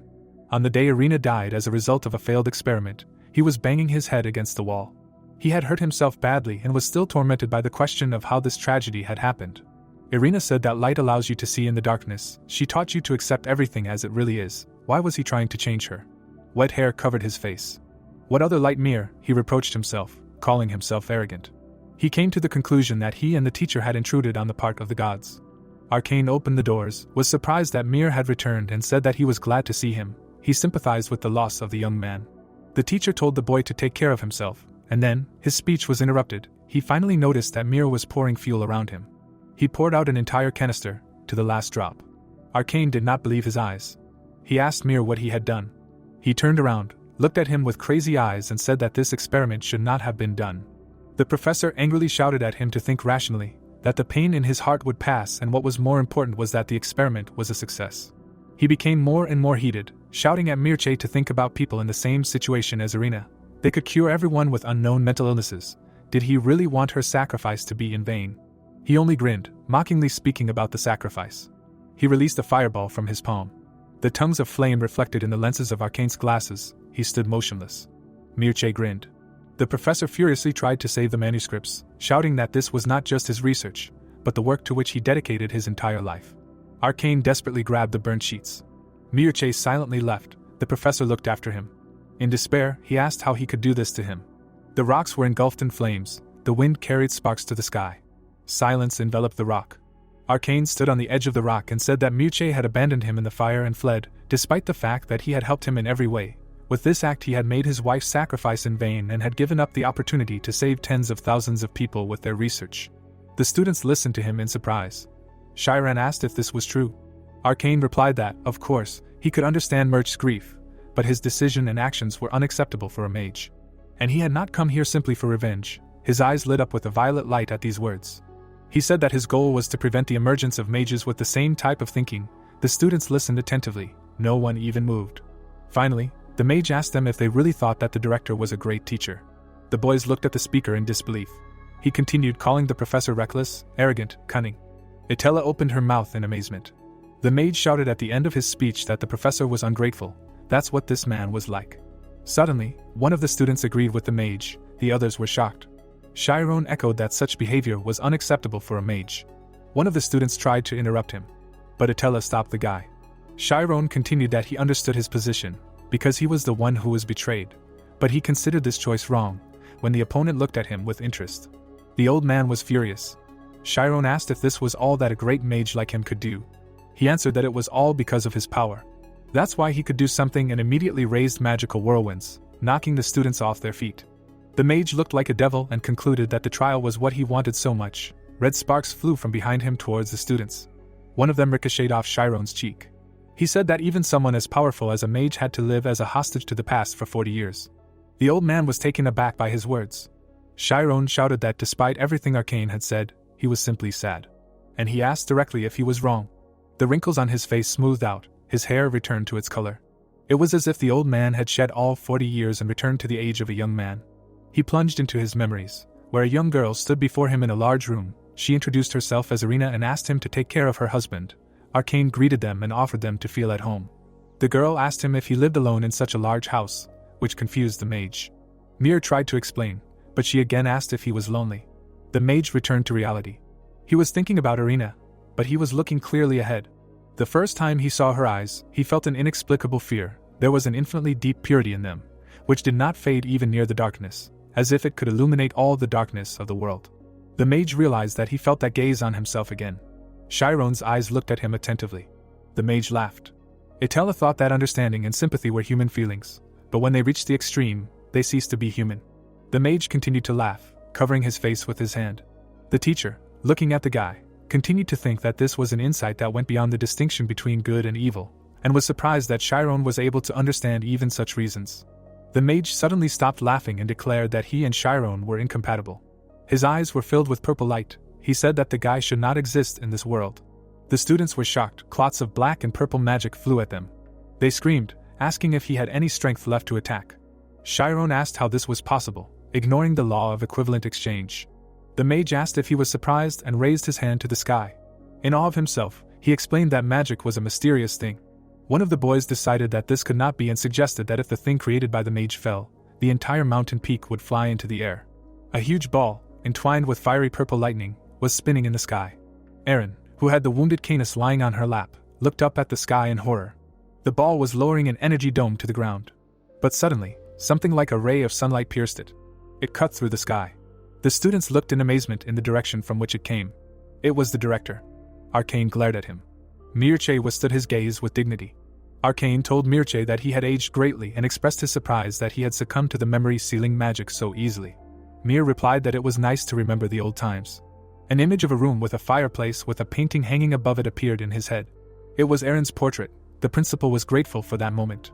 The students called out to him. He apologized for his immorality. Then he thanked them for protecting the other kids. The principal was glad that teacher Itella fought with them. He thanked her, to which she replied that there was no need for gratitude and apologized for not being able to protect the students. The principal began to walk away from them, but Chiron caught up with him. He wanted to say something about the mage, but the professor interrupted him with a question about whether he had restored his spiritual power. Chiron was surprised that he knew. He replied that the greatest magic created by Arcane was the magic of the abyss, which controlled memory. The principal turned to face the student and continued that Arcane temporarily restored his spiritual power when he erased the memories of where he used magic. This is a method.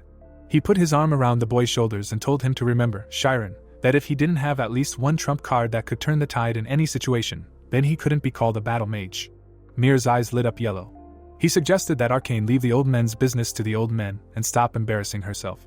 Then he ordered him to leave the children alone, to which he agreed, supposedly because his former student was asking him, so he would have to listen.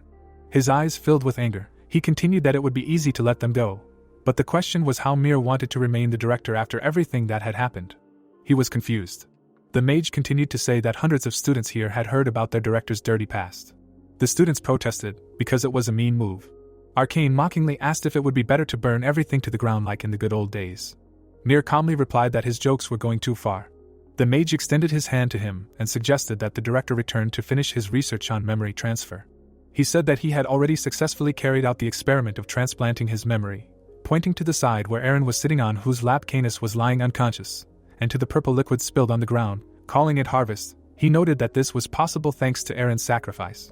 He lowered his head, his eyes no longer glowing with purple light. Mircea reacted to the last phrase. He remembered himself on the day of the burning of Arcane's notes. Then he turned to the teacher, standing right in front of him. He asked if this research was necessary for the professor's plan. He asked again furiously. Mircea clarified, asking what the teacher was planning to create by stealing their memories from Erin. He put one of the manuscripts in front of his face, asking why he needed hundreds of magical creatures. The teacher hesitated. but quickly found an answer that there was nothing wrong with it, as he believed then, so he believes today. Chiron suddenly realized that this was the reason why the director burned the research. Mage assumed that the magical creature was a mixture of his and Aaron's memories and asked if he was right. Aaron started to cry. Arcane remained silent and glared at his opponent. The director continued to say that the creature was following the mage's orders since it exploded on its own. He concluded by saying that he understood everything. Aaron asked if that was true. The students seemed to be in a trance. There was something like a tentacled monster above their heads. Purple smoke was swirling. Aaron screamed in rage, asking the mage if he had ordered Harvey to self-destruct. She screamed, asking, unable to believe that he really wanted to kill everyone, even Canis. The old man put his hand to his head. Then he raised his finger to the sky. He said that this one and that one, no one listens, and increased the influence of the magical purple ball above them. The students screamed in horror. The ball began to approach the ground. He spun around his axis more and more, creating wind currents that knocked everyone off their feet. Some of the students fell to the ground. Others started calling for the teacher. Arcane, reveling in his omnipotence, asked Mir how he felt about what was happening and suggested running. Drop everything and run alone. Beads of sweat appeared on the director's face. Clamp asked if his interlocutor was going to die here. Mir sat opposite and silently ate porridge. Clamp continued that he had been looking for him for 10 years and had suffered like hell, had been everywhere and spent a lot of money. Then he got information that Mir was here. He asked why he came to such trash as him, to which Clamp said that he had something for the guy. Mir's eyes widened. In front of them lay Aaron's suicide note. He quickly unfolded the letter. In the first line, she called him her beloved. Tears obscured Mir's eyes. She wrote that even if something happens to her, so that he does not blame himself, because this experiment is what she wanted. Here the tears of the reader fell on the sheet of the letter. Mirche pressed his face to the letter. He scrolled through its lines in his head and saw the image of his wife, who mentioned her last wish. The image of his wife appeared in his head when she wrote this letter. At that time, she was sitting behind him, and her wish was that her husband would not be sad and continue to do his favorite research. Mirche opened the medallion lying in front of him on the table. It contained a photo of them together. In the letter, she wrote that he was her eternal light and asked to illuminate the whole world with this light. Mirche screamed with force, squeezing the medallion in his hand. He asked Clamp to lend him some money. He was surprised by the request. Mir continued that it was for the opening of the school, so that there would never be fools like him again. The young man promised to dedicate his entire life to this. Clamp sighed with satisfaction. Mir returned from his memories. Releasing a magic ball from his palm, he claimed that he swore to dedicate the life given to Aaron to fulfilling her will. The mage assumed a fighting stance. And he continued that he would protect this school and its students at the cost of his life, raising his hand above his head and illuminating everything around with a golden glow. A gust of wind tore several leaves from the trees. The faces of the students lying on the ground were illuminated by light. The dragonflies seemed to have stopped their flight. Chiron noticed that time seemed to slow down. The director's hand raised the magic light higher and higher. There was an explosion, and the remains of the purple ball flew to the ground in flakes. A column of light filled the night sky with its rays. The air flowed through everything in different directions. Chiron looked at this in horror. Next to him stood a rookie, who also did not understand what was happening. The light illuminated everything around. Aaron sat motionless on the ground. Canis lay on her lap. The pillar of light began to disappear, but there was still a bright glare in the sky, dispersing the clouds. A second later, everything was over. The sky, the stars, the moon began to look completely normal. Arcane, not understanding, asked what it was. Director Mirche explained that this was magic called the Big Bang, which in essence is just a powerful explosion, and even in the association it would be embarrassing to show it. The master said that it would do as a parting gift, and the mage understood that Mirche knew that this moment would come, so he prepared a technique to counter it. Arcane called him a sly one and suddenly fell to his knees. He began to cough heavily. Scarlet blood fell from his nose and mouth to the ground. Mirche said that, despite the fact that the mage had restored his willpower, this was only an illusion of consciousness, and if this continued, the brain would overload and his life would be in danger. The director said that Arcane had lost, to which he admitted that his opponent had probably been doing more than just slacking off for 40 years. The mage said that defeating him would surely bring glory to the director, but he interrupted, asking if he really still didn't understand. He was no longer an archmage, as he had been called 40 years ago, and in that time, a 10th-rank novice could become a 2nd-rank mage. Mirche said that the world had changed, and they had grown old, and asked how much longer Arcane would continue to pursue ambitions like a boy. In response, he only smirked, called him impudent, and reproached him for not even becoming an archmage. Arcane continued to say that Mirche had become nothing at all and could only lecture. The mage called the director a self-confident upstart. Then he began to reset his willpower again.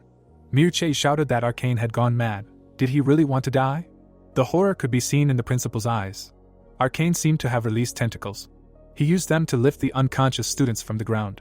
The mage lifted them higher and higher and began to say something, but the principal interrupted him. He shouted, calling on him to stop this senseless bloodshed, and did not understand whether victory was so important. Mage begged him to stop thinking like a reckless boy. Arcane urged him to listen carefully to his teacher's last lesson. He was like that, because a mage always remains a boy. Suddenly, the people raised high into the sky began to fall to the ground. The principal shouted to his students to save them. Everyone desperately flew up into the sky. Shiren tried his best. He stretched out his hand forward to grab someone. The people continued to fall, and Shiren could not hold back his emotions. Tears flowed from his eyes. He saw his teacher, who was also falling down. Shiren remembered how the teacher was angry and shouted that they were taking a literature test, not a math test. At that moment, the man's face turned red, and his veins stood out and turned blue. His friends were there too. Shiren remembered how they were arguing. He saw them falling on the cold ground. Shiren tried to reach out to anyone with his hand. Tears were pouring out of his eyes uncontrollably. And then he saw Amy. Shiren shouted her name loudly. He hoped that Amy would hear him, believed that she would not come to that very chilling end. Suddenly, the girl opened her eyes. Amy did not understand who was calling her. Falling down, she tried to remember that familiar voice. Shiren, as if hearing her thoughts, shouted his name. The guy stretched his hand forward to catch Amy. Hearing his name, the girl seemed to be struck by electricity. She finally saw him, extending his helping hand to her. Shiren was literally centimeters away from Amy, and he still managed to grab her hand. They looked into each other's eyes. Amy asked him why he was crying, and Shiren remembered how he offered to compete with her fairly, in front of everyone, and said that he would definitely catch up with her. The guy said with regret that it seemed that he would not be able to keep his promise. Amy did not understand what he was talking about. She screamed, calling on him to stop, although she did not understand what he was doing. Amy asked what he was planning. Shiren, hugging her, thanked the girl, and she asked him not to leave. But it was too late. The guy said goodbye and began to dissolve. Suddenly, a flash appeared. It filled the space with light. Those around did not understand what had happened. They tried to close themselves off from the all-consuming light. Director Mirche and teacher Atella looked at what was happening in horror. Arcane was lying on the ground, coughing and bleeding. He was silent. The mage only looked at the sky and at this light that was striving upward. He realized that this was a sacrifice. Arcane thought about how funny and interesting the world was, that even a lifetime was not enough. His last thought was Mirche. Arcane was dead. And the flashes of light still rushed upward, to the stars themselves. The space was engulfed by the light coming from the rock. This light engulfed everyone who was lying on the ground. On the ground lay motionless the mutilated body of Arcane. A shadow of a man fell on his body, wondering if this was the end. Clutching the mage's cloak in his hands, Canis, sobbing, shouted at him, because he did not understand what they would do without him. Bursting into tears, Canis shouted and admitted that Arcane was just a tool to achieve a goal, but he did not want to be abandoned, to which Erin, who also had tears in her eyes, turns to her brother. Canis felt guilty for what happened, so he began to transform into Harvest. Erin tried to get through to her brother, saying that it was not his fault, but Canis did not hear her sister, because he blamed only himself for what happened, and besides, his thoughts were confirmed by Harvest. Erin turned her attention to the speaker, who continued to blame Canis for the death of the mage because of his mistake, because if he had not made it, then he would still be alive and could protect them. The magical creature continued that without the mage, they were all doomed to die. Hearing this, Canis, still shedding tears, glanced at the speaker, but could not find the words to answer him. Harvest sarcastically asked if it made him feel better to confirm Canis's words. Sitting over the mage's body, the brother and sister could hear the creature's words. He continued that Arcane simply lived his life and he completely satisfied his will. Harvest claimed that Arcane died happy. He said that he was no more, and then what is Canis's will? Still mourning the magician, the boy thought about what his will really was and why he thirsted for power. He remembered his childhood, where he promised to protect his sister from this world. That's why he answered that Harvest had already heard the reason. He needed power to protect Erin. Canis stood up and confidently concluded that Harvest should not disappear here, and to prevent this from happening, he would conclude a master and slave contract with him. Erin tried to shout to her brother, to warn him that he had exhausted all his spiritual strength and might not be able to withstand it. She offered to take her brother's place, but then the magical creature interrupted her, saying that it was impossible. He indicated that only Canis could be his master. After these words, a single tear flowed from Erin's eyes. Canis began to be absorbed by the darkness. The young man warned that if he betrayed him again, he would not forgive him. With a chuckle, Harvest said that he would remember his master's words, and at that time dark clots with unknown power and pain pierced the body. Finishing penetrating the body, the creature thought that the boy's insolence was to his liking. Erin picked up her brother's exhausted body. Pressing him to herself and shedding tears, she offered to create a new life that would be only theirs. Mir looked at the unfolding picture, the dead magician and his sister pressing her brother to herself. Estella stood next to him, and the old man turned to the teacher, admitting that he was a sinner. Estella said that atonement begins with the awareness of one's sins. Smiling, the old man waited for him to continue, to which she noted that at least now he was not arrogant, to which Mir chuckled and said that he would still have to pay in full. Standing under the starry sky with the teacher and the representative of the academy, the magician asked where is today's hero. With a smile and pride, he remarked that using teleportation on more than 400 people was truly impressive. But suddenly, a woman's scream interrupted the mage's words, attracting the attention of everyone standing. Emmy called out to Shiren while Nade and the injured Iruki ran to her. The girl, who was holding Shiren motionless on her lap, cried out that he was not breathing, bursting into tears. The academy was drowning in night. It took 8 hours to sort out the mage's body and get the students back to their dorms. Eventually, the sealed memories would return. But until then, the school's activities would be frozen. Only Emmy, Nade, and Iruki were standing next to each other in the infirmary. While in the ward, Nade and Emmy, who was holding Shiren's hand to herself and quietly sobbing, sat next to the injured man's bed, and Iruki stood leaning against the wall of the ward. Crying, Emmy blamed herself and remembered that day. In it, Shiren finally came to her, but she did not notice him. But besides this, she remembered all those times when she was rude to him. The last thing she remembered was the notes in the book. She did not even have time to apologize. From this realization, she could not stop shaking. Nade, seeing that the girl was already in such hysterics that it could harm her health, suggested that she rest. But she did not stop wondering, because magic that kills the user initially cannot be activated. But then why did he die after using mass teleport? She could not believe in the naturalness of what was happening, and Nade supported her, enthusiastically declaring that Shiren would definitely wake up. But then Irika's voice was heard, standing near the wall, who said that there is a possibility of death from using magic, because Arcane also died using it. But Emmy didn't agree with that, since Arcane died from brain exhaustion and Shiren had fully unlocked his immortal formula, and that's what happened that differentiated both cases.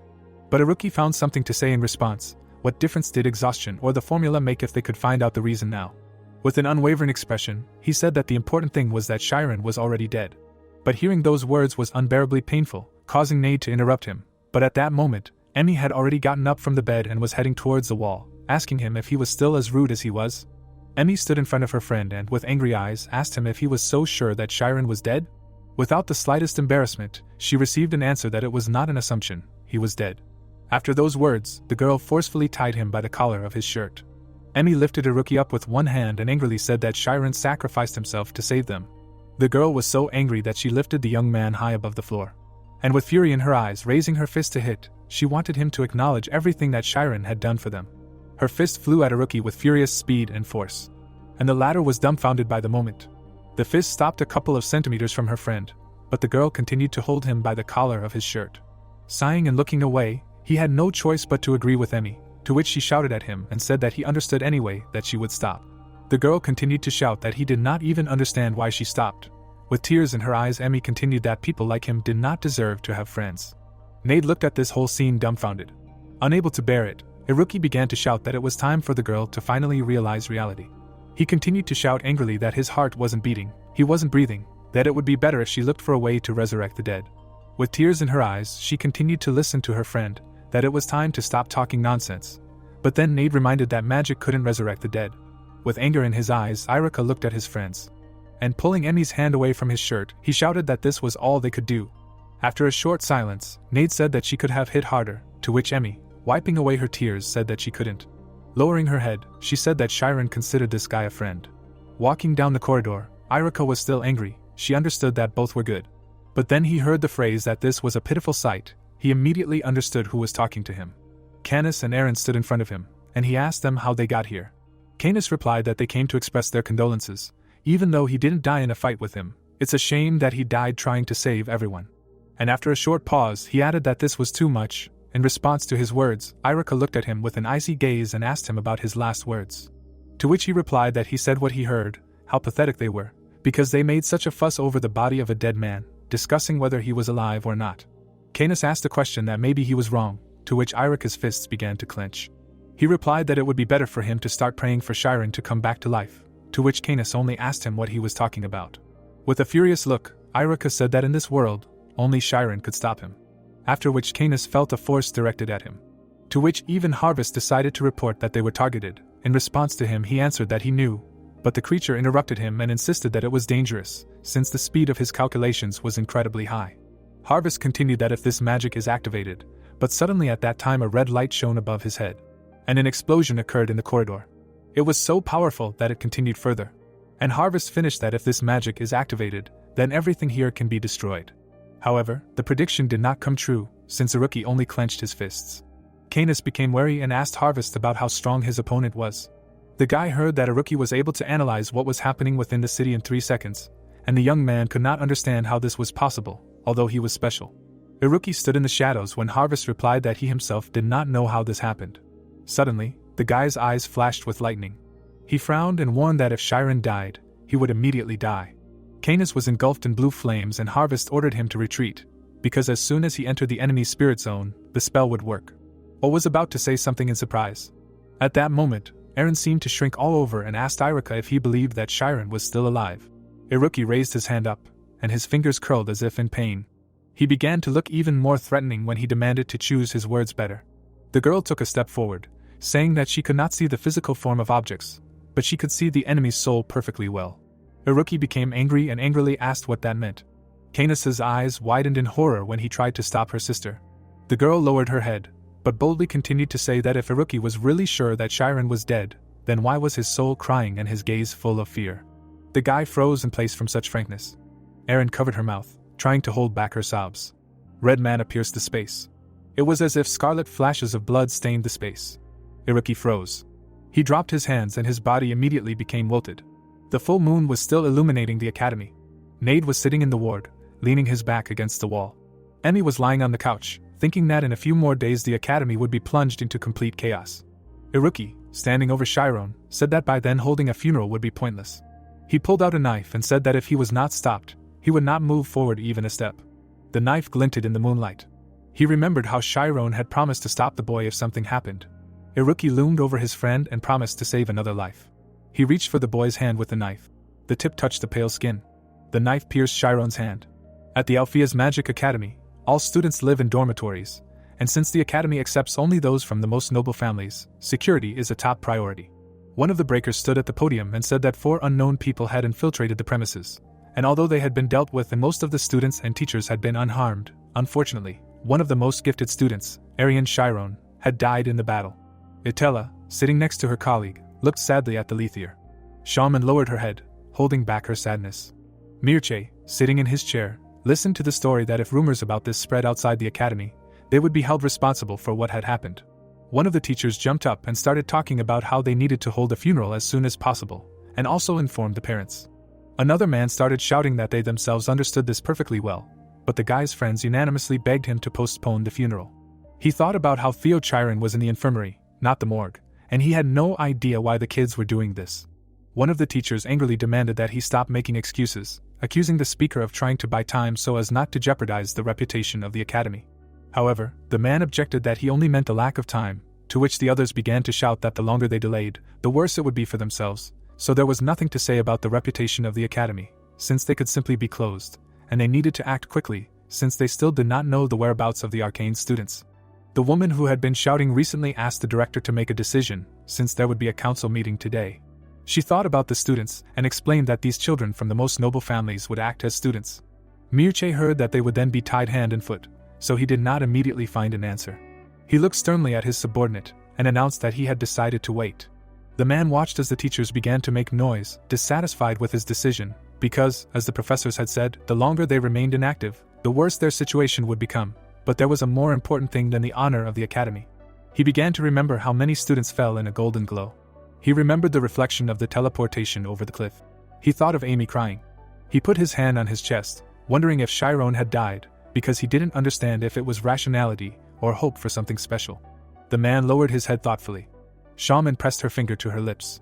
Mir's eyes sparkled, because his feelings had not gone anywhere, because they still did not know anything about the concept of immortality of the soul. Itella jumped to her feet and began to talk about how in that battle Chiron decided to go to the state of immortality of the soul. When everyone fell silent, she explained that in the order it means the concept of nirvana, and this state is different from life, because the one who has reached nirvana cannot be considered dead. The teachers immediately began to say that this is a magic academy, not a religious school. However, one of the women said that she understood the director, and even if there was a possibility that Chiron was in excellent condition, there was still no guarantee that he would wake up. Mir folded his hands on the table and heard that if they meekly waited for an event that could happen, they would face the worst possible outcome, and then asked what they were talking about. The woman explained in a frightened voice about the closure of the academy. However, Mir believed that the worst outcome would be the complete destruction of all the students and teachers of the school. He looked at the crowd again and declared that if Chiron had survived, then everyone gathered would have died. He sighed and asked if there was no such possibility, even if it was close to zero. The man lowered his head, saying that it was the boy who sacrificed himself for them. Would the professors of the academy abandon him? The teachers listened to the fact that the director would take full responsibility, so the academy would not be closed. He thought about the academy, and said that it was time for them to sacrifice everything for this child. People crowded outside. Chiron's ward could be seen through the window. Amy placed her palm on the protagonist's forehead. She leaned towards him and said that it didn't matter if it took a year or 10 years for him to wake up, but she would wait. Nate heard the girl asking Chiron to come back. She was crying and demanding that the guy say something. Chiron's face remained motionless. The next moment, he opened his eyes. The guy sat up in bed. He had recently looked around, not understanding where he was. Chiron walked forward and remembered something. He imagined tears streaming from his eyes and thought about how, in order to save everyone, he used the immortal formula to the maximum. The magician looked at his hand and assumed that he was in the afterlife. Suddenly, his eyes widened sharply and he thought that the memories of his life were preserved, but no matter how long he walked, the picture remained the same. Standing in the middle of a white empty space, he felt as if all his senses were numb. Suddenly, he realized something and took a step forward. His bare foot stepped on the floor. The protagonist was walking up the stairs. He looked down. Then he turned around and opened his mouth in shock. In the void, he realized that everything was the same. Beads of sweat appeared on his face, and he said that there was no concept of distance here. He imagined two human silhouettes and thought that distance only existed where there were objects to measure, and in a world where there was nothing to measure, the concept of distance disappeared and space ceased to exist. Chiron looked to the side and decided that no matter where he moved, he actually remained in one place. The youth turned around in shock, hearing someone's voice praising him for his intelligence. Suddenly, his eyes widened. There was a bright flash of light in the air. The boy raised his hand, covering his eyes from the flash. He raised his head and opened his mouth wide in shock. Suddenly, human legs appeared. A female silhouette was visible in the center of the light. The stranger stepped onto the ground and said that she was waiting for the boy. He frowned in shock, asking who it was. The girl smiled. Putting her hand on her chest, she said that she was a god. The territory of the academy was visible. It was the 5th day after Chiron's death. The light was reflected in the windows. The teachers decided to just wait, but the students thought differently. In the student council meeting room, many people were sitting at tables. They were looking at books, feeling betrayed by the principal, whom they trusted. Jake stood up abruptly and shouted that all this was happening because of one mistake the principal made 40 years ago. Looking at the female student sitting in the distance, he shouted that now, under the pretext that Chiron might be alive, they were postponing both the charges against the principal and the funeral. The student council president, Amira, furrowed her brows and replied that the student council really needed to intervene in this matter. The boy furrowed his brows and turned around as the crowd shouted that the principal should be held accountable for what happened. Someone raised their hand and shouted that they had misunderstood. Serial furrowed her brows and said that they were all operating under the assumption that Chiron was dead, but that was not the case. The students talked among themselves while the girl shouted that the protagonist's heart was not beating, but decomposition had not begun. Amira leaned forward and loudly asked why the mage's heart was not beating then. Serial closed her eyes and sighed. Placing her hand on her chest, she shouted that the reason was because the boy had revealed the immortal formula. She widened her violet eyes and added that the immortal formula was a concept that did not directly affect the body's vital functions, and it was still a topic of discussion even in the ivory tower. The students stood on the podium, looking at everyone else who were in shock. The other students were sweating, discussing the immortal formula, and that it was the highest level a mage could reach. Serial turned pale, sweating, not understanding why they were reacting like that. The student council president frowned in shock, while the protagonist's friend thought that every intellectual mage should think things through carefully several times, even if it was an unexplored area. She frowned her thin eyebrows and looked away. Looking at the two comrades, she thought that they were just students, not mages. The face of one of the young wizards turned pale, and the girl thought that inexperienced juniors only acknowledged what they saw and felt themselves. While the two boys discussed the situation, Serial thought about how the seniors were blinded by anger at the principal and could not think rationally. She imagined two men taking Mir away, tying his hands with ropes. Then she imagined Chiron lying in a coffin and a shovel from which earth fell. The girl grabbed her head and realized that the main character would simply be buried alive. Mark from Class 7 raised his hand and shouted loudly. He frowned and said that the honor of the school is the honor of the students, and that trust in the students will disappear if rumors spread that their academy has unreliable teachers. The young man put his hand on his chest and added that they knew who taught them to be real magicians. The students sitting at their desks froze in stunned silence. He imagined an old hand holding a child's hand. Mark imagined Mir surrounded by young mages and said that he gave them his love. The upperclassmen looked at each other and agreed with this statement. Mark furrowed his brows and shouted that they should not rebel by causing trouble for the teachers they respected. Cyril gave her friend a thumbs up with a smile and mentally praised his speech. Amira tapped her fingers on the table. She looked away and thought that if they held a vote, there would be an equal number of votes. On the board was written the question: protest against the careless actions of the teachers. The younger students cried, asking for forgiveness for the teachers, and the student council president thought that the idea of protesting the school was too difficult for them. She placed her hand on her forehead, unsure of what to do. Fermi stood up and introduced himself. He said with a smile that they had forgotten the most important thing, that they owed their lives to Chiron. Cyril turned to the other students when the upperclassmen asked if there was anyone here who was not grieving. The young man looked at her with a wide smile and added that for that reason, their actions were not a riot. He opened his red eyes and said that this was a fight to honor the memory of the main hero who saved their lives. Cyril stood up and screamed that he was not dead. Fermi closed his eyes and with a slight smile said that Chiron's body was already being embalmed, and this would not have been done if he were alive. All the members of the student council turned pale in shock. Cyril stood stunned when Amira asked if she knew about this. The girl furrowed her brows, not responding to the president's questioning. Then tears rolled down her cheeks and she said that she would exercise her right to remain silent. Amira raised her hand and shouted that they were starting a vote. The board showed that the majority of the students voted to hold a protest. The young mages raised signs demanding the principal's resignation. The student council president walked in front, shouting that Mir should hold a funeral for the protagonist and stop turning him into a ghost. Nade and Amy looked at the huge angry crowd. They turned around when someone said that it seemed like the students found out about the slowing spell that was cast. The principal stood by the protagonist, saying that there was little time left. At this time, Chiron stood in front of the girl, who said that just as the things created by man reflected his thoughts and form, everything created by a god was similar to him. The young mage's mouth opened in shock when the goddess said that he was the most similar to a god. She extended her hand forward and called him. With an inviting smile, the girl asked him if he wanted to create a world with her. They stood in front of his friend. The young man raised his eyebrows in shock, not believing these words. Then he blushed and shouted that it was very unexpected, and he was not that kind of person at all. The magician covered his body with his hands, sweating from awkwardness, and the girl laughed. Clothes appeared on his body, and the goddess said that he should not be shy, because this was not his world.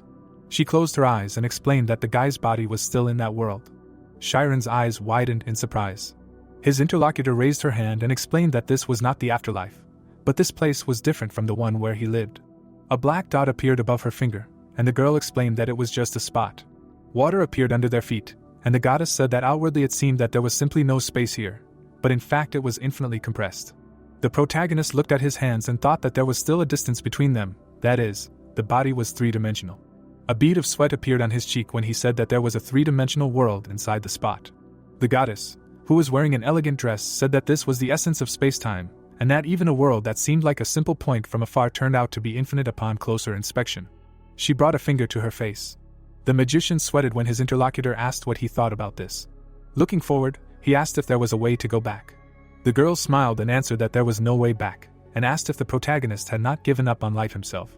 The youth widened his eyes and asked if he could ask another question. Staring at the girl, he asked why she was lying. The goddess widened her eyes in shock. The hem of her dress touched the water. Standing at a distance from the guy, she answered that a god does not lie because he simply does not need to. She smiled and added that if she determined something as non-existent, it would cease to exist. The boy glared at her and said that she was lying again. The goddess stared back at him silently. She lowered her head when Chiron asked if she was really a deity. Narrowing her blue eyes, she replied that they had different understandings of what a god was. The protagonist looked at her calmly when she offered to show him what it really meant. In the middle of the mountains stood a small village. A mannequin, whose body was made of wood, was harvesting wheat. 2 women were standing near the house. Other farmers were catching dragonflies. The mage watched them in surprise, and the goddess said that this world was a model. She stood behind him, saying that she could move this peasant. She held a ball in her hands, which contained this village. The girl stuck 2 fingers inside the sphere. The boy looked up, when a large shadow appeared above him. Huge girlish fingers reached down. She grabbed the peasant. While another dummy fed a horse, the goddess said that changing space meant giving time. Holding a ball in her hands, she added that time and space are one. She imagined a game of chess and said that something similar existed in the protagonist's world. Imagining a knight, she said that when people moved a chess piece, one move of time occurred on the chessboard, and they controlled the space-time of a lower dimension. The young man stood behind the woman, who said that God was not the great and exalted being that he was imagined to be. There was wheat growing in the field, and the interlocutor explained that he was simply a designer who could create a dimension one level lower than the one in which he existed. She went forward, saying that all creatures considered him to be absolute. The goddess looked at the peasants with a smile and said that the reason was that God used forces that they were not even able to comprehend, and he could control them while they did not notice. Under the straw hat was a wooden face. The girl said that this peasant did not understand how he had moved. Horror appeared on the mage's face when she said that this mannequin did not even know that this world was a model. She smiled and said that there was only one way to realize this truth. Chiron's mouth opened in shock and he began to sweat, realizing that she was talking about the formula of immortality. The goddess placed her hand on the peasant's shoulder and said that everything was correct. The next moment, a bright flash of light appeared. The man's body dispersed into multicolored sparks. The youth looked up in shock, and the goddess said that the formula of immortality expands perception to the entire world. These particles rushed high up. A bright stripe was visible in the sky. Sparks hit the boundaries. The girl with a sly smile said that the peasant's world was limited by this glass sphere, and he could not realize its existence in a higher dimension. The protagonist looked down in horror. The goddess picked up the ball and said that she had brought it here on purpose when the immortal formula had almost dispersed it. Chiron furrowed his brows and asked what she wanted from him. The woman created a flash of light in her hands and said that she wanted this. A spot appeared between her palms. The guy looked at it in surprise, and the deity told him to enter the space-time she had created. A large kingdom appeared inside the ball. The goddess asked the magician to create another one inside this space, and then another, and so on endlessly. She stretched her arms out to the sides and said that this would create a perfect universe. The guy frowned when she said that this was the matrix structure of space-time. The woman asked with a smile why Chiron refused, since he had no reason to do so. The protagonist looked down and replied that becoming the god of a new world sounded tempting, and her plan to create a perfect universe was also good. Then he frowned and added that if he entered space-time, he would have to sacrifice people like him again. The goddess narrowed her eyes angrily. She raised one finger and said that she had not offered him a choice, and if he refused, she would have to split the boy. The magician frowned and said that this would not happen. A bright light appeared around him. The girl raised her hand. Suddenly, an expression of surprise appeared on her face. Behind the green fog, the silhouette of a guy was visible. His eyes were shining brightly, and he said that her matrix structure of spacetime with spots was the same as the spirit zone. He raised his hand and said that this place was the villain's spirit zone. Red energy accumulated above the guy. The goddess narrowed her eyes. Chiron frowned and came to the conclusion that she was a magician. They stood opposite each other. The woman stepped forward and told the protagonist not to do anything he would regret. The young man raised his hand. The goddess began to emit a golden aura, asking if the boy thought he could defeat her. He frowned and thought that he couldn't defeat her because she had reached such a level that she called herself a deity. As the witch's eyes shone brightly, Chiron decided that she was much stronger than Arcane. The protagonist, whose irises sparkled, said that he shouldn't have been here. He remembered how the goddess had scattered the peasant's body after he had used the immortality formula. The woman had looked straight ahead and said that he could return back to where his physical body was. The boy had raised his hand when the witch had said that he would still die after returning. He had created a scarlet aura and said that he would still try. The woman had flowers in her hair, and she thought that catching him would not be a problem. The magician's palm was glowing red and she thought that the problem was more likely his overwhelming energy. She had furrowed her brows and thought that he might destroy this place if this continued. Chiron had not lowered his hand. Beads of sweat had appeared on his face. The woman had created a black hole. She had looked at the boy and said that this area was a spot that was outside of time, and if he entered, he would feel the same as on the way here, but in reverse. A black substance hung in the air, and the witch asked the protagonist to promise her something. As the wind blew her blue hair, she said that if the boy failed to get to his world, he would return here and do whatever she ordered. The magician frowned, looking at her. The black substance filled the space, and the goddess said that he was doomed to fail. Chiron frowned and thanked her for letting him go. Standing in the distance, the woman said that for a pure spirit, the process of returning to the body is not an easy task, let alone a human form, which is full of flaws. The protagonist stood with his back to her, while she said that if he failed, he would turn into a monster instead of a man. He frowned and said that he would not give up. The boy entered the black space. The witch looked after him with disappointment and wished him luck. The magician walked on water. Then he found himself in a dark void, thinking that if he went this way, he could return. The boy walked forward. Suddenly, he began to tremble, experiencing the same feeling. He stopped. Chiron frowned, seeing the white space where he was before. His eyes widened sharply. The woman was silently looking at him with her arms crossed. He sweated in fear and thought that this was quite strange. The boy remembered how the witch said that he was doomed to fail. He did not understand why she let him go so easily. The protagonist turned around and realized that he was stuck in a space-time prison. Imagining Armin's face, the boy remembered the time he spent in his mansion 2 months ago. Chiron frowned in shock, and the man told him about high-level magic, with which the time mage surpassed the speed of light. The boy looked at Armin, who said that they were moving at the speed of light, which is why everything around him seemed to be frozen. The artist looked up and said that light was a strange thing. He imagined falling stars and said that light could make the magician faster, but if the limit was exceeded, it could affect time itself. He imagined a huge beam of light. Then he imagined a planet and said that this was the basis for freezing time. In the present, the protagonist was sitting in the lotus position and thinking that this place was a piece of time and space that moved at the speed of light, and therefore was inactive. The magician opened his eyes sharply and decided that he could get out if he exceeded the speed of light, but he did not know how to achieve this. The young man imagined a bright flash and thought about superliminal speed, which only existed in theory. He remembered the eyes of the goddess who said that he would feel everything the same, but in reverse. The guy stood up and said that he understood. He opened his eyes wide, applying the formula of immortality. Kneeling down, he said that the speed at which this spell worked was unthinkable, and now he was in the form of a spirit without a physical body. Chiron wrinkled his nose and thought that he did not know if he could surpass the speed of light. He narrowed his eyes, using the annihilation technique, and decided that he would not give up. The protagonist rushed forward. A purple bright stripe appeared in the dark space. He succeeded. The outline of the mage's face was visible. His body was lying in the bed. He rushed there, straight to his world, to his friends. The director of the academy's hand lay on the chest of the young man. The old man looked at him worriedly. 8 days after Chiron's death, everyone stood by his body, bowing their heads. Cyril, standing by the window, turned around and loudly called out to everyone. Someone was holding a petition against all the professors. Amira raised her hand, loudly shouting that Mir should come out to them and face the judgment of the Society of Magicians. Mark furrowed his brows, yelling at her to calm down. Sina looked out the window and asked when sabotage and causing panic became the student council's job. Amira stood at the front of the room, yelling that they didn't mean to go that far, but it had been 8 days since the protagonist's death. The teacher leaned on the windowsill, yelling that Chiron was in a coma. The girl held up a petition and yelled at them not to try to fool the students by using the fact that his body wasn't decomposing as an excuse. The woman furrowed her brows and said that the decision was made unanimously by the professors and they were willing to take responsibility for it. Amira furrowed her brows when the teacher asked if the students were willing to take responsibility for their actions. The girl glared at her, wondering if they had missed something. Fermi crossed his arms, silently looking at the student council president. The boy's eyes glowed red and he decided that he would be in trouble if they retreated now. He raised one finger and asked the professors to let them see Chiron's condition and make a decision based on that. Sina furrowed her brows and shouted that they couldn't allow this. The protesters raised their flags loudly, shouting that they had the right to know the truth. Several students were knocked down. Mark caught one of the girls, shouting that the protesters were going too far. They ignored him. Suddenly, debris fell from the sky. The boy fell to his knees. His body was emitting blue lightning. Nade furrowed his brows and said that they would have to die if they wanted to enter so much. The protesters immediately stopped. Amira, frowning tensely, said that they had been nice to Nade all this time because of his good performance. But he really repaid them like this. How dare he talk to his elders like that?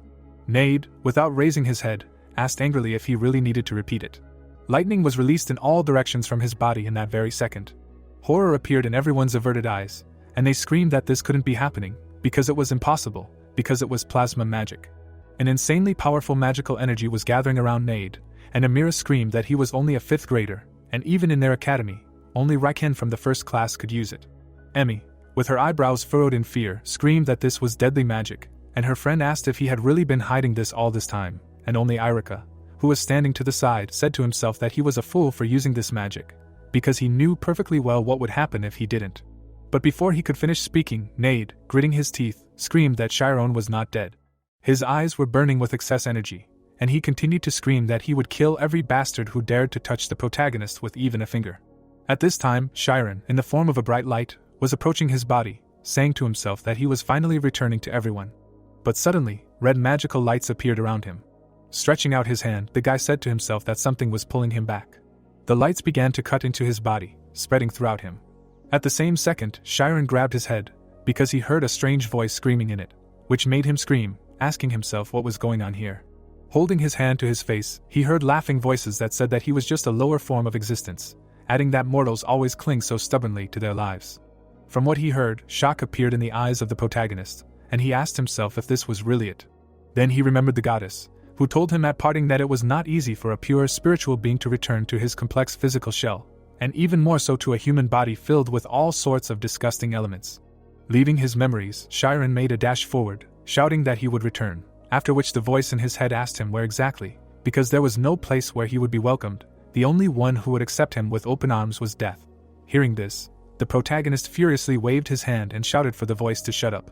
The guy tried to fight off the red light sticking to him, shouting that he would definitely return to his world.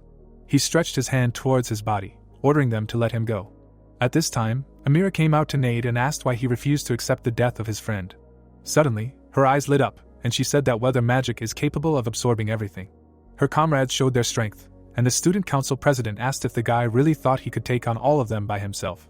Nade looked up at the magical orb surrounding him. But suddenly a guy came out to him, saying that he couldn't believe he got into a fight that he had no chance of winning. Nade turned around to see Irika asking him if he needed help. The guy frowned in anger and shouted that he thought Chiron was dead, then asked if he wasn't on their side. The rebels looked at the two of them in confusion, asking each other what they were even talking about, until Irika replied, "Of course not, he was just." He put his hands in his pockets and finished saying that he didn't want them to do whatever they wanted and took Chiron away. Hearing this, Amira gritted her teeth, screaming that they were just damn brats. The protagonist continued to lie in bed. Suddenly, Mir, sadly lowering his head, quietly said that it looked like this was the end.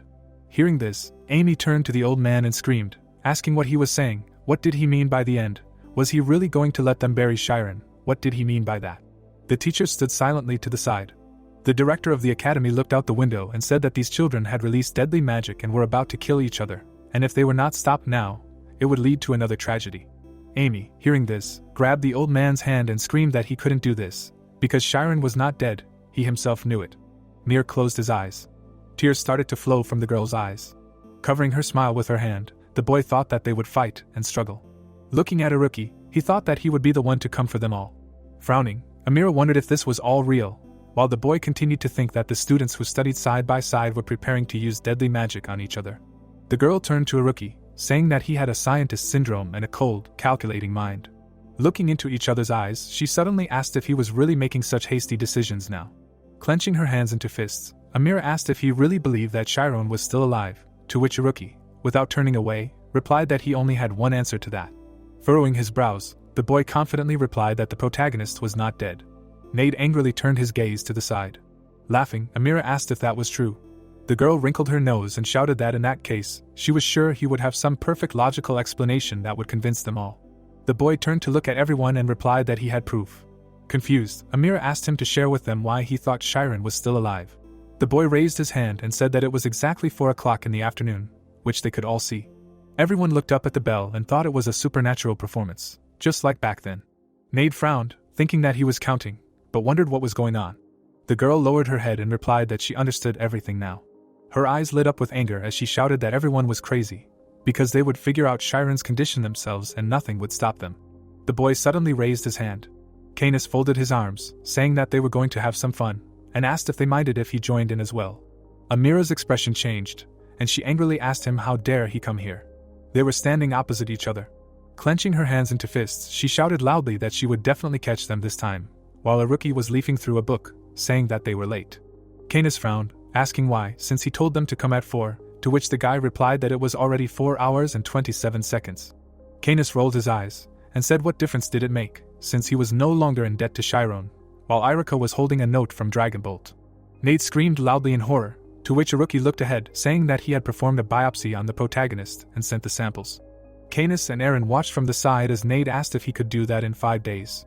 Amira clenched her fists, asking what kind of trick was that, and what if he thought the name Mercadine would help him somehow, to which Nade stepped forward, saying that he used a pseudonym because if he signed with his real name, his father would become even more annoying, and then asked if she thought there was something more important in those documents. Amira got angry, asking if there was a spell that could resurrect a person or something like that. Flipping through the document, Iruki answered that it was called Analysis of the Function of Immortality and Termination of Life Processes in the Body. Everyone immediately turned their shocked gazes to him. Without raising his head, the guy continued reading, saying that according to the results of the analysis, which examined the structure of the cells of the subject. He was in a state of suspended animation. The boys looked out of the windows, hearing that the samples collected for 24 hours after the subject's death showed no changes consistent with organic matter, and all the data was listed below. The boy continued reading, saying that based on the data obtained, the subject could be considered to be in a state where all bodily functions had ceased, but it could not be concluded that they had ceased permanently. The boys began to whisper, asking what the difference was. Amira looked ahead in confusion, hearing that Dragabolt classified 3 types of cardiac arrest: 1 where the heart completely stopped functioning, 2 where the heart temporarily stopped functioning, and a 3rd where the heart had not stopped functioning but was in a state where it seemed that way, to which she retorted, shouting that the last one was complete nonsense. Iruki continued scrolling, replying that it was very important, so he should listen carefully.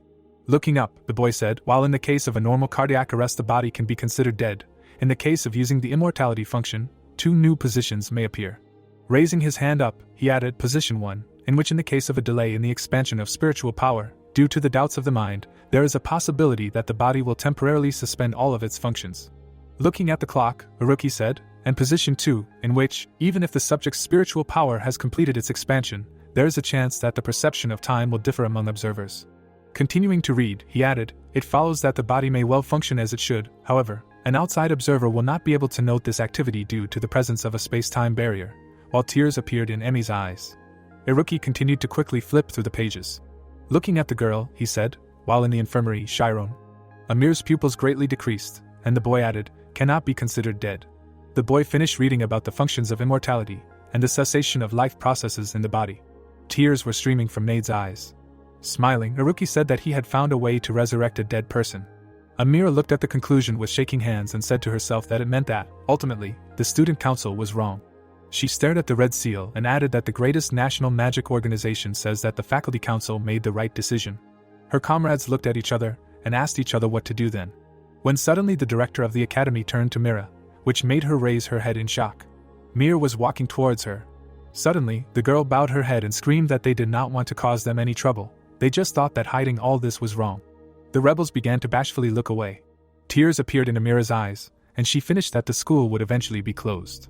But unexpectedly for everyone, the old man put his hand on the girl's head and apologized for forcing them to do this. Hearing this, the student council president raised her head. Mir smiled warmly, continuing to say that maybe he was asking too much, but they just had to trust him one more time. Without removing his hand, he added that when this whole situation with Chiron was resolved, he would definitely take responsibility for what happened so as not to fall in the eyes of his beloved students. Tears poured out of the girl's eyes, and she asked in a trembling voice if this was really true. Could she really believe that he was still the same old director whom she always respected so much? The academy director looked at her with kindness in his eyes, answering that he swears by everything he has. After hearing these words, Amira began to wipe away her tears. She felt like a little girl who was once calmed down by the old man. After a while, the rebels left. Only Mir and one of the students remained on the street. Fermi put his hand behind his head and said that it was unfair to keep the director from leaving, to which the director laughed and replied that he saw that he had ruined the plans, adding that it was time for him to graduate, since he was turning 22 this year. Then the boy saluted and said that no job would bring him as much money as he earned here, so. Without finishing, he turned away, and the director of the academy exhaled heavily. At this time, 2 students were walking down the corridor. Nade and Irika kept their hands in their pockets, saying nothing. Suddenly, the first one turned to the second one and angrily asked how he could not tell him anything. Did he really do all this just to brag? Irika then picked his nose and replied that it was a good joke, after which he asked how he could plan anything with a man drowning in despair, because if any of this became known, the whole plan would go down the drain. Hearing this, Nade turned away and answered discontentedly that he was an idiot, and it was good that he was such a good guy. Throwing his hands behind his head, Irika mockingly said that it was impossible to argue with that, adding that the expression on his comrade's face back then in the yard was something special. Hearing this, Nade's hair stood on end, and he screamed that he didn't even have time to think, and what should he do tomorrow, to which his interlocutor replied that he was so cool that they probably didn't even remember him. Hearing this, the guy nudged his friend with his elbow and asked if he had really thought of this too, to which he, raising his eyebrows, replied that if he wanted to pray for him on his knees, he would be all for it. Suddenly, at the end of the corridor, by the door, they saw Emmy. Lowering his hands, Irika said that since they managed to protect Chiron. But before he could finish speaking, a tear ran down the girl's cheek, and she said thank you. Tears poured from her eyes, and Emmy thanked the guy with a trembling voice. From what he saw, Irika rushed to the door in fear, shouting that all this was nonsense. But as soon as he opened it, Sirio rushed towards him with tears in her eyes. The guy managed to dodge at the very last moment, running into the room. The girls, with tears in their eyes, jumped up and down along with Nade, shouting that they did it. They saved Shiren, and Irika, standing aside, shouted in his head that this was exactly why he couldn't communicate with these idiots. After a short pause, he walked up to the protagonist's bed and said to himself that even though he had managed to prove with difficulty that he wasn't dead, no miracle had happened. With his brows furrowed in excitement, he asked him to come back, adding that they would wait for him as long as it took. The sun's rays fell on Shiren's face. As he fell, the protagonist held his head. Laughing loudly, he thought about what if the madman went crazy again. Clutching his head, he asked if he would become sane or if it was something else. The voices immediately began to say that the guy had been found on the street, and his parents just needed a child, and they didn't necessarily have to have Shiren, to which the guy covered his ears with his hands, shouting that it wasn't true. The voices continued to claim that these people were not his parents, and that he could have been adopted by anyone, while the protagonist screamed loudly, trying to drown out the voice. The beings laughed and continued to menacingly say that the guy was a pathetic, despicable predator by nature, and trampled those below him using his exceptional abilities, and his victories inevitably led to failures and defeats for everyone else, so no one in this world needed Shiren. The guy stretched out his hand forward, thinking that he was done. As he began to dissipate, he realized that this was the end.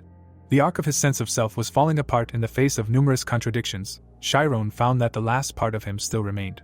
A bright source, and some believe that this is the very point. Others yin-yang, and magicians call it infinity. Bright rays from the point illuminated everything around. Quickly moving forward, the protagonist thought that only after losing everything he had, he was finally able to see her, and she was all of him. The terrible voices that tore his heart to pieces and the voices arguing with them, they all belonged to the protagonist. Swinging his legs, Shiren thought that all these contradictions that make him who he is. A dome began to form above his head, and the guy thought that he should accept. He suddenly flew down quickly. The protagonist frowned. His legs suddenly began to turn over. After a few seconds, the guy's skin became realistic. Shiren stood up, leaving behind a stream of aura. Lowering his hands down, the guy carefully watched himself. A gentle voice was suddenly heard behind him, that the guy was trying so hard to return to life, to which he turned around. Audria lowered her hands, saying, "The highest being who became human again, and the contradiction of existence is called Vajrayana." Smiling, she said that she never thought she would be able to convey the event horizon. The protagonist opened his mouth, asking if she was lonely. The girl looked down at him. Audria closed her eyes and said that he was very kind, but a god could not feel loneliness, although she was a little sad that the boy was leaving. Slightly grinning, Shiren thanked her for giving him the opportunity to come back. Continuing to smile, Audria asked him to remember this, because there would be no second chance, and he had reached the Vajrayana, so he would not be able to receive an invitation from her anymore. The boy nodded to her one last time. He suddenly confidently stepped forward. He closed his eyes, and blue mana dissipated behind the protagonist. Shiren was completely immersed in the aura. Opening his eyes, he suddenly heard the girl ask him to say hello to Director Mira from her. The boy turned his head back in surprise. Looking at Audria, he wondered how she knew the director. It was the 11th day since Shiren's death. The morning was slowly approaching. Nade and Irika were sleeping on the floor. Emmy, sitting next to the protagonist's bed, said that she did not notice how she fell asleep. In the bathroom, the girl brushed her teeth. Coming out, she asked the protagonist how he slept. Opening the windows, Amy asked how he was feeling. Then she took a vase of flowers from the nightstand and said that she hoped that today he would finally open his eyes. Cutting off the excess, the girl asked if he remembered how on the day she fell from that cliff, he was the first to go looking for her. The cut leaves and branches fell on the windowsill. Tears flowed from Amy's eyes, and she quietly said that so much time had passed since then, she had managed to say goodbye to everyone and choose her path, but she did not say something very important. She remembered how bitterly she cried, saying to herself that she was never able to apologize. Wiping away her tears, the girl asked if he realized how much had happened since that day, adding that she had so much to tell him. She suddenly turned around sharply and screamed for him to finally wake up. Suddenly, Emmy froze in shock when she saw that the protagonist's eyes were open. Shiren was staring at the ceiling with his eyes wide open. Raising his hand, the girl screamed loudly. She suddenly began to cough, causing her to cover her mouth with her hand. A second later, Emmy began waving to her sleeping comrades. Her hands were shaking and her cheeks were puffed out. Suddenly, she screamed throughout the academy, causing the building to move. After a while, the director of the academy stood over the protagonist and said that it looked like he spent the whole night with his eyes open. Shiren, without reacting, continued to stare at the ceiling, and Sina added that this was exactly so, because there was a trace of slowing magic in it. Then the old man brought his hand to the guy's head and said that he needed to take it off. Immediately after that, Nade and Irika excitedly leaned towards their friend. Suddenly, life appeared in the protagonist's eyes. Chiron jumped up with a loud scream at the same second. With his hand raised, he looked around, shouting, asking what happened, because he had just seen a bright flash of light. But suddenly, he saw Amy crying in front of him. The guy gasped and tensely drew his eyebrows together. He waved his hand at her and said hello, to which she grabbed his cheek in anger. With all her strength, she pulled him along with her. Having calmed down, the girl leaned towards him and asked if he could imagine how worried she was about him. The protagonist raised one eyebrow in confusion and apologized. Then he remembered meeting the goddess and said to himself that the path to another dimension is crossing the event horizon. He also remembered leaving this place, adding that all this did not take him even half a day. Chiron imagined himself flying down, thinking about how time flows differently here. Leaving the memories, he raised his eyebrows in surprise and apologized. Suddenly, Irika and Nade rushed towards him with their arms outstretched. They jumped onto the bed with a running start. Emmy, clinging to the boy, screamed loudly. Sina and Mir smiled, while Nade shouted loudly that the boy had been lying dead for 10 days. Leaning on the main character, Irika added that his heart had not beaten, to which Chiron rolled his eyes, asking what was wrong with the academy and the others. Itella's mouth dropped open in surprise. She noticed the boys lying on the floor. Running up to Chiron, she thanked him for returning to them. She began to stutter, while Sina smiled, thinking that Itella was very worried. She looked at the tears of the teacher, who believed that the protagonist was alive. The protagonist put his hand on the teacher's shoulder. The boys suddenly shouted, after which Chiron lowered his hand. Itella looked at the boy, asking how he was. Breathing heavily, the boy thought that he had not been so happy about being able to breathe for a long time, and it seemed that he would never experience these feelings again. Furrowing his brows, he said with a smile that now he felt alive. His friend's eyes lit up with anger. Menacingly rushing towards the protagonist, they shouted that he did not feel anything from their words, so they should hit him. Mirche lowered his head down, thinking that he felt relief, like a weight off his soul. Walking down the corridor, he thought that now it was his turn. At the door stood the protagonist, who called out to the principal. Looking out the window, the old man said that a lot had happened in his absence and the school was temporarily closed, and the boy could gather his strength, while Chiron, without turning away, said that he wanted to ask something. After a short pause, he took a step forward, saying that with the immortality formula, the boy had appeared in another dimension. Surprise appeared on Mir's face. They continued to look at each other, while the walls became more transparent. The old man put his hand to his beard. Suddenly, his eyes lit up brightly. Frowning, the principal asked if the woman knew him, to which Chiron opened his mouth, answering yes, but the memories were rather vague. Closing his eyes, the protagonist saw Adria in front of him, and was sure that she had asked him to say hello to Mir before leaving. The old man's expression was neutral. Closing his eyes, he said that he seemed to know who he was talking about, which surprised the boy, asking if they knew her. The director, with his mouth slightly open, thought that he did not believe in fate. Looking at Chiron, who was surprised by what he heard, he thought that the guy meeting that woman was her sign, and it would be better to say that it was inevitable. The director looked up, saying that the protagonist knew Adria better as a woman from another dimension. Without turning away, he added that she was once his student, practicing dimensional magic. Chiron screamed in surprise from shock. Confused, he asked what dimensional magic was, when Mirche suddenly clenched his fists, asking if the guy knew the term awakened. Nodding, the protagonist replied that in the magical community, this is what they call those in whom the formula of immortality has awakened, after which the old man lowered his gaze, answering that it would be easier to explain then, and Adria is one of the awakened. Chiron's eyes widened greatly. He knew that dimensional magic was a type of magic that could only be used by those who had grasped the true nature of the space-time continuum. He frowned, wondering if these powers were truly magic. Continuing to look at the boy, Mir said that reality had never interested Adria, and many phenomena had no reasonable explanation, which was why she and her classmates created the research department in Istis. Chiron's pupils narrowed sharply. The old man suddenly wrinkled his nose, starting to say that Adria was. Frowning, he thought that everything he was about to say was strictly confidential, and then continued, the first head of the research department for the study of supernatural phenomena. After a while, the protagonist, sitting on his bed, said that today was the last day of his sick leave, so he was grateful to Amy for visiting him, and Serial too. Serial raised her hand, laughed, and said that it was no use thanking them, since the school was temporarily closed, which was why she was hanging around with them so often. Frowning, she added that in reality, studying in the senior class was more like hell, to which Irika, raising his eyebrows, said that they were so tired of studying that they should take a break, after which Serial replied that her break was not cancelled by exams. Suddenly, Emmy frowned with displeasure and asked the guy if he really was talking politely to her friend, but to her as he wanted, to which he turned away from her. At this time, Nade looked at Serial and asked how the director was doing, to which she replied that he, of course, promised to take responsibility for what happened, but instead of simply conducting a municipal inspection, he was sent to the capital's office of the Magic Association for questioning. A carriage with bars on the windows was driving along the road. A few minutes later, it stopped. The man in the police uniform opened the doors. The law enforcement officers were leading the director of the academy along with Canis and Aaron. In front of them, the huge building of the Magic Association rose into the sky. Emmy looked at her friend and said that it seemed like the third investigation department of the association had transferred his case to the hands of a special committee, and this was done in order to exclude the possible influence of personal connections on the course of the investigation. Turning her gaze to the protagonist, who was looking out the window, she added that even a person like the director would not be able to avoid disciplinary action. Chiron silently looked at the bright sky.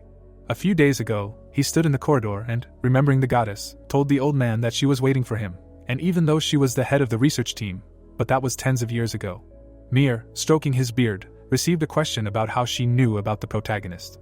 Then the old man, without lowering his hand, was slightly surprised and asked the guy if he knew how many students were studying at the academy. Hearing this, the protagonist raised his eyebrows in confusion and answered no, after which his interlocutor continued to speak, of course, because this number is constantly changing. Lowering his hand, the director of the academy continued to say that someone graduates, someone is expelled, but no matter how many students are here, there is always one free place in the academy. As soon as Chiron heard this, horror appeared in his eyes. The old man did not take his interlocutor out of his sight, explaining that Moreau did not graduate from the walls of the academy, she remained here forever. From what he heard, beads of cold sweat ran down the guy's face, and he screamed, saying that this cannot be. Then Mir frowned and answered that this is exactly so. Moreau is in Istis, another dimension created by magic. This place is called the upper level of Istis. In the clearing there was a magic storeroom. Suddenly, Mir grabbed the protagonist by the shoulders and shouted that the truth was that it was such a serious secret that not even all the employees who had worked for them for many years knew about it. Without letting go of the guy, he asked him not to tell anyone about what he had heard. The old man frowned, adding that the guy should not say a word and not mention the upper level, otherwise not only himself but the whole world would be in danger, after which he asked if the protagonist promised him this. After a short pause, Chiron opened his mouth in confusion. Suddenly, a confused smile appeared on his face, and he replied that he would remember it. Closing his eyes, the protagonist added that it sounded somehow scary, because he did not believe that she was still in Istis, adding that even in the research department's office he would not be able to sleep anymore. Hearing the students' laughter, surprise appeared in the eyes of the director of the academy. Having calmed down, Mir closed his eyes. A few seconds later, he opened them and said that the protagonist should not worry, because until he uses the immortality formula, Moreau will not reach him, and she will not be able to leave the space created by her own hands. Hearing this, Chiron raised his eyebrows in surprise and asked why. The old man looked out the window and answered that their world was filled with too much pain for her. After these words, the protagonist left the memories, continuing to look at the blue sky. Turning to his friends, he said to himself that such a warm and comfortable atmosphere reigns here, that all the cruel truths that were revealed to him on the event horizon and the terrifying truth hidden in Istis. Thinking about this, he remembered how he tried to return to his body and imagined a magical storeroom standing on the field. Chiron watched as Emmy snatched the notebook from her friend's hands and finished. All these thoughts faded and retreated into the background, but still. Closing his eyes, the guy finished. The magic of dimensions, awaken the upper level of Istis. He can't get them out of his head, because that's it. While he was thinking about it, his friends were reading the contents of the pink notebook. But suddenly Amy turned her attention to the main character. Chiron raised his head and finished the path he chose. There was no one around the building. In one of the rooms, threatening words were heard that everything he said during the interrogation could be used against him in court, and the verdict of the commission had already been made. Mir clenched his fists in anger. He stopped abruptly, hearing someone call Canis and Aaron. The guys appeared behind the guards.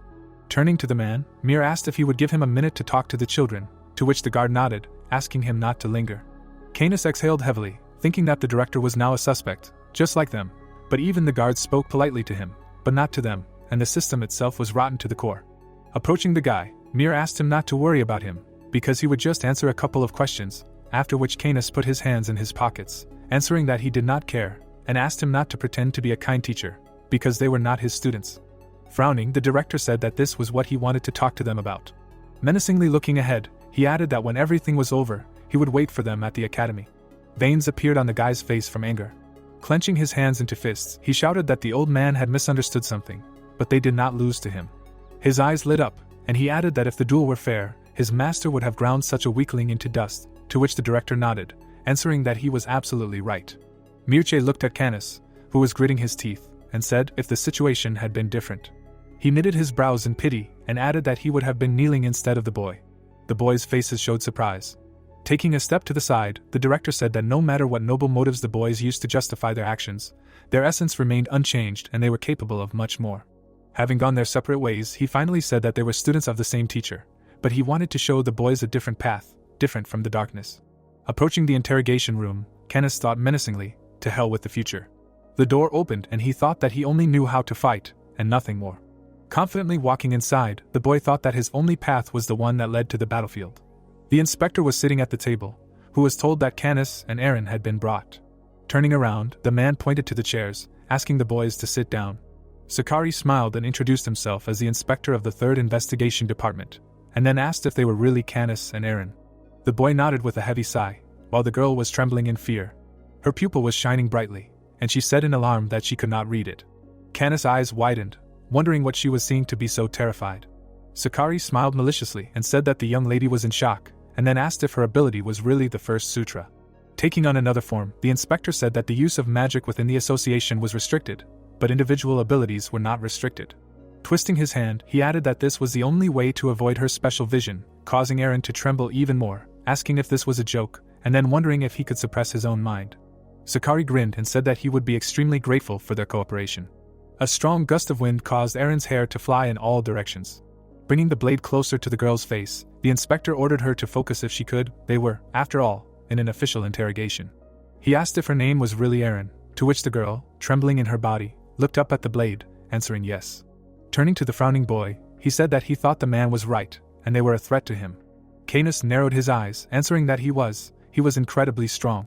Taking his previous appearance, Sakari smiled. Half an hour later, Canis took the master's will that was given to him. Moving his hand to the side, the inspector said, apparently, Arcane was just about to hand it over to the boy, and it was notarized by the legal department. Looking at the sheet in surprise, Canis wondered if the master had really left it for him, which was impossible. His eyes widened in surprise. He read with horror that all the property was left to the boy. Looking down, he saw almost 5 billion gold. With his hands shaking from shock, Canis asked if this was really his, to which the inspector answered exactly. Smiling broadly, he added with shining eyes that everything listed here belonged to him. The boy frowned tensely and asked what his teacher was thinking when he wrote this will. He remembered the last minutes of the old man's life and said that now he would not have a chance to ask how exactly he felt about him. He reread the amount left to him over and over again and added that he had never been interested in his way of life, and now he proudly called him a student and successor. While he was thinking about this, the instructor, closing his eyes, said that he needed to clarify something before that. Without taking his eyes off the boys, he said that, apparently, Arcane left him his fortune, as he considered him his successor, and then asked if he was not a dark mage who could control people's minds, and so they were brainwashed from a very young age. Hearing this, Canis, frowning in anger, shouted, asking what he was talking about.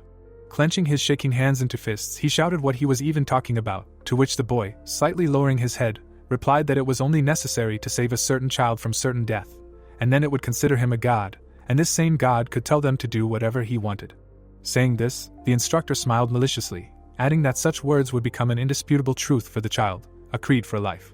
As soon as Canis heard this, his eyes filled with rage and he shouted loudly for the man to shut up, because the master never forced them to do anything, he did everything of his own free will. Without calming down, he continued to shout that the testimony had already been given, when suddenly his sister asked what would change if they admitted that they were brainwashed. Then Sakari leaned towards them and answered that in this case they would be found innocent. The guy immediately calmed down and asked in confusion, innocent. Confusion appeared in his eyes, and he wondered if he was kidding, and the inspector suddenly said that this was the position of the association. Keeping his hands folded, he continued to say that they considered it possible that Arcane forced them to act, because by their will, either Canis nor Aaron would have ever committed such terrible crimes. The heir of the great magician looked at Sakari, who continued to say that in that case, the truth. But before he could finish speaking, Canis, frowning, finished the sentence for him. He would not see the inheritance, since he would no longer be Arcane's disciple and successor. The instructor, hearing this, smiled contentedly. With a sneer in his eyes, he leaned towards the boy and said that if he admitted the fact that he had been acting under his influence all this time, it would mean that he was not a true disciple. Then he handed Canis a paper and added that in this situation, the funds specified in the will would be recognized as ineligible for investigation, and then the association would confiscate them. The boy, shocked by what he heard, looked at the handed-over paper. The paper said that this was a waiver of claims, and Sakari told him to put his signature here, and then he would become innocent. Canis opened his mouth in surprise and said to himself that this place was no better than the slums. He remembered how he and his sister used to sit on the ground as children, adding that they carefully hide everything, but in fact they are rotten to the core. It is much worse here than in the darkest corners of the slums. Thinking about this, he clenched his fists tightly, adding that perhaps the whole world really is a battlefield, saturated to the roots with the smell of blood and decay. The guy felt like he was an absolute space asterisk, when suddenly the instructor stood up, saying that he would give them about an hour to think about it.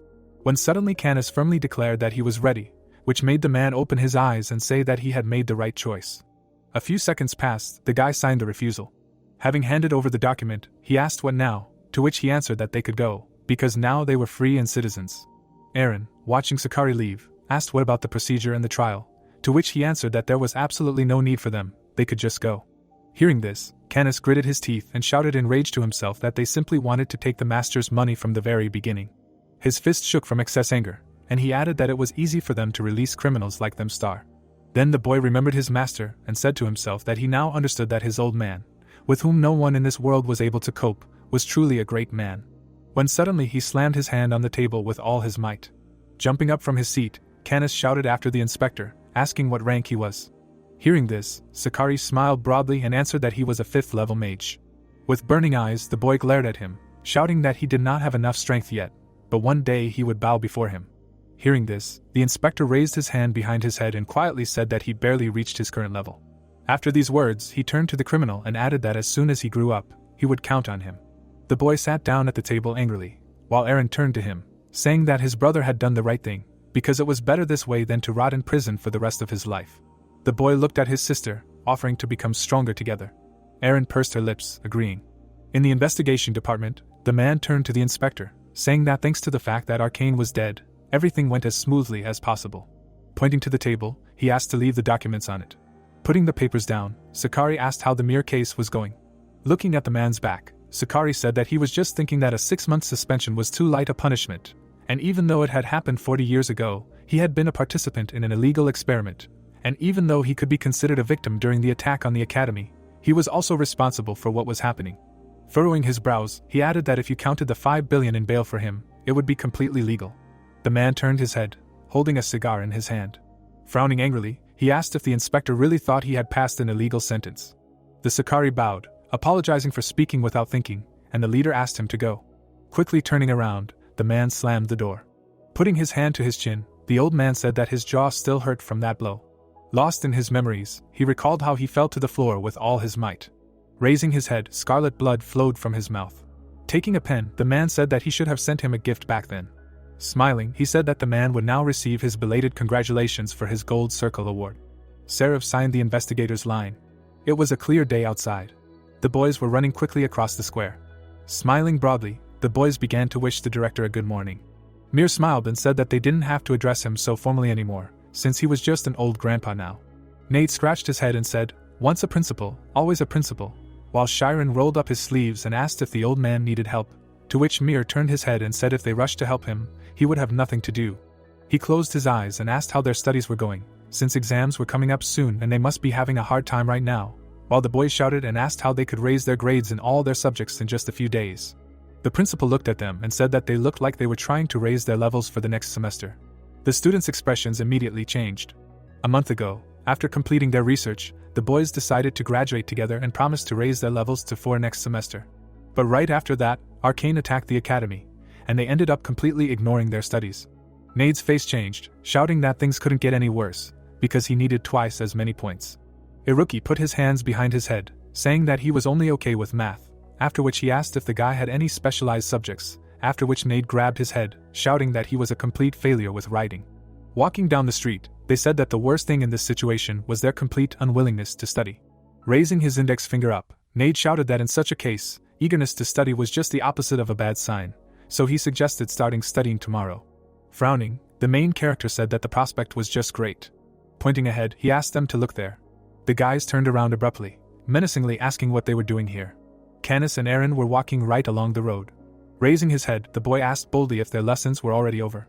Taking a step forward, Chiron asked what was wrong, since they still had some business at the academy, to which Canis raised his hand, answering that since they were living here now, they decided to go and explore the situation.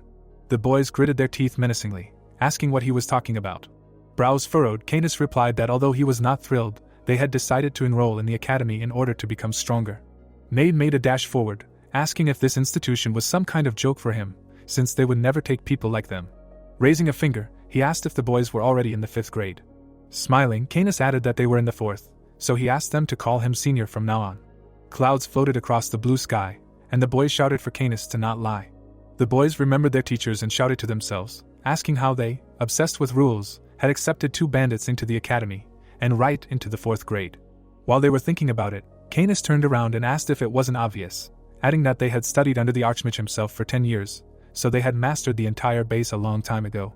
Hearing this, Nade frowned angrily and said that they had lost to Chiron anyway, to which he responded, asking if he had guessed that right now their scores were below the plinth.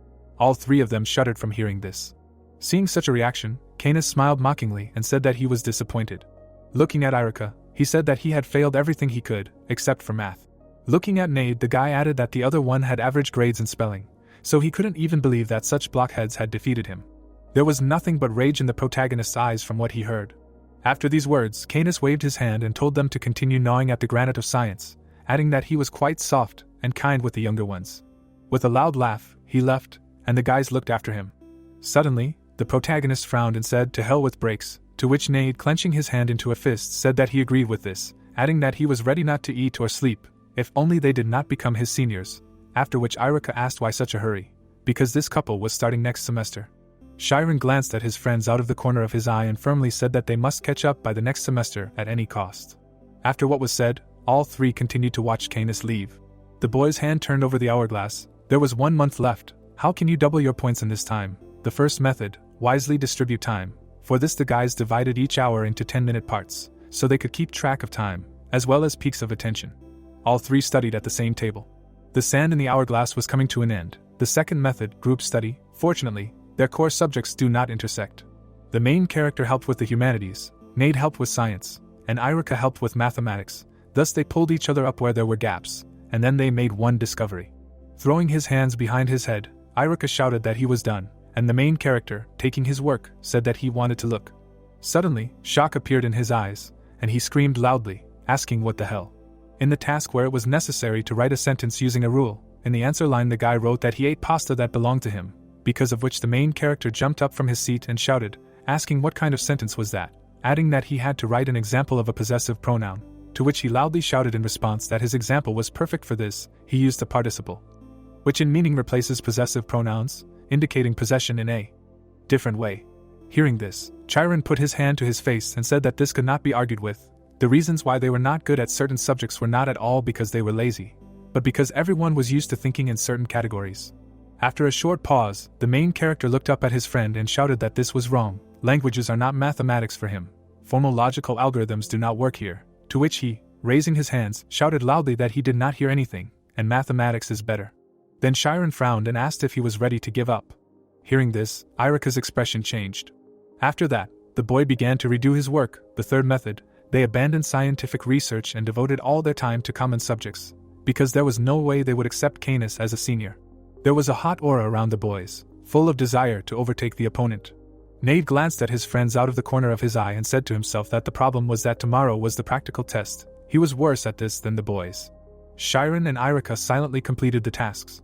Confused, placing his hand on his neck, Nade thought that there was nothing terrible in this. He just needed to take a place in the top 10. The next day, the monitor reported that his pulse was 87 beats.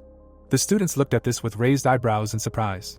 Nade was giving it his all with his eyes shining, and the guys were shouting, asking what was going on here. Was this really their Nade, and had he really advanced so far because he was constantly with Irika and Chiron?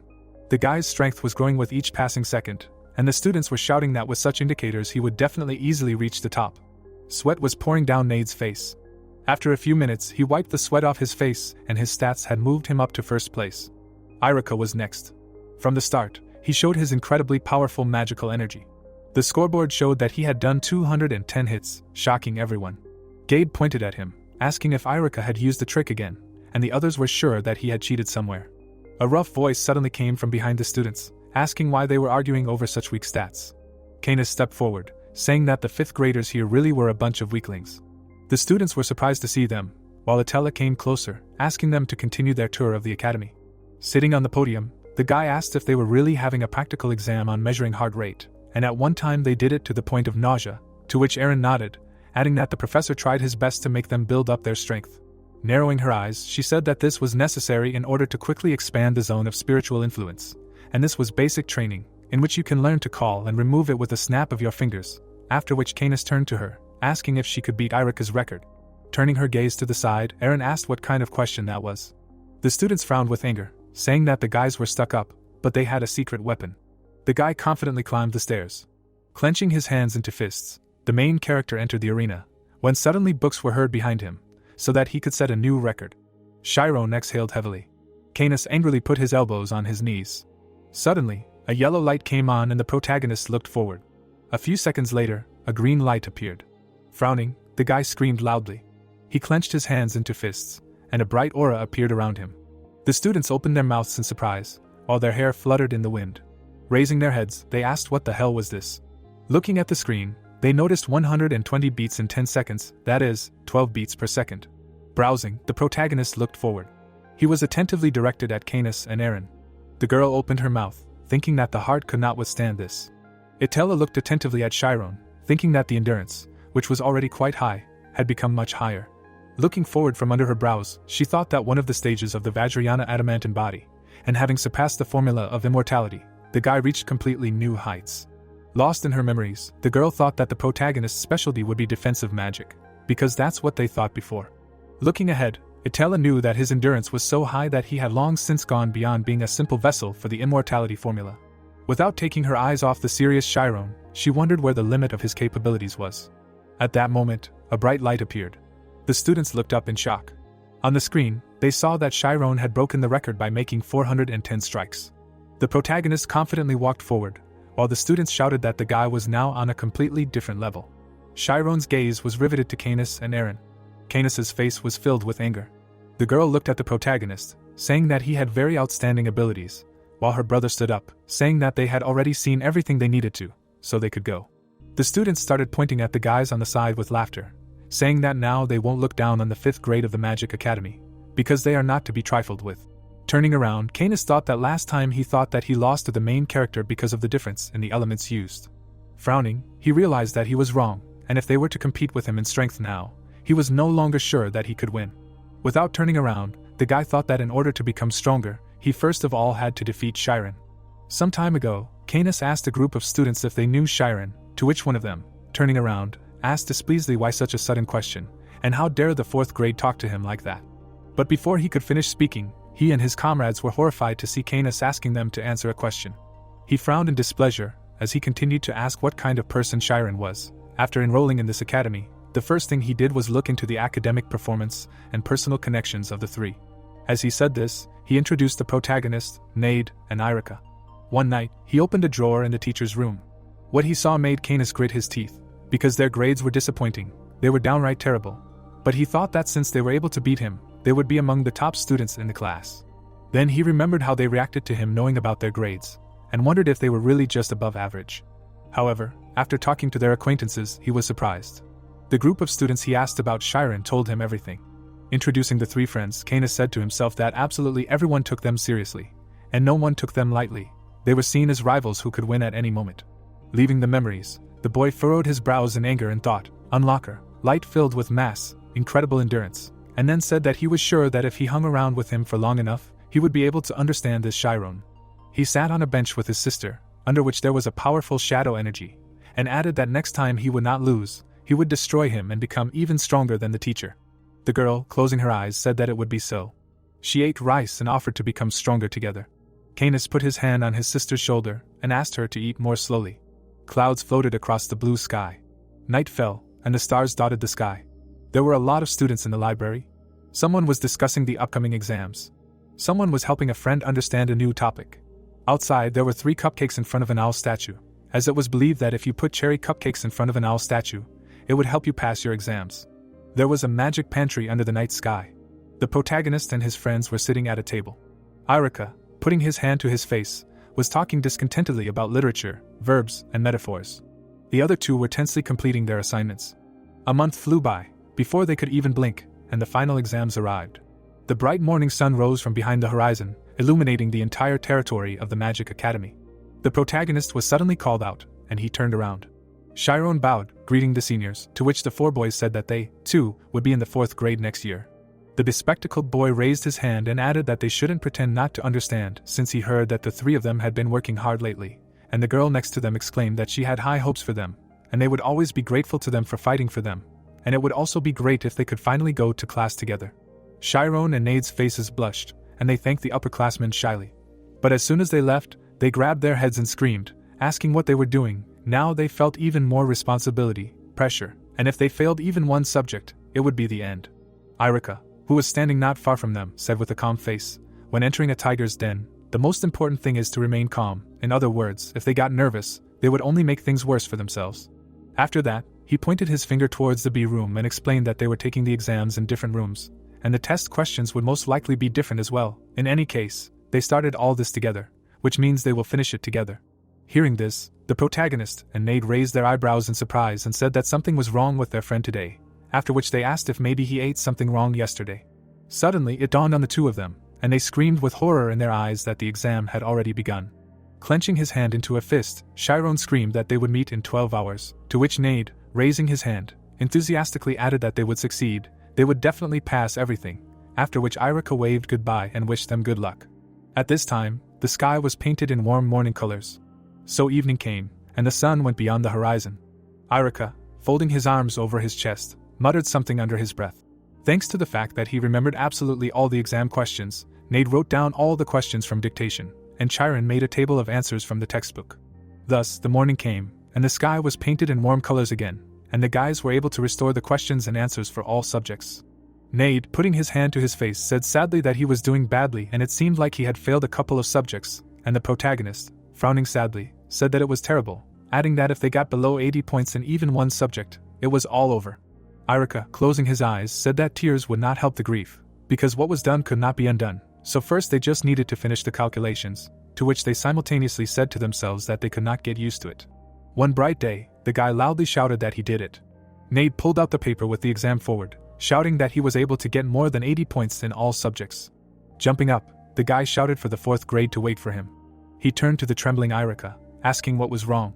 With tears of joy in his eyes, the guy jumped up, shouting that he got 77 points in all subjects. Looking up with his glowing eyes, Iruki shouted that after he learned all of their professor's language patterns and started to simply copy them, his marks in languages had improved dramatically several times. Starting to throw the sheets of paper in different directions, the guy shouted that if he had answered even one question incorrectly, it would have been over, but he did it. Nade turned to the protagonist, asking what he had.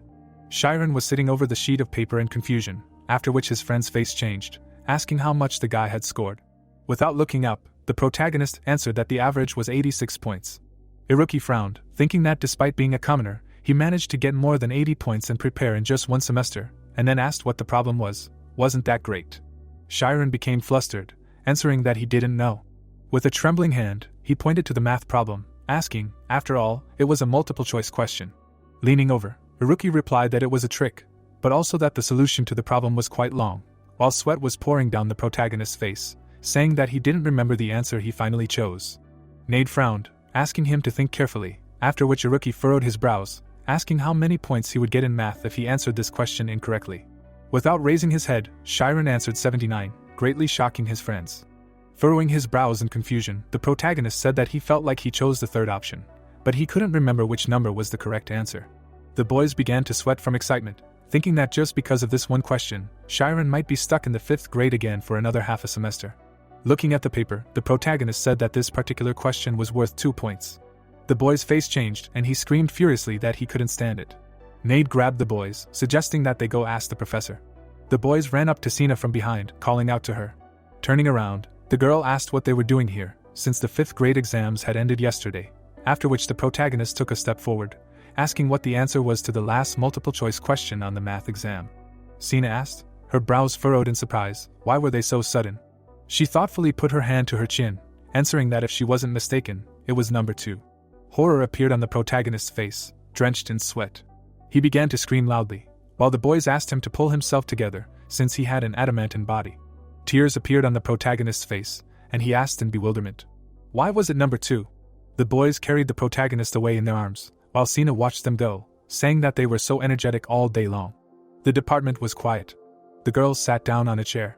Turning to the stack of papers, Sina remembered that the students were asking about exam A, and especially about this multiple choice question. The girl picked up one of the sheets. A smile suddenly appeared on her face, and she said that the correct answer was still number 3.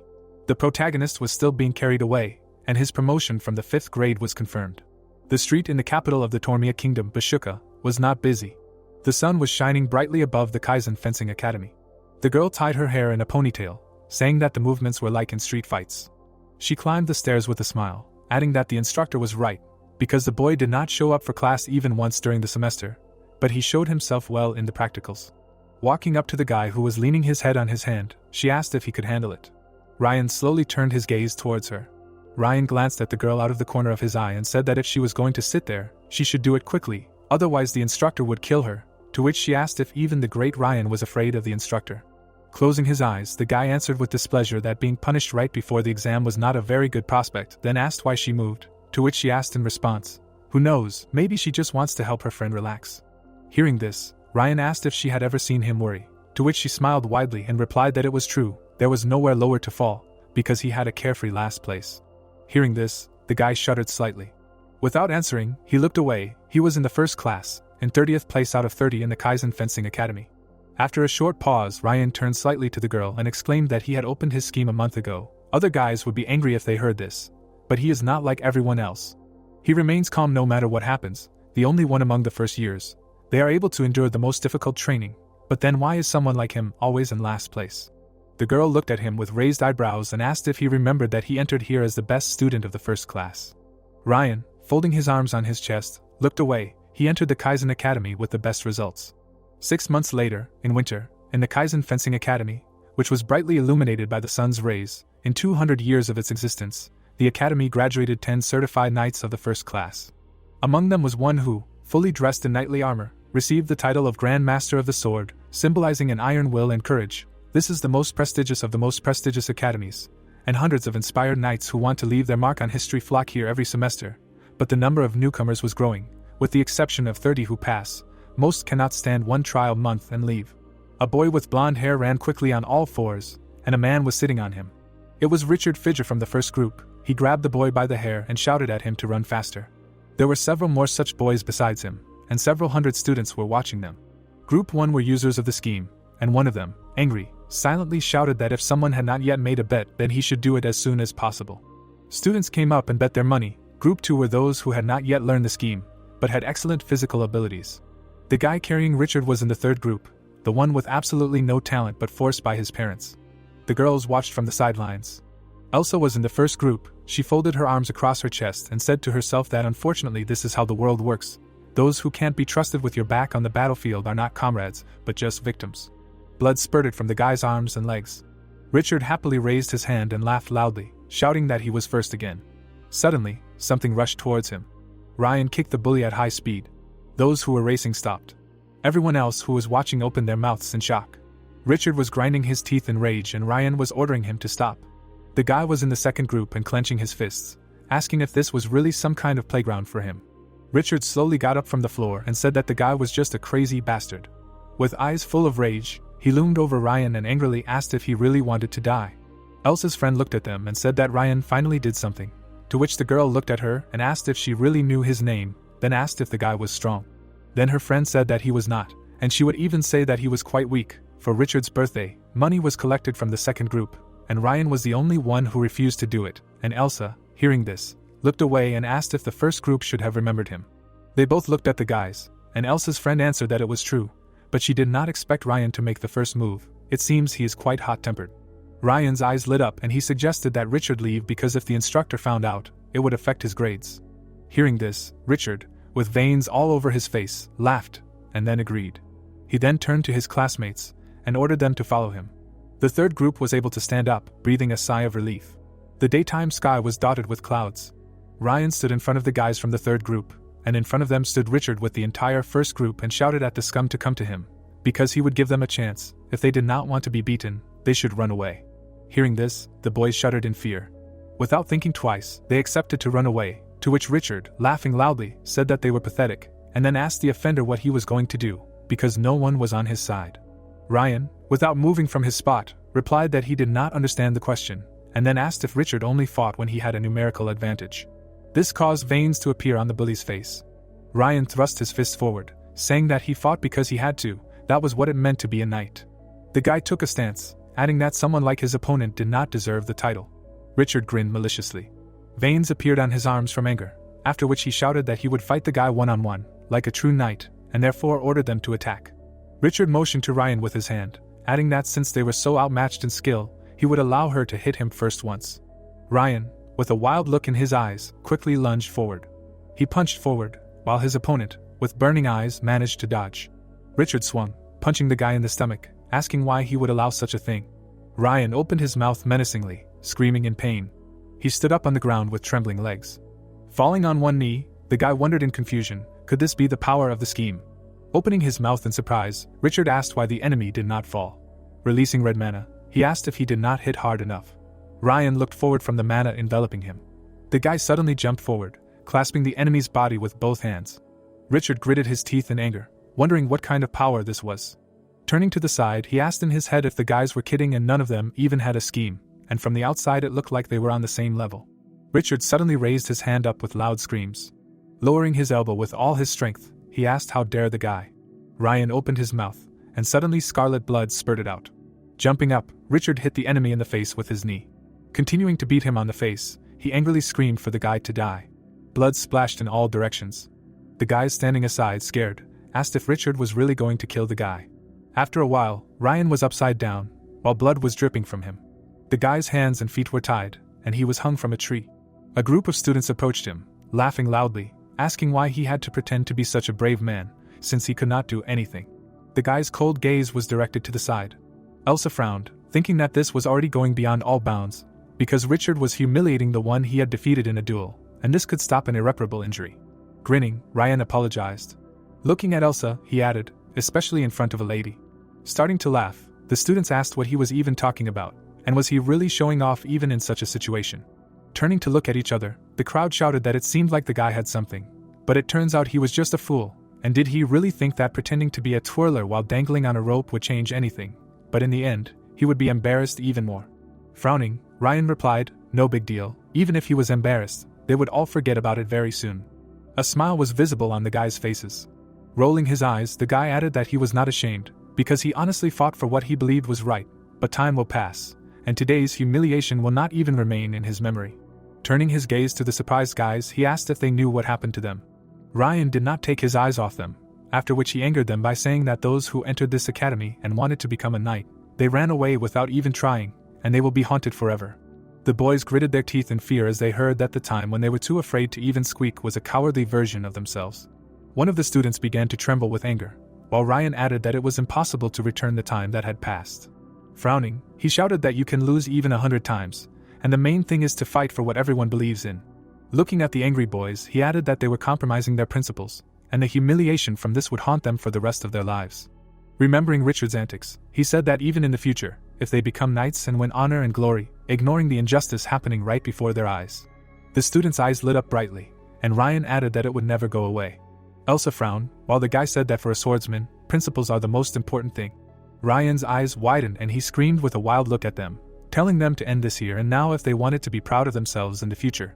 He added with his mouth wide open that they should fight.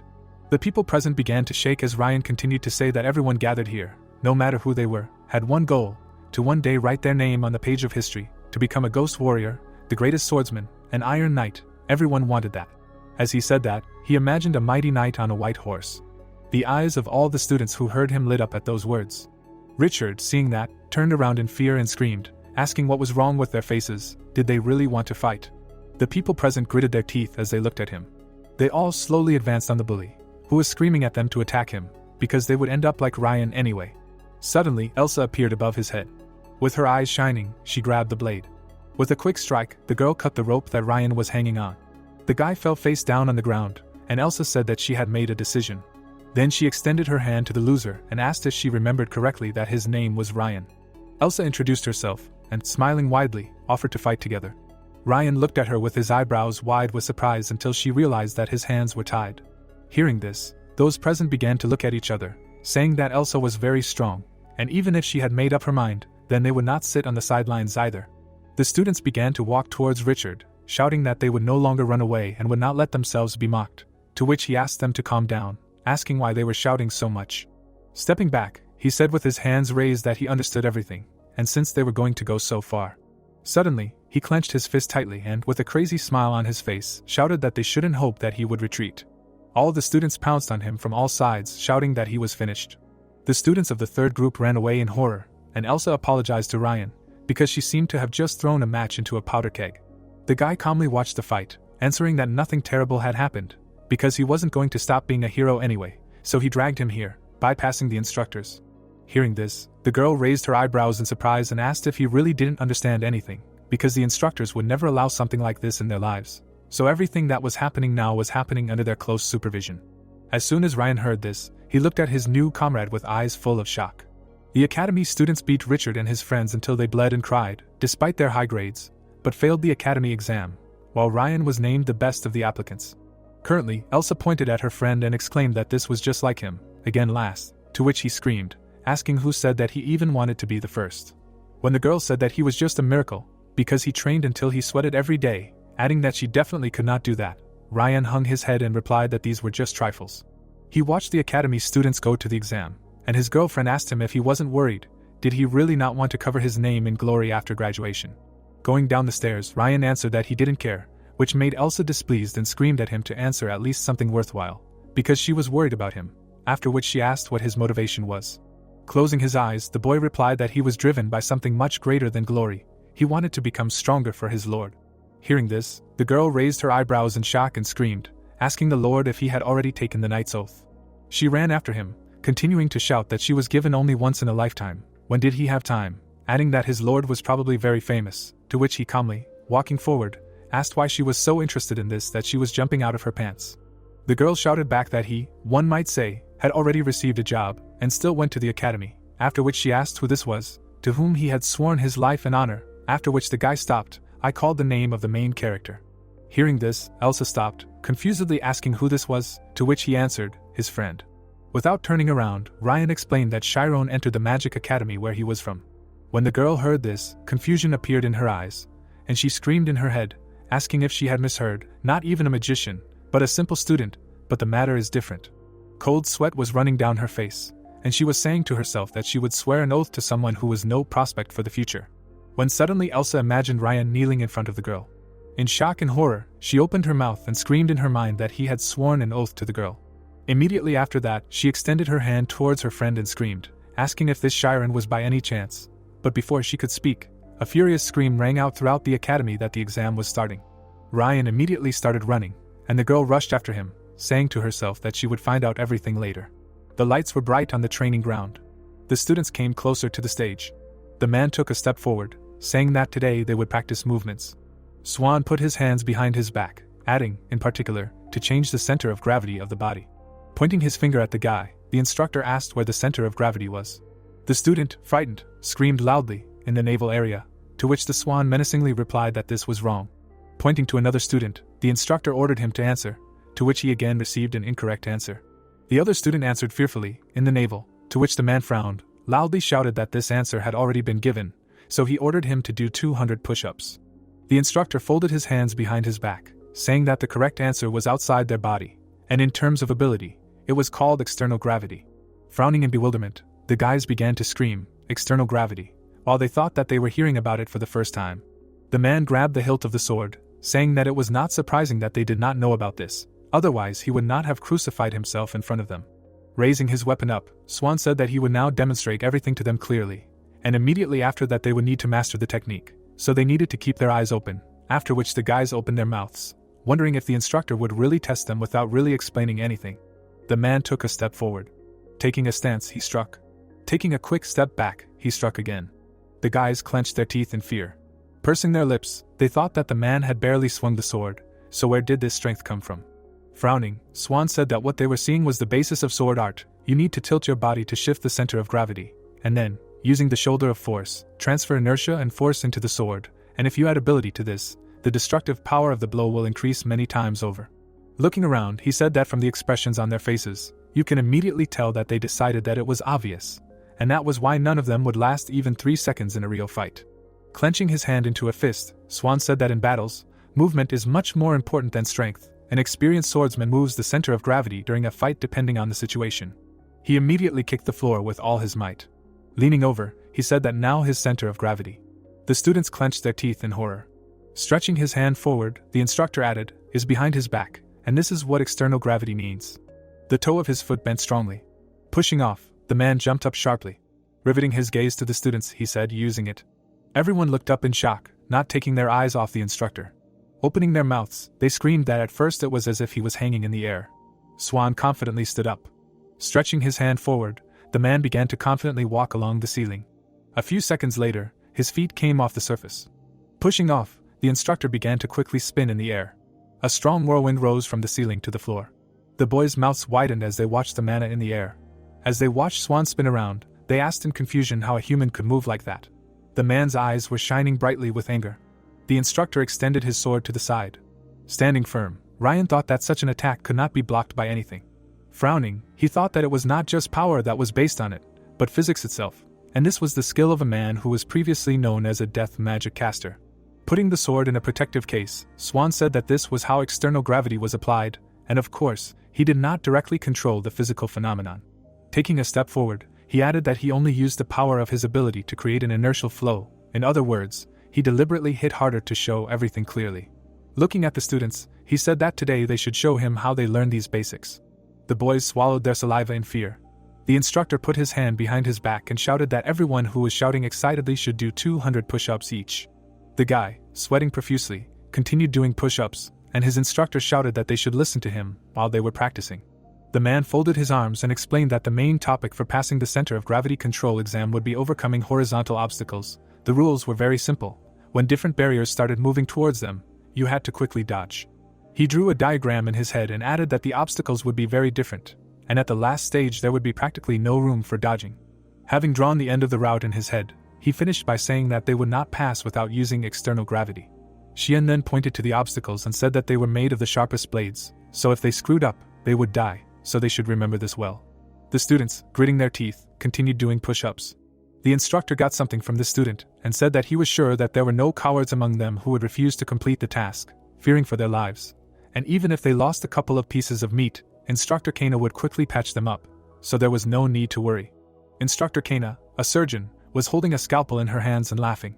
The guys were finishing up their push-ups, when suddenly the instructor shouted that if they had already finished, they should come up to the numbers. Elsa wiped the sweat from her face and said that even though they had already mastered the scheme, that is, the special ability, was he not overdoing it with these push-ups? Ryan leaned over to his friend and asked her to shut up, otherwise he would add another 50 to them. To which she grinned and replied that the instructor was already busy with the exam, he was not even looking at them. And everyone else, with tears in their eyes, asked themselves why their blonde goddess only communicated with him. When suddenly the girl raised her eyebrows and asked if Chiron was Ryan's girlfriend. Hearing this, the guy looked at his girlfriend in surprise. When suddenly he furrowed his eyebrows in rage and shouted, asking if she had really gone crazy, adding that he, of course, could not boast of his brains, but still he would never take such an oath in his life.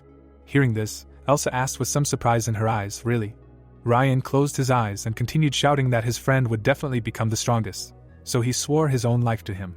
Having calmed down, he added that his girlfriend should not make such strange conclusions, to which she said to herself that he changed even in high school when he spoke about him, and apparently, he can only talk so much about his friend, and even a little enviously, and in this case. With these thoughts, she brought her hand to her mouth. At that moment, Elsa pointed her finger at herself and asked if he could introduce her to Chiron. Hearing this, the guy asked her in shock why she needed this, to which she, putting her hands to her face, replied that he spoke so well of him, and she, of course, was also interested. Besides, now she was jealous that he already had his own master.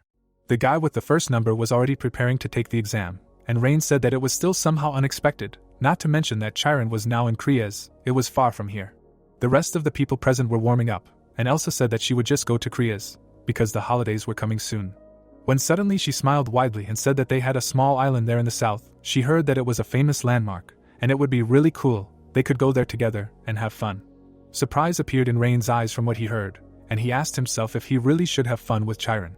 He suddenly remembered how they spent time together before he left, and said to himself that since they became friends, they had not seen each other for half a year. Tears appeared in his eyes, and the guy said that he wanted to see him. Leaving the memories, he brought his hand to his mouth and said that he did not know how Chiron would take it, because he was a rather modest guy. As soon as Elsa heard this, a satisfied smile appeared on her face, and she said to herself that this was a great answer. A second later, she put up her index finger and told Ryan to ask him to bring a girlfriend with him too, and then asked if he did not have girlfriends at the Magic Academy, then it would be possible to arrange a double date during the holidays. Hearing this, Ryan abruptly turned to his girlfriend and exclaimed in confusion, "Double." Suddenly, he abruptly turned away and said that he would think about it. Elsa, overjoyed, closed her eyes and said that before the holidays began, she had to pass a practical exam first. After a while, she went up to the instructor and shouted that she was ready. The man looked down at his tablet. As soon as he gave the signal, the girl rushed forward. The first obstacle appeared not far in front of her. Elsa overcame it with ease. She spun in the air and jumped over the second obstacle. While in the air, the girl looked into the distance, saying to herself that her flexibility would no longer help, because the last obstacle was simply enormous. It blocked the path completely, leaving only a small gap at the bottom. She quickly approached the third obstacle, adding that without external gravity, she would simply be cut like cabbage. With these thoughts, her feet hit the floor. With burning eyes, Elsa bent down, saying to herself that she needed to determine the center of gravity and move it outward. She slid under the last obstacle. A second later, the girl, gritting her teeth, flew out the other end. At that moment, she stood up, after which the instructor shouted that she had passed. Spreading her arms out to the sides, the girl thought that this was the first time she had done something like this. But everything went just fine, after which she wondered if all the previous physical training really prepared them for this test.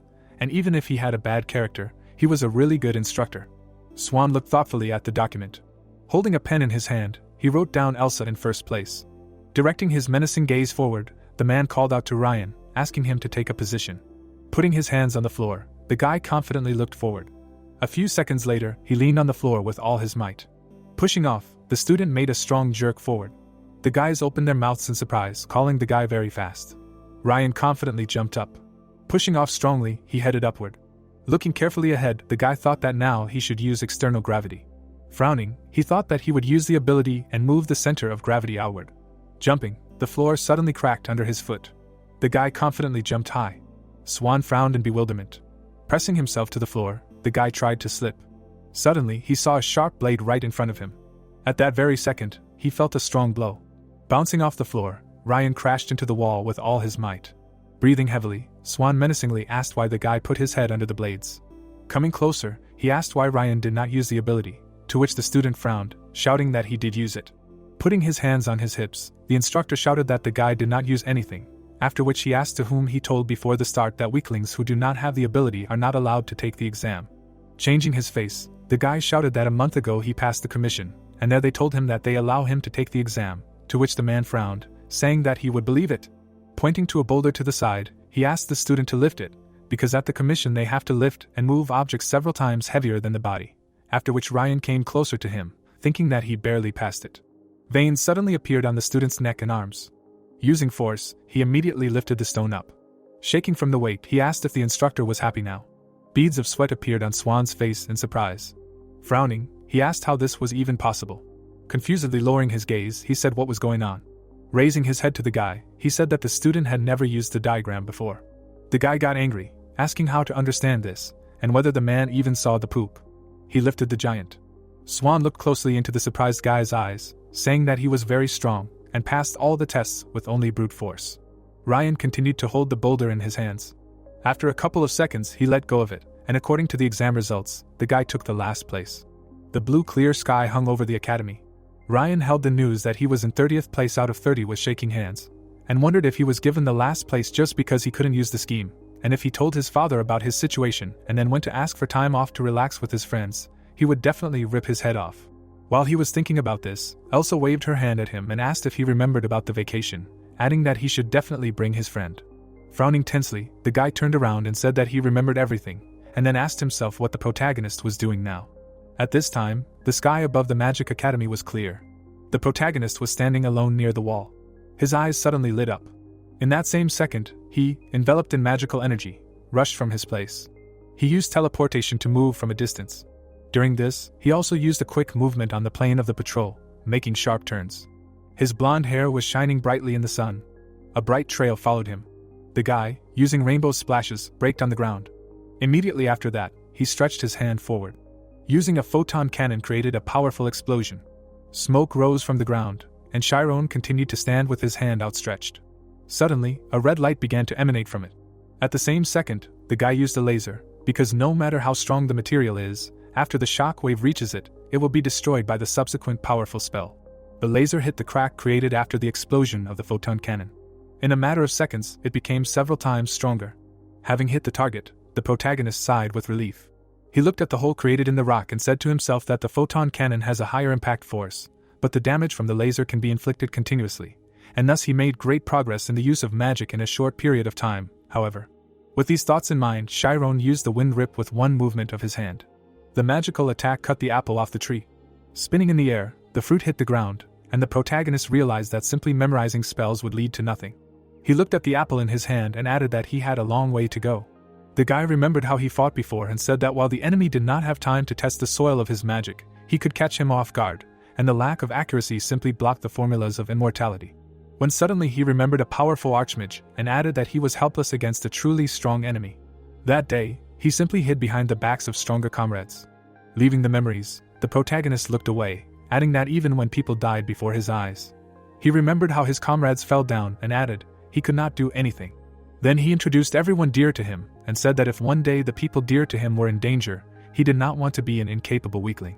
From these thoughts, he angrily squeezed the apple, and therefore. But before he could finish speaking, he was called from behind, which made the guy turn around. Nade and Irika were walking towards him. Seeing his friends, the protagonist smiled. Suddenly, his eyes lit up. At the same second, he changed the shape of his state of mind. The guys, seeing the magical energy emanating from his friend, froze in surprise. At the same second, Chiron appeared in front of them. Nade raised his fists in fear and screamed, asking what just happened. Was it really teleportation? And Irika asked if he had already mastered it, to which the protagonist raised his hand behind his head and replied that he had succeeded in moving almost at the speed of light, although there was little use in this, because the distance was very small.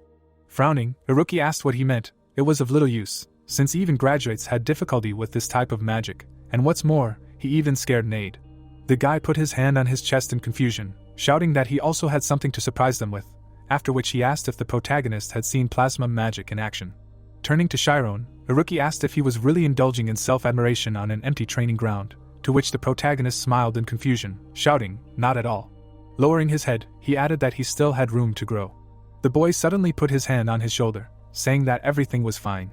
Smiling, Iruki said that this laser magic of his, in which the protagonist uses a stream of monochrome light, is simply amazing, and in order to learn something like this, anyone would need 10 years of hard training and study.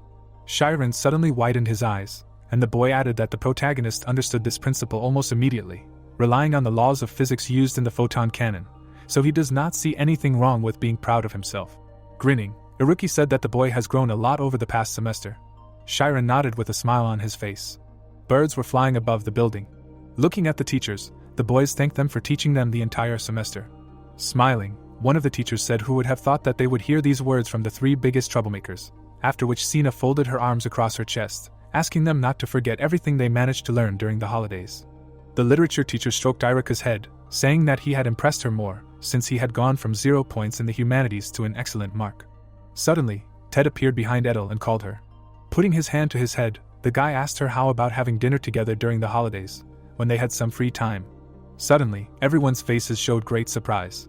Putting her hands forward, the teacher replied that she needed to keep order in the council, to which the guy clenched his hands into fists, replying that she was so strong, and it would be great if she allowed him to participate in training, to which Sina smiled, asking if Ted had really decided to join the council, since if he shaved, he would immediately lose his title of ladies' man.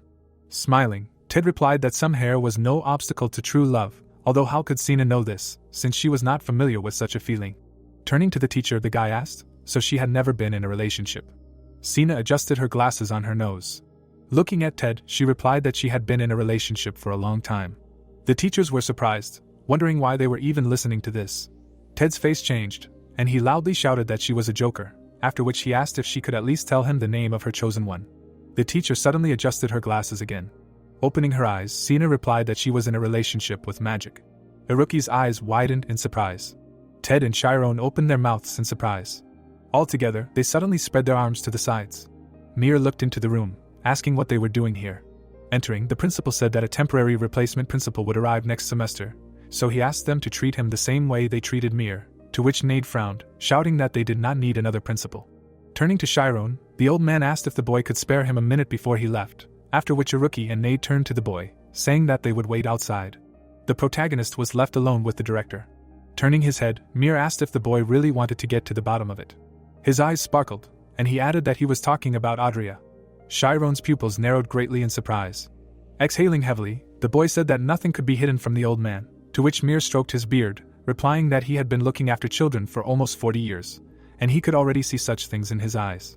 Lowering his head, the protagonist apologized, after which the director interrupted him, asking him to start by exploring the ruins of Kurgo. The boy raised his head forward in surprise. Grinning, Mir said that if Chiron went there, he would be able to roughly understand where Adria was currently living. The boy's eyes widened when he realized where the ruins of Kurgo were. Elsa looked out the window and asked if Ryan remembered where they were going. The boy shouted menacingly as he got out of the carriage, "Of course," to which the girl frowned, asking where their destination was. Frowning, Chiron and Ryan simultaneously said, "On Galleon Island." The director of the academy looked at the protagonist, and said that he was allowing him to explore the ruins of Kargo, which meant that he completely trusted him and relied on his judgment, so he should not let his guard down under any circumstances. Hearing this, Chiron smiled warmly and thanked the old man, and also promised that he would not cause any problems. After a short pause, Mir asked why he wanted to find out about Moreau, to which the protagonist raised his eyebrows in surprise. The director of the academy smiled, looking at him. After a short pause, Chiron said that he heard a voice when he returned from another dimension, to which the old man, raising his hand, asked the voice. Looking down, the boy replied, "Yes, and it belonged to him." As he said this, he remembered how before returning to his body, the monster in his head said that his parents were better off without him. He was illegitimate, and they were not his real parents, and he was not needed by this world. This voice spoke of things hidden so deep in his head that he almost forgot about them. Hearing this, the headmaster of the academy looked down in disappointment, and said to himself that everything he knew about Chiron, he heard from Clamp. When he looked up at the protagonist, he continued to say that only because he was able to accept all of this as a part of himself, he was able to obtain an adamantite body. But he still had a lot to learn and he wanted to become stronger.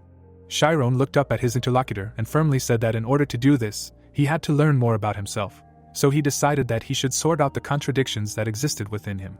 Mage opened his mouth in surprise at what he heard.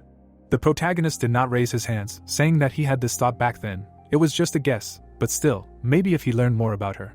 After saying this, he drew an image of Moreau in his mind and added that she who created countless dimensions and chose her own solitude, she would be able to find answers to her questions. With his brows furrowed, Chiron finished that this was why he wanted to do this. The room was illuminated by a wide window. The headmaster of the academy was standing right in front of him.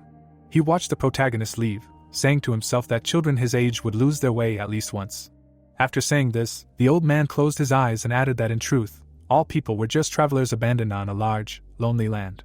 Seagulls flew under the sky of a busy city. Mir continued to watch Chiron leave.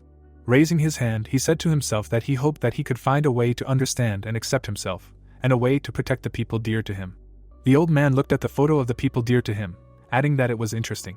Then he remembered how Clump came to him with shining eyes and said that it felt like he was looking at a younger version of himself.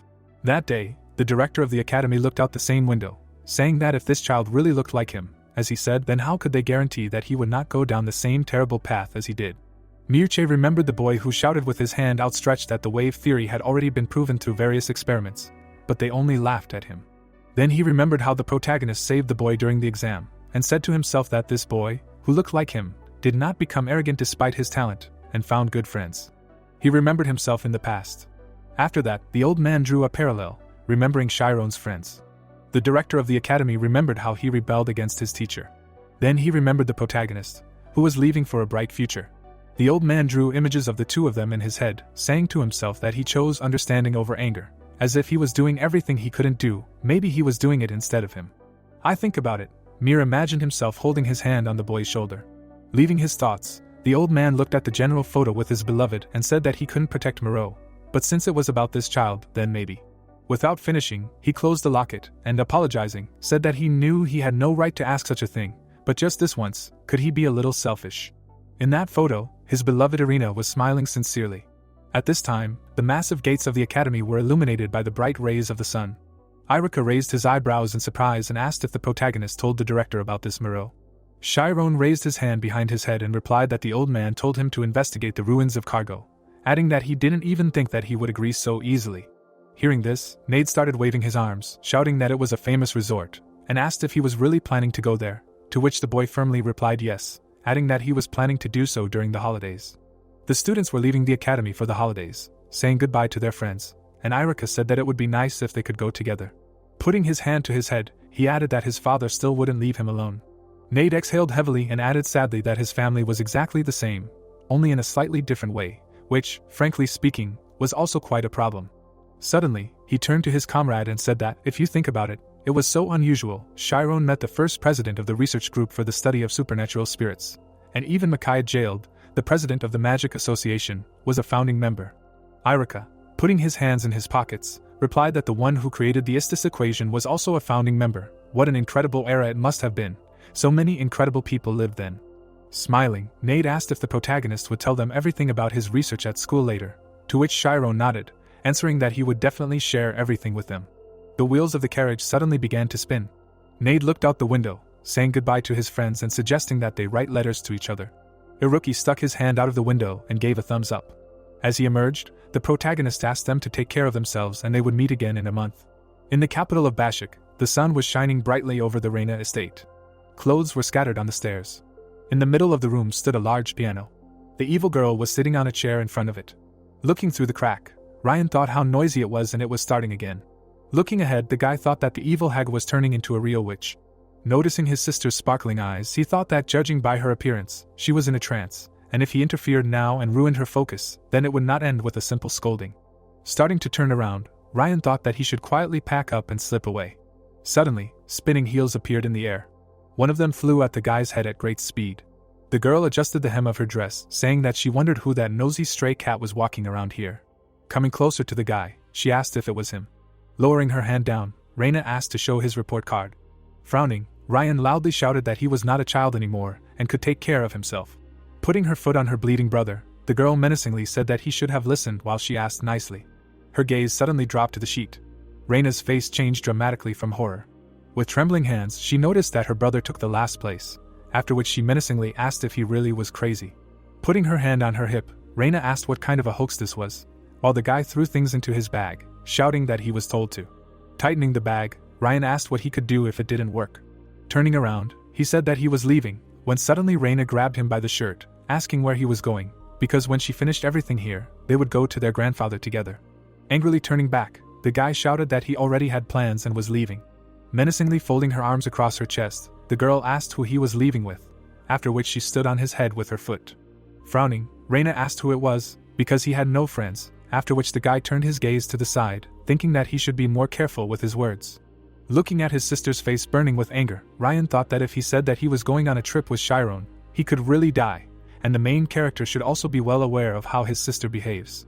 Frowning, Ryan asked if his sister knew the Elzane family, and there was one girl there named Elsa, and she was their only daughter. Raina scowled and yelled at him to stop lying so ridiculously. Why would a girl from such a noble family go on a trip with him? At that moment, Ryan pushed her leg away with all his strength. He turned around and quickly ran towards the exit, while Raina leaned her hands on the railing, yelling at her brother to stop right there. The boy sped up, running as fast as he could. Breathing out heavily, she wondered when the boy would learn to lie. Looking down at the exam paper, she told him that he could try as much as he wanted, but he would never get past his sister. Smiling, she told him to quickly jump into the carriage and they would see who could get to Craze faster.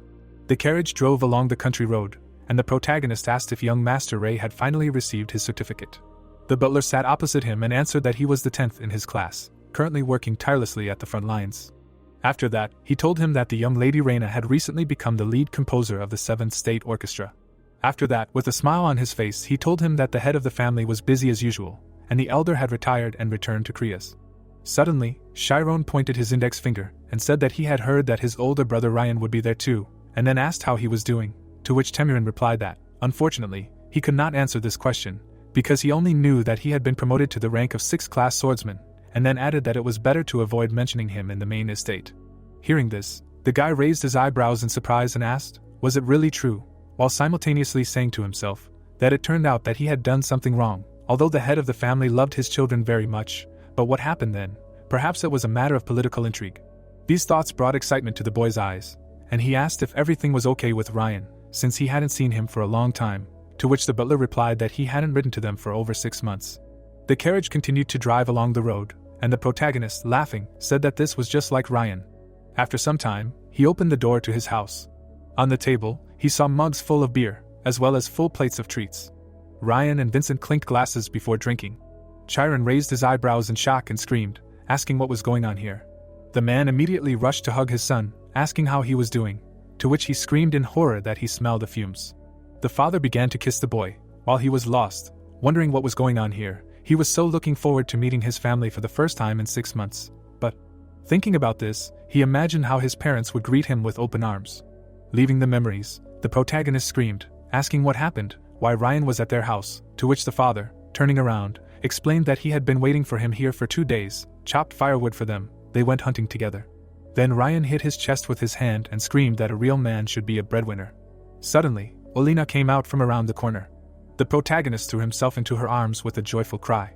He hugged her and asked if it was hard for them here without him, to which she, stroking her son's head, answered that the Ogent family helped them a lot while he was gone.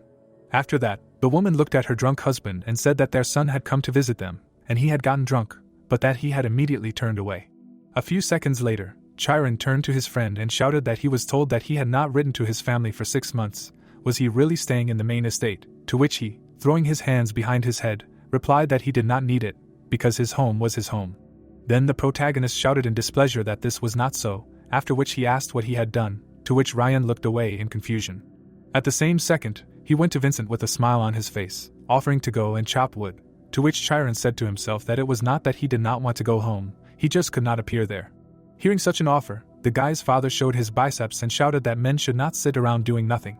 Hearing this, the protagonist exhaled heavily, saying to himself that he had not been home for a long time. Taking off his vest, he told his mother that everything would be fine, they would come soon, to which she exclaimed in fear that it was dangerous to climb the mountains in such a state. Then the main character tightened his belt and told her not to worry. Without a drop of doubt in his eyes, he looked at his mother, adding that he would be with them. Olin raised her eyebrows in surprise from what she heard and asked herself if she really shouldn't worry because her son would be with them. All 3 of them left the house with smiles on their faces. The woman watched them go, saying to herself that she hadn't seen her son for only 6 months, but it was as if he had become a completely different person. Ryan threw the axe over his shoulder and offered his friend a bet that the loser would fulfill the winner's wish. Whoever cuts down a tree in fewer blows of the axe would win. Chiron raised his eyebrows in surprise from what he heard and said that it seemed like he had once made the same bet with his father. A few minutes later, one of the trees shook from a strong blow. From what he saw, the main character opened his mouth in shock and screamed, asking if this was really the so-called scheme. Hearing this, Ryan turned to his friend and laughed. Of course not, because you don't need one to chop down trees. He tossed the axe, adding that he was actually just warming up. Having said this, he raised the axe behind his head with a smile on his face. With a loud cry, the boy swung it. Father and son watched their friend at work. Chiron raised his eyebrows in surprise at what he saw, exclaiming that it was a lightning bolt. The axe created a powerful bolt of lightning when it struck. Thanks to it, a massive tree fell in one blow. Smiling widely, the protagonist shouted that it was cool, because the guy learned the sword killer strike.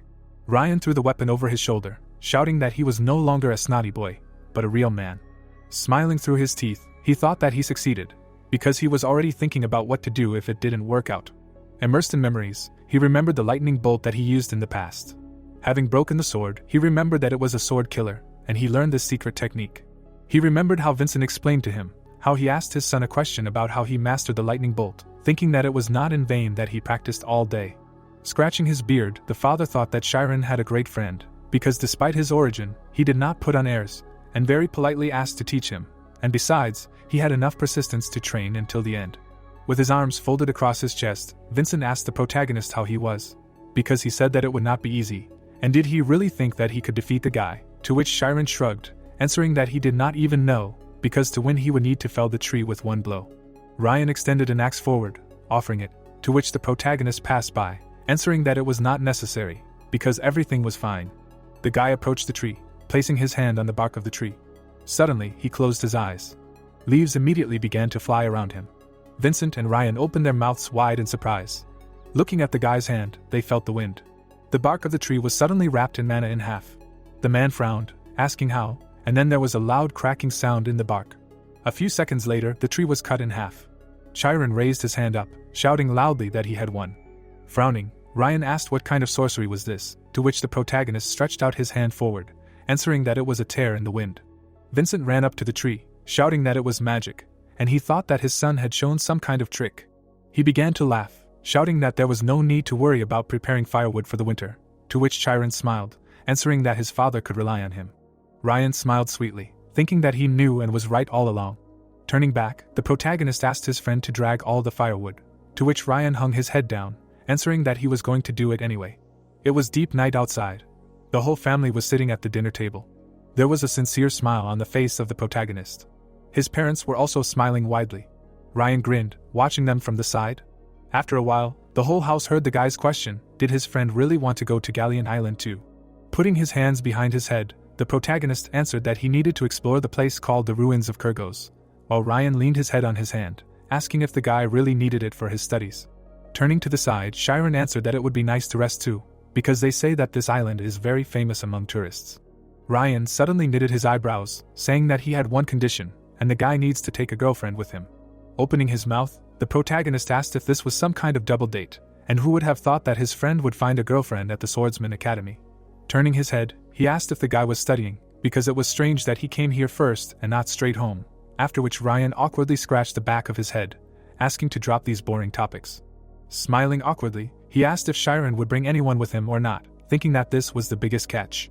Lost in thought, the guy thought that the main character was so shy that he was even afraid to look his sister in the eye, and frankly, he was not at all sure that Chiron knew how to communicate with the opposite sex, and if it did not work out, then he would just tell Elsa the truth. Without turning around, the main character answered okay.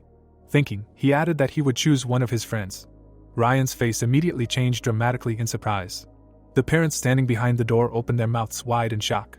The moonlight was shining through the wide window and Ryan was asking if his friend was popular with girls. He was leaning his head on his hand and adding that their witch would probably be very upset if she found out.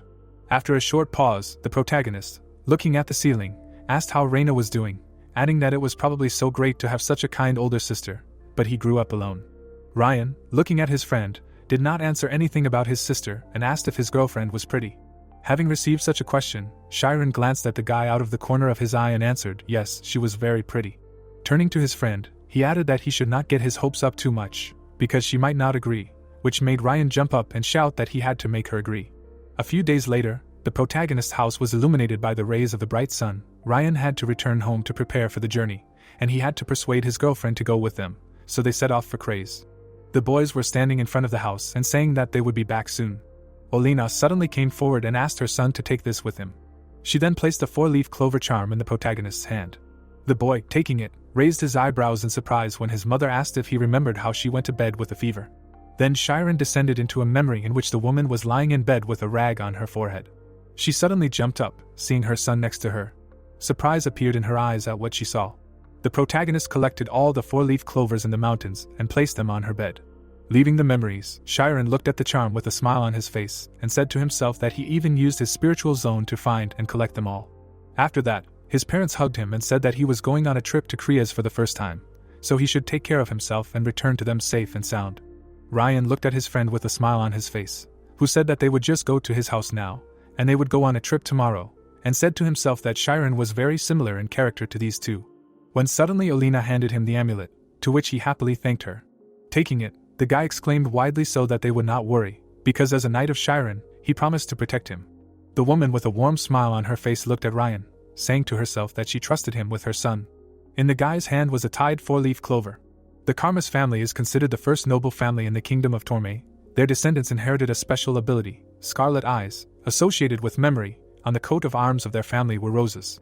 Due to this ability, they have an innate gift to absorb any information 10 times faster than other people, but they do not seek power, preferring more carefree endeavors. Due to the fact that the Karmas family deeply values individuality above all else, all of its members are outstanding individuals in some specific field. The eyes of each family member glowed bright red, and people call this family the Star of the Continent. The protagonist stood in front of the gate to the Karmas family's plot and said to himself that he did not have time to make an appointment, so he just showed up here without an invitation, and then asked himself what he should do if she was not home. Thinking about this, the guy looked at the mansion rising into the sky. The guards at the gate saw him while he was wondering if he should wait until she returned. Less than a minute later, Chiron approached the guards, and they asked him who he was, to which he introduced himself and asked if Amy was home, since he was her friend from the Magic Academy. Hearing this, the old man chuckled and said that everything was clear, while saying to himself that so many people like him flock here like flies to honey when she starts her vacation, and he should be pretty confident, since even royal blood won't play a role. The protagonist waited for an answer with a smile on his face. The old man turned to his comrade and ordered him to go and check. He looked at him with a burning gaze, after which he asked why he was still standing, since he told him to go check. The guy working with him held the hilt of his sword with trembling hands. After a short pause, he rode off to the estate on a horse, and the old man wondered what was wrong with him. While the protagonist looked around, the guard thought that this boy was somehow different, maybe he was from some famous family, after which he asked what family he was from.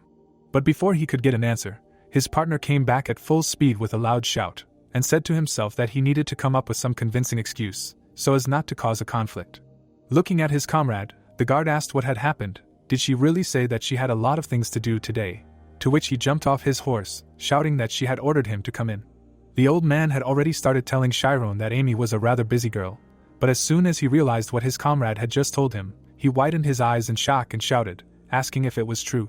Less than a minute later, a carriage was heard driving quickly down the road. It was harnessed by 2 white horses, and the old man's partner was shouting that young Miss Amy herself had given the order to escort him. The guard, drenched in cold sweat, looked at this and shouted, asking what was going on. At that very second, the protagonist was let inside. Then they saluted, welcoming the guy into the family estate. A plump man came out of the carriage and said that he was Adele's head butler. Seeing the man, the protagonist smiled and introduced himself, and the guards looked at him, wondering if they didn't know something about why the head butler himself came out to greet him. Adele put his hand on his chest and said that it might sound a bit rude of him, but before escorting him to the residence, he needed to confirm one thing. The guy, raising his eyebrows, answered of course, and then asked what it was, to which the butler replied that he wanted him to confirm his identity to be sure that he was really Sir Chiron. Hearing this, the protagonist raised his eyebrows in surprise and asked what he was talking about. Then Adele, without taking his eyes off the guest, said that the miss herself said the following: if it was Chiron, then he should be brought here, so he interpreted her words in such a way that he should only be allowed in if he was Chiron. Opening his mouth in confusion, the guy thought that Amy simply had such a style of communication, and the butler was going to interpret her words so strictly. Frowning, the boy asked how Adele wanted to do this, to which the man smiled, answering that he had a duty to confirm the identities of those entering the estate. Closing his eyes, he added that it was in his power. He was surprised. Chiron opened his mouth wide. At that moment, his eyes glowed and his hair began to flutter in the water. Grabbing his neck, the protagonist wondered what was happening. Starting to paddle hard with his legs, he thought that he could not breathe, as if every organ in his body was clenched into a fist. He noticed Adele, thinking that this could not be. Seeing his glowing eyes, the protagonist wondered if this was a scheme like a disruption of the nerve endings. Holding the bags in his hands, Chiron carefully looked at the butler. The other butlers realized with horror that this was a technique using the eyes pressure, a frightening technique with which compressed emotions are transmitted directly to another person. They looked at Adele, wondering if he was using the same thing he usually used to punish them on this child, and if it wasn't too cruel. The butler watched the boy carefully. A drop of sweat ran down the protagonist's face from excitement. His confident gaze was directed forward, while Adele mentally wondered if the boy was still holding on. He opened his mouth, thinking that he didn't want to put in so much force. At that moment, Chiron's body began to spin violently like a whirlpool. He relaxed, thinking that he should stay calm. The protagonist grabbed his shirt, thinking that these were just emotions and he could control them. Chiron's hand fell down weakly. With a calm expression on his face, he confidently looked up. Adele looked at the boy in confusion, thinking that he used as much force as he could to press, but the boy was able to withstand it. Chiron's face was covered in beads of sweat. The butler pursed his lips and thought that self-control alone would not be enough to resist such a man, and if the boy succeeded, he was either a fool. His pupil shrank greatly from excitement, and he thought that he was either a monk who had attained Vajrayana or a madman. Looking right through the protagonist, the man wondered what was hidden inside this child. The carriage confidently moved forward. Adele crossed his arms uncertainly and said that he was truly very sorry, so he asked to punish the old man for his extreme impoliteness. Looking up with tears in his eyes, he added that for the sin he had committed not recognizing the honorable guest, he was gladly ready to bear any punishment, to which the protagonist smiled, asking if it was not the family members who doubted him. Browsing, the butler replied that it was solely his decision, because the head of the family did not put forward any conditions at all, to which Chiron's face changed, asking why. Adele hung his head in disappointment, and replied that this was the first time Amy had allowed a young man to enter the house, and he wanted to see it with his own eyes. Imagining Amy in his arms, Chiron understood why it was necessary, like a grandfather who doted on his granddaughter, and even the guards and butler, while the family loved the girl so much. The protagonist frowned, saying that he suddenly felt bad, to which Adele laughed, asking him not to be nervous. It was just that perhaps it would exceed his expectations. Continuing to ride in the carriage, Chiron exhaled heavily. The girl's hair shimmered beautifully in the sun. She suddenly looked out the window in surprise. The carriage passed by a fountain, and the protagonist said that it was very beautiful there. With a smile on his face, he looked around, adding that their garden was simply beautiful, to which the butler replied that the design for this fountain was made by Mrs. Amy herself, and that's not all. Each of the family members has a separate corner of the garden, which they decorate to their own taste. Then Chiron saw the inscription that this corner of the garden belonged to Amy, and said that it was a very impressive sight. With shining eyes, he looked at everything he saw, saying that the fountain was created taking into account how the light would be reflected to the water. This is very much in the spirit of Amy. Adele, closing his eyes, said that all members of the Karmas family have the gift of scarlet eyes. Smiling widely, he added that thanks to it, they succeed in completely different fields of activity, and because of this, they rarely communicate with each other, and even when their academy was attacked, the head of the family only made sure that Amy was safe, and left the rest to the discretion of the academy. Hearing this, the protagonist turned around in surprise and said, "So that's how it is," while saying to himself that his daughter was in mortal danger at that moment, but even in this situation. Before he could finish speaking, the butler said that it was not a lack of parental love, it was just their custom. Their lady had to endure a lot at a young age because of such traditions, which made Chiron laugh and turn away, thinking that he doubted it. Adele suddenly opened her eyes and said that not long ago she had her own changes, and now she enjoys continuing the family business like the rest of her relatives, and he thinks it happened thanks to him, so he is grateful to him with all his heart. From what he heard, surprise appeared in the guy's eyes, and he said in confusion, "There is no need to embarrass him like this." While they were talking, the carriage managed to drive up to a luxurious palace. A few minutes later, they entered inside. The protagonist looked around, saying to himself that he was a little worried and hoped that they would not throw him out.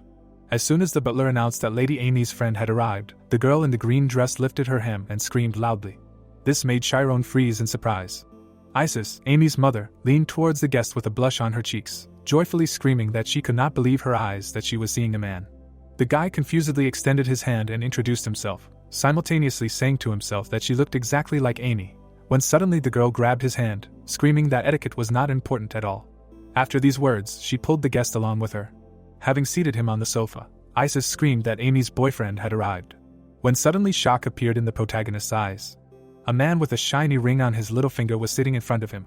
It was Shakora Karmas, the head of the Karmas clan, who lowered the newspaper and asked if this was his daughter's boyfriend. Chiron raised his eyebrows in fear and said that it was all a misunderstanding, but before he could finish speaking, he saw something that made him shut up. Walking towards him were Dien, the eldest son, and Ares, the second son, who were saying with shining eyes that they wanted to take a closer look at the one who stole their sister's heart. Such a greeting made the protagonist break out in a cold sweat, and he could hear his heart beating. He felt like a small bug and said to himself that their reception was much worse than the butler's pressure. All three of them were looking at him with shining eyes, which made Chiron think that each of them was staring at him intently to remember him forever. And while he was trying to introduce himself with a blue face from fear, Isis leaned towards him and asked if she understood correctly that he and Amy were studying in the same school. It turns out that he was also in the graduating class. Having come to his senses a little, the guy looked at the woman and answered that this was not so, he was still in the fifth. But as soon as he heard the question, what, fear appeared in his eyes. The protagonist saw the burning gaze on him. Cold sweat appeared on his face again, and he said in a shaking voice that from the next semester he would be moving to the fourth. Everyone present silently looked at him. Suddenly, grins appeared on the men's faces. At the same second, they laughed, which shocked the guest even more. The brothers looked at each other, asking each other what kind of class this was, adding that this was probably the education system at their academy. And when Amy got into the graduating class, and of course, they couldn't know such a thing, they just arrived yesterday. Chiron, with his mouth open in shock, asked himself what was going on here. Suddenly, Amy touched the fence and screamed loudly, asking what they were doing here. Frowning angrily, she looked at her relatives and continued screaming, asking if they really decided to joke about her guest. The guy's mouth wide open, wondering if this was all a joke. There were books on the shelves in Amy's room. There were cute plush toys on the bed, and her brother said that she was acting rather abruptly, but they hadn't expected such a contrast for a long time, but she would always remain their cute little sister. Amy took a sip of tea angrily. Diane turned to the main character, asking how he managed to win her over, to which Ares smiled, adding that he clearly took everything upon himself, like a real man, after which Isis approached him, asking if they were dating. Amy couldn't stand it, and loudly screamed that they were dating, asking if they were happy. The girl kicked her relatives out the door. Shakora, sipping tea, carefully watched what was happening from the couch. Chiron's expression changed and he asked her if it was okay for her to say that, and even though they pretended to be a couple at the academy, it wasn't worth lying to her family about it. To which Amy took a sip of tea, saying that it was okay since they didn't really care anyway. Putting her hand on her stomach, she said that they would definitely leave her alone now, to which Chiron looked at her carefully, apologizing for causing trouble when he should have warned her in advance. Looking up at the guy, she asked if the protagonist was here for some reason since it didn't look like he was just coming for tea. Taking a sip, the girl thought about him telling her why he came since she was just dying of curiosity. Putting the mug on the table, the protagonist replied that he wanted to ask her for a favor. Without taking his eyes off the girl drinking tea, he asked if she wanted to go with him to Galleon Island.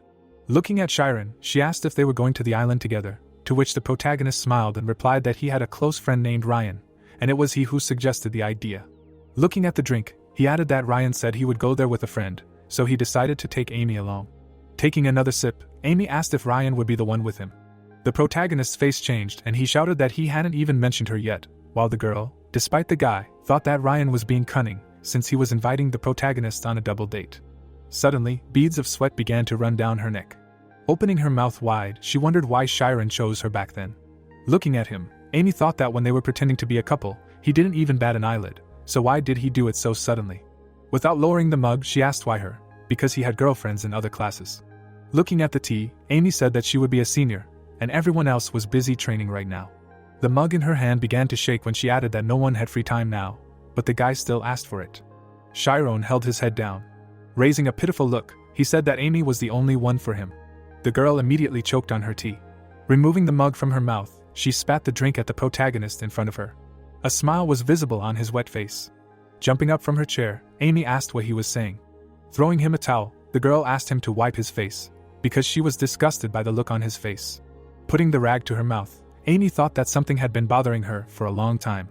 Immersed in memories, she wondered when they fell, why the guy had such an expression on his face, and why he saved her first. Sitting down on a chair, the girl asked herself in her head if the protagonist was simply ashamed of not fulfilling his promise. Folding her arms across her chest, she wondered if she liked this idiot, but since when? Looking up at the girl, Chiron asked if she remembered what they had recently talked about. Lowering his head, he added about that man named Adria, to which Amy put her hand on her chest, asking if it was really about the very first head of the scientific department, since she had gone to other dimensions. The protagonist put the mug on the table, saying that he had recently come up with a theory. Looking up, he said that he believed that the formula for immortality was closely related to superliminal speed. Looking at the surprised Amy, he added that he wanted to learn as much as possible about this man, and the director said that they could find more information in the ruins of Kurgo. The guy widened his eyes and said that Ryan then offered him a trip, so he agreed. Amy folded her hands on her knees, her mouth wide open in surprise. Thick clouds floated across the blue sky, and Amy said that Kurgo was a historical landmark, but it was not part of the kingdom of Tormia. These ruins belonged to the autonomous government of Galliot. She looked at her guest, adding that if he needed a person who could help cope with some unforeseen dangers at the slightest, then he had come to the right place, to which he replied in confusion that he did not mean that. Raising his hand to his chin, he looked down and added that she was partly right, of course, and the girl with raised eyebrows looked at him and finished to herself that the real reason why he chose her was that even though they had started their acquaintance on a bad note, she remembered everything that had happened between them, adding that thanks to this they began to understand each other much better. Amy also remembered the first time she told him that he was her boyfriend, how she worried about him during the exam. She sincerely supported him. She recalled everything connected with him, thinking that they always tried to protect each other. All these countless situations from the past created trust between them.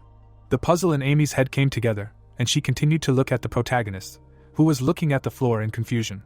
After a short pause, she stood up and said to herself that since it was necessary to take such measures, this investigation was not just a desire to satisfy her curiosity.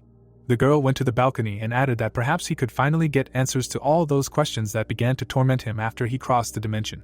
Thinking about this, she remembered how she paid attention to him after waking up. That day, Chiron was thoughtfully looking at the clear sky. Leaving the memories, Amy glanced at her friend out of the corner of her eye and wondered what kind of worries he was trying to cope with alone. Because she could no longer pretend that she knew nothing, and who else would worry about him so much if not her? The protagonist looked at the mug full of tea in confusion. Suddenly, he heard his friend's voice, who said that she would go with him, which caused surprise to appear in his eyes. Amy smiled warmly, adding that she would go with him to Galleon Island. The next day, the Ogent family mansion, a blue clear sky hung over it. Inside, Elsa stood with her hand to her chest, shouting that she was glad to meet him. Bishop was walking towards her. He smiled widely, saying that he had heard about her family, because they were a famous diplomat house. While he asked her how her father was doing, Ryan, with a sly smile on his face, said to himself that everything was going according to plan. His eyes were full of cunning and deceit, with which he spoke in his head that for several days he hid in Chiron's house, used Elsa as a cover, and there was still a little bit left, and the travel permit was in his pocket, and he knew that it would work. Without lowering her hands, the girl said that although her father was still in the occupied territory, he had never missed a sword training, but in truth, she had no idea where her father was now and what he was doing. Elsa, closing her eyes, said to herself that she did not know anything, and she was talking because she wanted to travel, and Bishop, lowering his head, said that he did not expect anything else, because a man who built a family with a sword in his hand is different from the rest. If the fencing techniques of their family are known for their directness and firmness, then the art of wielding a sword of Elsa's family is famous for its sharpness. After this, the man, folding his arms across his chest, looked at his son and said that he was dating such a wonderful girl. It was not like him at all, to which he shouted back that they were not dating, she was just his friend. While Elsa was looking at him with an angry look, the boy asked if his father would allow them to go on a trip, since he knew how hard it was to study at the academy, so they needed to rest their bodies and minds. Bishop then brought the paper to his face and said that it was true, adding that they had worked hard. He looked at the results of the muscle mass improvement, and said that his son was able to open the diagram. After saying this, cold sweat appeared on Ryan's face, and he said to himself that this was a certificate proving that he had undergone muscle improvement, but when it was revealed that it was a phenomenon of a false diagram, this document would become an ordinary useless piece of paper, but this was needed to deceive his father for a while.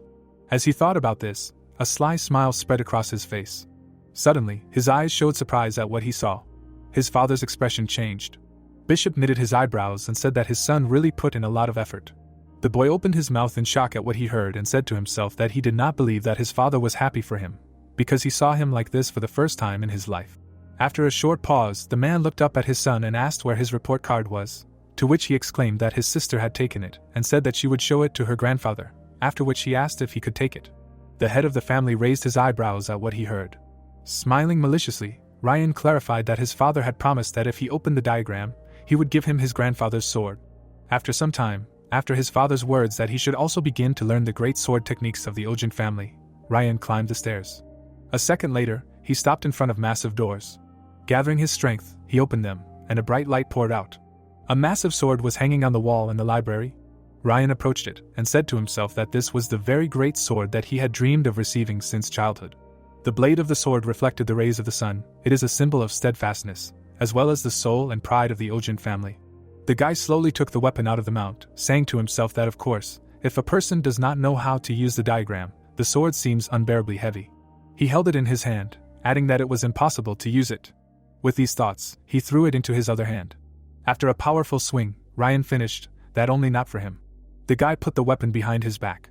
A few days ago, the protagonist turned his head to the side, saying that he would not be able to spend the entire vacation together, because he had to investigate the historical ruins of Kurgo. Looking at Ryan, he added, alone, because with someone it is quite dangerous. Frowning, Ryan said that this sounded more like a reason why he should go with him, and then asked what was the point of a knight who did not protect his master, so he ordered the protagonist not to even think about going there alone, because he would protect. Descending the stairs, the boy thought that this journey would be his first mission as a knight of Chiron. Suddenly, a voice was heard from behind, that a young gentleman had arrived. The boy and the girl took a step forward. The protagonist smiled and greeted everyone, asking if he found them in good health. Bishop nodded, saying that he had heard about his success at the academy, to which Chiron put his hand to his chest, saying that he was being transferred to the 4th grade, and all thanks to the patriarch. The man gritted his teeth, asking why this was so, because the boy had put in so much effort, after which he thought that the protagonist had not entered for so long, and was already moving to the 4th grade, and although he knew that the boy was talented, he did not even suspect how much. Looking at the girl, he asked if this lady next to him was the protagonist's girlfriend, to which Amy bowed, saying that she was pleased to meet him. Smiling, she introduced herself. The butlers' faces showed great surprise. Elsa covered her mouth with her hand in shock. Bishop frowned, thinking what he thought, why does she look so familiar, both in words and in deeds? This is the most authoritative aristocratic family. His pupils narrowed in horror, and he thought that in those days when the knight's oath was taken, he thought that it would ruin the life of one of his sons, but now he was starting to worry. Looking at Ryan, he wondered if at this rate his son would become a burden to the protagonist. Looking at the guys, the man thought that Ryan finally opened the system and they both were able to establish connections with the great noble houses. So as a father he cannot hide his joy, after which the guy clenched his hands into fists, shouting that they will go, because the trip will take at least 10 days. Suddenly, a small bag flew towards him. Opening it, Ryan noticed the money that his father gave him for travel expenses. Frightened, the guy excitedly thought that he needed to leave here very quickly. Grabbing the protagonist's hand, he shouted that it was definitely time for them to go now. Looking at Timurin, Ryan asked for a carriage to the port, to which the man nodded, wishing them a good trip. Putting his hand in his jacket, the butler thought that the guy had 10 minutes at most. Taking out an envelope, he mentally wished him luck. Frowning, Ryan shouted that there was no need to fix anything now, while Timurin ran up to him, asking him to at least fix the wheels. Elsa's eyes lit up brightly when she thought that this was not what she expected at all. Looking at the protagonist, she thought that since he was Ryan's master, he would be passionate, full of righteousness, but he was more of a young gentleman type from a noble family, not to mention that he was acquainted with the Star of the Continent, a member of the Karmas family. After shaking hands, the girls introduced themselves. Chiron shook Elsa's hand, introducing himself with a smile. Elsa continued to hold his hand, asking if his main house was in Craze, to which the protagonist shook his head, answering that he was a commoner and did not have a main house. The girl was surprised, and an awkward pause hung between them. Amy folded her arms in displeasure. Elsa suddenly turned her head to Ryan behind her. Surprised, she suddenly turned back to the guys in front of her. The girl clenched her hand into a fist. Hitting her face, she screamed, asking how she could fall out of reality like that right in front of Mr. Ryan. Turning around, she apologized, because it was rude of her, and she also did not care about the status. Turning back, Ryan shouted that everything was ready and invited everyone into the carriage. A loud scream with an explosion suddenly sounded behind him. The guy turned around in fear, hearing the question of how dare he. In a strong flow of mana, there was a silhouette with glowing eyes. Bishop's face was grimy with anger, and he shouted, "Take the last place." Hearing this, the protagonist turned to his friend, who was no longer there, and shouted, asking if he was really the last one. Ryan ran away at full speed, advising his friends to do the same.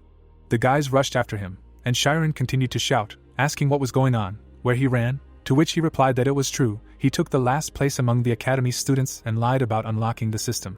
From what he heard, horror appeared in the protagonist's eyes, and he shouted for him to just tell him the truth, and then asked who starts a journey with their father's escape. The guys ran through the forest, and Amy asked what was scary about it, he should just try. Then Ryan turned to his friends with a smile on his face, and replied that his father was a level 4 swordsman. This information made everyone's eyebrows furrow tensely. Behind them, everything was exploding, and Ryan screamed in horror that he would finish him off. Trees and stone statues were flying into pieces. Suddenly, Amy stood on the same level as Elsa. Grabbing her hand, she screamed at the protagonist to use teleportation. Furrowing his brows, Chiron screamed that he understood everything. At the same second, he grabbed his friend by the collar. Immediately after that, a magical impulse appeared under his foot. The guys, enveloped in magical energy, rushed forward. The eyes of the protagonist and Amy were burning brightly. At great speed, Chiron overcame the obstacle in the form of trees. His companion repeated the same actions. 2 bright yellow lights did not stop for a second. Ryan flew after his friend, saying to himself that this was just something. His eyes were filled with yellow light. Everything was floating in front of him, and he said to himself, so this is how he sees the world of magic. When suddenly Elsa turned around, with horror in her eyes, screamed that he was catching up with them. A huge red tornado was quickly catching up with them. Hearing this, the main character stopped and shouted for Amy to come to her. Surprise appeared in his companion's eyes. She stopped next to the guy and asked what was going on, to which he replied that he was using spatial movement. With excitement in his eyes, he looked at his girlfriend, screaming that since they were going to run, it would be best to reach their destination instantly, and Elsa looked at him in shock, asking herself if he could really move in space. As everyone grabbed it, Chiron said that he didn't think he would have to use it so soon. The ground shook beneath their feet, and the trees behind them fell. A second later, the boy changed his state of mind. The space around the boys changed.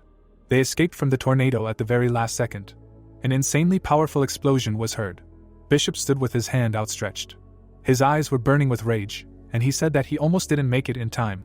After that, he tightly clutched his daughter's letter in his hand and said, so Chiron has already learned to move in space. Looking down at the report from the academy, the man quietly said that his son was like him in comparison. But without finishing, he threw away the result, saying to himself that there was no need to dwell on it so much, because according to the academy's report, his son had reached the level of using the scheme with just physical strength, which meant he should at least acknowledge his efforts. Bishop looked at the trail of several kilometers left by his strength, and thought that he was sure that this would also serve as a good reminder for him in the future. Ryan looked at his hands in fear, saying that the sky and earth had shrunk. He asked what kind of magic it was, with his mouth open in surprise, and the protagonist turned to him, saying that it was called spatial displacement, and that it was his first time using it, so he was a little worried. Amy turned to him, saying that it was very difficult to do so under such circumstances, while Elsa frowned, wondering if she was the only one who didn't understand anything at all. She widened her eyes, thinking that the guy not only managed to bypass all the obstacles using teleportation, but also moved them in space, while being a simple student. Looking closely at Chiron, the girl thought that if Amy used this magic, she wouldn't be too surprised, but Chiron was just a commoner. Having dared, Elsa suddenly asked how the guy learned magic. Without taking her eyes off him, she said that she heard that if you can't use the spiritual zone, you won't be allowed into the Magic Academy, to which the protagonist smiled, replying that it was all thanks to Ryan. Looking at the surprised girl, he replied that with the support of the Ogent family, he was able to enter the Magic Academy. Amy looked menacingly forward when Elsa said that the guy had to compete with aristocrats from a young age. Closing his eyes, Ryan replied that Chiron entered the academy only 6 months ago. Elsa turned her head in his direction in shock. Turning back to the protagonist, the girl thought that now she understood why Ryan swore a knightly oath of allegiance to him. With wide eyes, she asked if he was really a genius. Bowing, Elsa began to apologize for being rude again. Looking at Amy, she apologized to her too, because in her place she would have been furious if someone had treated her boyfriend so arrogantly. Laughing, Ryan said that Elsa didn't know anything about Chiron. Turning his gaze to the girl, he added that she was very straightforward, but she didn't want to offend anyone, and if her words hurt someone, she would say it right away, while the guys had a confused smile on their faces. Raising her head, Elsa shouted, asking how she came up with such stupid things. She looked at the guys, who were blushing with shame, and shouted that they were both blessed by the heavens with beautiful looks and incredible magical abilities, while the protagonist wondered how she managed to say such embarrassing things without batting an eye. Looking at Amy, Elsa asked if she really used the diagram recently, and it turns out that she not only has magical talent, but also unlocked the diagram, and it is simply perfect. Smiling, the protagonist thought that along the way they told each other about their lives. Looking at the guys in front of him, he thought that perhaps because they are all students and peers, the understanding between them arose naturally. Amy looked at Chiron with a smile on her face, while he thought that he was able to share secrets and meet new friends. Birds were flying in the clear sky. There were ships near the harbor of Criez. Smiling widely, the protagonist happily said that it was his first time sailing on a boat. Turning to the guys, he asked how long it would take them to get to the island, to which he received the answer, about 5 hours. Taking the sheet in her hand, Amy said that she did some research before the trip. The girl looked down, saying that Galleon Island occupies an area of 1,500 square kilometers. Introducing it, she said that it was shaped like a crescent moon, with a sharp cliff on the north side and a port on the south side of the island. Amy continued reading that the main residential and tourist buildings were also located to the south. The girl said that the ruins were located to the west. Turning the page, she said that these ruins were all that remained of the ancient civilization of the Kurgo people, which had disappeared about 2,000 years ago, while Ryan turned to the protagonist, asking if he intended to explore them. Chiron smiled, happily saying that they were the ruins of an ancient civilization. Walking up to Amy, he asked what had happened to her. Adjusting her hat, Elsa thought that vacations and rest were great, but she also liked such things, and there were even real magicians with them, and they seemed to be going on a mysterious adventure. Looking at the main character reading the book, the girl thought that magicians are inherently very sensitive, and it is quite difficult to work with them, but if they are all as sweet as these two, then everything is fine with her. 5 hours later, Chiron and Amy looked at each other angrily. Trembling with fear, Elsa thought with fear that magicians were wildly creepy. In general, no one was to blame for what happened. Shaking with fear, Elsa looked at her friends. 5 gold coins were lying on the ground. Amy, folding her arms over her chest, looked at her companion. The main character was holding the girl's hand tightly. Elsa looked at them and asked why Chiron was acting like this, to which Ryan replied that it was not like him at all. When suddenly the girl lowered her head and quietly said what it was. Suddenly she clenched her fists and screamed loudly, a quarrel between 2 lovers. To understand the current situation, it is necessary to rewind a little. 4 friends and 3 strangers were standing at the port. An hour ago, a passenger ship heading to Galleon Island, on one of the pages of the diary, a route was drawn, and the guys were surprised to ask if Amy had drawn it. Raising her head, Elsa exclaimed that she was very well prepared, and the guys said that she was very detailed and did an excellent job of drawing, to which she asked them to stop. With a blush on her cheeks, she brought the book to herself and said that she just quickly glanced at the possible reasons for the disappearance of this civilization, and Elsa turned to the protagonist and exclaimed that he should just look at how cute she blushed. Raising his index finger, Chiron said that according to Amy's story, the people of Kurgo considered the roots of the lupa sacred, since they used them in rituals, but the lupas are actually a kind of stimulant. Putting the book aside, Amy added that when it enters the body, people enter a state of some kind of trance. Introducing the ancient races of people, she added that the ancient inhabitants believe that in this way they meet with the gods. Amy looked askance at her friends, continuing to say that one of the most common theories of the disappearance of Kurgo is considered to be conflicts that arose on religious grounds. But recently scientists began to assume that the matter was not in religion, but in the abuse of love roots by the locals. Hearing this, the main character raised his hand to his chin in surprise and said that this was incredible, because the stimulant destroyed an entire civilization. Again lowering his eyes to the book, his companion said that their descendants now live in the center of the island in the autonomous region of Kurgo. Slamming the book shut, she added that apparently strangers are forbidden there, and she even checked with her brother just in case, but he flatly refused to tell her how to get there. Hearing this, Chiron remembered one of the girl's brothers and said that he remembered how she said that Ares was a researcher. Amy began to leaf through the pages of the book, answering that it was so, but he told her that it was not for a scientist to decide why civilization collapsed. The protagonist looked at his friend with surprise in his eyes. Stopping at one of the pages, the girl finished that if she wanted to know more about them, then she would have to offer something more valuable in exchange than the usual entrance fee. Hearing this, the guy raised his hand to his chin and asked something more valuable. After a short pause, he lowered his hand and asked what she thought he meant, to which Amy, slamming the book shut, replied that she had no idea, because he thought he seemed smarter when he spoke in riddles, but was it really that hard to just say it straight out? While they were talking, Ryan leaned over to Elsa and asked what she was thinking. Was she trying to solve a riddle? To which she replied that it was a real mystery. She drew her eyebrows together and glared at Amy, saying to herself that she meant her, because everything was too detailed for a normal quick glance. She watched the companions talk to each other, and added that Amy had come all this way to help Chiron, had given up her advanced class schedule for him, and had even asked her brother, although she didn't love him that much. The protagonist's companion tucked her hair behind her ear. When suddenly Elsa opened her mouth in surprise and said to herself that her intuition was telling her exactly that Amy was definitely in love with. But before she could finish speaking, someone on board shouted that they saw an island, causing all four of them to turn around. Then they approached the edge of the ship. Not far ahead, the guys saw an island covered with greenery. Unexpectedly for Ryan, Elsa leaned towards him and whispered an offer to help Chiron and Amy get together. He smiled broadly at the offer and replied that it was a wonderful idea. His eyes lit up, and his girlfriend raised her hand to her chin and said to herself that while they played the role of their second pilots, perhaps something would work out with Ryan, because they say that love is contagious. A few minutes later, the ship stopped at the pier. There were people everywhere, greeting the arrivals and inviting them to hotels. Both old and young people worked, offering to carry luggage. Everyone they met approached the guys, but they politely refused. Amy approached her companion and told him to be careful with any sellers. Raising her eyebrows, she thought that this must be the first time for Chiron, and perhaps she should stand up for him at any moment. Suddenly, several people noticed the guys. One of them smiled broadly and said that they were wearing expensive clothes and looked quite fashionable, and his comrade raised his hands in fear and exclaimed that the guy had a sword with him and was scared. Hearing this, the first one approached the main one and asked what if the others got to them before them, what should they do? The guy named Zis with a blush on his cheeks did not react. With his mouth open, he could not take his eyes off her. In his eyes was the most beautiful Amy, and his comrades asked Zis, is it really so again? The guy widened his eyes and thought, when you live your whole life and see nothing but a seedy salty port, then you can start dreaming about this. A bright sunset was visible in the sky, and this place offers the best view of the city.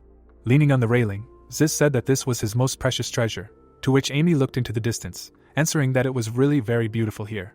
Without turning around, she asked why a guy like him lived in such a place.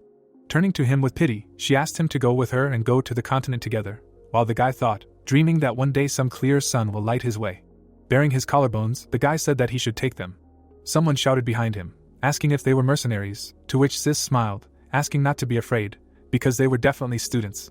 Adjusting his cap, he said with a smile that he was the ruler of the port. Approaching the guys from behind, who turned around, he greeted them on Galliant. Raising his hand up, Zis introduced himself as a local guide and asked if they were students, to which the guys nodded. Turning his gaze to the side, the guy asked if they really came here for vacation and from what school they were. Starting to peer at Amy, Zis thought that up close she was even more beautiful. Raising his hand up, Chiron replied, from the Alpice Magic Academy, which made the guide widen his eyes, shocked, thinking that he expected something on a lower level. Turning to the guys on the side, Zis asked where they were from, because they were too big for magicians, to which Elsa frowned angrily, answering that they were from the Kaizen Fencing Academy, after which the guide laughed, answering that he wanted to compliment her. Amy's angry gaze was directed forward. Zis turned his gaze to his friends, embarrassed. Snatching the suitcases from the guy's hands, the guy asked to let him carry them.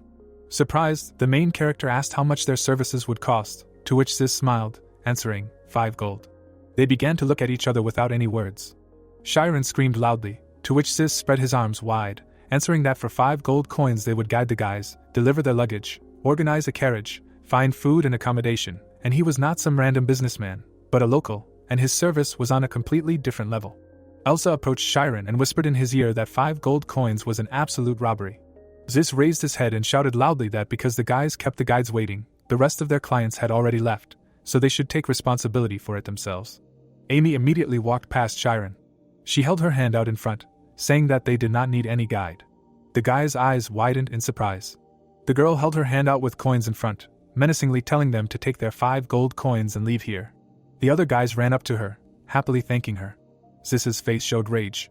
The man asked if he really thought the guide was a beggar, to which Sis turned to him, yelling at him not to even start. Turning to the girl, he asked who she was to look down on him like that, when suddenly Amy started waving her hand, saying that she finally remembered. After all, so much time had passed that she had already forgotten. Clenching her hand into a fist, the girl said menacingly that such bastards should be shown their place right away, when suddenly the guys tried to stop her. Elsa grabbed her, yelling that the girls shouldn't get into trouble, because the guys knew where they were from, while Amy started kicking, yelling menacingly that that's why they were getting into trouble. Zis gritted his teeth menacingly, while the girl yelled that first they would take the money, supposedly as payment for the excursion, and then run away with their luggage, and she was sure that there was some organization here that covered for them and got a cut of it. She looked ahead from under her brows and shouted that she could bet that they were gathering and training all the homeless orphans. The protagonist's eyes immediately widened. He noticed a silhouette flashing behind the guides. He suddenly turned to Chiron. A sly smile appeared on the silhouette's face. Gritting his teeth, he continued to smile slyly. Coming to his senses, Chiron quickly grabbed the girl by the wrist. Amy's face showed great surprise. Elsa and Ryan opened their mouths in surprise. The protagonist drew his eyebrows together, asking the girl to stop and leave. With pitiful eyes, Amy asked why he was stopping her. Ryan and Elsa watched with their mouths open in shock. Amy shouted that the protagonist knew what kind of people they were and everyone knew it, to which he replied with calmness in his eyes that she was right. When suddenly he lowered his head and added that, nevertheless, she should not do that. While they were talking, Zis was shaking with rage and his face was red. He suddenly turned around and ordered his boys to give it back right away. One of them held out his hand holding the gold coins and asked why they had to do that, to which he grabbed the money and screamed, asking if he really wanted to tolerate this kind of treatment any longer. He then took long strides towards the boys, screaming that they were just arrogant aristocrats, adding that he wondered what it was like to throw gold coins around so easily. I was sure it was an incredible feeling. After these screams, he let go of the coins. 5 gold coins fell to the ground with a clink. After doing this, Zis turned away and said with contempt in his voice that he was overwhelmed with delight. After these words, the 3 of them left. A few seconds later, Amy pulled her hand away and said that they needed to find a carriage. The protagonist silently followed her, and his friend, having collected the coins, asked his girlfriend why he was acting like this, because it was not like him at all. Elsa beat her chest, saying to herself that she could not blame Amy. Besides, Chiron did not take her side in the conflict, so she had every right to be angry with him. She watched them go, adding that she felt their pain echoing in her heart. With these thoughts, she continued to beat her chest. Tears suddenly poured out of her eyes, and the girl said in her head that this was unrequited love, exactly unrequited love. The sun was shining brightly in the sky. In one of the alleys, these 3 guys were sitting and arguing because Zis returned 5 gold coins that would have been enough for several weeks, to which he asked them if they had at least a little dignity. He frowned angrily and looked at his comrades and asked if they had been given alms and were happy to pick them up, to which one of them replied that money was money. After that, he asked Zis if he had really fallen in love with that redhead, to which the guy, blushing with indignation, shouted in rage that he was not that stupid, after which he asked where this had come from. The guy looked at the boss and answered that he always fawned over those he liked, and the third of them, exhaling heavily, told Zis to forget about her. If she could so easily fork over 5 gold to a beggar, she must be from the very top, and he himself understood that. Closing his eyes, Zis screamed, asking so what, adding that the day would come when he would become the master of this port, and he would not need to curry favor with someone. But before he could finish speaking, a rough voice mockingly asked what they were doing here, which made all 3 turn around in fear. A man entered the alley. In his teeth, some of which were gold, there was a root. The massive bandit cracked his fingers and asked if the guy was really saying that money was not important to him. Horror appeared in the boys' eyes, and they asked themselves where Falcode was coming from, why. At the same time, in the capital of Bashik, the headquarters of the Magic Association, a huge building was rising into the sky, the interrogation room of the 3rd Inspection Department. There was a guard at the door, and screams could be heard from inside. Everything inside was splattered with blood, and a man was screaming loudly, begging for it to stop, because it hurt. The bat that was used to beat him was covered in blood. And when the man screamed, begging to tell him what he did, the inspector of the 3rd department picked up the bat and said that he was just thinking about forgetting something. The criminal's legs were cut off, and he continued to scream, asking if the inspector was in his right mind. Lucas, a suspect in the attack on the Magic Academy, a fugitive and a B-class criminal, twitched from side to side, screaming that Sakari told him that an investigation was underway, but instead he was just being beaten. Immediately after saying this, the inspector hit him in the face with the bat with all his might. After this blow, he threw the weapon aside, saying that today's warm-up was enough. With that, he grabbed the criminal by the hair. With a sharp movement of his hand, Sakari threw the man to the other side of the room. On Lucas' shoulder was a tattoo of a parrot. Putting his hand on the boy's head, Sakari smirked and said that it would be good to know the name of their leader first, asking if he would reveal his cards. Turning around with a shudder, Lucas answered, finally remembering how an interrogation was conducted. Looking at the inspector, he added that in gratitude for this, he would answer his question, then shouted that it was Falcoeda. The man's shiny hand reached forward. He placed his palm on the boy's head. Pulling this, Falcoeda asked why the boy didn't just take the money. He slapped him on the cheek and said that because of his stupid pride, he lost 5 gold pieces, then asked the boy if he understood what he was getting at. He nudged the boy and said that he was working so hard for this organization, working day and night, and did the boy even know how hard it was for him? The other beggars fell to their knees and began to tremble in fear. Ziz was lying on the floor in tears, while Falcoeda said that he needed compensation. He smiled and said that he remembered the boy talking about a red-haired girl, and ordered her to be brought to him, and he would make sure that she got what she deserved. Without looking up, Ziz thought that the man was a fugitive, but he was looking at an aristocrat, and he was completely out of his mind. Amy looked ahead in surprise. Elsa spread her arms out to the sides, asking if this was not a magical place. Looking at the girl, she asked what she thought of the villa she had found, to which Amy smiled, answering that it was simply amazing, and then asked how she had found it. Ryan sat down on a chair. The protagonist immediately turned to the side. Ryan was holding a tied clover in his hand. The guy looked at it carefully. He remembered Olina saying that something was bothering Chiron, but he didn't want to share it with them. She lowered her head and said that he was no longer a child, so now he would need his friend's help. Ryan continued to look at him. Getting up from his chair, he suddenly called out to the guys. Frowning, the guy loudly shouted that he was hungry. Gritting his teeth, the protagonist replied that it was just dinner time, after which Elsa put her hands on her hips, suggesting that they go to a cafe, because there were plenty of great places around. Raising his finger up, the guy shouted that he had a better suggestion. Smiling, he asked how about cooking the food themselves, which surprised everyone. Elsa smiled, answering that she was not against it. After all, she knew something about it. Amy looked down, saying that then she should probably try it too. Chiron widened his eyes and asked if she could cook, to which Amy narrowed her eyes menacingly, answering, of course, and who he thought she was. Ryan hugged Elsa, suggesting that they have a cooking competition, his team with Elsa. Pointing to Chiron and Amy, he said that they would be against them. He suggested making a list of the necessary ingredients and sending his partner to do the shopping. Elsa raised her finger up, thinking that Ryan was a genius, because he wanted to reconcile the guys, after which she said that she wanted to add a condition, and the losing team washes everyone's dishes. Scratching the back of his head, the main character said that it sounded fun. Having united into teams, the guys began to make a list of products. The guys took baskets in their hands, saying that they would see each other in an hour. Smiling, the girls waved goodbye. Amy began to tie her hair in a ponytail. The girls began to cook in the kitchen. Elsa smiled slyly, thinking that it was time for girl talk. Ryan smiled and thought that they would talk like a man with a man. The guy took a confused step forward. Ziz held his hand, moving forward. The two friends were walking into town. Ryan suddenly turned to the protagonist and asked if this was his first time arguing with Amy. He kept his eyes on him, asking if he was offended by her words. Chiron immediately remembered the words of his companion at the port.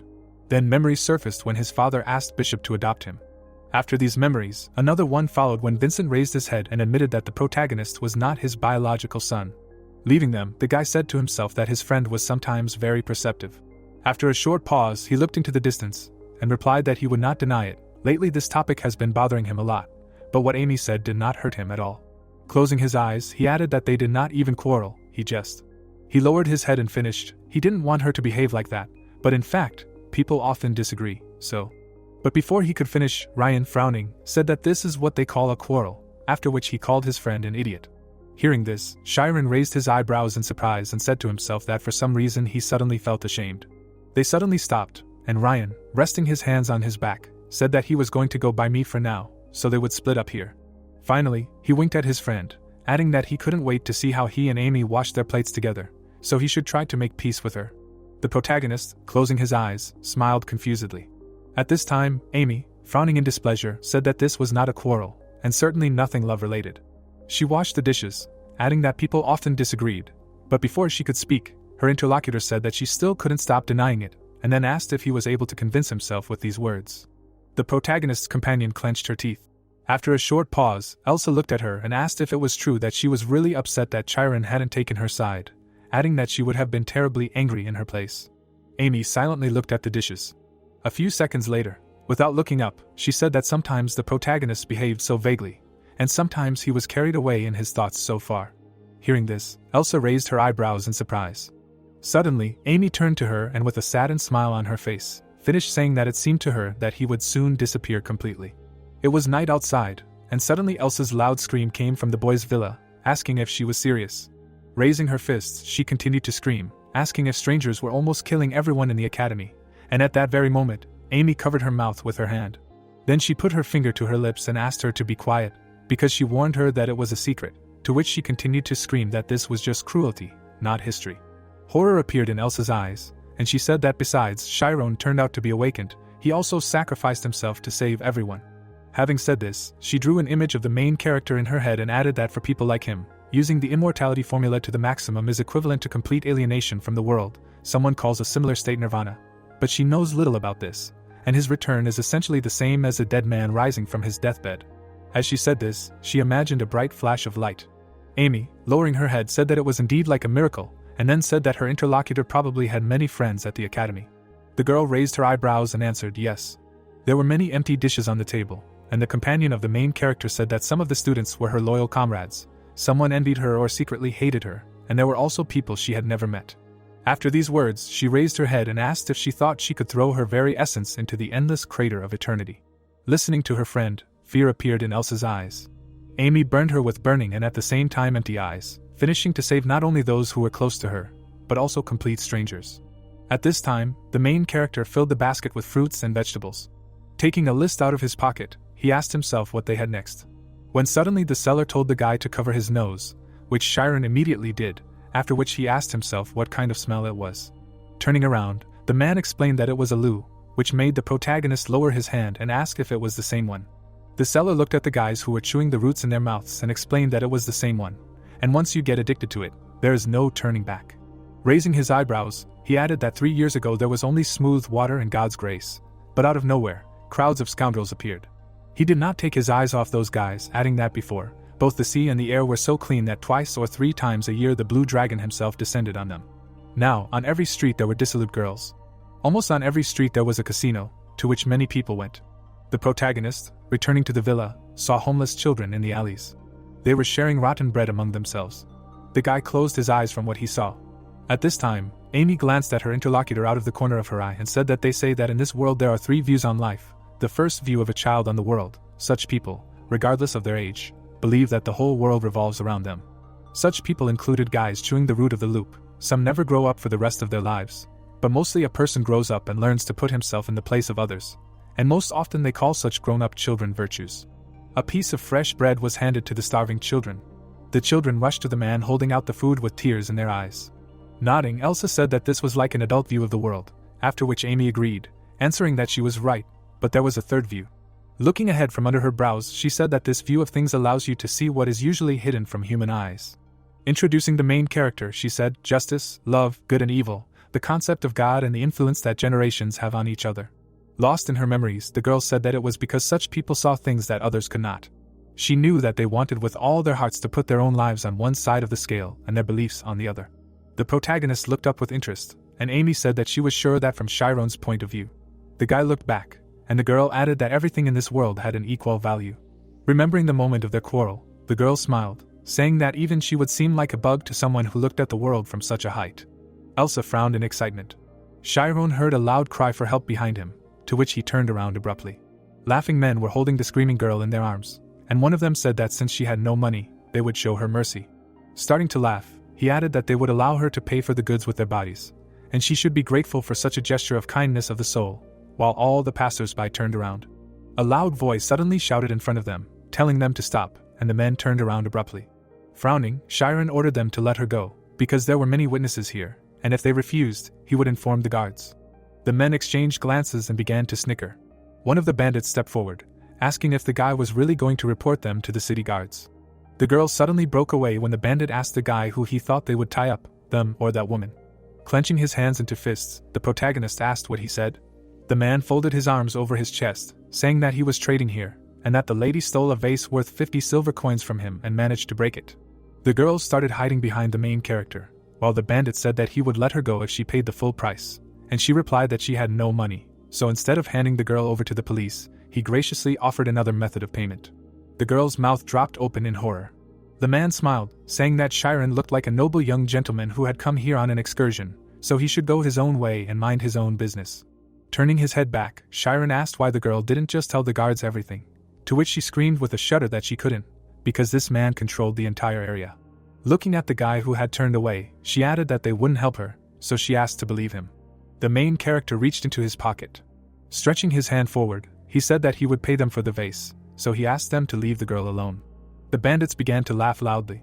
Surrounding the couple, everyone laughed, asking if the main character had decided to hit on her himself, although why not, where else would he pick up a girl for only 50 silver coins?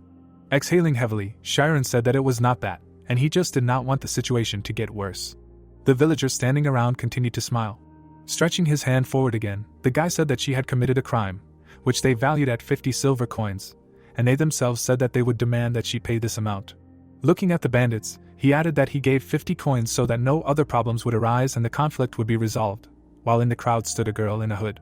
Looking closely into the eyes of the surprised man, Chiron said that if they did not intend anything bad towards this girl. Frowning, he added, then just let them take the money and forget about what happened.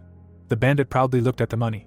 Looking at the guy, he wondered how he dared to take away his loot. The lights were bright in the windows of the villa. Elsa hugged Amy tightly and screamed that it was not true, she was not a speck, she was special. That was why the protagonist took her, although he knew perfectly well that this was a trip for couples. At this time, Amy looked at her friend without any emotion on her face.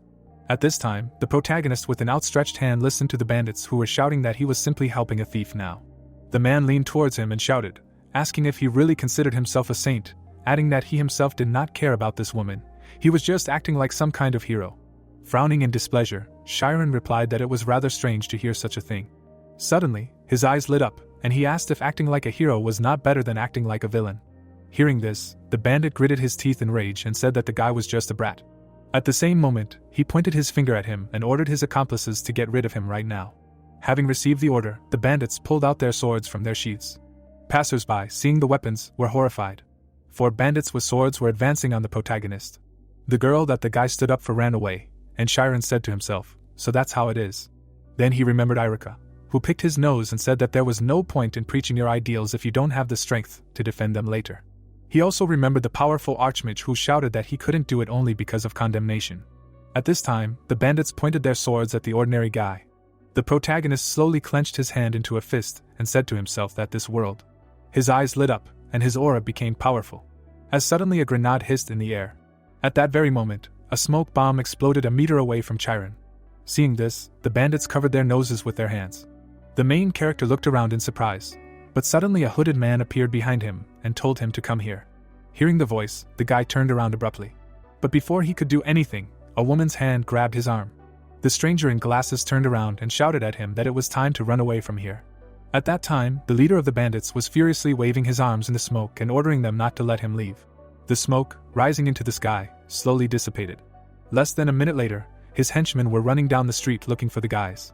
At that time, in the bar, a man was wiping a glass at the bar, and a woman's voice was saying that these guys were from a fairly well-known criminal group, but he should be safe here. After these words, the bartender deftly caught the coin. The girl who helped the main character was sitting not far from him, and asked the man if he could tell them when they left, to which he replied, of course. After that, she took off her hood and told Chiron that he seemed to be far from stupid, so there was no need to ruin his cute face by playing the hero. The guy silently looked at the floor.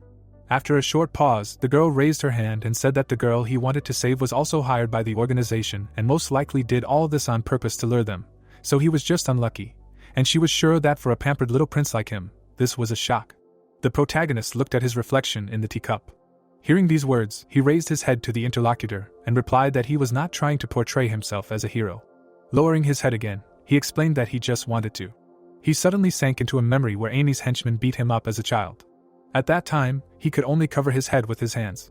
After that, a memory popped into his head where he stood in front of the Ogent family in court.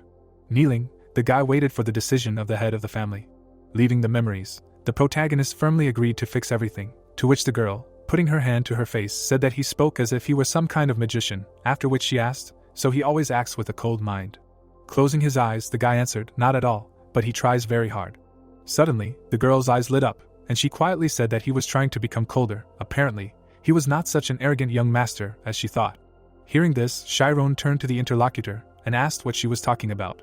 Then the girl slammed a half-empty glass on the table and answered, how he tries to hide his weaknesses, and his attempts to become stronger, flaunting his strengths. She looked at the guy, explaining that it reminded her of herself. Looking at the girl in surprise, the protagonist asked what she was talking about. Nodding, she said that she was good at understanding people. She looked ahead from under her brows, noticing the silhouette. Looking behind Chiron, the girl said that he was abandoned as well. The protagonist widened his eyes in confusion and asked who she was. Marcia placed her hand on her chest, saying that she was the same as Chiron. Looking at the light bulb, the girl asked if the protagonist knew that newborn babies would die within a few hours if left unattended. Imagining a small child, she added that they were abandoned knowing full well, so they should not have been born in the first place. Marcia took a sip of her drink, saying that from the looks of it, the guy must have been lucky with his adoptive parents, to which the protagonist nodded, saying that they were great people.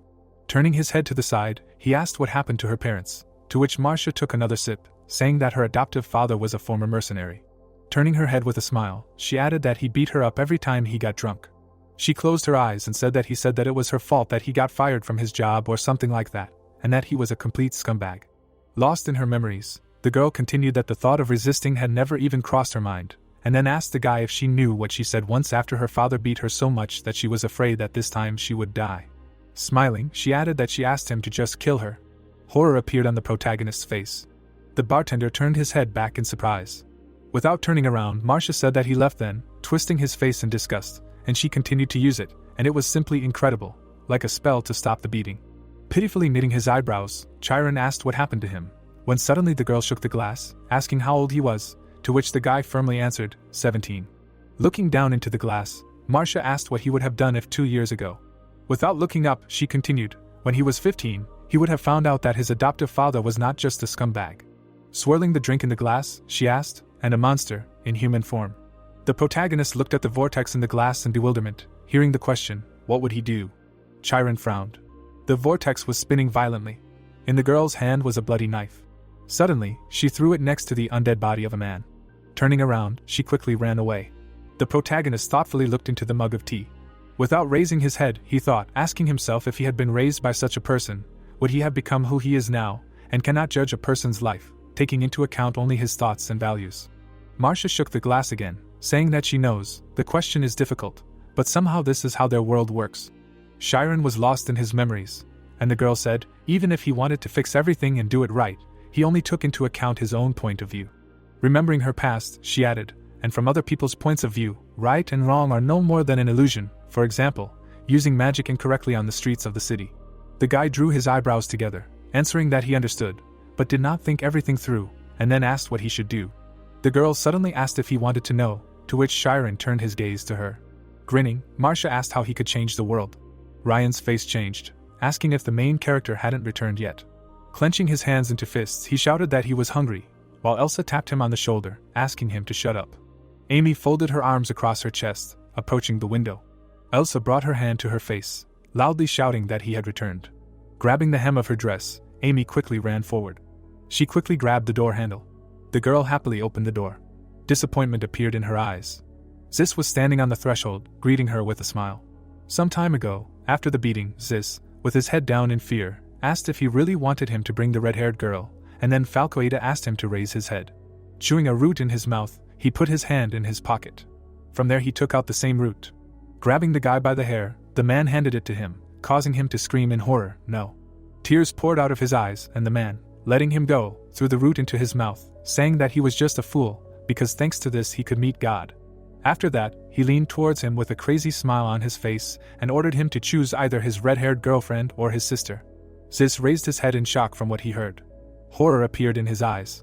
Then he remembered his sister and said to himself that she was the only one who needed him. She was everything he had, he loved her alone. So he found himself on the threshold of the protagonist's villa. Clenching his hands into fists, the guy gathered his strength. A few seconds later, he extended his shaking hand to the doorbell. Pressing it, a loud bell rang. Cold sweat poured down his face from fear. A few seconds later, the doors opened, and a bright light fell on Zis's face. In front of him, he saw a surprised Amy, and said to himself that she was very beautiful. Seeing him, Elsa raised her fists and screamed that this was the same hooligan who tried to rob them just a few hours ago. But how did he find them? Ryan stood in front of Amy and asked if she should see him out, which made him immediately raise his hands. He suddenly bowed deeply and screamed that he was very sorry that this happened, so he would like to ask them for forgiveness for what happened. Without raising his head, Zis continued to shout that as an apology he wanted to show them a place with a wonderful night view, but Amy had to go alone, so. But before he could finish speaking, the guys started closing the door, telling him to leave. Seeing this, Zis grabbed Amy by the hand. Having done this, he himself did not understand how it happened. Elsa, seeing this, became furious and screamed, asking where he was dragging his hands. Amy gritted her teeth from such impudence. Suddenly, surprise appeared in her eyes from what she saw. The girl saw the boy's lips shaking with fear, and bruises on his chest. Tears poured from Zis's eyes, and he began to beg her to go with him, because he would give her a tour. Then Amy calmed down and said to herself that there was still some organization behind all this that was pulling his strings. Sympathy appeared in her eyes, and she added that she seemed to understand a little now what Shiren saw in them then. Zis stood in front of her with his head down. At this time, the protagonist frowned in surprise and asked if there was really a way to change the whole world. His interlocutor, smiling sarcastically, answered yes, adding that in order to fix this cold and terrible world, all he needed was a family. Hearing this, the guy put the cup on the table and said that family is. But before he could finish speaking, the girl interrupted him and said that she knew what he wanted to say, but she meant that it was necessary to look at it from a different angle. Marcia did not take her eyes off her interlocutor, explaining that blood ties are not everything. The concept of family is in fact limitless. He can expand it himself as much as he wants, a place where he can always return, a place where someone does not stop believing in him. This is what they themselves create. As she spoke, she recalled running at full speed along a path in the forest. In the depths of the tropical forest, there was a house. With a wide smile on her face, the girl opened the doors. Inside, the family she had brought food for was waiting for her. After leaving her memories, Marcia looked up at the ceiling and said that since she left home, she had met many children in the same situation as her, and perhaps because of the trauma she had suffered with her adoptive father, she had learned to quickly recognize those who were facing a similar problem. She imagined a newborn child and added that when a person is just born, their life begins with the embrace of their parents, so she thought that when someone embraces even such a rejected soul, then real life begins. After saying this, the girl imagined 6 lonely children. But the next second, she appeared next to all of them. Leaving her imagination, Marcia rested her head on her hand and added that if she dwelled on the misfortunes that had happened to her, the world around her would only become darker and colder, and since this world was so cold, then she thought that all she had to do was simply create a warm family. Hearing this, the protagonist's eyes showed surprise, and he said to himself that he understood now. Closing his eyes, the protagonist thought that all this time he had received much more love than he really deserved. Memories of hugs with his family surfaced in his mind. Turning his head, Chiron said that he also wanted to become such a person. Browsing, he added, sharing warmth with people who are dear to him, a person like Marcia. The girl grinned maliciously, answering that she was very glad to hear this. Without turning away, she offered to become his family. She closed her eyes and said with a smile that she meant like brother and sister, after which the protagonist wiped his mouth from the drink, saying that he was thinking exactly that. He scratched his cheek in confusion, saying that one of his close friends had an older sister, and he had always been very envious of her because of that. Marcia leaned her head on her hand, when suddenly the bartender came up to them and said that they had left. Smiling, he said that the merchant had stopped pursuing him and had saved another woman instead, when suddenly Chiron jumped up from his chair, shouting that he would go then, since his friends were probably already waiting for him. Smiling, Marcia asked if he was really abandoning his older sister already, since she even felt a bit offended. Turning his head back, the protagonist said with a smile that thanks to her, he realized something very important, after which he asked if they would see each other again. The girl's menacing gaze was directed forward. Raising her glass, she said she would be on the island for a while, so he could come over for a chat. The guy nodded at her with a smile. The bartender's gaze was fixed on the girl. Suddenly, he turned to her, asking if she was really Marcia. The guys behind her called out to the girl, saying they thought they would die waiting for her. Coming closer, the guys asked her to forget about that stupid idiot and come with them instead. The bartender looked at the guys, asking if they wanted trouble. Taking a sip, Marcia said she would leave as soon as she found her family. Suddenly, the sounds of a gun were heard behind her. The guys with glowing eyes held their guns close to them. Smiling, Marcia said that the girl ran away and started causing trouble. The old man began to tremble with fear, when suddenly a door was heard opening behind him. A female voice was heard behind Marcia, and she was asking for forgiveness. The confused girl said that if Chiron hadn't intervened. Marcia took the last sip, when suddenly a man stood in front of her, saying that the girl had ruined everything again, because that was her style. Frowning, he asked, "And the boy?" while the girl rolled her eyes, asking what was wrong with his face, because he was really jealous. Exhaling heavily, Marcia replied that she thought the main character was one of them, but it turns out he was very much mistaken. Putting her pipe in her mouth, she said that he was lucky to be in a noble family, and he probably also goes to a magic academy. The man looked at her with interest, while the girl added that she thought it was logical that the main character did not know that a family is built on the relationship of two people who found themselves in the same situation. One of the men lit a match, and Marcia said that the guy did not even know his place, but was already playing the hero. Smiling, the girl said that his older sister should teach him a good life lesson. The protagonist quickly ran towards the house along the dark path. As he was running, he thought that it was too late to go shopping for groceries again. Running up, he pressed the doorbell. Elsa and Ryan opened the door, menacingly asking the guy where he had been all this time. Raising his hands up, Chiron replied that he had gotten into a small mess, after which he apologized, to which the girl frowned, shouting that they had a more serious problem. Browsing together, she shouted about Amy. The girl shouted that she got into the carriage together with the street hooligan they met when they arrived. Amy, dressed up, looked thoughtfully out the window. Leaning her head on her hand, she rode together with Sis. Hearing this, the protagonist raised his eyebrows in shock, after which he asked if Amy said anything before leaving. Ryan put his hand under his chin and replied that he and Elsa tried to stop her because they were sure it was some kind of trap, but then she told them. Before leaving, Chiron's companion turned around and told the guys not to worry, because if something went wrong, she would just break all their bones and come back. She would just go get some fresh air and sweat. Looking down in disappointment, she finished, he would have done the same. Leaving the memories, Ryan repeated these words with his eyebrows drawn together, and added that this is exactly what she said. Hearing this, the protagonist put his hand under his chin, and wondered if he would have done the same. When suddenly Elsa grabbed his hands and exclaimed that Amy looked very depressed, she was so lonely all this time that he was not here. But as soon as the guy said that everything was wrong, the girl raised her eyebrows in surprise. After these words, Chiron frowned in displeasure. He recalled how Marcia, raising her hand, said that the girl he wanted to save was also hired by the organization, and from the point of view of other people, such concepts as right and wrong are nothing more than an illusion. Chiron also recalled how his recent interlocutor told him about the murder of her own father. After that, he remembered how, upon arriving on the island, Amy turned to him and asked if he understood what kind of people they were, after which he said to himself that they both saw the dark side of this island. Then the protagonist imagined his companion walking away into the distance, who said that even he would have done the same, after which he added, and still she followed him. Leaving his thoughts, the guy rushed to run, shouting that he was going to look for her. Hearing this, Ryan, sword at the ready, rushed after his friend, shouting that he would go with him. After hearing this, Elsa rushed after her friends, shouting that she wanted to go with them. At this time, the carriage with Amy was driving towards the city. Ziz sat opposite her and said that this was the largest seaside park on the entire island, and that it looked simply incredible during the day. With a smile on his face, he turned to the girl and added that she might not believe him, but this park had once been sold by a guy, while simultaneously saying to himself that it was as if he were in a dream, riding along the beach with her like this and talking about everything. Amy looked out the window, and the guy continued to think that there was no longer this cold attitude, and even the contempt in his gaze had disappeared. Now she seemed to have become even more beautiful. While he was thinking about this, the girl looked at him and asked when they would get there. Waking up, Sis screamed, it was a bit far, but this was the best place in all of Galliant. Hearing this, Amy, without taking her eyes off the guy, said that then someone very important must surely live there, for example, a boss who beats him. As soon as she said this, horror appeared in the guy's eyes. A drop of cold sweat appeared on his cheek, and he asked her in fear how she understood it, to which she calmly replied that one would have to be completely stupid not to understand, because he came in such a state as if he had just almost drowned. Amy looked out the window again, adding that this time she would close her eyes to it, but it would be better for him to leave while he still could, because this was the life for him.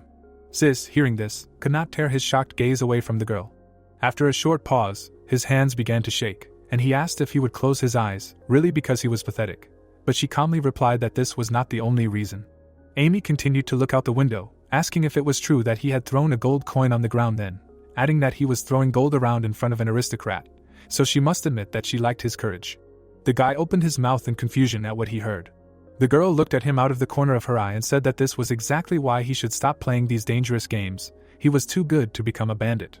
After these words, Zis went down into a memory where his sister handed him some clothes and said that she had ironed them, so she had done a good job today. The boy immediately put on the vest and excitedly asked her if she was serious. She always went through so much trouble just to iron them for him, to which she laughed and replied that it was nonsense. The girl smiled warmly, explaining that he had to look his best because he would become the most incredible person in the world. Leaving the memory, Zis felt empty, apologizing to his sister and saying that he had become the most useless person in the world, adding that he was once told that he was too stupid to live a normal life, after which he asked himself why she was suddenly telling him all this. The boy looked at Amy, who continued to silently stare out the window, and wondered why she was even trying to understand him, if she even knew who he was taking her to, because Falcode, that bastard, wasn't just some local bandit, he was a former Special Forces soldier who had escaped from battlefields countless times. These thoughts made him shake. His eyes filled with horror, and the boy added that he had conquered even this island in just 3 years, after which he wondered if he should advise her to run away while she still could. These thoughts made Ziz squeeze his knees tightly, wondering what would happen to his little sister then. As he asked himself this, he saw Yuna, splattered with blood, in his mind. Without turning around, Amy said that she thought she understood why Chiron was trying to stop her, when suddenly the boy raised his head. Covering her mouth with her hand, the girl wondered if the main character was always overcome by such complex and painful thoughts. Frowning, Ziz asked if she was talking about that blonde guy. He smirked, and said that Amy was so excited around him because his parents were probably some big shots, to which the girl firmly replied that he was also a commoner. The guy's face changed and he shouted that it couldn't be because Chiron looked like her boyfriend. Turning to the window, the girl said that he left her alone on an island surrounded by sea and disappeared somewhere. Ziz's eyes widened in surprise, while he thought that he just didn't know what to do. Galleon Pier was illuminated by lanterns. Sitting in a cafe, the guy said that Ziz should bring that red-haired girl to Falcode, to which his friend slammed the table, saying that he doubted the guy had even the slightest chance. The guy exhaled heavily and added that Ziz had thrown the gold coin right at their feet and he only hoped that the guy would not return completely beaten up, when suddenly a threatening male voice was heard from a distance, asking who had ordered whom to bring whom. Putting his hand on his hip, Ryan sternly asked if the guy would be so kind as to explain. The guys jumped up from the table and quickly ran away. Their eyes were wide open in terror. Their feet were moving quickly in one place. Ryan grabbed the guys by their jackets, asking if they wanted to talk inside or outside. A loud scream was suddenly heard behind the coachman, which made him turn around. The old man looked at the guys who had jumped in with a smile, asking if they had already had enough fun and where they were going this time.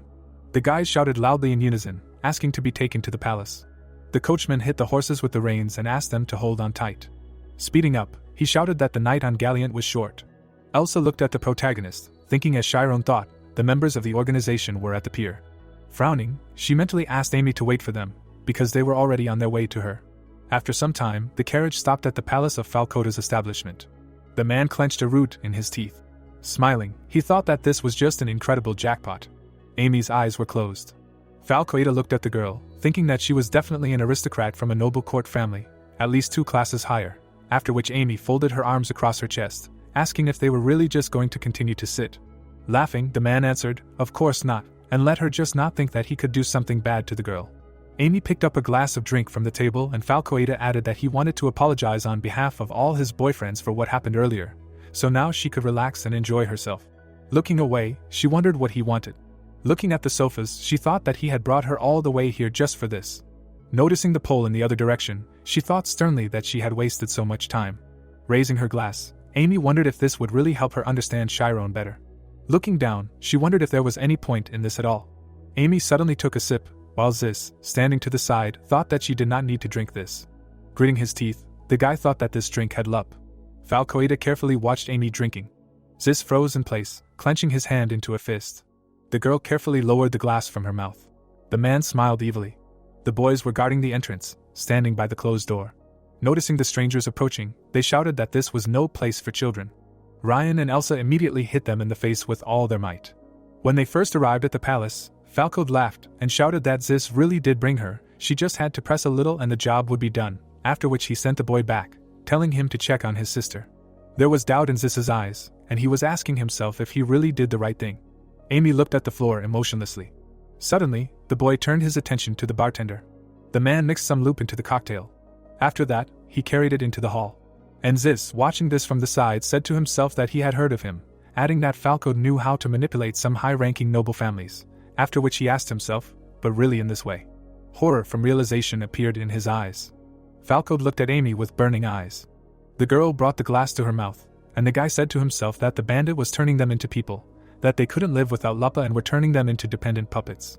At that moment, the guards blocked the guy's path, shouting that they couldn't come in. But Ryan and Elsa dealt with the guards with one powerful blow. The guards who came to replace them were shocked to see their comrades lying on the floor. They immediately rushed into the hall, shouting that they had uninvited guests. 3 girls were performing on the stage, and Elsa was saying that this place was simply huge. Raising her hand to her face, she suddenly asked if Amy was really here, to which the main character replied that he didn't know what they were up to, but they needed to find her as soon as possible. Having said this, he frowned angrily, after which he asked his friends to be careful, because the guards wouldn't help them here. Elsa nodded, and Ryan suggested starting from the upper floors. At that very second, all 3 rushed up the stairs. On the 3rd floor was a casino where people spent their money. On the 4th floor were the VIP rooms, and the hallway was beautifully decorated. The 3 of them threw open the first door they came across, shouting their friend's name. They were chased away with a loud shout, and Chiron said that they did not have time to search every room. Suddenly, his eyes lit up, and he asked what if they made it so that everyone had to leave the building. But suddenly, Falco's subordinates ran out from around the corner, and, pointing a finger at them, shouted that those bastards were here. A huge male foot hit the floor, and the man asked who they had here. He mockingly asked, while flexing his fingers, if they were really snotty kids. Turning his attention to Elsa, he asked what was wrong with her clothes, she could at least dress up a little. After these words, the bandit extended a huge hand towards her. Suddenly, Elsa broke his finger with one movement. The man screamed loudly with tears in his eyes, and the girl said that instead of leaving unsolicited comments about her clothes, he should work on strengthening his fingers. Gritting his teeth, the bandit attacked her. The girl easily dodged the blow. At the same second, she counterattacked, knocking out several of her opponent's teeth. The bandit fell unconscious to the floor. Elsa looked at him with disdain in her eyes, saying that he was an ordinary weakling. While the protagonist praised his friend, Ryan approached his accomplice. He pressed him against the wall, to which he, in fear, screamed that their guys were already searching all the buildings and sooner or later they would be caught. Without thinking twice, Ryan lifted the bandit above himself, asked where Amy was, to which he screamed in horror that he did not even know who she was. The protagonist approached them from behind and said that it was useless to beg them for something they did not know. When his friend asked what they should do then, he stepped closer to the bandit and said that they would simply find out what they knew. This brought horror to the boy's eyes. Chiron, his eyes burning with rage, leaned towards Falco's lackey and asked where his boss was. The guy's pupil reflected the menacing Chiron, and the guy answered, perhaps in the basement on the first level in the sanctuary. The guys in shirts gritted their teeth, wondering who the guys were. Turning around, the subordinate shouted that they should not be allowed to enter the boss's room. A fist immediately appeared behind him.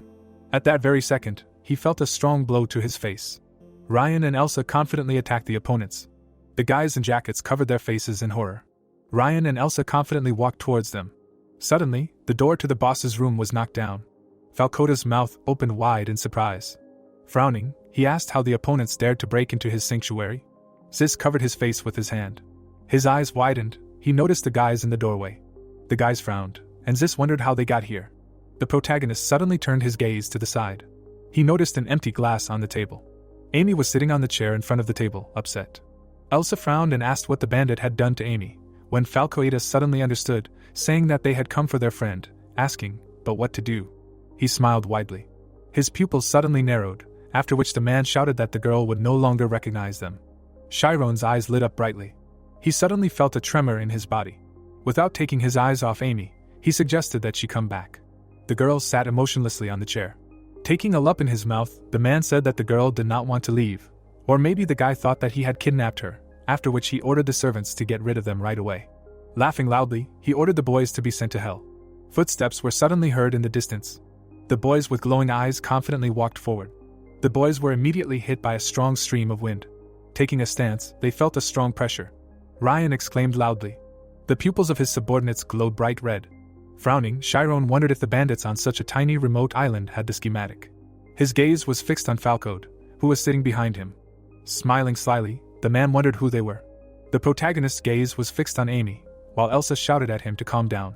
Looking at the girl, she added that if he was overwhelmed by emotions. Chiron continued to stare forward immobily. A strong tsunami immediately appeared in front of them. A high wave was approaching the protagonist.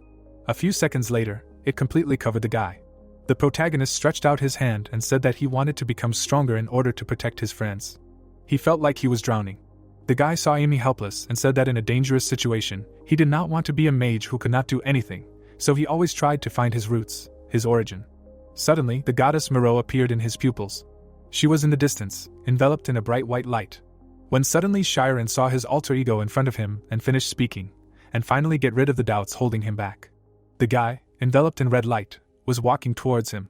Proudly raising his head, he said that he himself knew perfectly well that he had no origin.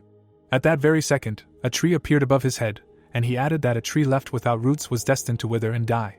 The protagonist listened to him with his eyes closed. He slowly sank to the floor and said to himself that his roots did not only exist in the past. Hearing this, the smile disappeared from the guy's face.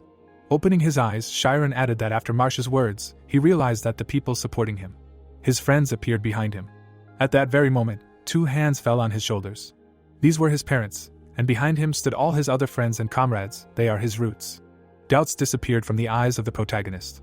He looked behind his alter ego and said that therefore nothing held him back anymore. Amy looked at him in a trance. Suddenly everything started spinning in the protagonist's mind. His alter ego, seeing this, smiled, and Shiren said that he believed in the one his dear people believed in. After these words, the guy, shrouded in a bright red glow, began to disappear.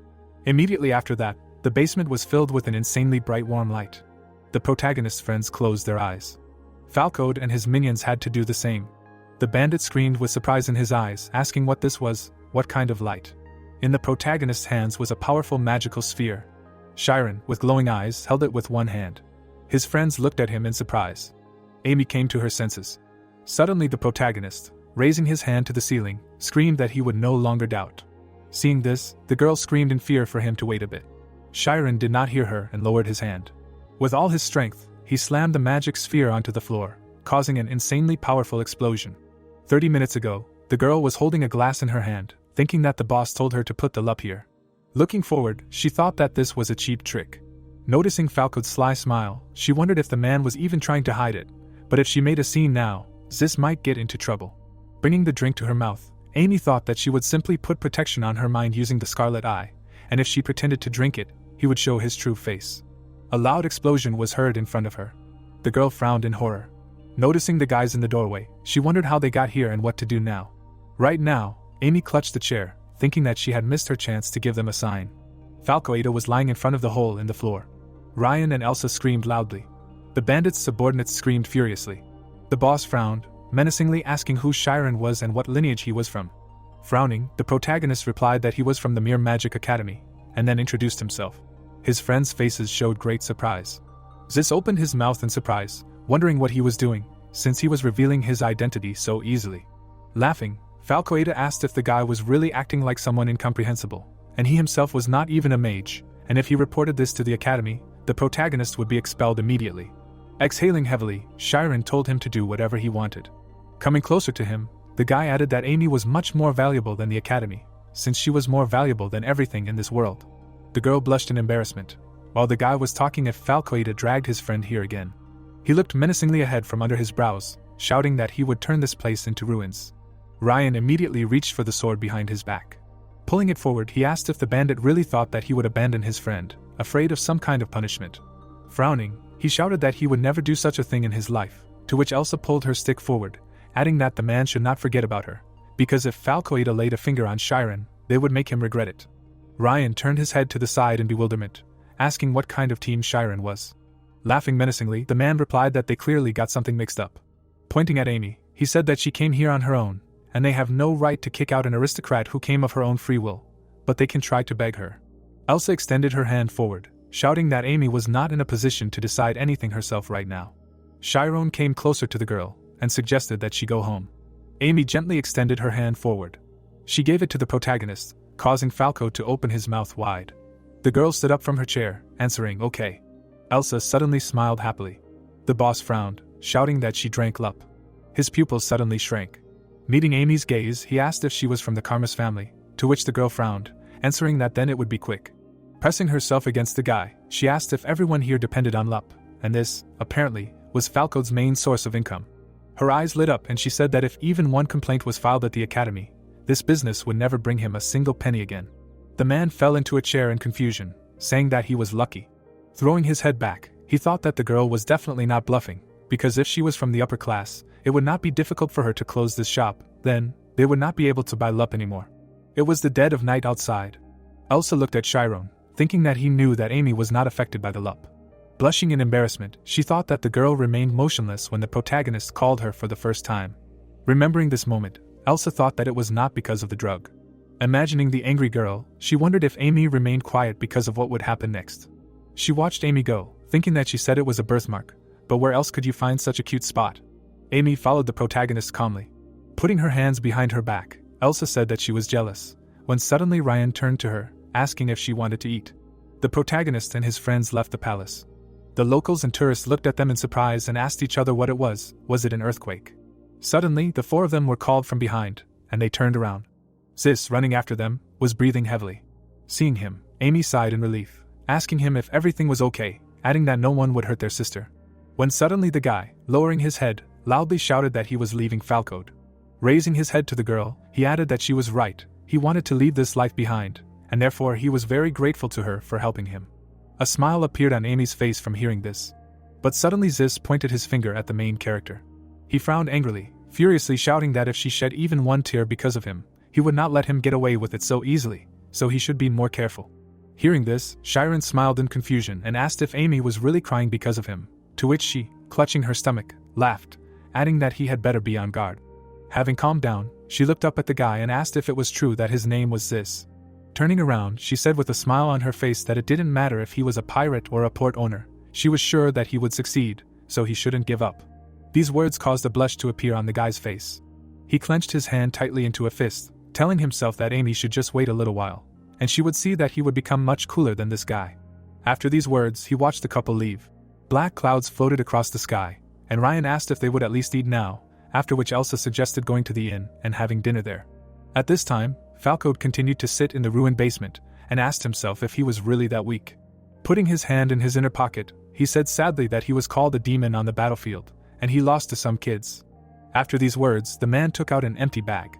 Seeing this, he threw it at his subordinate and shouted loudly, asking if they were ashamed, although what was surprising, they always eat this lup, and now because of this they are not able to defeat even small bastards.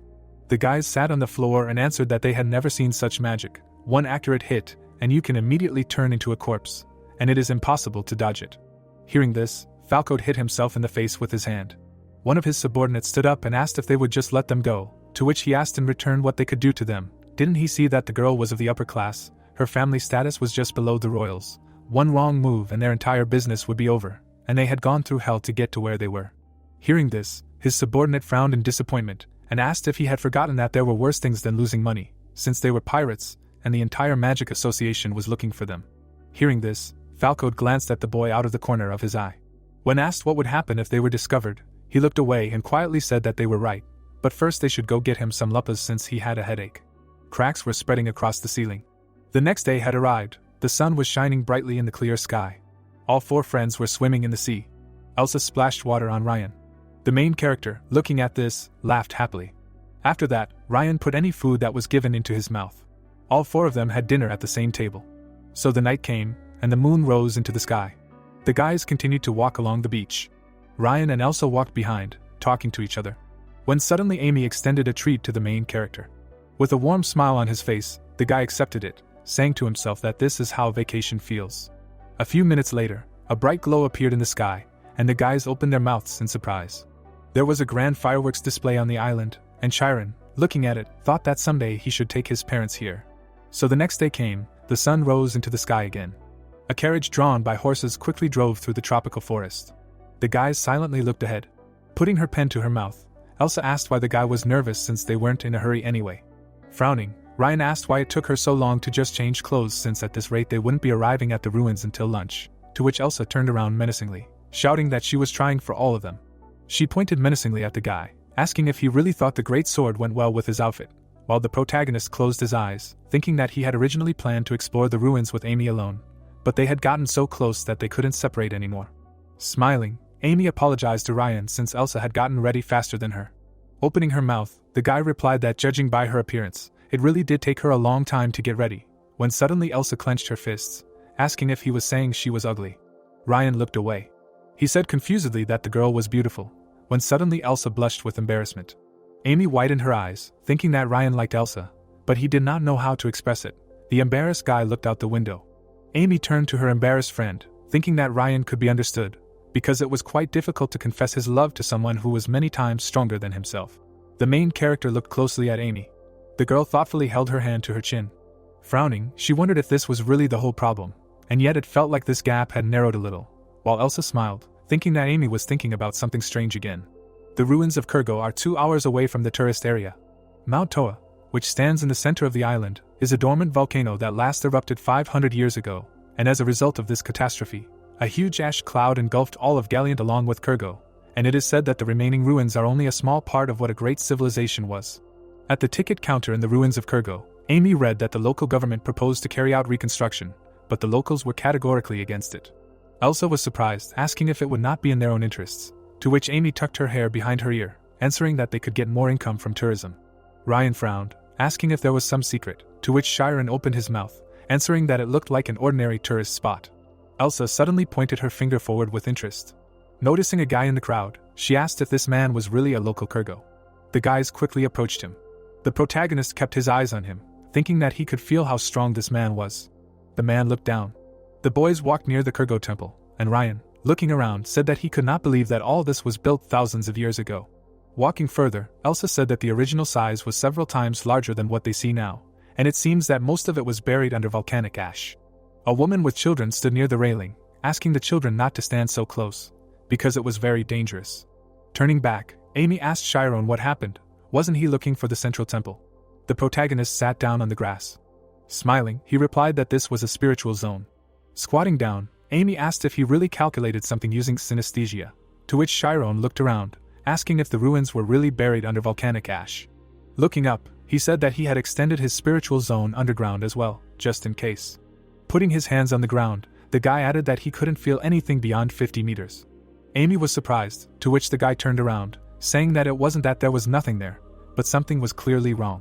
Ryan thoughtfully put his hand to his chin, asking if he should try digging. Amy put her hand on the grass, saying that she would try, and if she used sniper mode, she would be able to cover 500 meters. Chiron smiled, saying that he was counting on her. The girl's eyes suddenly lit up. Suddenly, she raised her head, and the protagonist asked in confusion what was going on. Looking forward, Amy said, "It can't be." Frowning, she said, "It was impossible." Hearing this, the protagonist raised his eyebrows in surprise and asked what was going on, and Elsa leaned closer and asked if even 500 meters were not enough, to which Amy replied that this was not the case. Having risen, she said that she had found something. Her state of mind had dropped down 500 meters. It continued to drop at high speed, but suddenly it dissipated, and Amy said that the moment she touched something, the zone immediately dissipated. Hearing this, Chiron frowned tensely and asked himself what it meant to dissipate, because Amy's soul was not so weak for this to happen, after which he said that there was definitely something down there.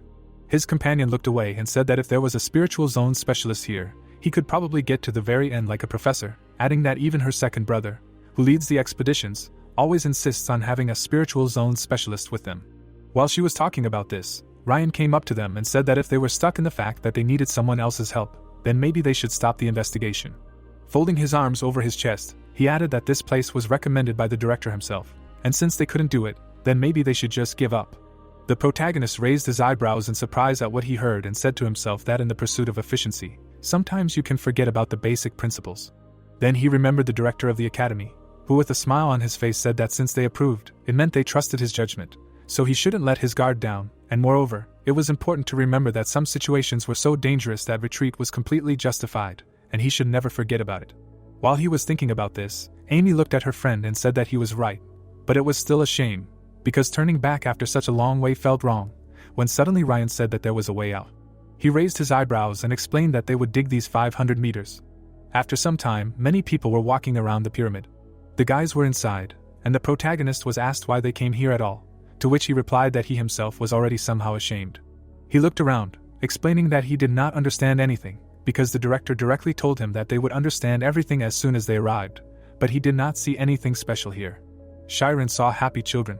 He also saw people playing chess at the table, adding that these ruins were 1,000 years old, after which he asked how they were connected to that Moreau girl at all. Then Ryan put his hands on his hips and said that maybe if they dug, they would find her, and Amy, raising her fist, said that they would have to somehow use the spiritual zone in the end, after which the protagonist asked how about talking to the natives. Hearing this option, his companion raised her hand to her chin and replied that they would not really learn anything from those who lived near the tourist spot, and if they wanted to talk to real natives, they would need a translator. Suddenly, Elsa approached them and raising her hand said that she had a good idea. Closing her eyes, she said that while they were looking at the ruins, she saw something here. Looking at the guys, the girl finished with a smile on her face. People. Elsa folded her arms across her chest and asked her friends to look at the crowd of tourists, in which people walked who didn't care about the ruins or other attractions. In one of them, there was a man in a business suit with a top hat on his head. He walked ahead of the crowd indifferently. Among them were also stern men with weapons, who were mercenaries. After some time, the tourists continued to walk around the area. 2 men entered the room. The guys, having lunch, noticed them and realized that they really were mercenaries, and they were gathering in taverns. Amy turned to Elsa and said that it was incredible, adding that it was not for nothing that her family was famous for its amazing insight, to which she, laughing, said that she was still a complete newbie in this business. When suddenly the main character heard a mocking voice behind him, which said that they lived in such a wonderful world that even all sorts of snotty kids walk around with weapons at the ready, which made him raise his eyebrows in surprise. Ryan frowned in displeasure and asked if they were really being discussed at the next table, to which Elsa asked him to forget it, because they were drunk. Then Ryan lowered his head into his plate and immediately heard a mocking voice that said that he had a sword that he couldn't even swing. He carried it around to look cooler in front of the girl sitting next to him. Elsa and Ryan frowned at what she heard. One of them, seeing that the guy was looking at them, asked what he would do if he continued to look at him like that. Raising his hand, he added with a crazy smile on his face that he was already in a bad mood, after which he asked if maybe he should spill some blood, after which he said that apparently this blonde guy was pretending to eat again, ordering him to turn his head towards them. Ryan's eyes lit up from such words, and he said to himself that they were just bastards. He didn't care if they insulted him, but he wouldn't let anyone hurt his friends. Veins stood out on his face from anger. The protagonist pulled a forkful of noodles to his mouth. Suddenly, his eyes widened. Ryan looked ahead confused. After a few seconds, he closed his eyes. Suddenly, he looked ahead confidently. The guy jumped up from his chair, saying that he just wanted to let off steam. Turning around, he asked if the guys were ashamed in front of their girlfriends. Ryan and Elsa looked after them menacingly. The old man leaned his hands on the table, asking if the kids were okay, because those bastards also bullied children, when suddenly Chiron turned to him, asking if the old man knew the guys. Closing his eyes, the old man replied that they had been coming here a lot lately, and they had completely lost their temper. But the guys were great that they hadn't reacted at all. Smiling, Elsa said that she was worried that Ryan would lose his temper. Grinning, the guy said that they would still meet the bandits. He looked at the surprised protagonist, asking, "Right?" Chiron nodded, answering of course, so he suggested that they move out as well. The opponents were moving forward and they were moving in formation even though this was a tourist area, and apparently they had a lot of experience. Frowning, Amy said that it was wise not to tail them, to which Elsa turned to her, answering that archers usually had a developed sensory type of circuit, so they would quickly figure them out. Looking at the guy walking in front, the guys thought that he was their leader, because his sword was a fairly famous brand. Opening her mouth, Elsa said, although not from a limited edition, while Amy adjusted her hair, saying that this woman too. Looking at the back of the man in the cloak, she said that she did not have any weapons on her, and judging by her physique, she did not seem to train hard every day. Chiron looked down, watching her. Clenching his hands into fists, he said that she was a mage. Stepping forward, the guy added, "If even a mage was involved in the infiltration team, then there must be something special hidden in these ruins." There was a massive door in front of the ruins. The guys approached the guards. The man turned his head sharply to the side. He noticed his partner pulling the lever. He quickly pulled it down. The doors inside immediately swung open in front of the team. A road led down, lit by torches. The guys smiled maliciously. Suddenly, a scream was heard behind them, to which they turned around. Waving his hand, Chiron shouted that they would go too. Frowning, the team shouted that it was those kids from the tavern. The guy took a step forward, asking when the guys started chasing them, while Amy ran closer, asking if they could go in together. Stretching his hand with the sword forward, their leader asked if she really wanted to die. Suddenly, a strong surprise appeared on his face. A smile was visible on Chiron's face. Looking at his face, the leader wondered why the guy had jumped up so abruptly. A girl approached the leader, telling him to stop. Looking at the guards, she added that they said that if the guys were to fight here, they would not let them in. The guy clenched his teeth in anger. He continued to look at the unwavering protagonist. After a short pause, the guy put his sword back in its sheath and told them to consider themselves lucky. Walking into the dungeon, he said at last that this was the second time they had dodged the clutches of death. As they left, 2 guards told them to only enter if they wanted to test themselves. Folding his arms over his chest, one of them added that the eyes of an angel would be watching them closely. Hearing the unknown language, Elsa raised an eyebrow and asked what he had just said, to which Ryan replied, "Who knows, maybe he was telling them to have a blast." Entering the dungeon, the protagonist glanced at the exit out of the corner of his eye. After that, all four began to descend. Inside, there were magic lanterns on the walls. Continuing to descend, Elsa said that it was very deep here. Amy looked at her companion and asked him if he thought this was the passage to the basement of the ruins, to which he calmly replied that it was quite possible. Then he remembered how they could not get an answer, even resorting to the spiritual zone, because it dissipated after passing a distance of 500 meters. Leaving the memories, the protagonist continued to descend, thinking that now they need to be on guard, because who knows what danger awaits below. At this time, the leader of the mercenaries, gritting his teeth, shouted, "Well, what is this? They spent so much money while collecting information about this place." His comrade, the archer, turned to the boys and asked if it was too early for such youngsters to explore such structures, to which Chiron asked in response why they came here themselves. Hearing this, the archer opened his mouth in shock and asked if they didn't even know where they were, to which the latter replied with a smile on his face, "No, since they were already here anyway, and it was too late to deny it," after which he asked what was down there. The veins on the mercenary leader's forehead stood out from what he heard, and he said to himself that they had sacrificed so much to find this secret entrance. He remembered how they had to pay a man for a secret code, and thus they had spent a whole 50 gold pieces. Both of them, gritting their teeth, looked at the boys and asked if they were really going to reap the fruits of their labor. Suddenly, the archer showed 5 fingers and said, 5 gold pieces? Without lowering his hand, he explained that each question would cost them 5 gold pieces, adding that under other circumstances the price would be 100 gold pieces. But before he could finish speaking, the protagonist said, well, then they would figure it out as they went along, which made the archer furious, and his boss smiled ominously and said that in that case they would have to pay to continue down, and then asked if it was true that they weren't going to get through to them. Hearing this, Chiron turned to his companion. A second later, they sat down on the steps, and the guy said that then they would just wait here. At these words, the mercenary's face turned red, and he screamed in his head, asking how dare these puppies, did they really want to take revenge for what happened in the pub? As he asked this, he remembered how he had mocked them.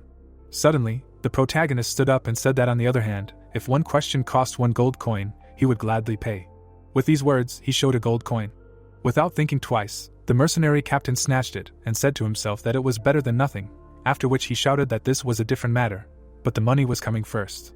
Seeing this, Ryan leaned towards Amy and asked why Chiron had suddenly changed his mind, because he had initially said that they would figure everything out themselves, to which she replied that they might be hiding something, and that there might also be traps waiting for them, and forewarned is forearmed, adding that the more they could shake out of them, the better.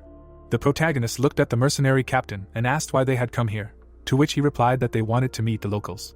Hearing this, the guy frowned with displeasure and said that he was not going to pay for such evasions, so if he continued to dodge, he would not get the money.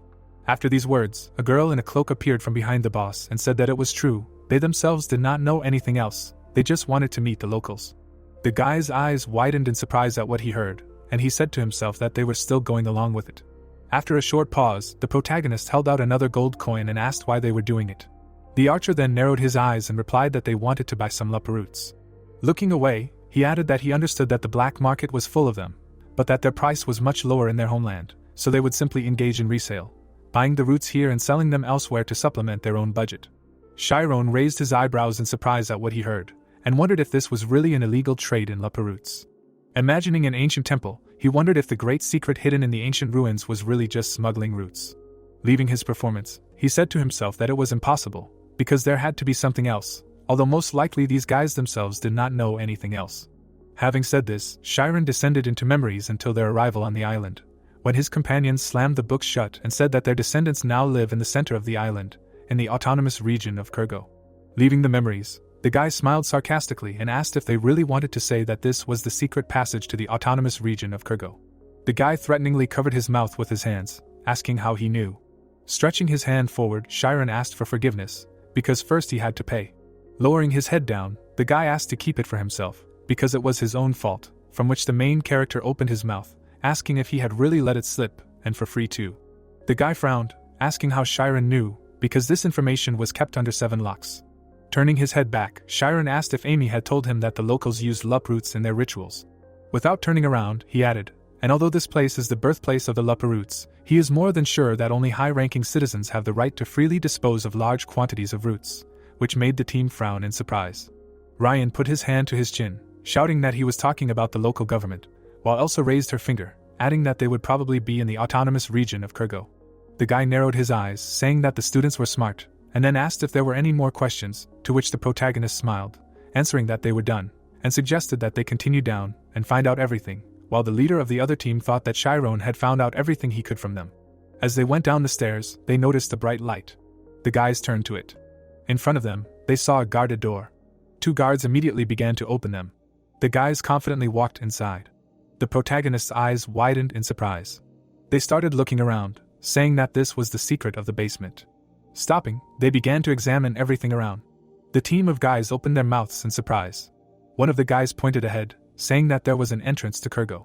Noticing him, they shouted that they were not deceived and he was really here. A black circle was visible in front of the teams. Chiron frowned, when suddenly the guy asked if he really saw something familiar. Lost in his memories, the guy remembered the black portal in front of him and Adria. His eyes widened, and he realized that this was what Adria had. He continued to peer into the bottomless portal in front of him. The team leader turned to him, asking why he was hanging, while Chiron continued to stand unwavering. Suddenly, a silhouette appeared in front of them. Frowning, the old man asked if the protagonist had just said Adria. The guy frowned, saying that the old man was asking if Chiron knew Adria. Taking a step forward, the protagonist replied that their paths had crossed. The old man's pupils shrank, and he said that it was impossible.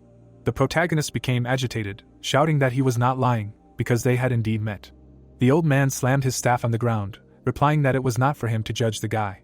Turning around, he added that the verdict would be passed by 8 angelic eyes. Behind him were 8 black portals, and those wishing to enter Kurgo must pass the trials of Adria. Chiron frowned, asking if he had really said something about Adria again. Frowning, the guy threateningly asked if he was really a personal translator, after which the leader pointed his finger at him, shouting that the protagonist had decided to parasitize them after all, and they had a lot of work to do, so from now on it was everyone for themselves. Frowning, the old man said that from now on, the guy with long hair would translate for everyone, because from the moment they crossed the threshold of this room, they became one. The boy frowned in confusion. Putting his hand on his chest, he shouted that the students were not on their team, when suddenly the old man looked at him, asking what the boy would choose, to win or sacrifice himself. Putting his hands on the staff, he asked him to prove his worth in front of the angelic eyes. Pointing to the portal, he said that if at least one of them passed the test, then everyone present would have the right to go to Kurgo. After examining everyone, he said that if they failed, then for each sacrificed one would be able to go further. Clutching his head, the boy screamed in alarm that they were all finished. The protagonist frowned, looking menacingly ahead. Everything inside was well lit. The archer, drenched in cold sweat, did not know what to say. His boss turned to him and shouted, asking if they really ended up in the same boat as these youths. Then the mage girl took off her hood and said that this kind of test is often held during first contact with other civilizations, and Kurgo is a warrior tribe, so most likely they will test their combat skills. While the head of the mercenaries was scolding them, Amy frowned in displeasure and said that he continued to call them disrespectfully, after which she asked how they knew the level of their skills. Then the mage girl stepped towards her and mockingly asked what they could do in the academy. Playing with magic and swords, childish babble, in a real fight everything is completely different, to which Amy with a crazy smile on her face said that she should not worry, because they also have absolutely no desire to work with them. While the two of them were glaring at each other, the Kurgo tribesman said that there were 2 conditions to pass through the gate. Looking at the protagonist, he said, "Prove your ability or sacrifice one of those present so that the other could pass on," which made him frown tensely and ask if he could be more specific about what it meant to prove ability, how exactly they should do it. The archer, frowning angrily, exclaimed that he should not interfere in the conversation, since he would not be translating anything for him anymore, to which the guy said that they were all in the same boat, so he should just ask. Hearing this, the archer, spreading his hand to the side, asked the old man a question. Then the Kurgo tribesman, with burning eyes, looked at the mercenary and explained that one by one they would enter the altar of justice, and thus prove their worth under the gaze of 8 angelic eyes. There were 8 altars behind him, and the old man continued to say that the language of the gods would give a verdict. If the red light lit up, they had failed the test, and if it was white, they could move on, saying this. He was referring to the black ball standing in the distance. After that, the protagonist put his hand on his chest and asked how many times he could try, if there were any limits, and what the punishment would be for failing, to which he replied that there were no limits, no punishments. They could try as many times as they wanted until all their strength was exhausted, but if no one passed, they would all have to go back. Hearing this, one of the mercenaries folded his arms across his chest and asked contentedly, "So this was not teamwork, right?" Chiron frowned at this time and said that the old man mentioned achieving goals, sacrificing, then asked what exactly he meant by sacrifice. Does one have to die to allow another to pass? The Kurgo tribesman nodded and replied, "Right, it is Miro's will." The archer was gesturing with his hands the whole time and translating the protagonist's questions, which were whether there were any restrictions on the sacrifice and what if they took a corpse from outside and brought it here. The old man did not take his eyes off the participants and answered that there were no restrictions, but they must remember one thing, that they are free to bring whoever they want, but when leaving this place, they must all be united, and this is the main rule. Hearing this, those present turned to leave. The massive doors were closed. Hearing the rules, Chiron put his hand to his chin and thoughtfully said to himself that this was somehow very strange, after which he asked himself why such a cruel rule, killing a comrade is necessary just to get a lup. While he was thinking about it, one of the mercenaries said that it sounded easy. The magician girl asked who this Miro was he some guy who sells lup? And the archer tensely asked himself if this was really the place where they sell lup. The protagonist turned his gaze to the mercenaries and said to himself that this rule about the principle of unity is also far from being as simple as it might seem at first glance. With these thoughts, he imagined how one person is carried on the shoulders of many subordinates, and said to himself, because it is much easier for one person to control the majority. Then the guy imagined a general group vote and finished, then for the majority to agree on one opinion. Without lowering his hand, he added that perhaps this rule is much more dangerous than they think, when suddenly the captain of the mercenaries stepped towards him and said that everything turned out to be easier than he thought. Smiling madly, he suggested that his comrades kill the 4 guys and move on. Hearing this, the protagonist exhaled heavily and said to himself that the emotionality of this so-called leader only added to the problems, but at least his comrades were focused on the goal. The female mage raised her hand and suggested that they begin, since they could not hang around here forever. Hearing this, their captain turned away in displeasure, saying that they were annoying him, and his comrade approached Chiron and asked in what order they would go. Putting his hands on his hips, the protagonist suggested sending the swordsman first, and the mages after, to which she replied with a smile on her face that this was a good plan, after which she asked if he also thought that the tests included hitting the ball. Raising his head, the guy answered yes, because Kurgo, a tribe of warriors, and if this ball is what he thinks, then it can absorb an almost infinite amount of energy. He looked at the black ball in the distance, adding that the shape of the altar hinted at some kind of interaction with it. The mage girl turned to her team and addressed the captain. The guy was burning with rage, shouting and asking what she knew, to which she turned displeasedly to her temporary comrades, asking if any of them wanted to go first. Then the protagonist turned to his friends. Ryan immediately approached him, who firmly said that he would go first. His feet stepped onto the path. Without a drop of fear, he walked towards the sphere, and Elsa shouted at him to be more careful. When suddenly the head of the mercenaries turned around and shouted furiously, asking if they were already scared. Ryan stopped 10 steps from the magic sphere, saying to himself that in a war he would be in the vanguard, so he needed to gather as much information as possible for his friend. The protagonist looked at the guy tensely, saying to himself that they were counting on him. Coming closer, Ryan hit the sphere with his fist and said that the old man said that there is no limit to the number of attempts. After hitting the sphere, the number 1 appeared on it, and he asked what it was. Seeing this, Chiron frowned and shouted that they were told that the language of the gods would give an answer. This must be the number, and now he must step back for a while. Hearing this, Ryan immediately jumped back a few meters. With a characteristic sound, the black sphere turned red, which means failure. Seeing this, the guy grabbed the sword behind his back and said that he understood everything. Taking a stance, he shouted that if you hit the ball, a number will appear on it. If it glows white, then it means he passed. The mercenary knights raised their eyebrows in shock at what they saw and shouted, asking if he could really swing such a huge thing.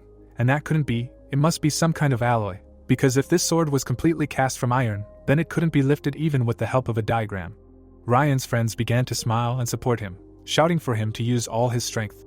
With his eyes shining, the guy rushed to the attack, saying to himself that in his hand was his great-grandfather's sword, which was passed down to him by inheritance, although technically he simply stole it, but he couldn't ask for a better first strike.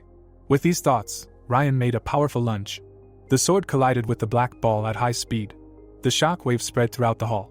Gritting his teeth, the guy asked himself what was happening. He hit it, but it felt like no, this ball seemed to absorb all his power. When suddenly, from what he saw, his eyes widened in surprise. The black ball absorbed all his power. A few seconds later, he got the result, 241 points, and the ball turned red. At the same second, Ryan turned to his friends and asked if 241 meant 241 times stronger than a punch, then asked if he could do another punch, to which his girlfriend screamed that his legs were already shaking. The protagonist looked at his friend standing heavily on his feet and asked how he felt, if everything was okay. Then Ryan put his sword behind his back and answered that apparently the ball really absorbs all the energy, but he thinks that he will come back to normal if he rests a little, and he also understood how it works. The magic ball expresses the degree of impact on him through a certain number. After these words, he approached his comrades and said that if he had a diagram, he would definitely pass, to which one of the mercenaries, hearing this, laughed, asking if he really does not know how to use the diagram.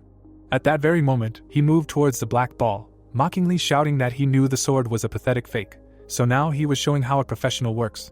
After saying this, the man took out a chain mace and said that he would get all 2,000 points. Amy turned to her friend, and she said that this mercenary was a scheme user, and it seemed that he preferred brute force and blunt weapons to sharp blades. With a loud cry, the man rushed to attack. With his eyes burning, he spun the chain mace above his head. A second later, he delivered a strong blow to the sphere. After the blow, the mercenary laughed loudly, saying that he hit the bull's eye. Suddenly, his expression changed from what he saw. His result was 248 points. His comrades, seeing this, were horrified. Then the man turned to the mercenaries and shouted that the sphere was broken, because it couldn't be that he had only scored 7 points more than that bastard, and Elsa had already come out to him and asked if it was some cheap thing from the store around the corner, adding that if he had finished, he should leave here. When the mercenary returned to his comrades, the girl mage suggested that maybe he was not showing objective damage or was calculating it using a formula. Gritting his teeth, the man turned to the guys and said to himself, if not, then what is it? When suddenly he shouted, asking if it was true that he had lied about not knowing how to use the scheme, to which Ryan, furrowing his brows in anger, shouted, asking if he was deliberately adding fuel to the fire, adding that since he hadn't passed, you should sit and silently watch as his friend tries. At that time, Elsa took out her sword. She closed her eyes and said to herself that she had always wondered how good her swordsmanship was. Suddenly, a crazy smile appeared on her face, and she said that it would be fun. Elsa was standing about 20 meters away from the ball. She was silently looking at the target. Suddenly, symbols appeared in her eyes. Immediately after that, the girl exhaled lightly. The hair on her body stood on end. Elsa slowly got into a fighting stance. Suddenly, she abruptly rushed into an attack. Her friends looked at her with their mouths open in surprise. The mercenaries experienced the same emotions. Elsa's strike went perfectly into the center of the ball. Her energy pierced the magic sphere. A second later, a weak ripple went through the ball. The protagonist, with a drop of cold sweat on his face, said to himself that her speed was incredible, adding that due to the sudden acceleration of concentrated energy, an optical illusion appeared at the tip of the sword that looked like a flash of lightning. While he was thinking about this, Elsa put the sword back in its sheath. After the blow, the number 442 appeared on the ball. The mercenary's face turned red from what he saw, and he screamed in rage, asking how this was even possible, because she just struck with the sword. The girl put her hand on her hip and asked what the difference was. He lost anyway, adding that strength and the skill of controlling strength are different things. Returning to her friends, she said to herself that it was cool, and she wanted more, and the archer twirled the arrow and said that now it was his turn. Having said this, he broke off the arrowhead. Then the man took out a cartridge from his bag. Pointing this out to the protagonist, Amy explained that it was a magic cartridge. The archer put it on the arrow. A magic cartridge is a special bullet filled with aggressive magic. Its main material is a magic stone. It is quite rare, produced only in certain natural conditions, and is able to accumulate magic corresponding to the elemental features of the environment, and thus it is possible to cause a flood or a thunderstorm. But in addition to the fact that magic stones are not often found, they are also difficult to process. Advanced technology is required, both in the material and mechanical spheres. Without them, production is simply impossible. The magic cartridge is assembled using incredibly heavy equipment. Amy turned away and added that one of these costs 1 gold. The magic stone here probably weighs less than 10 grams. And Chiron asked in surprise how his companion knew so much about this, to which she replied that her older brother is the captain of archers at the royal court. While they were talking about this, the archer stepped forward and said that he was using a lightning arrow, so they should move a little further away just in case. After that, he pulled the bowstring. A second later, he released it towards the ball. In the blink of an eye, the arrow reached its target. When they collided, powerful lightning bolts spread in all directions. When they disappeared, the ball began to absorb energy. It accumulated all the lightning bolts that had been released a few seconds ago. When they began to disappear, a result of 1020 points appeared. Seeing it, the archer smiled contentedly. But a second later, the ball turned red. Amy looked at the mercenary and said that, unlike the swordsman, the power had not leaked out, and then asked if he wanted to try again.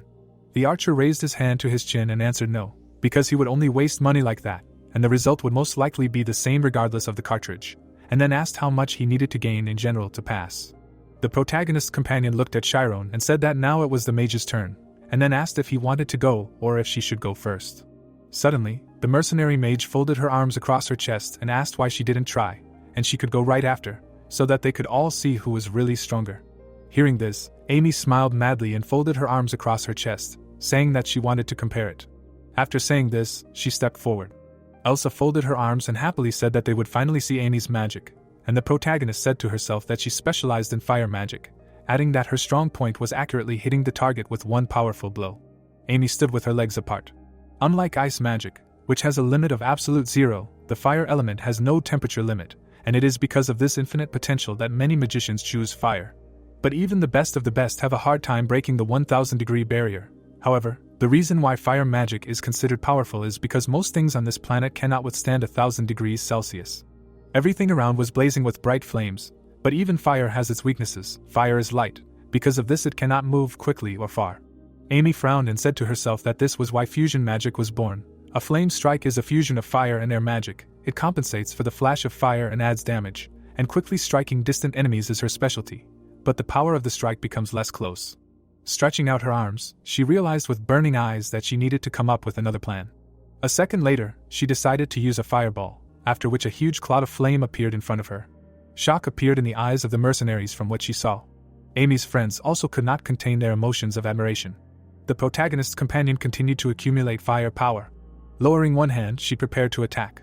With a slight movement of her hand, she launched a fireball. At high speed, it flew towards the black sphere. The fireball hit the target perfectly. Ryan and Elsa opened their mouths in shock from what they saw. An insanely powerful explosion was heard. The mercenaries were horrified by what they saw. The flames were slowly absorbed by the black sphere. After a few seconds, the result of 3,270 points appeared. After that, the ball turned red, which made Amy raise her fists and shout, asking if this was also a failure, then what do they want from us? When suddenly the mercenary mage laughed, and said that she did not expect anything else from such a brat. Step forward, she grinned and told her to watch and learn. Smiling widely, she said that she also uses the fire element, so she will condescend to her, and also use a fireball.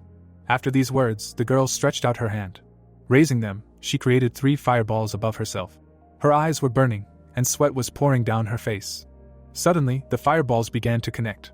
With a characteristic explosion, they turned into one large fireball. Seeing this, Elsa knitted her eyebrows and said that it was huge. Amy, seeing this, remembered the magic textbook and said to herself that this is the mechanism for improving fire from the textbook, and she is doing everything according to the instructions, just to win. With a loud cry, the girl launched a fireball. A second later, an insanely powerful explosion was heard. The protagonist and his friends were carefully waiting for the result. The mercenaries were smiling contentedly after seeing what they saw. When suddenly their expressions changed. The mercenary mage froze in shock. The result of her attack was equal to 1,330 points. As soon as Amy saw this, her eyes lit up, and a mocking smile appeared on her face.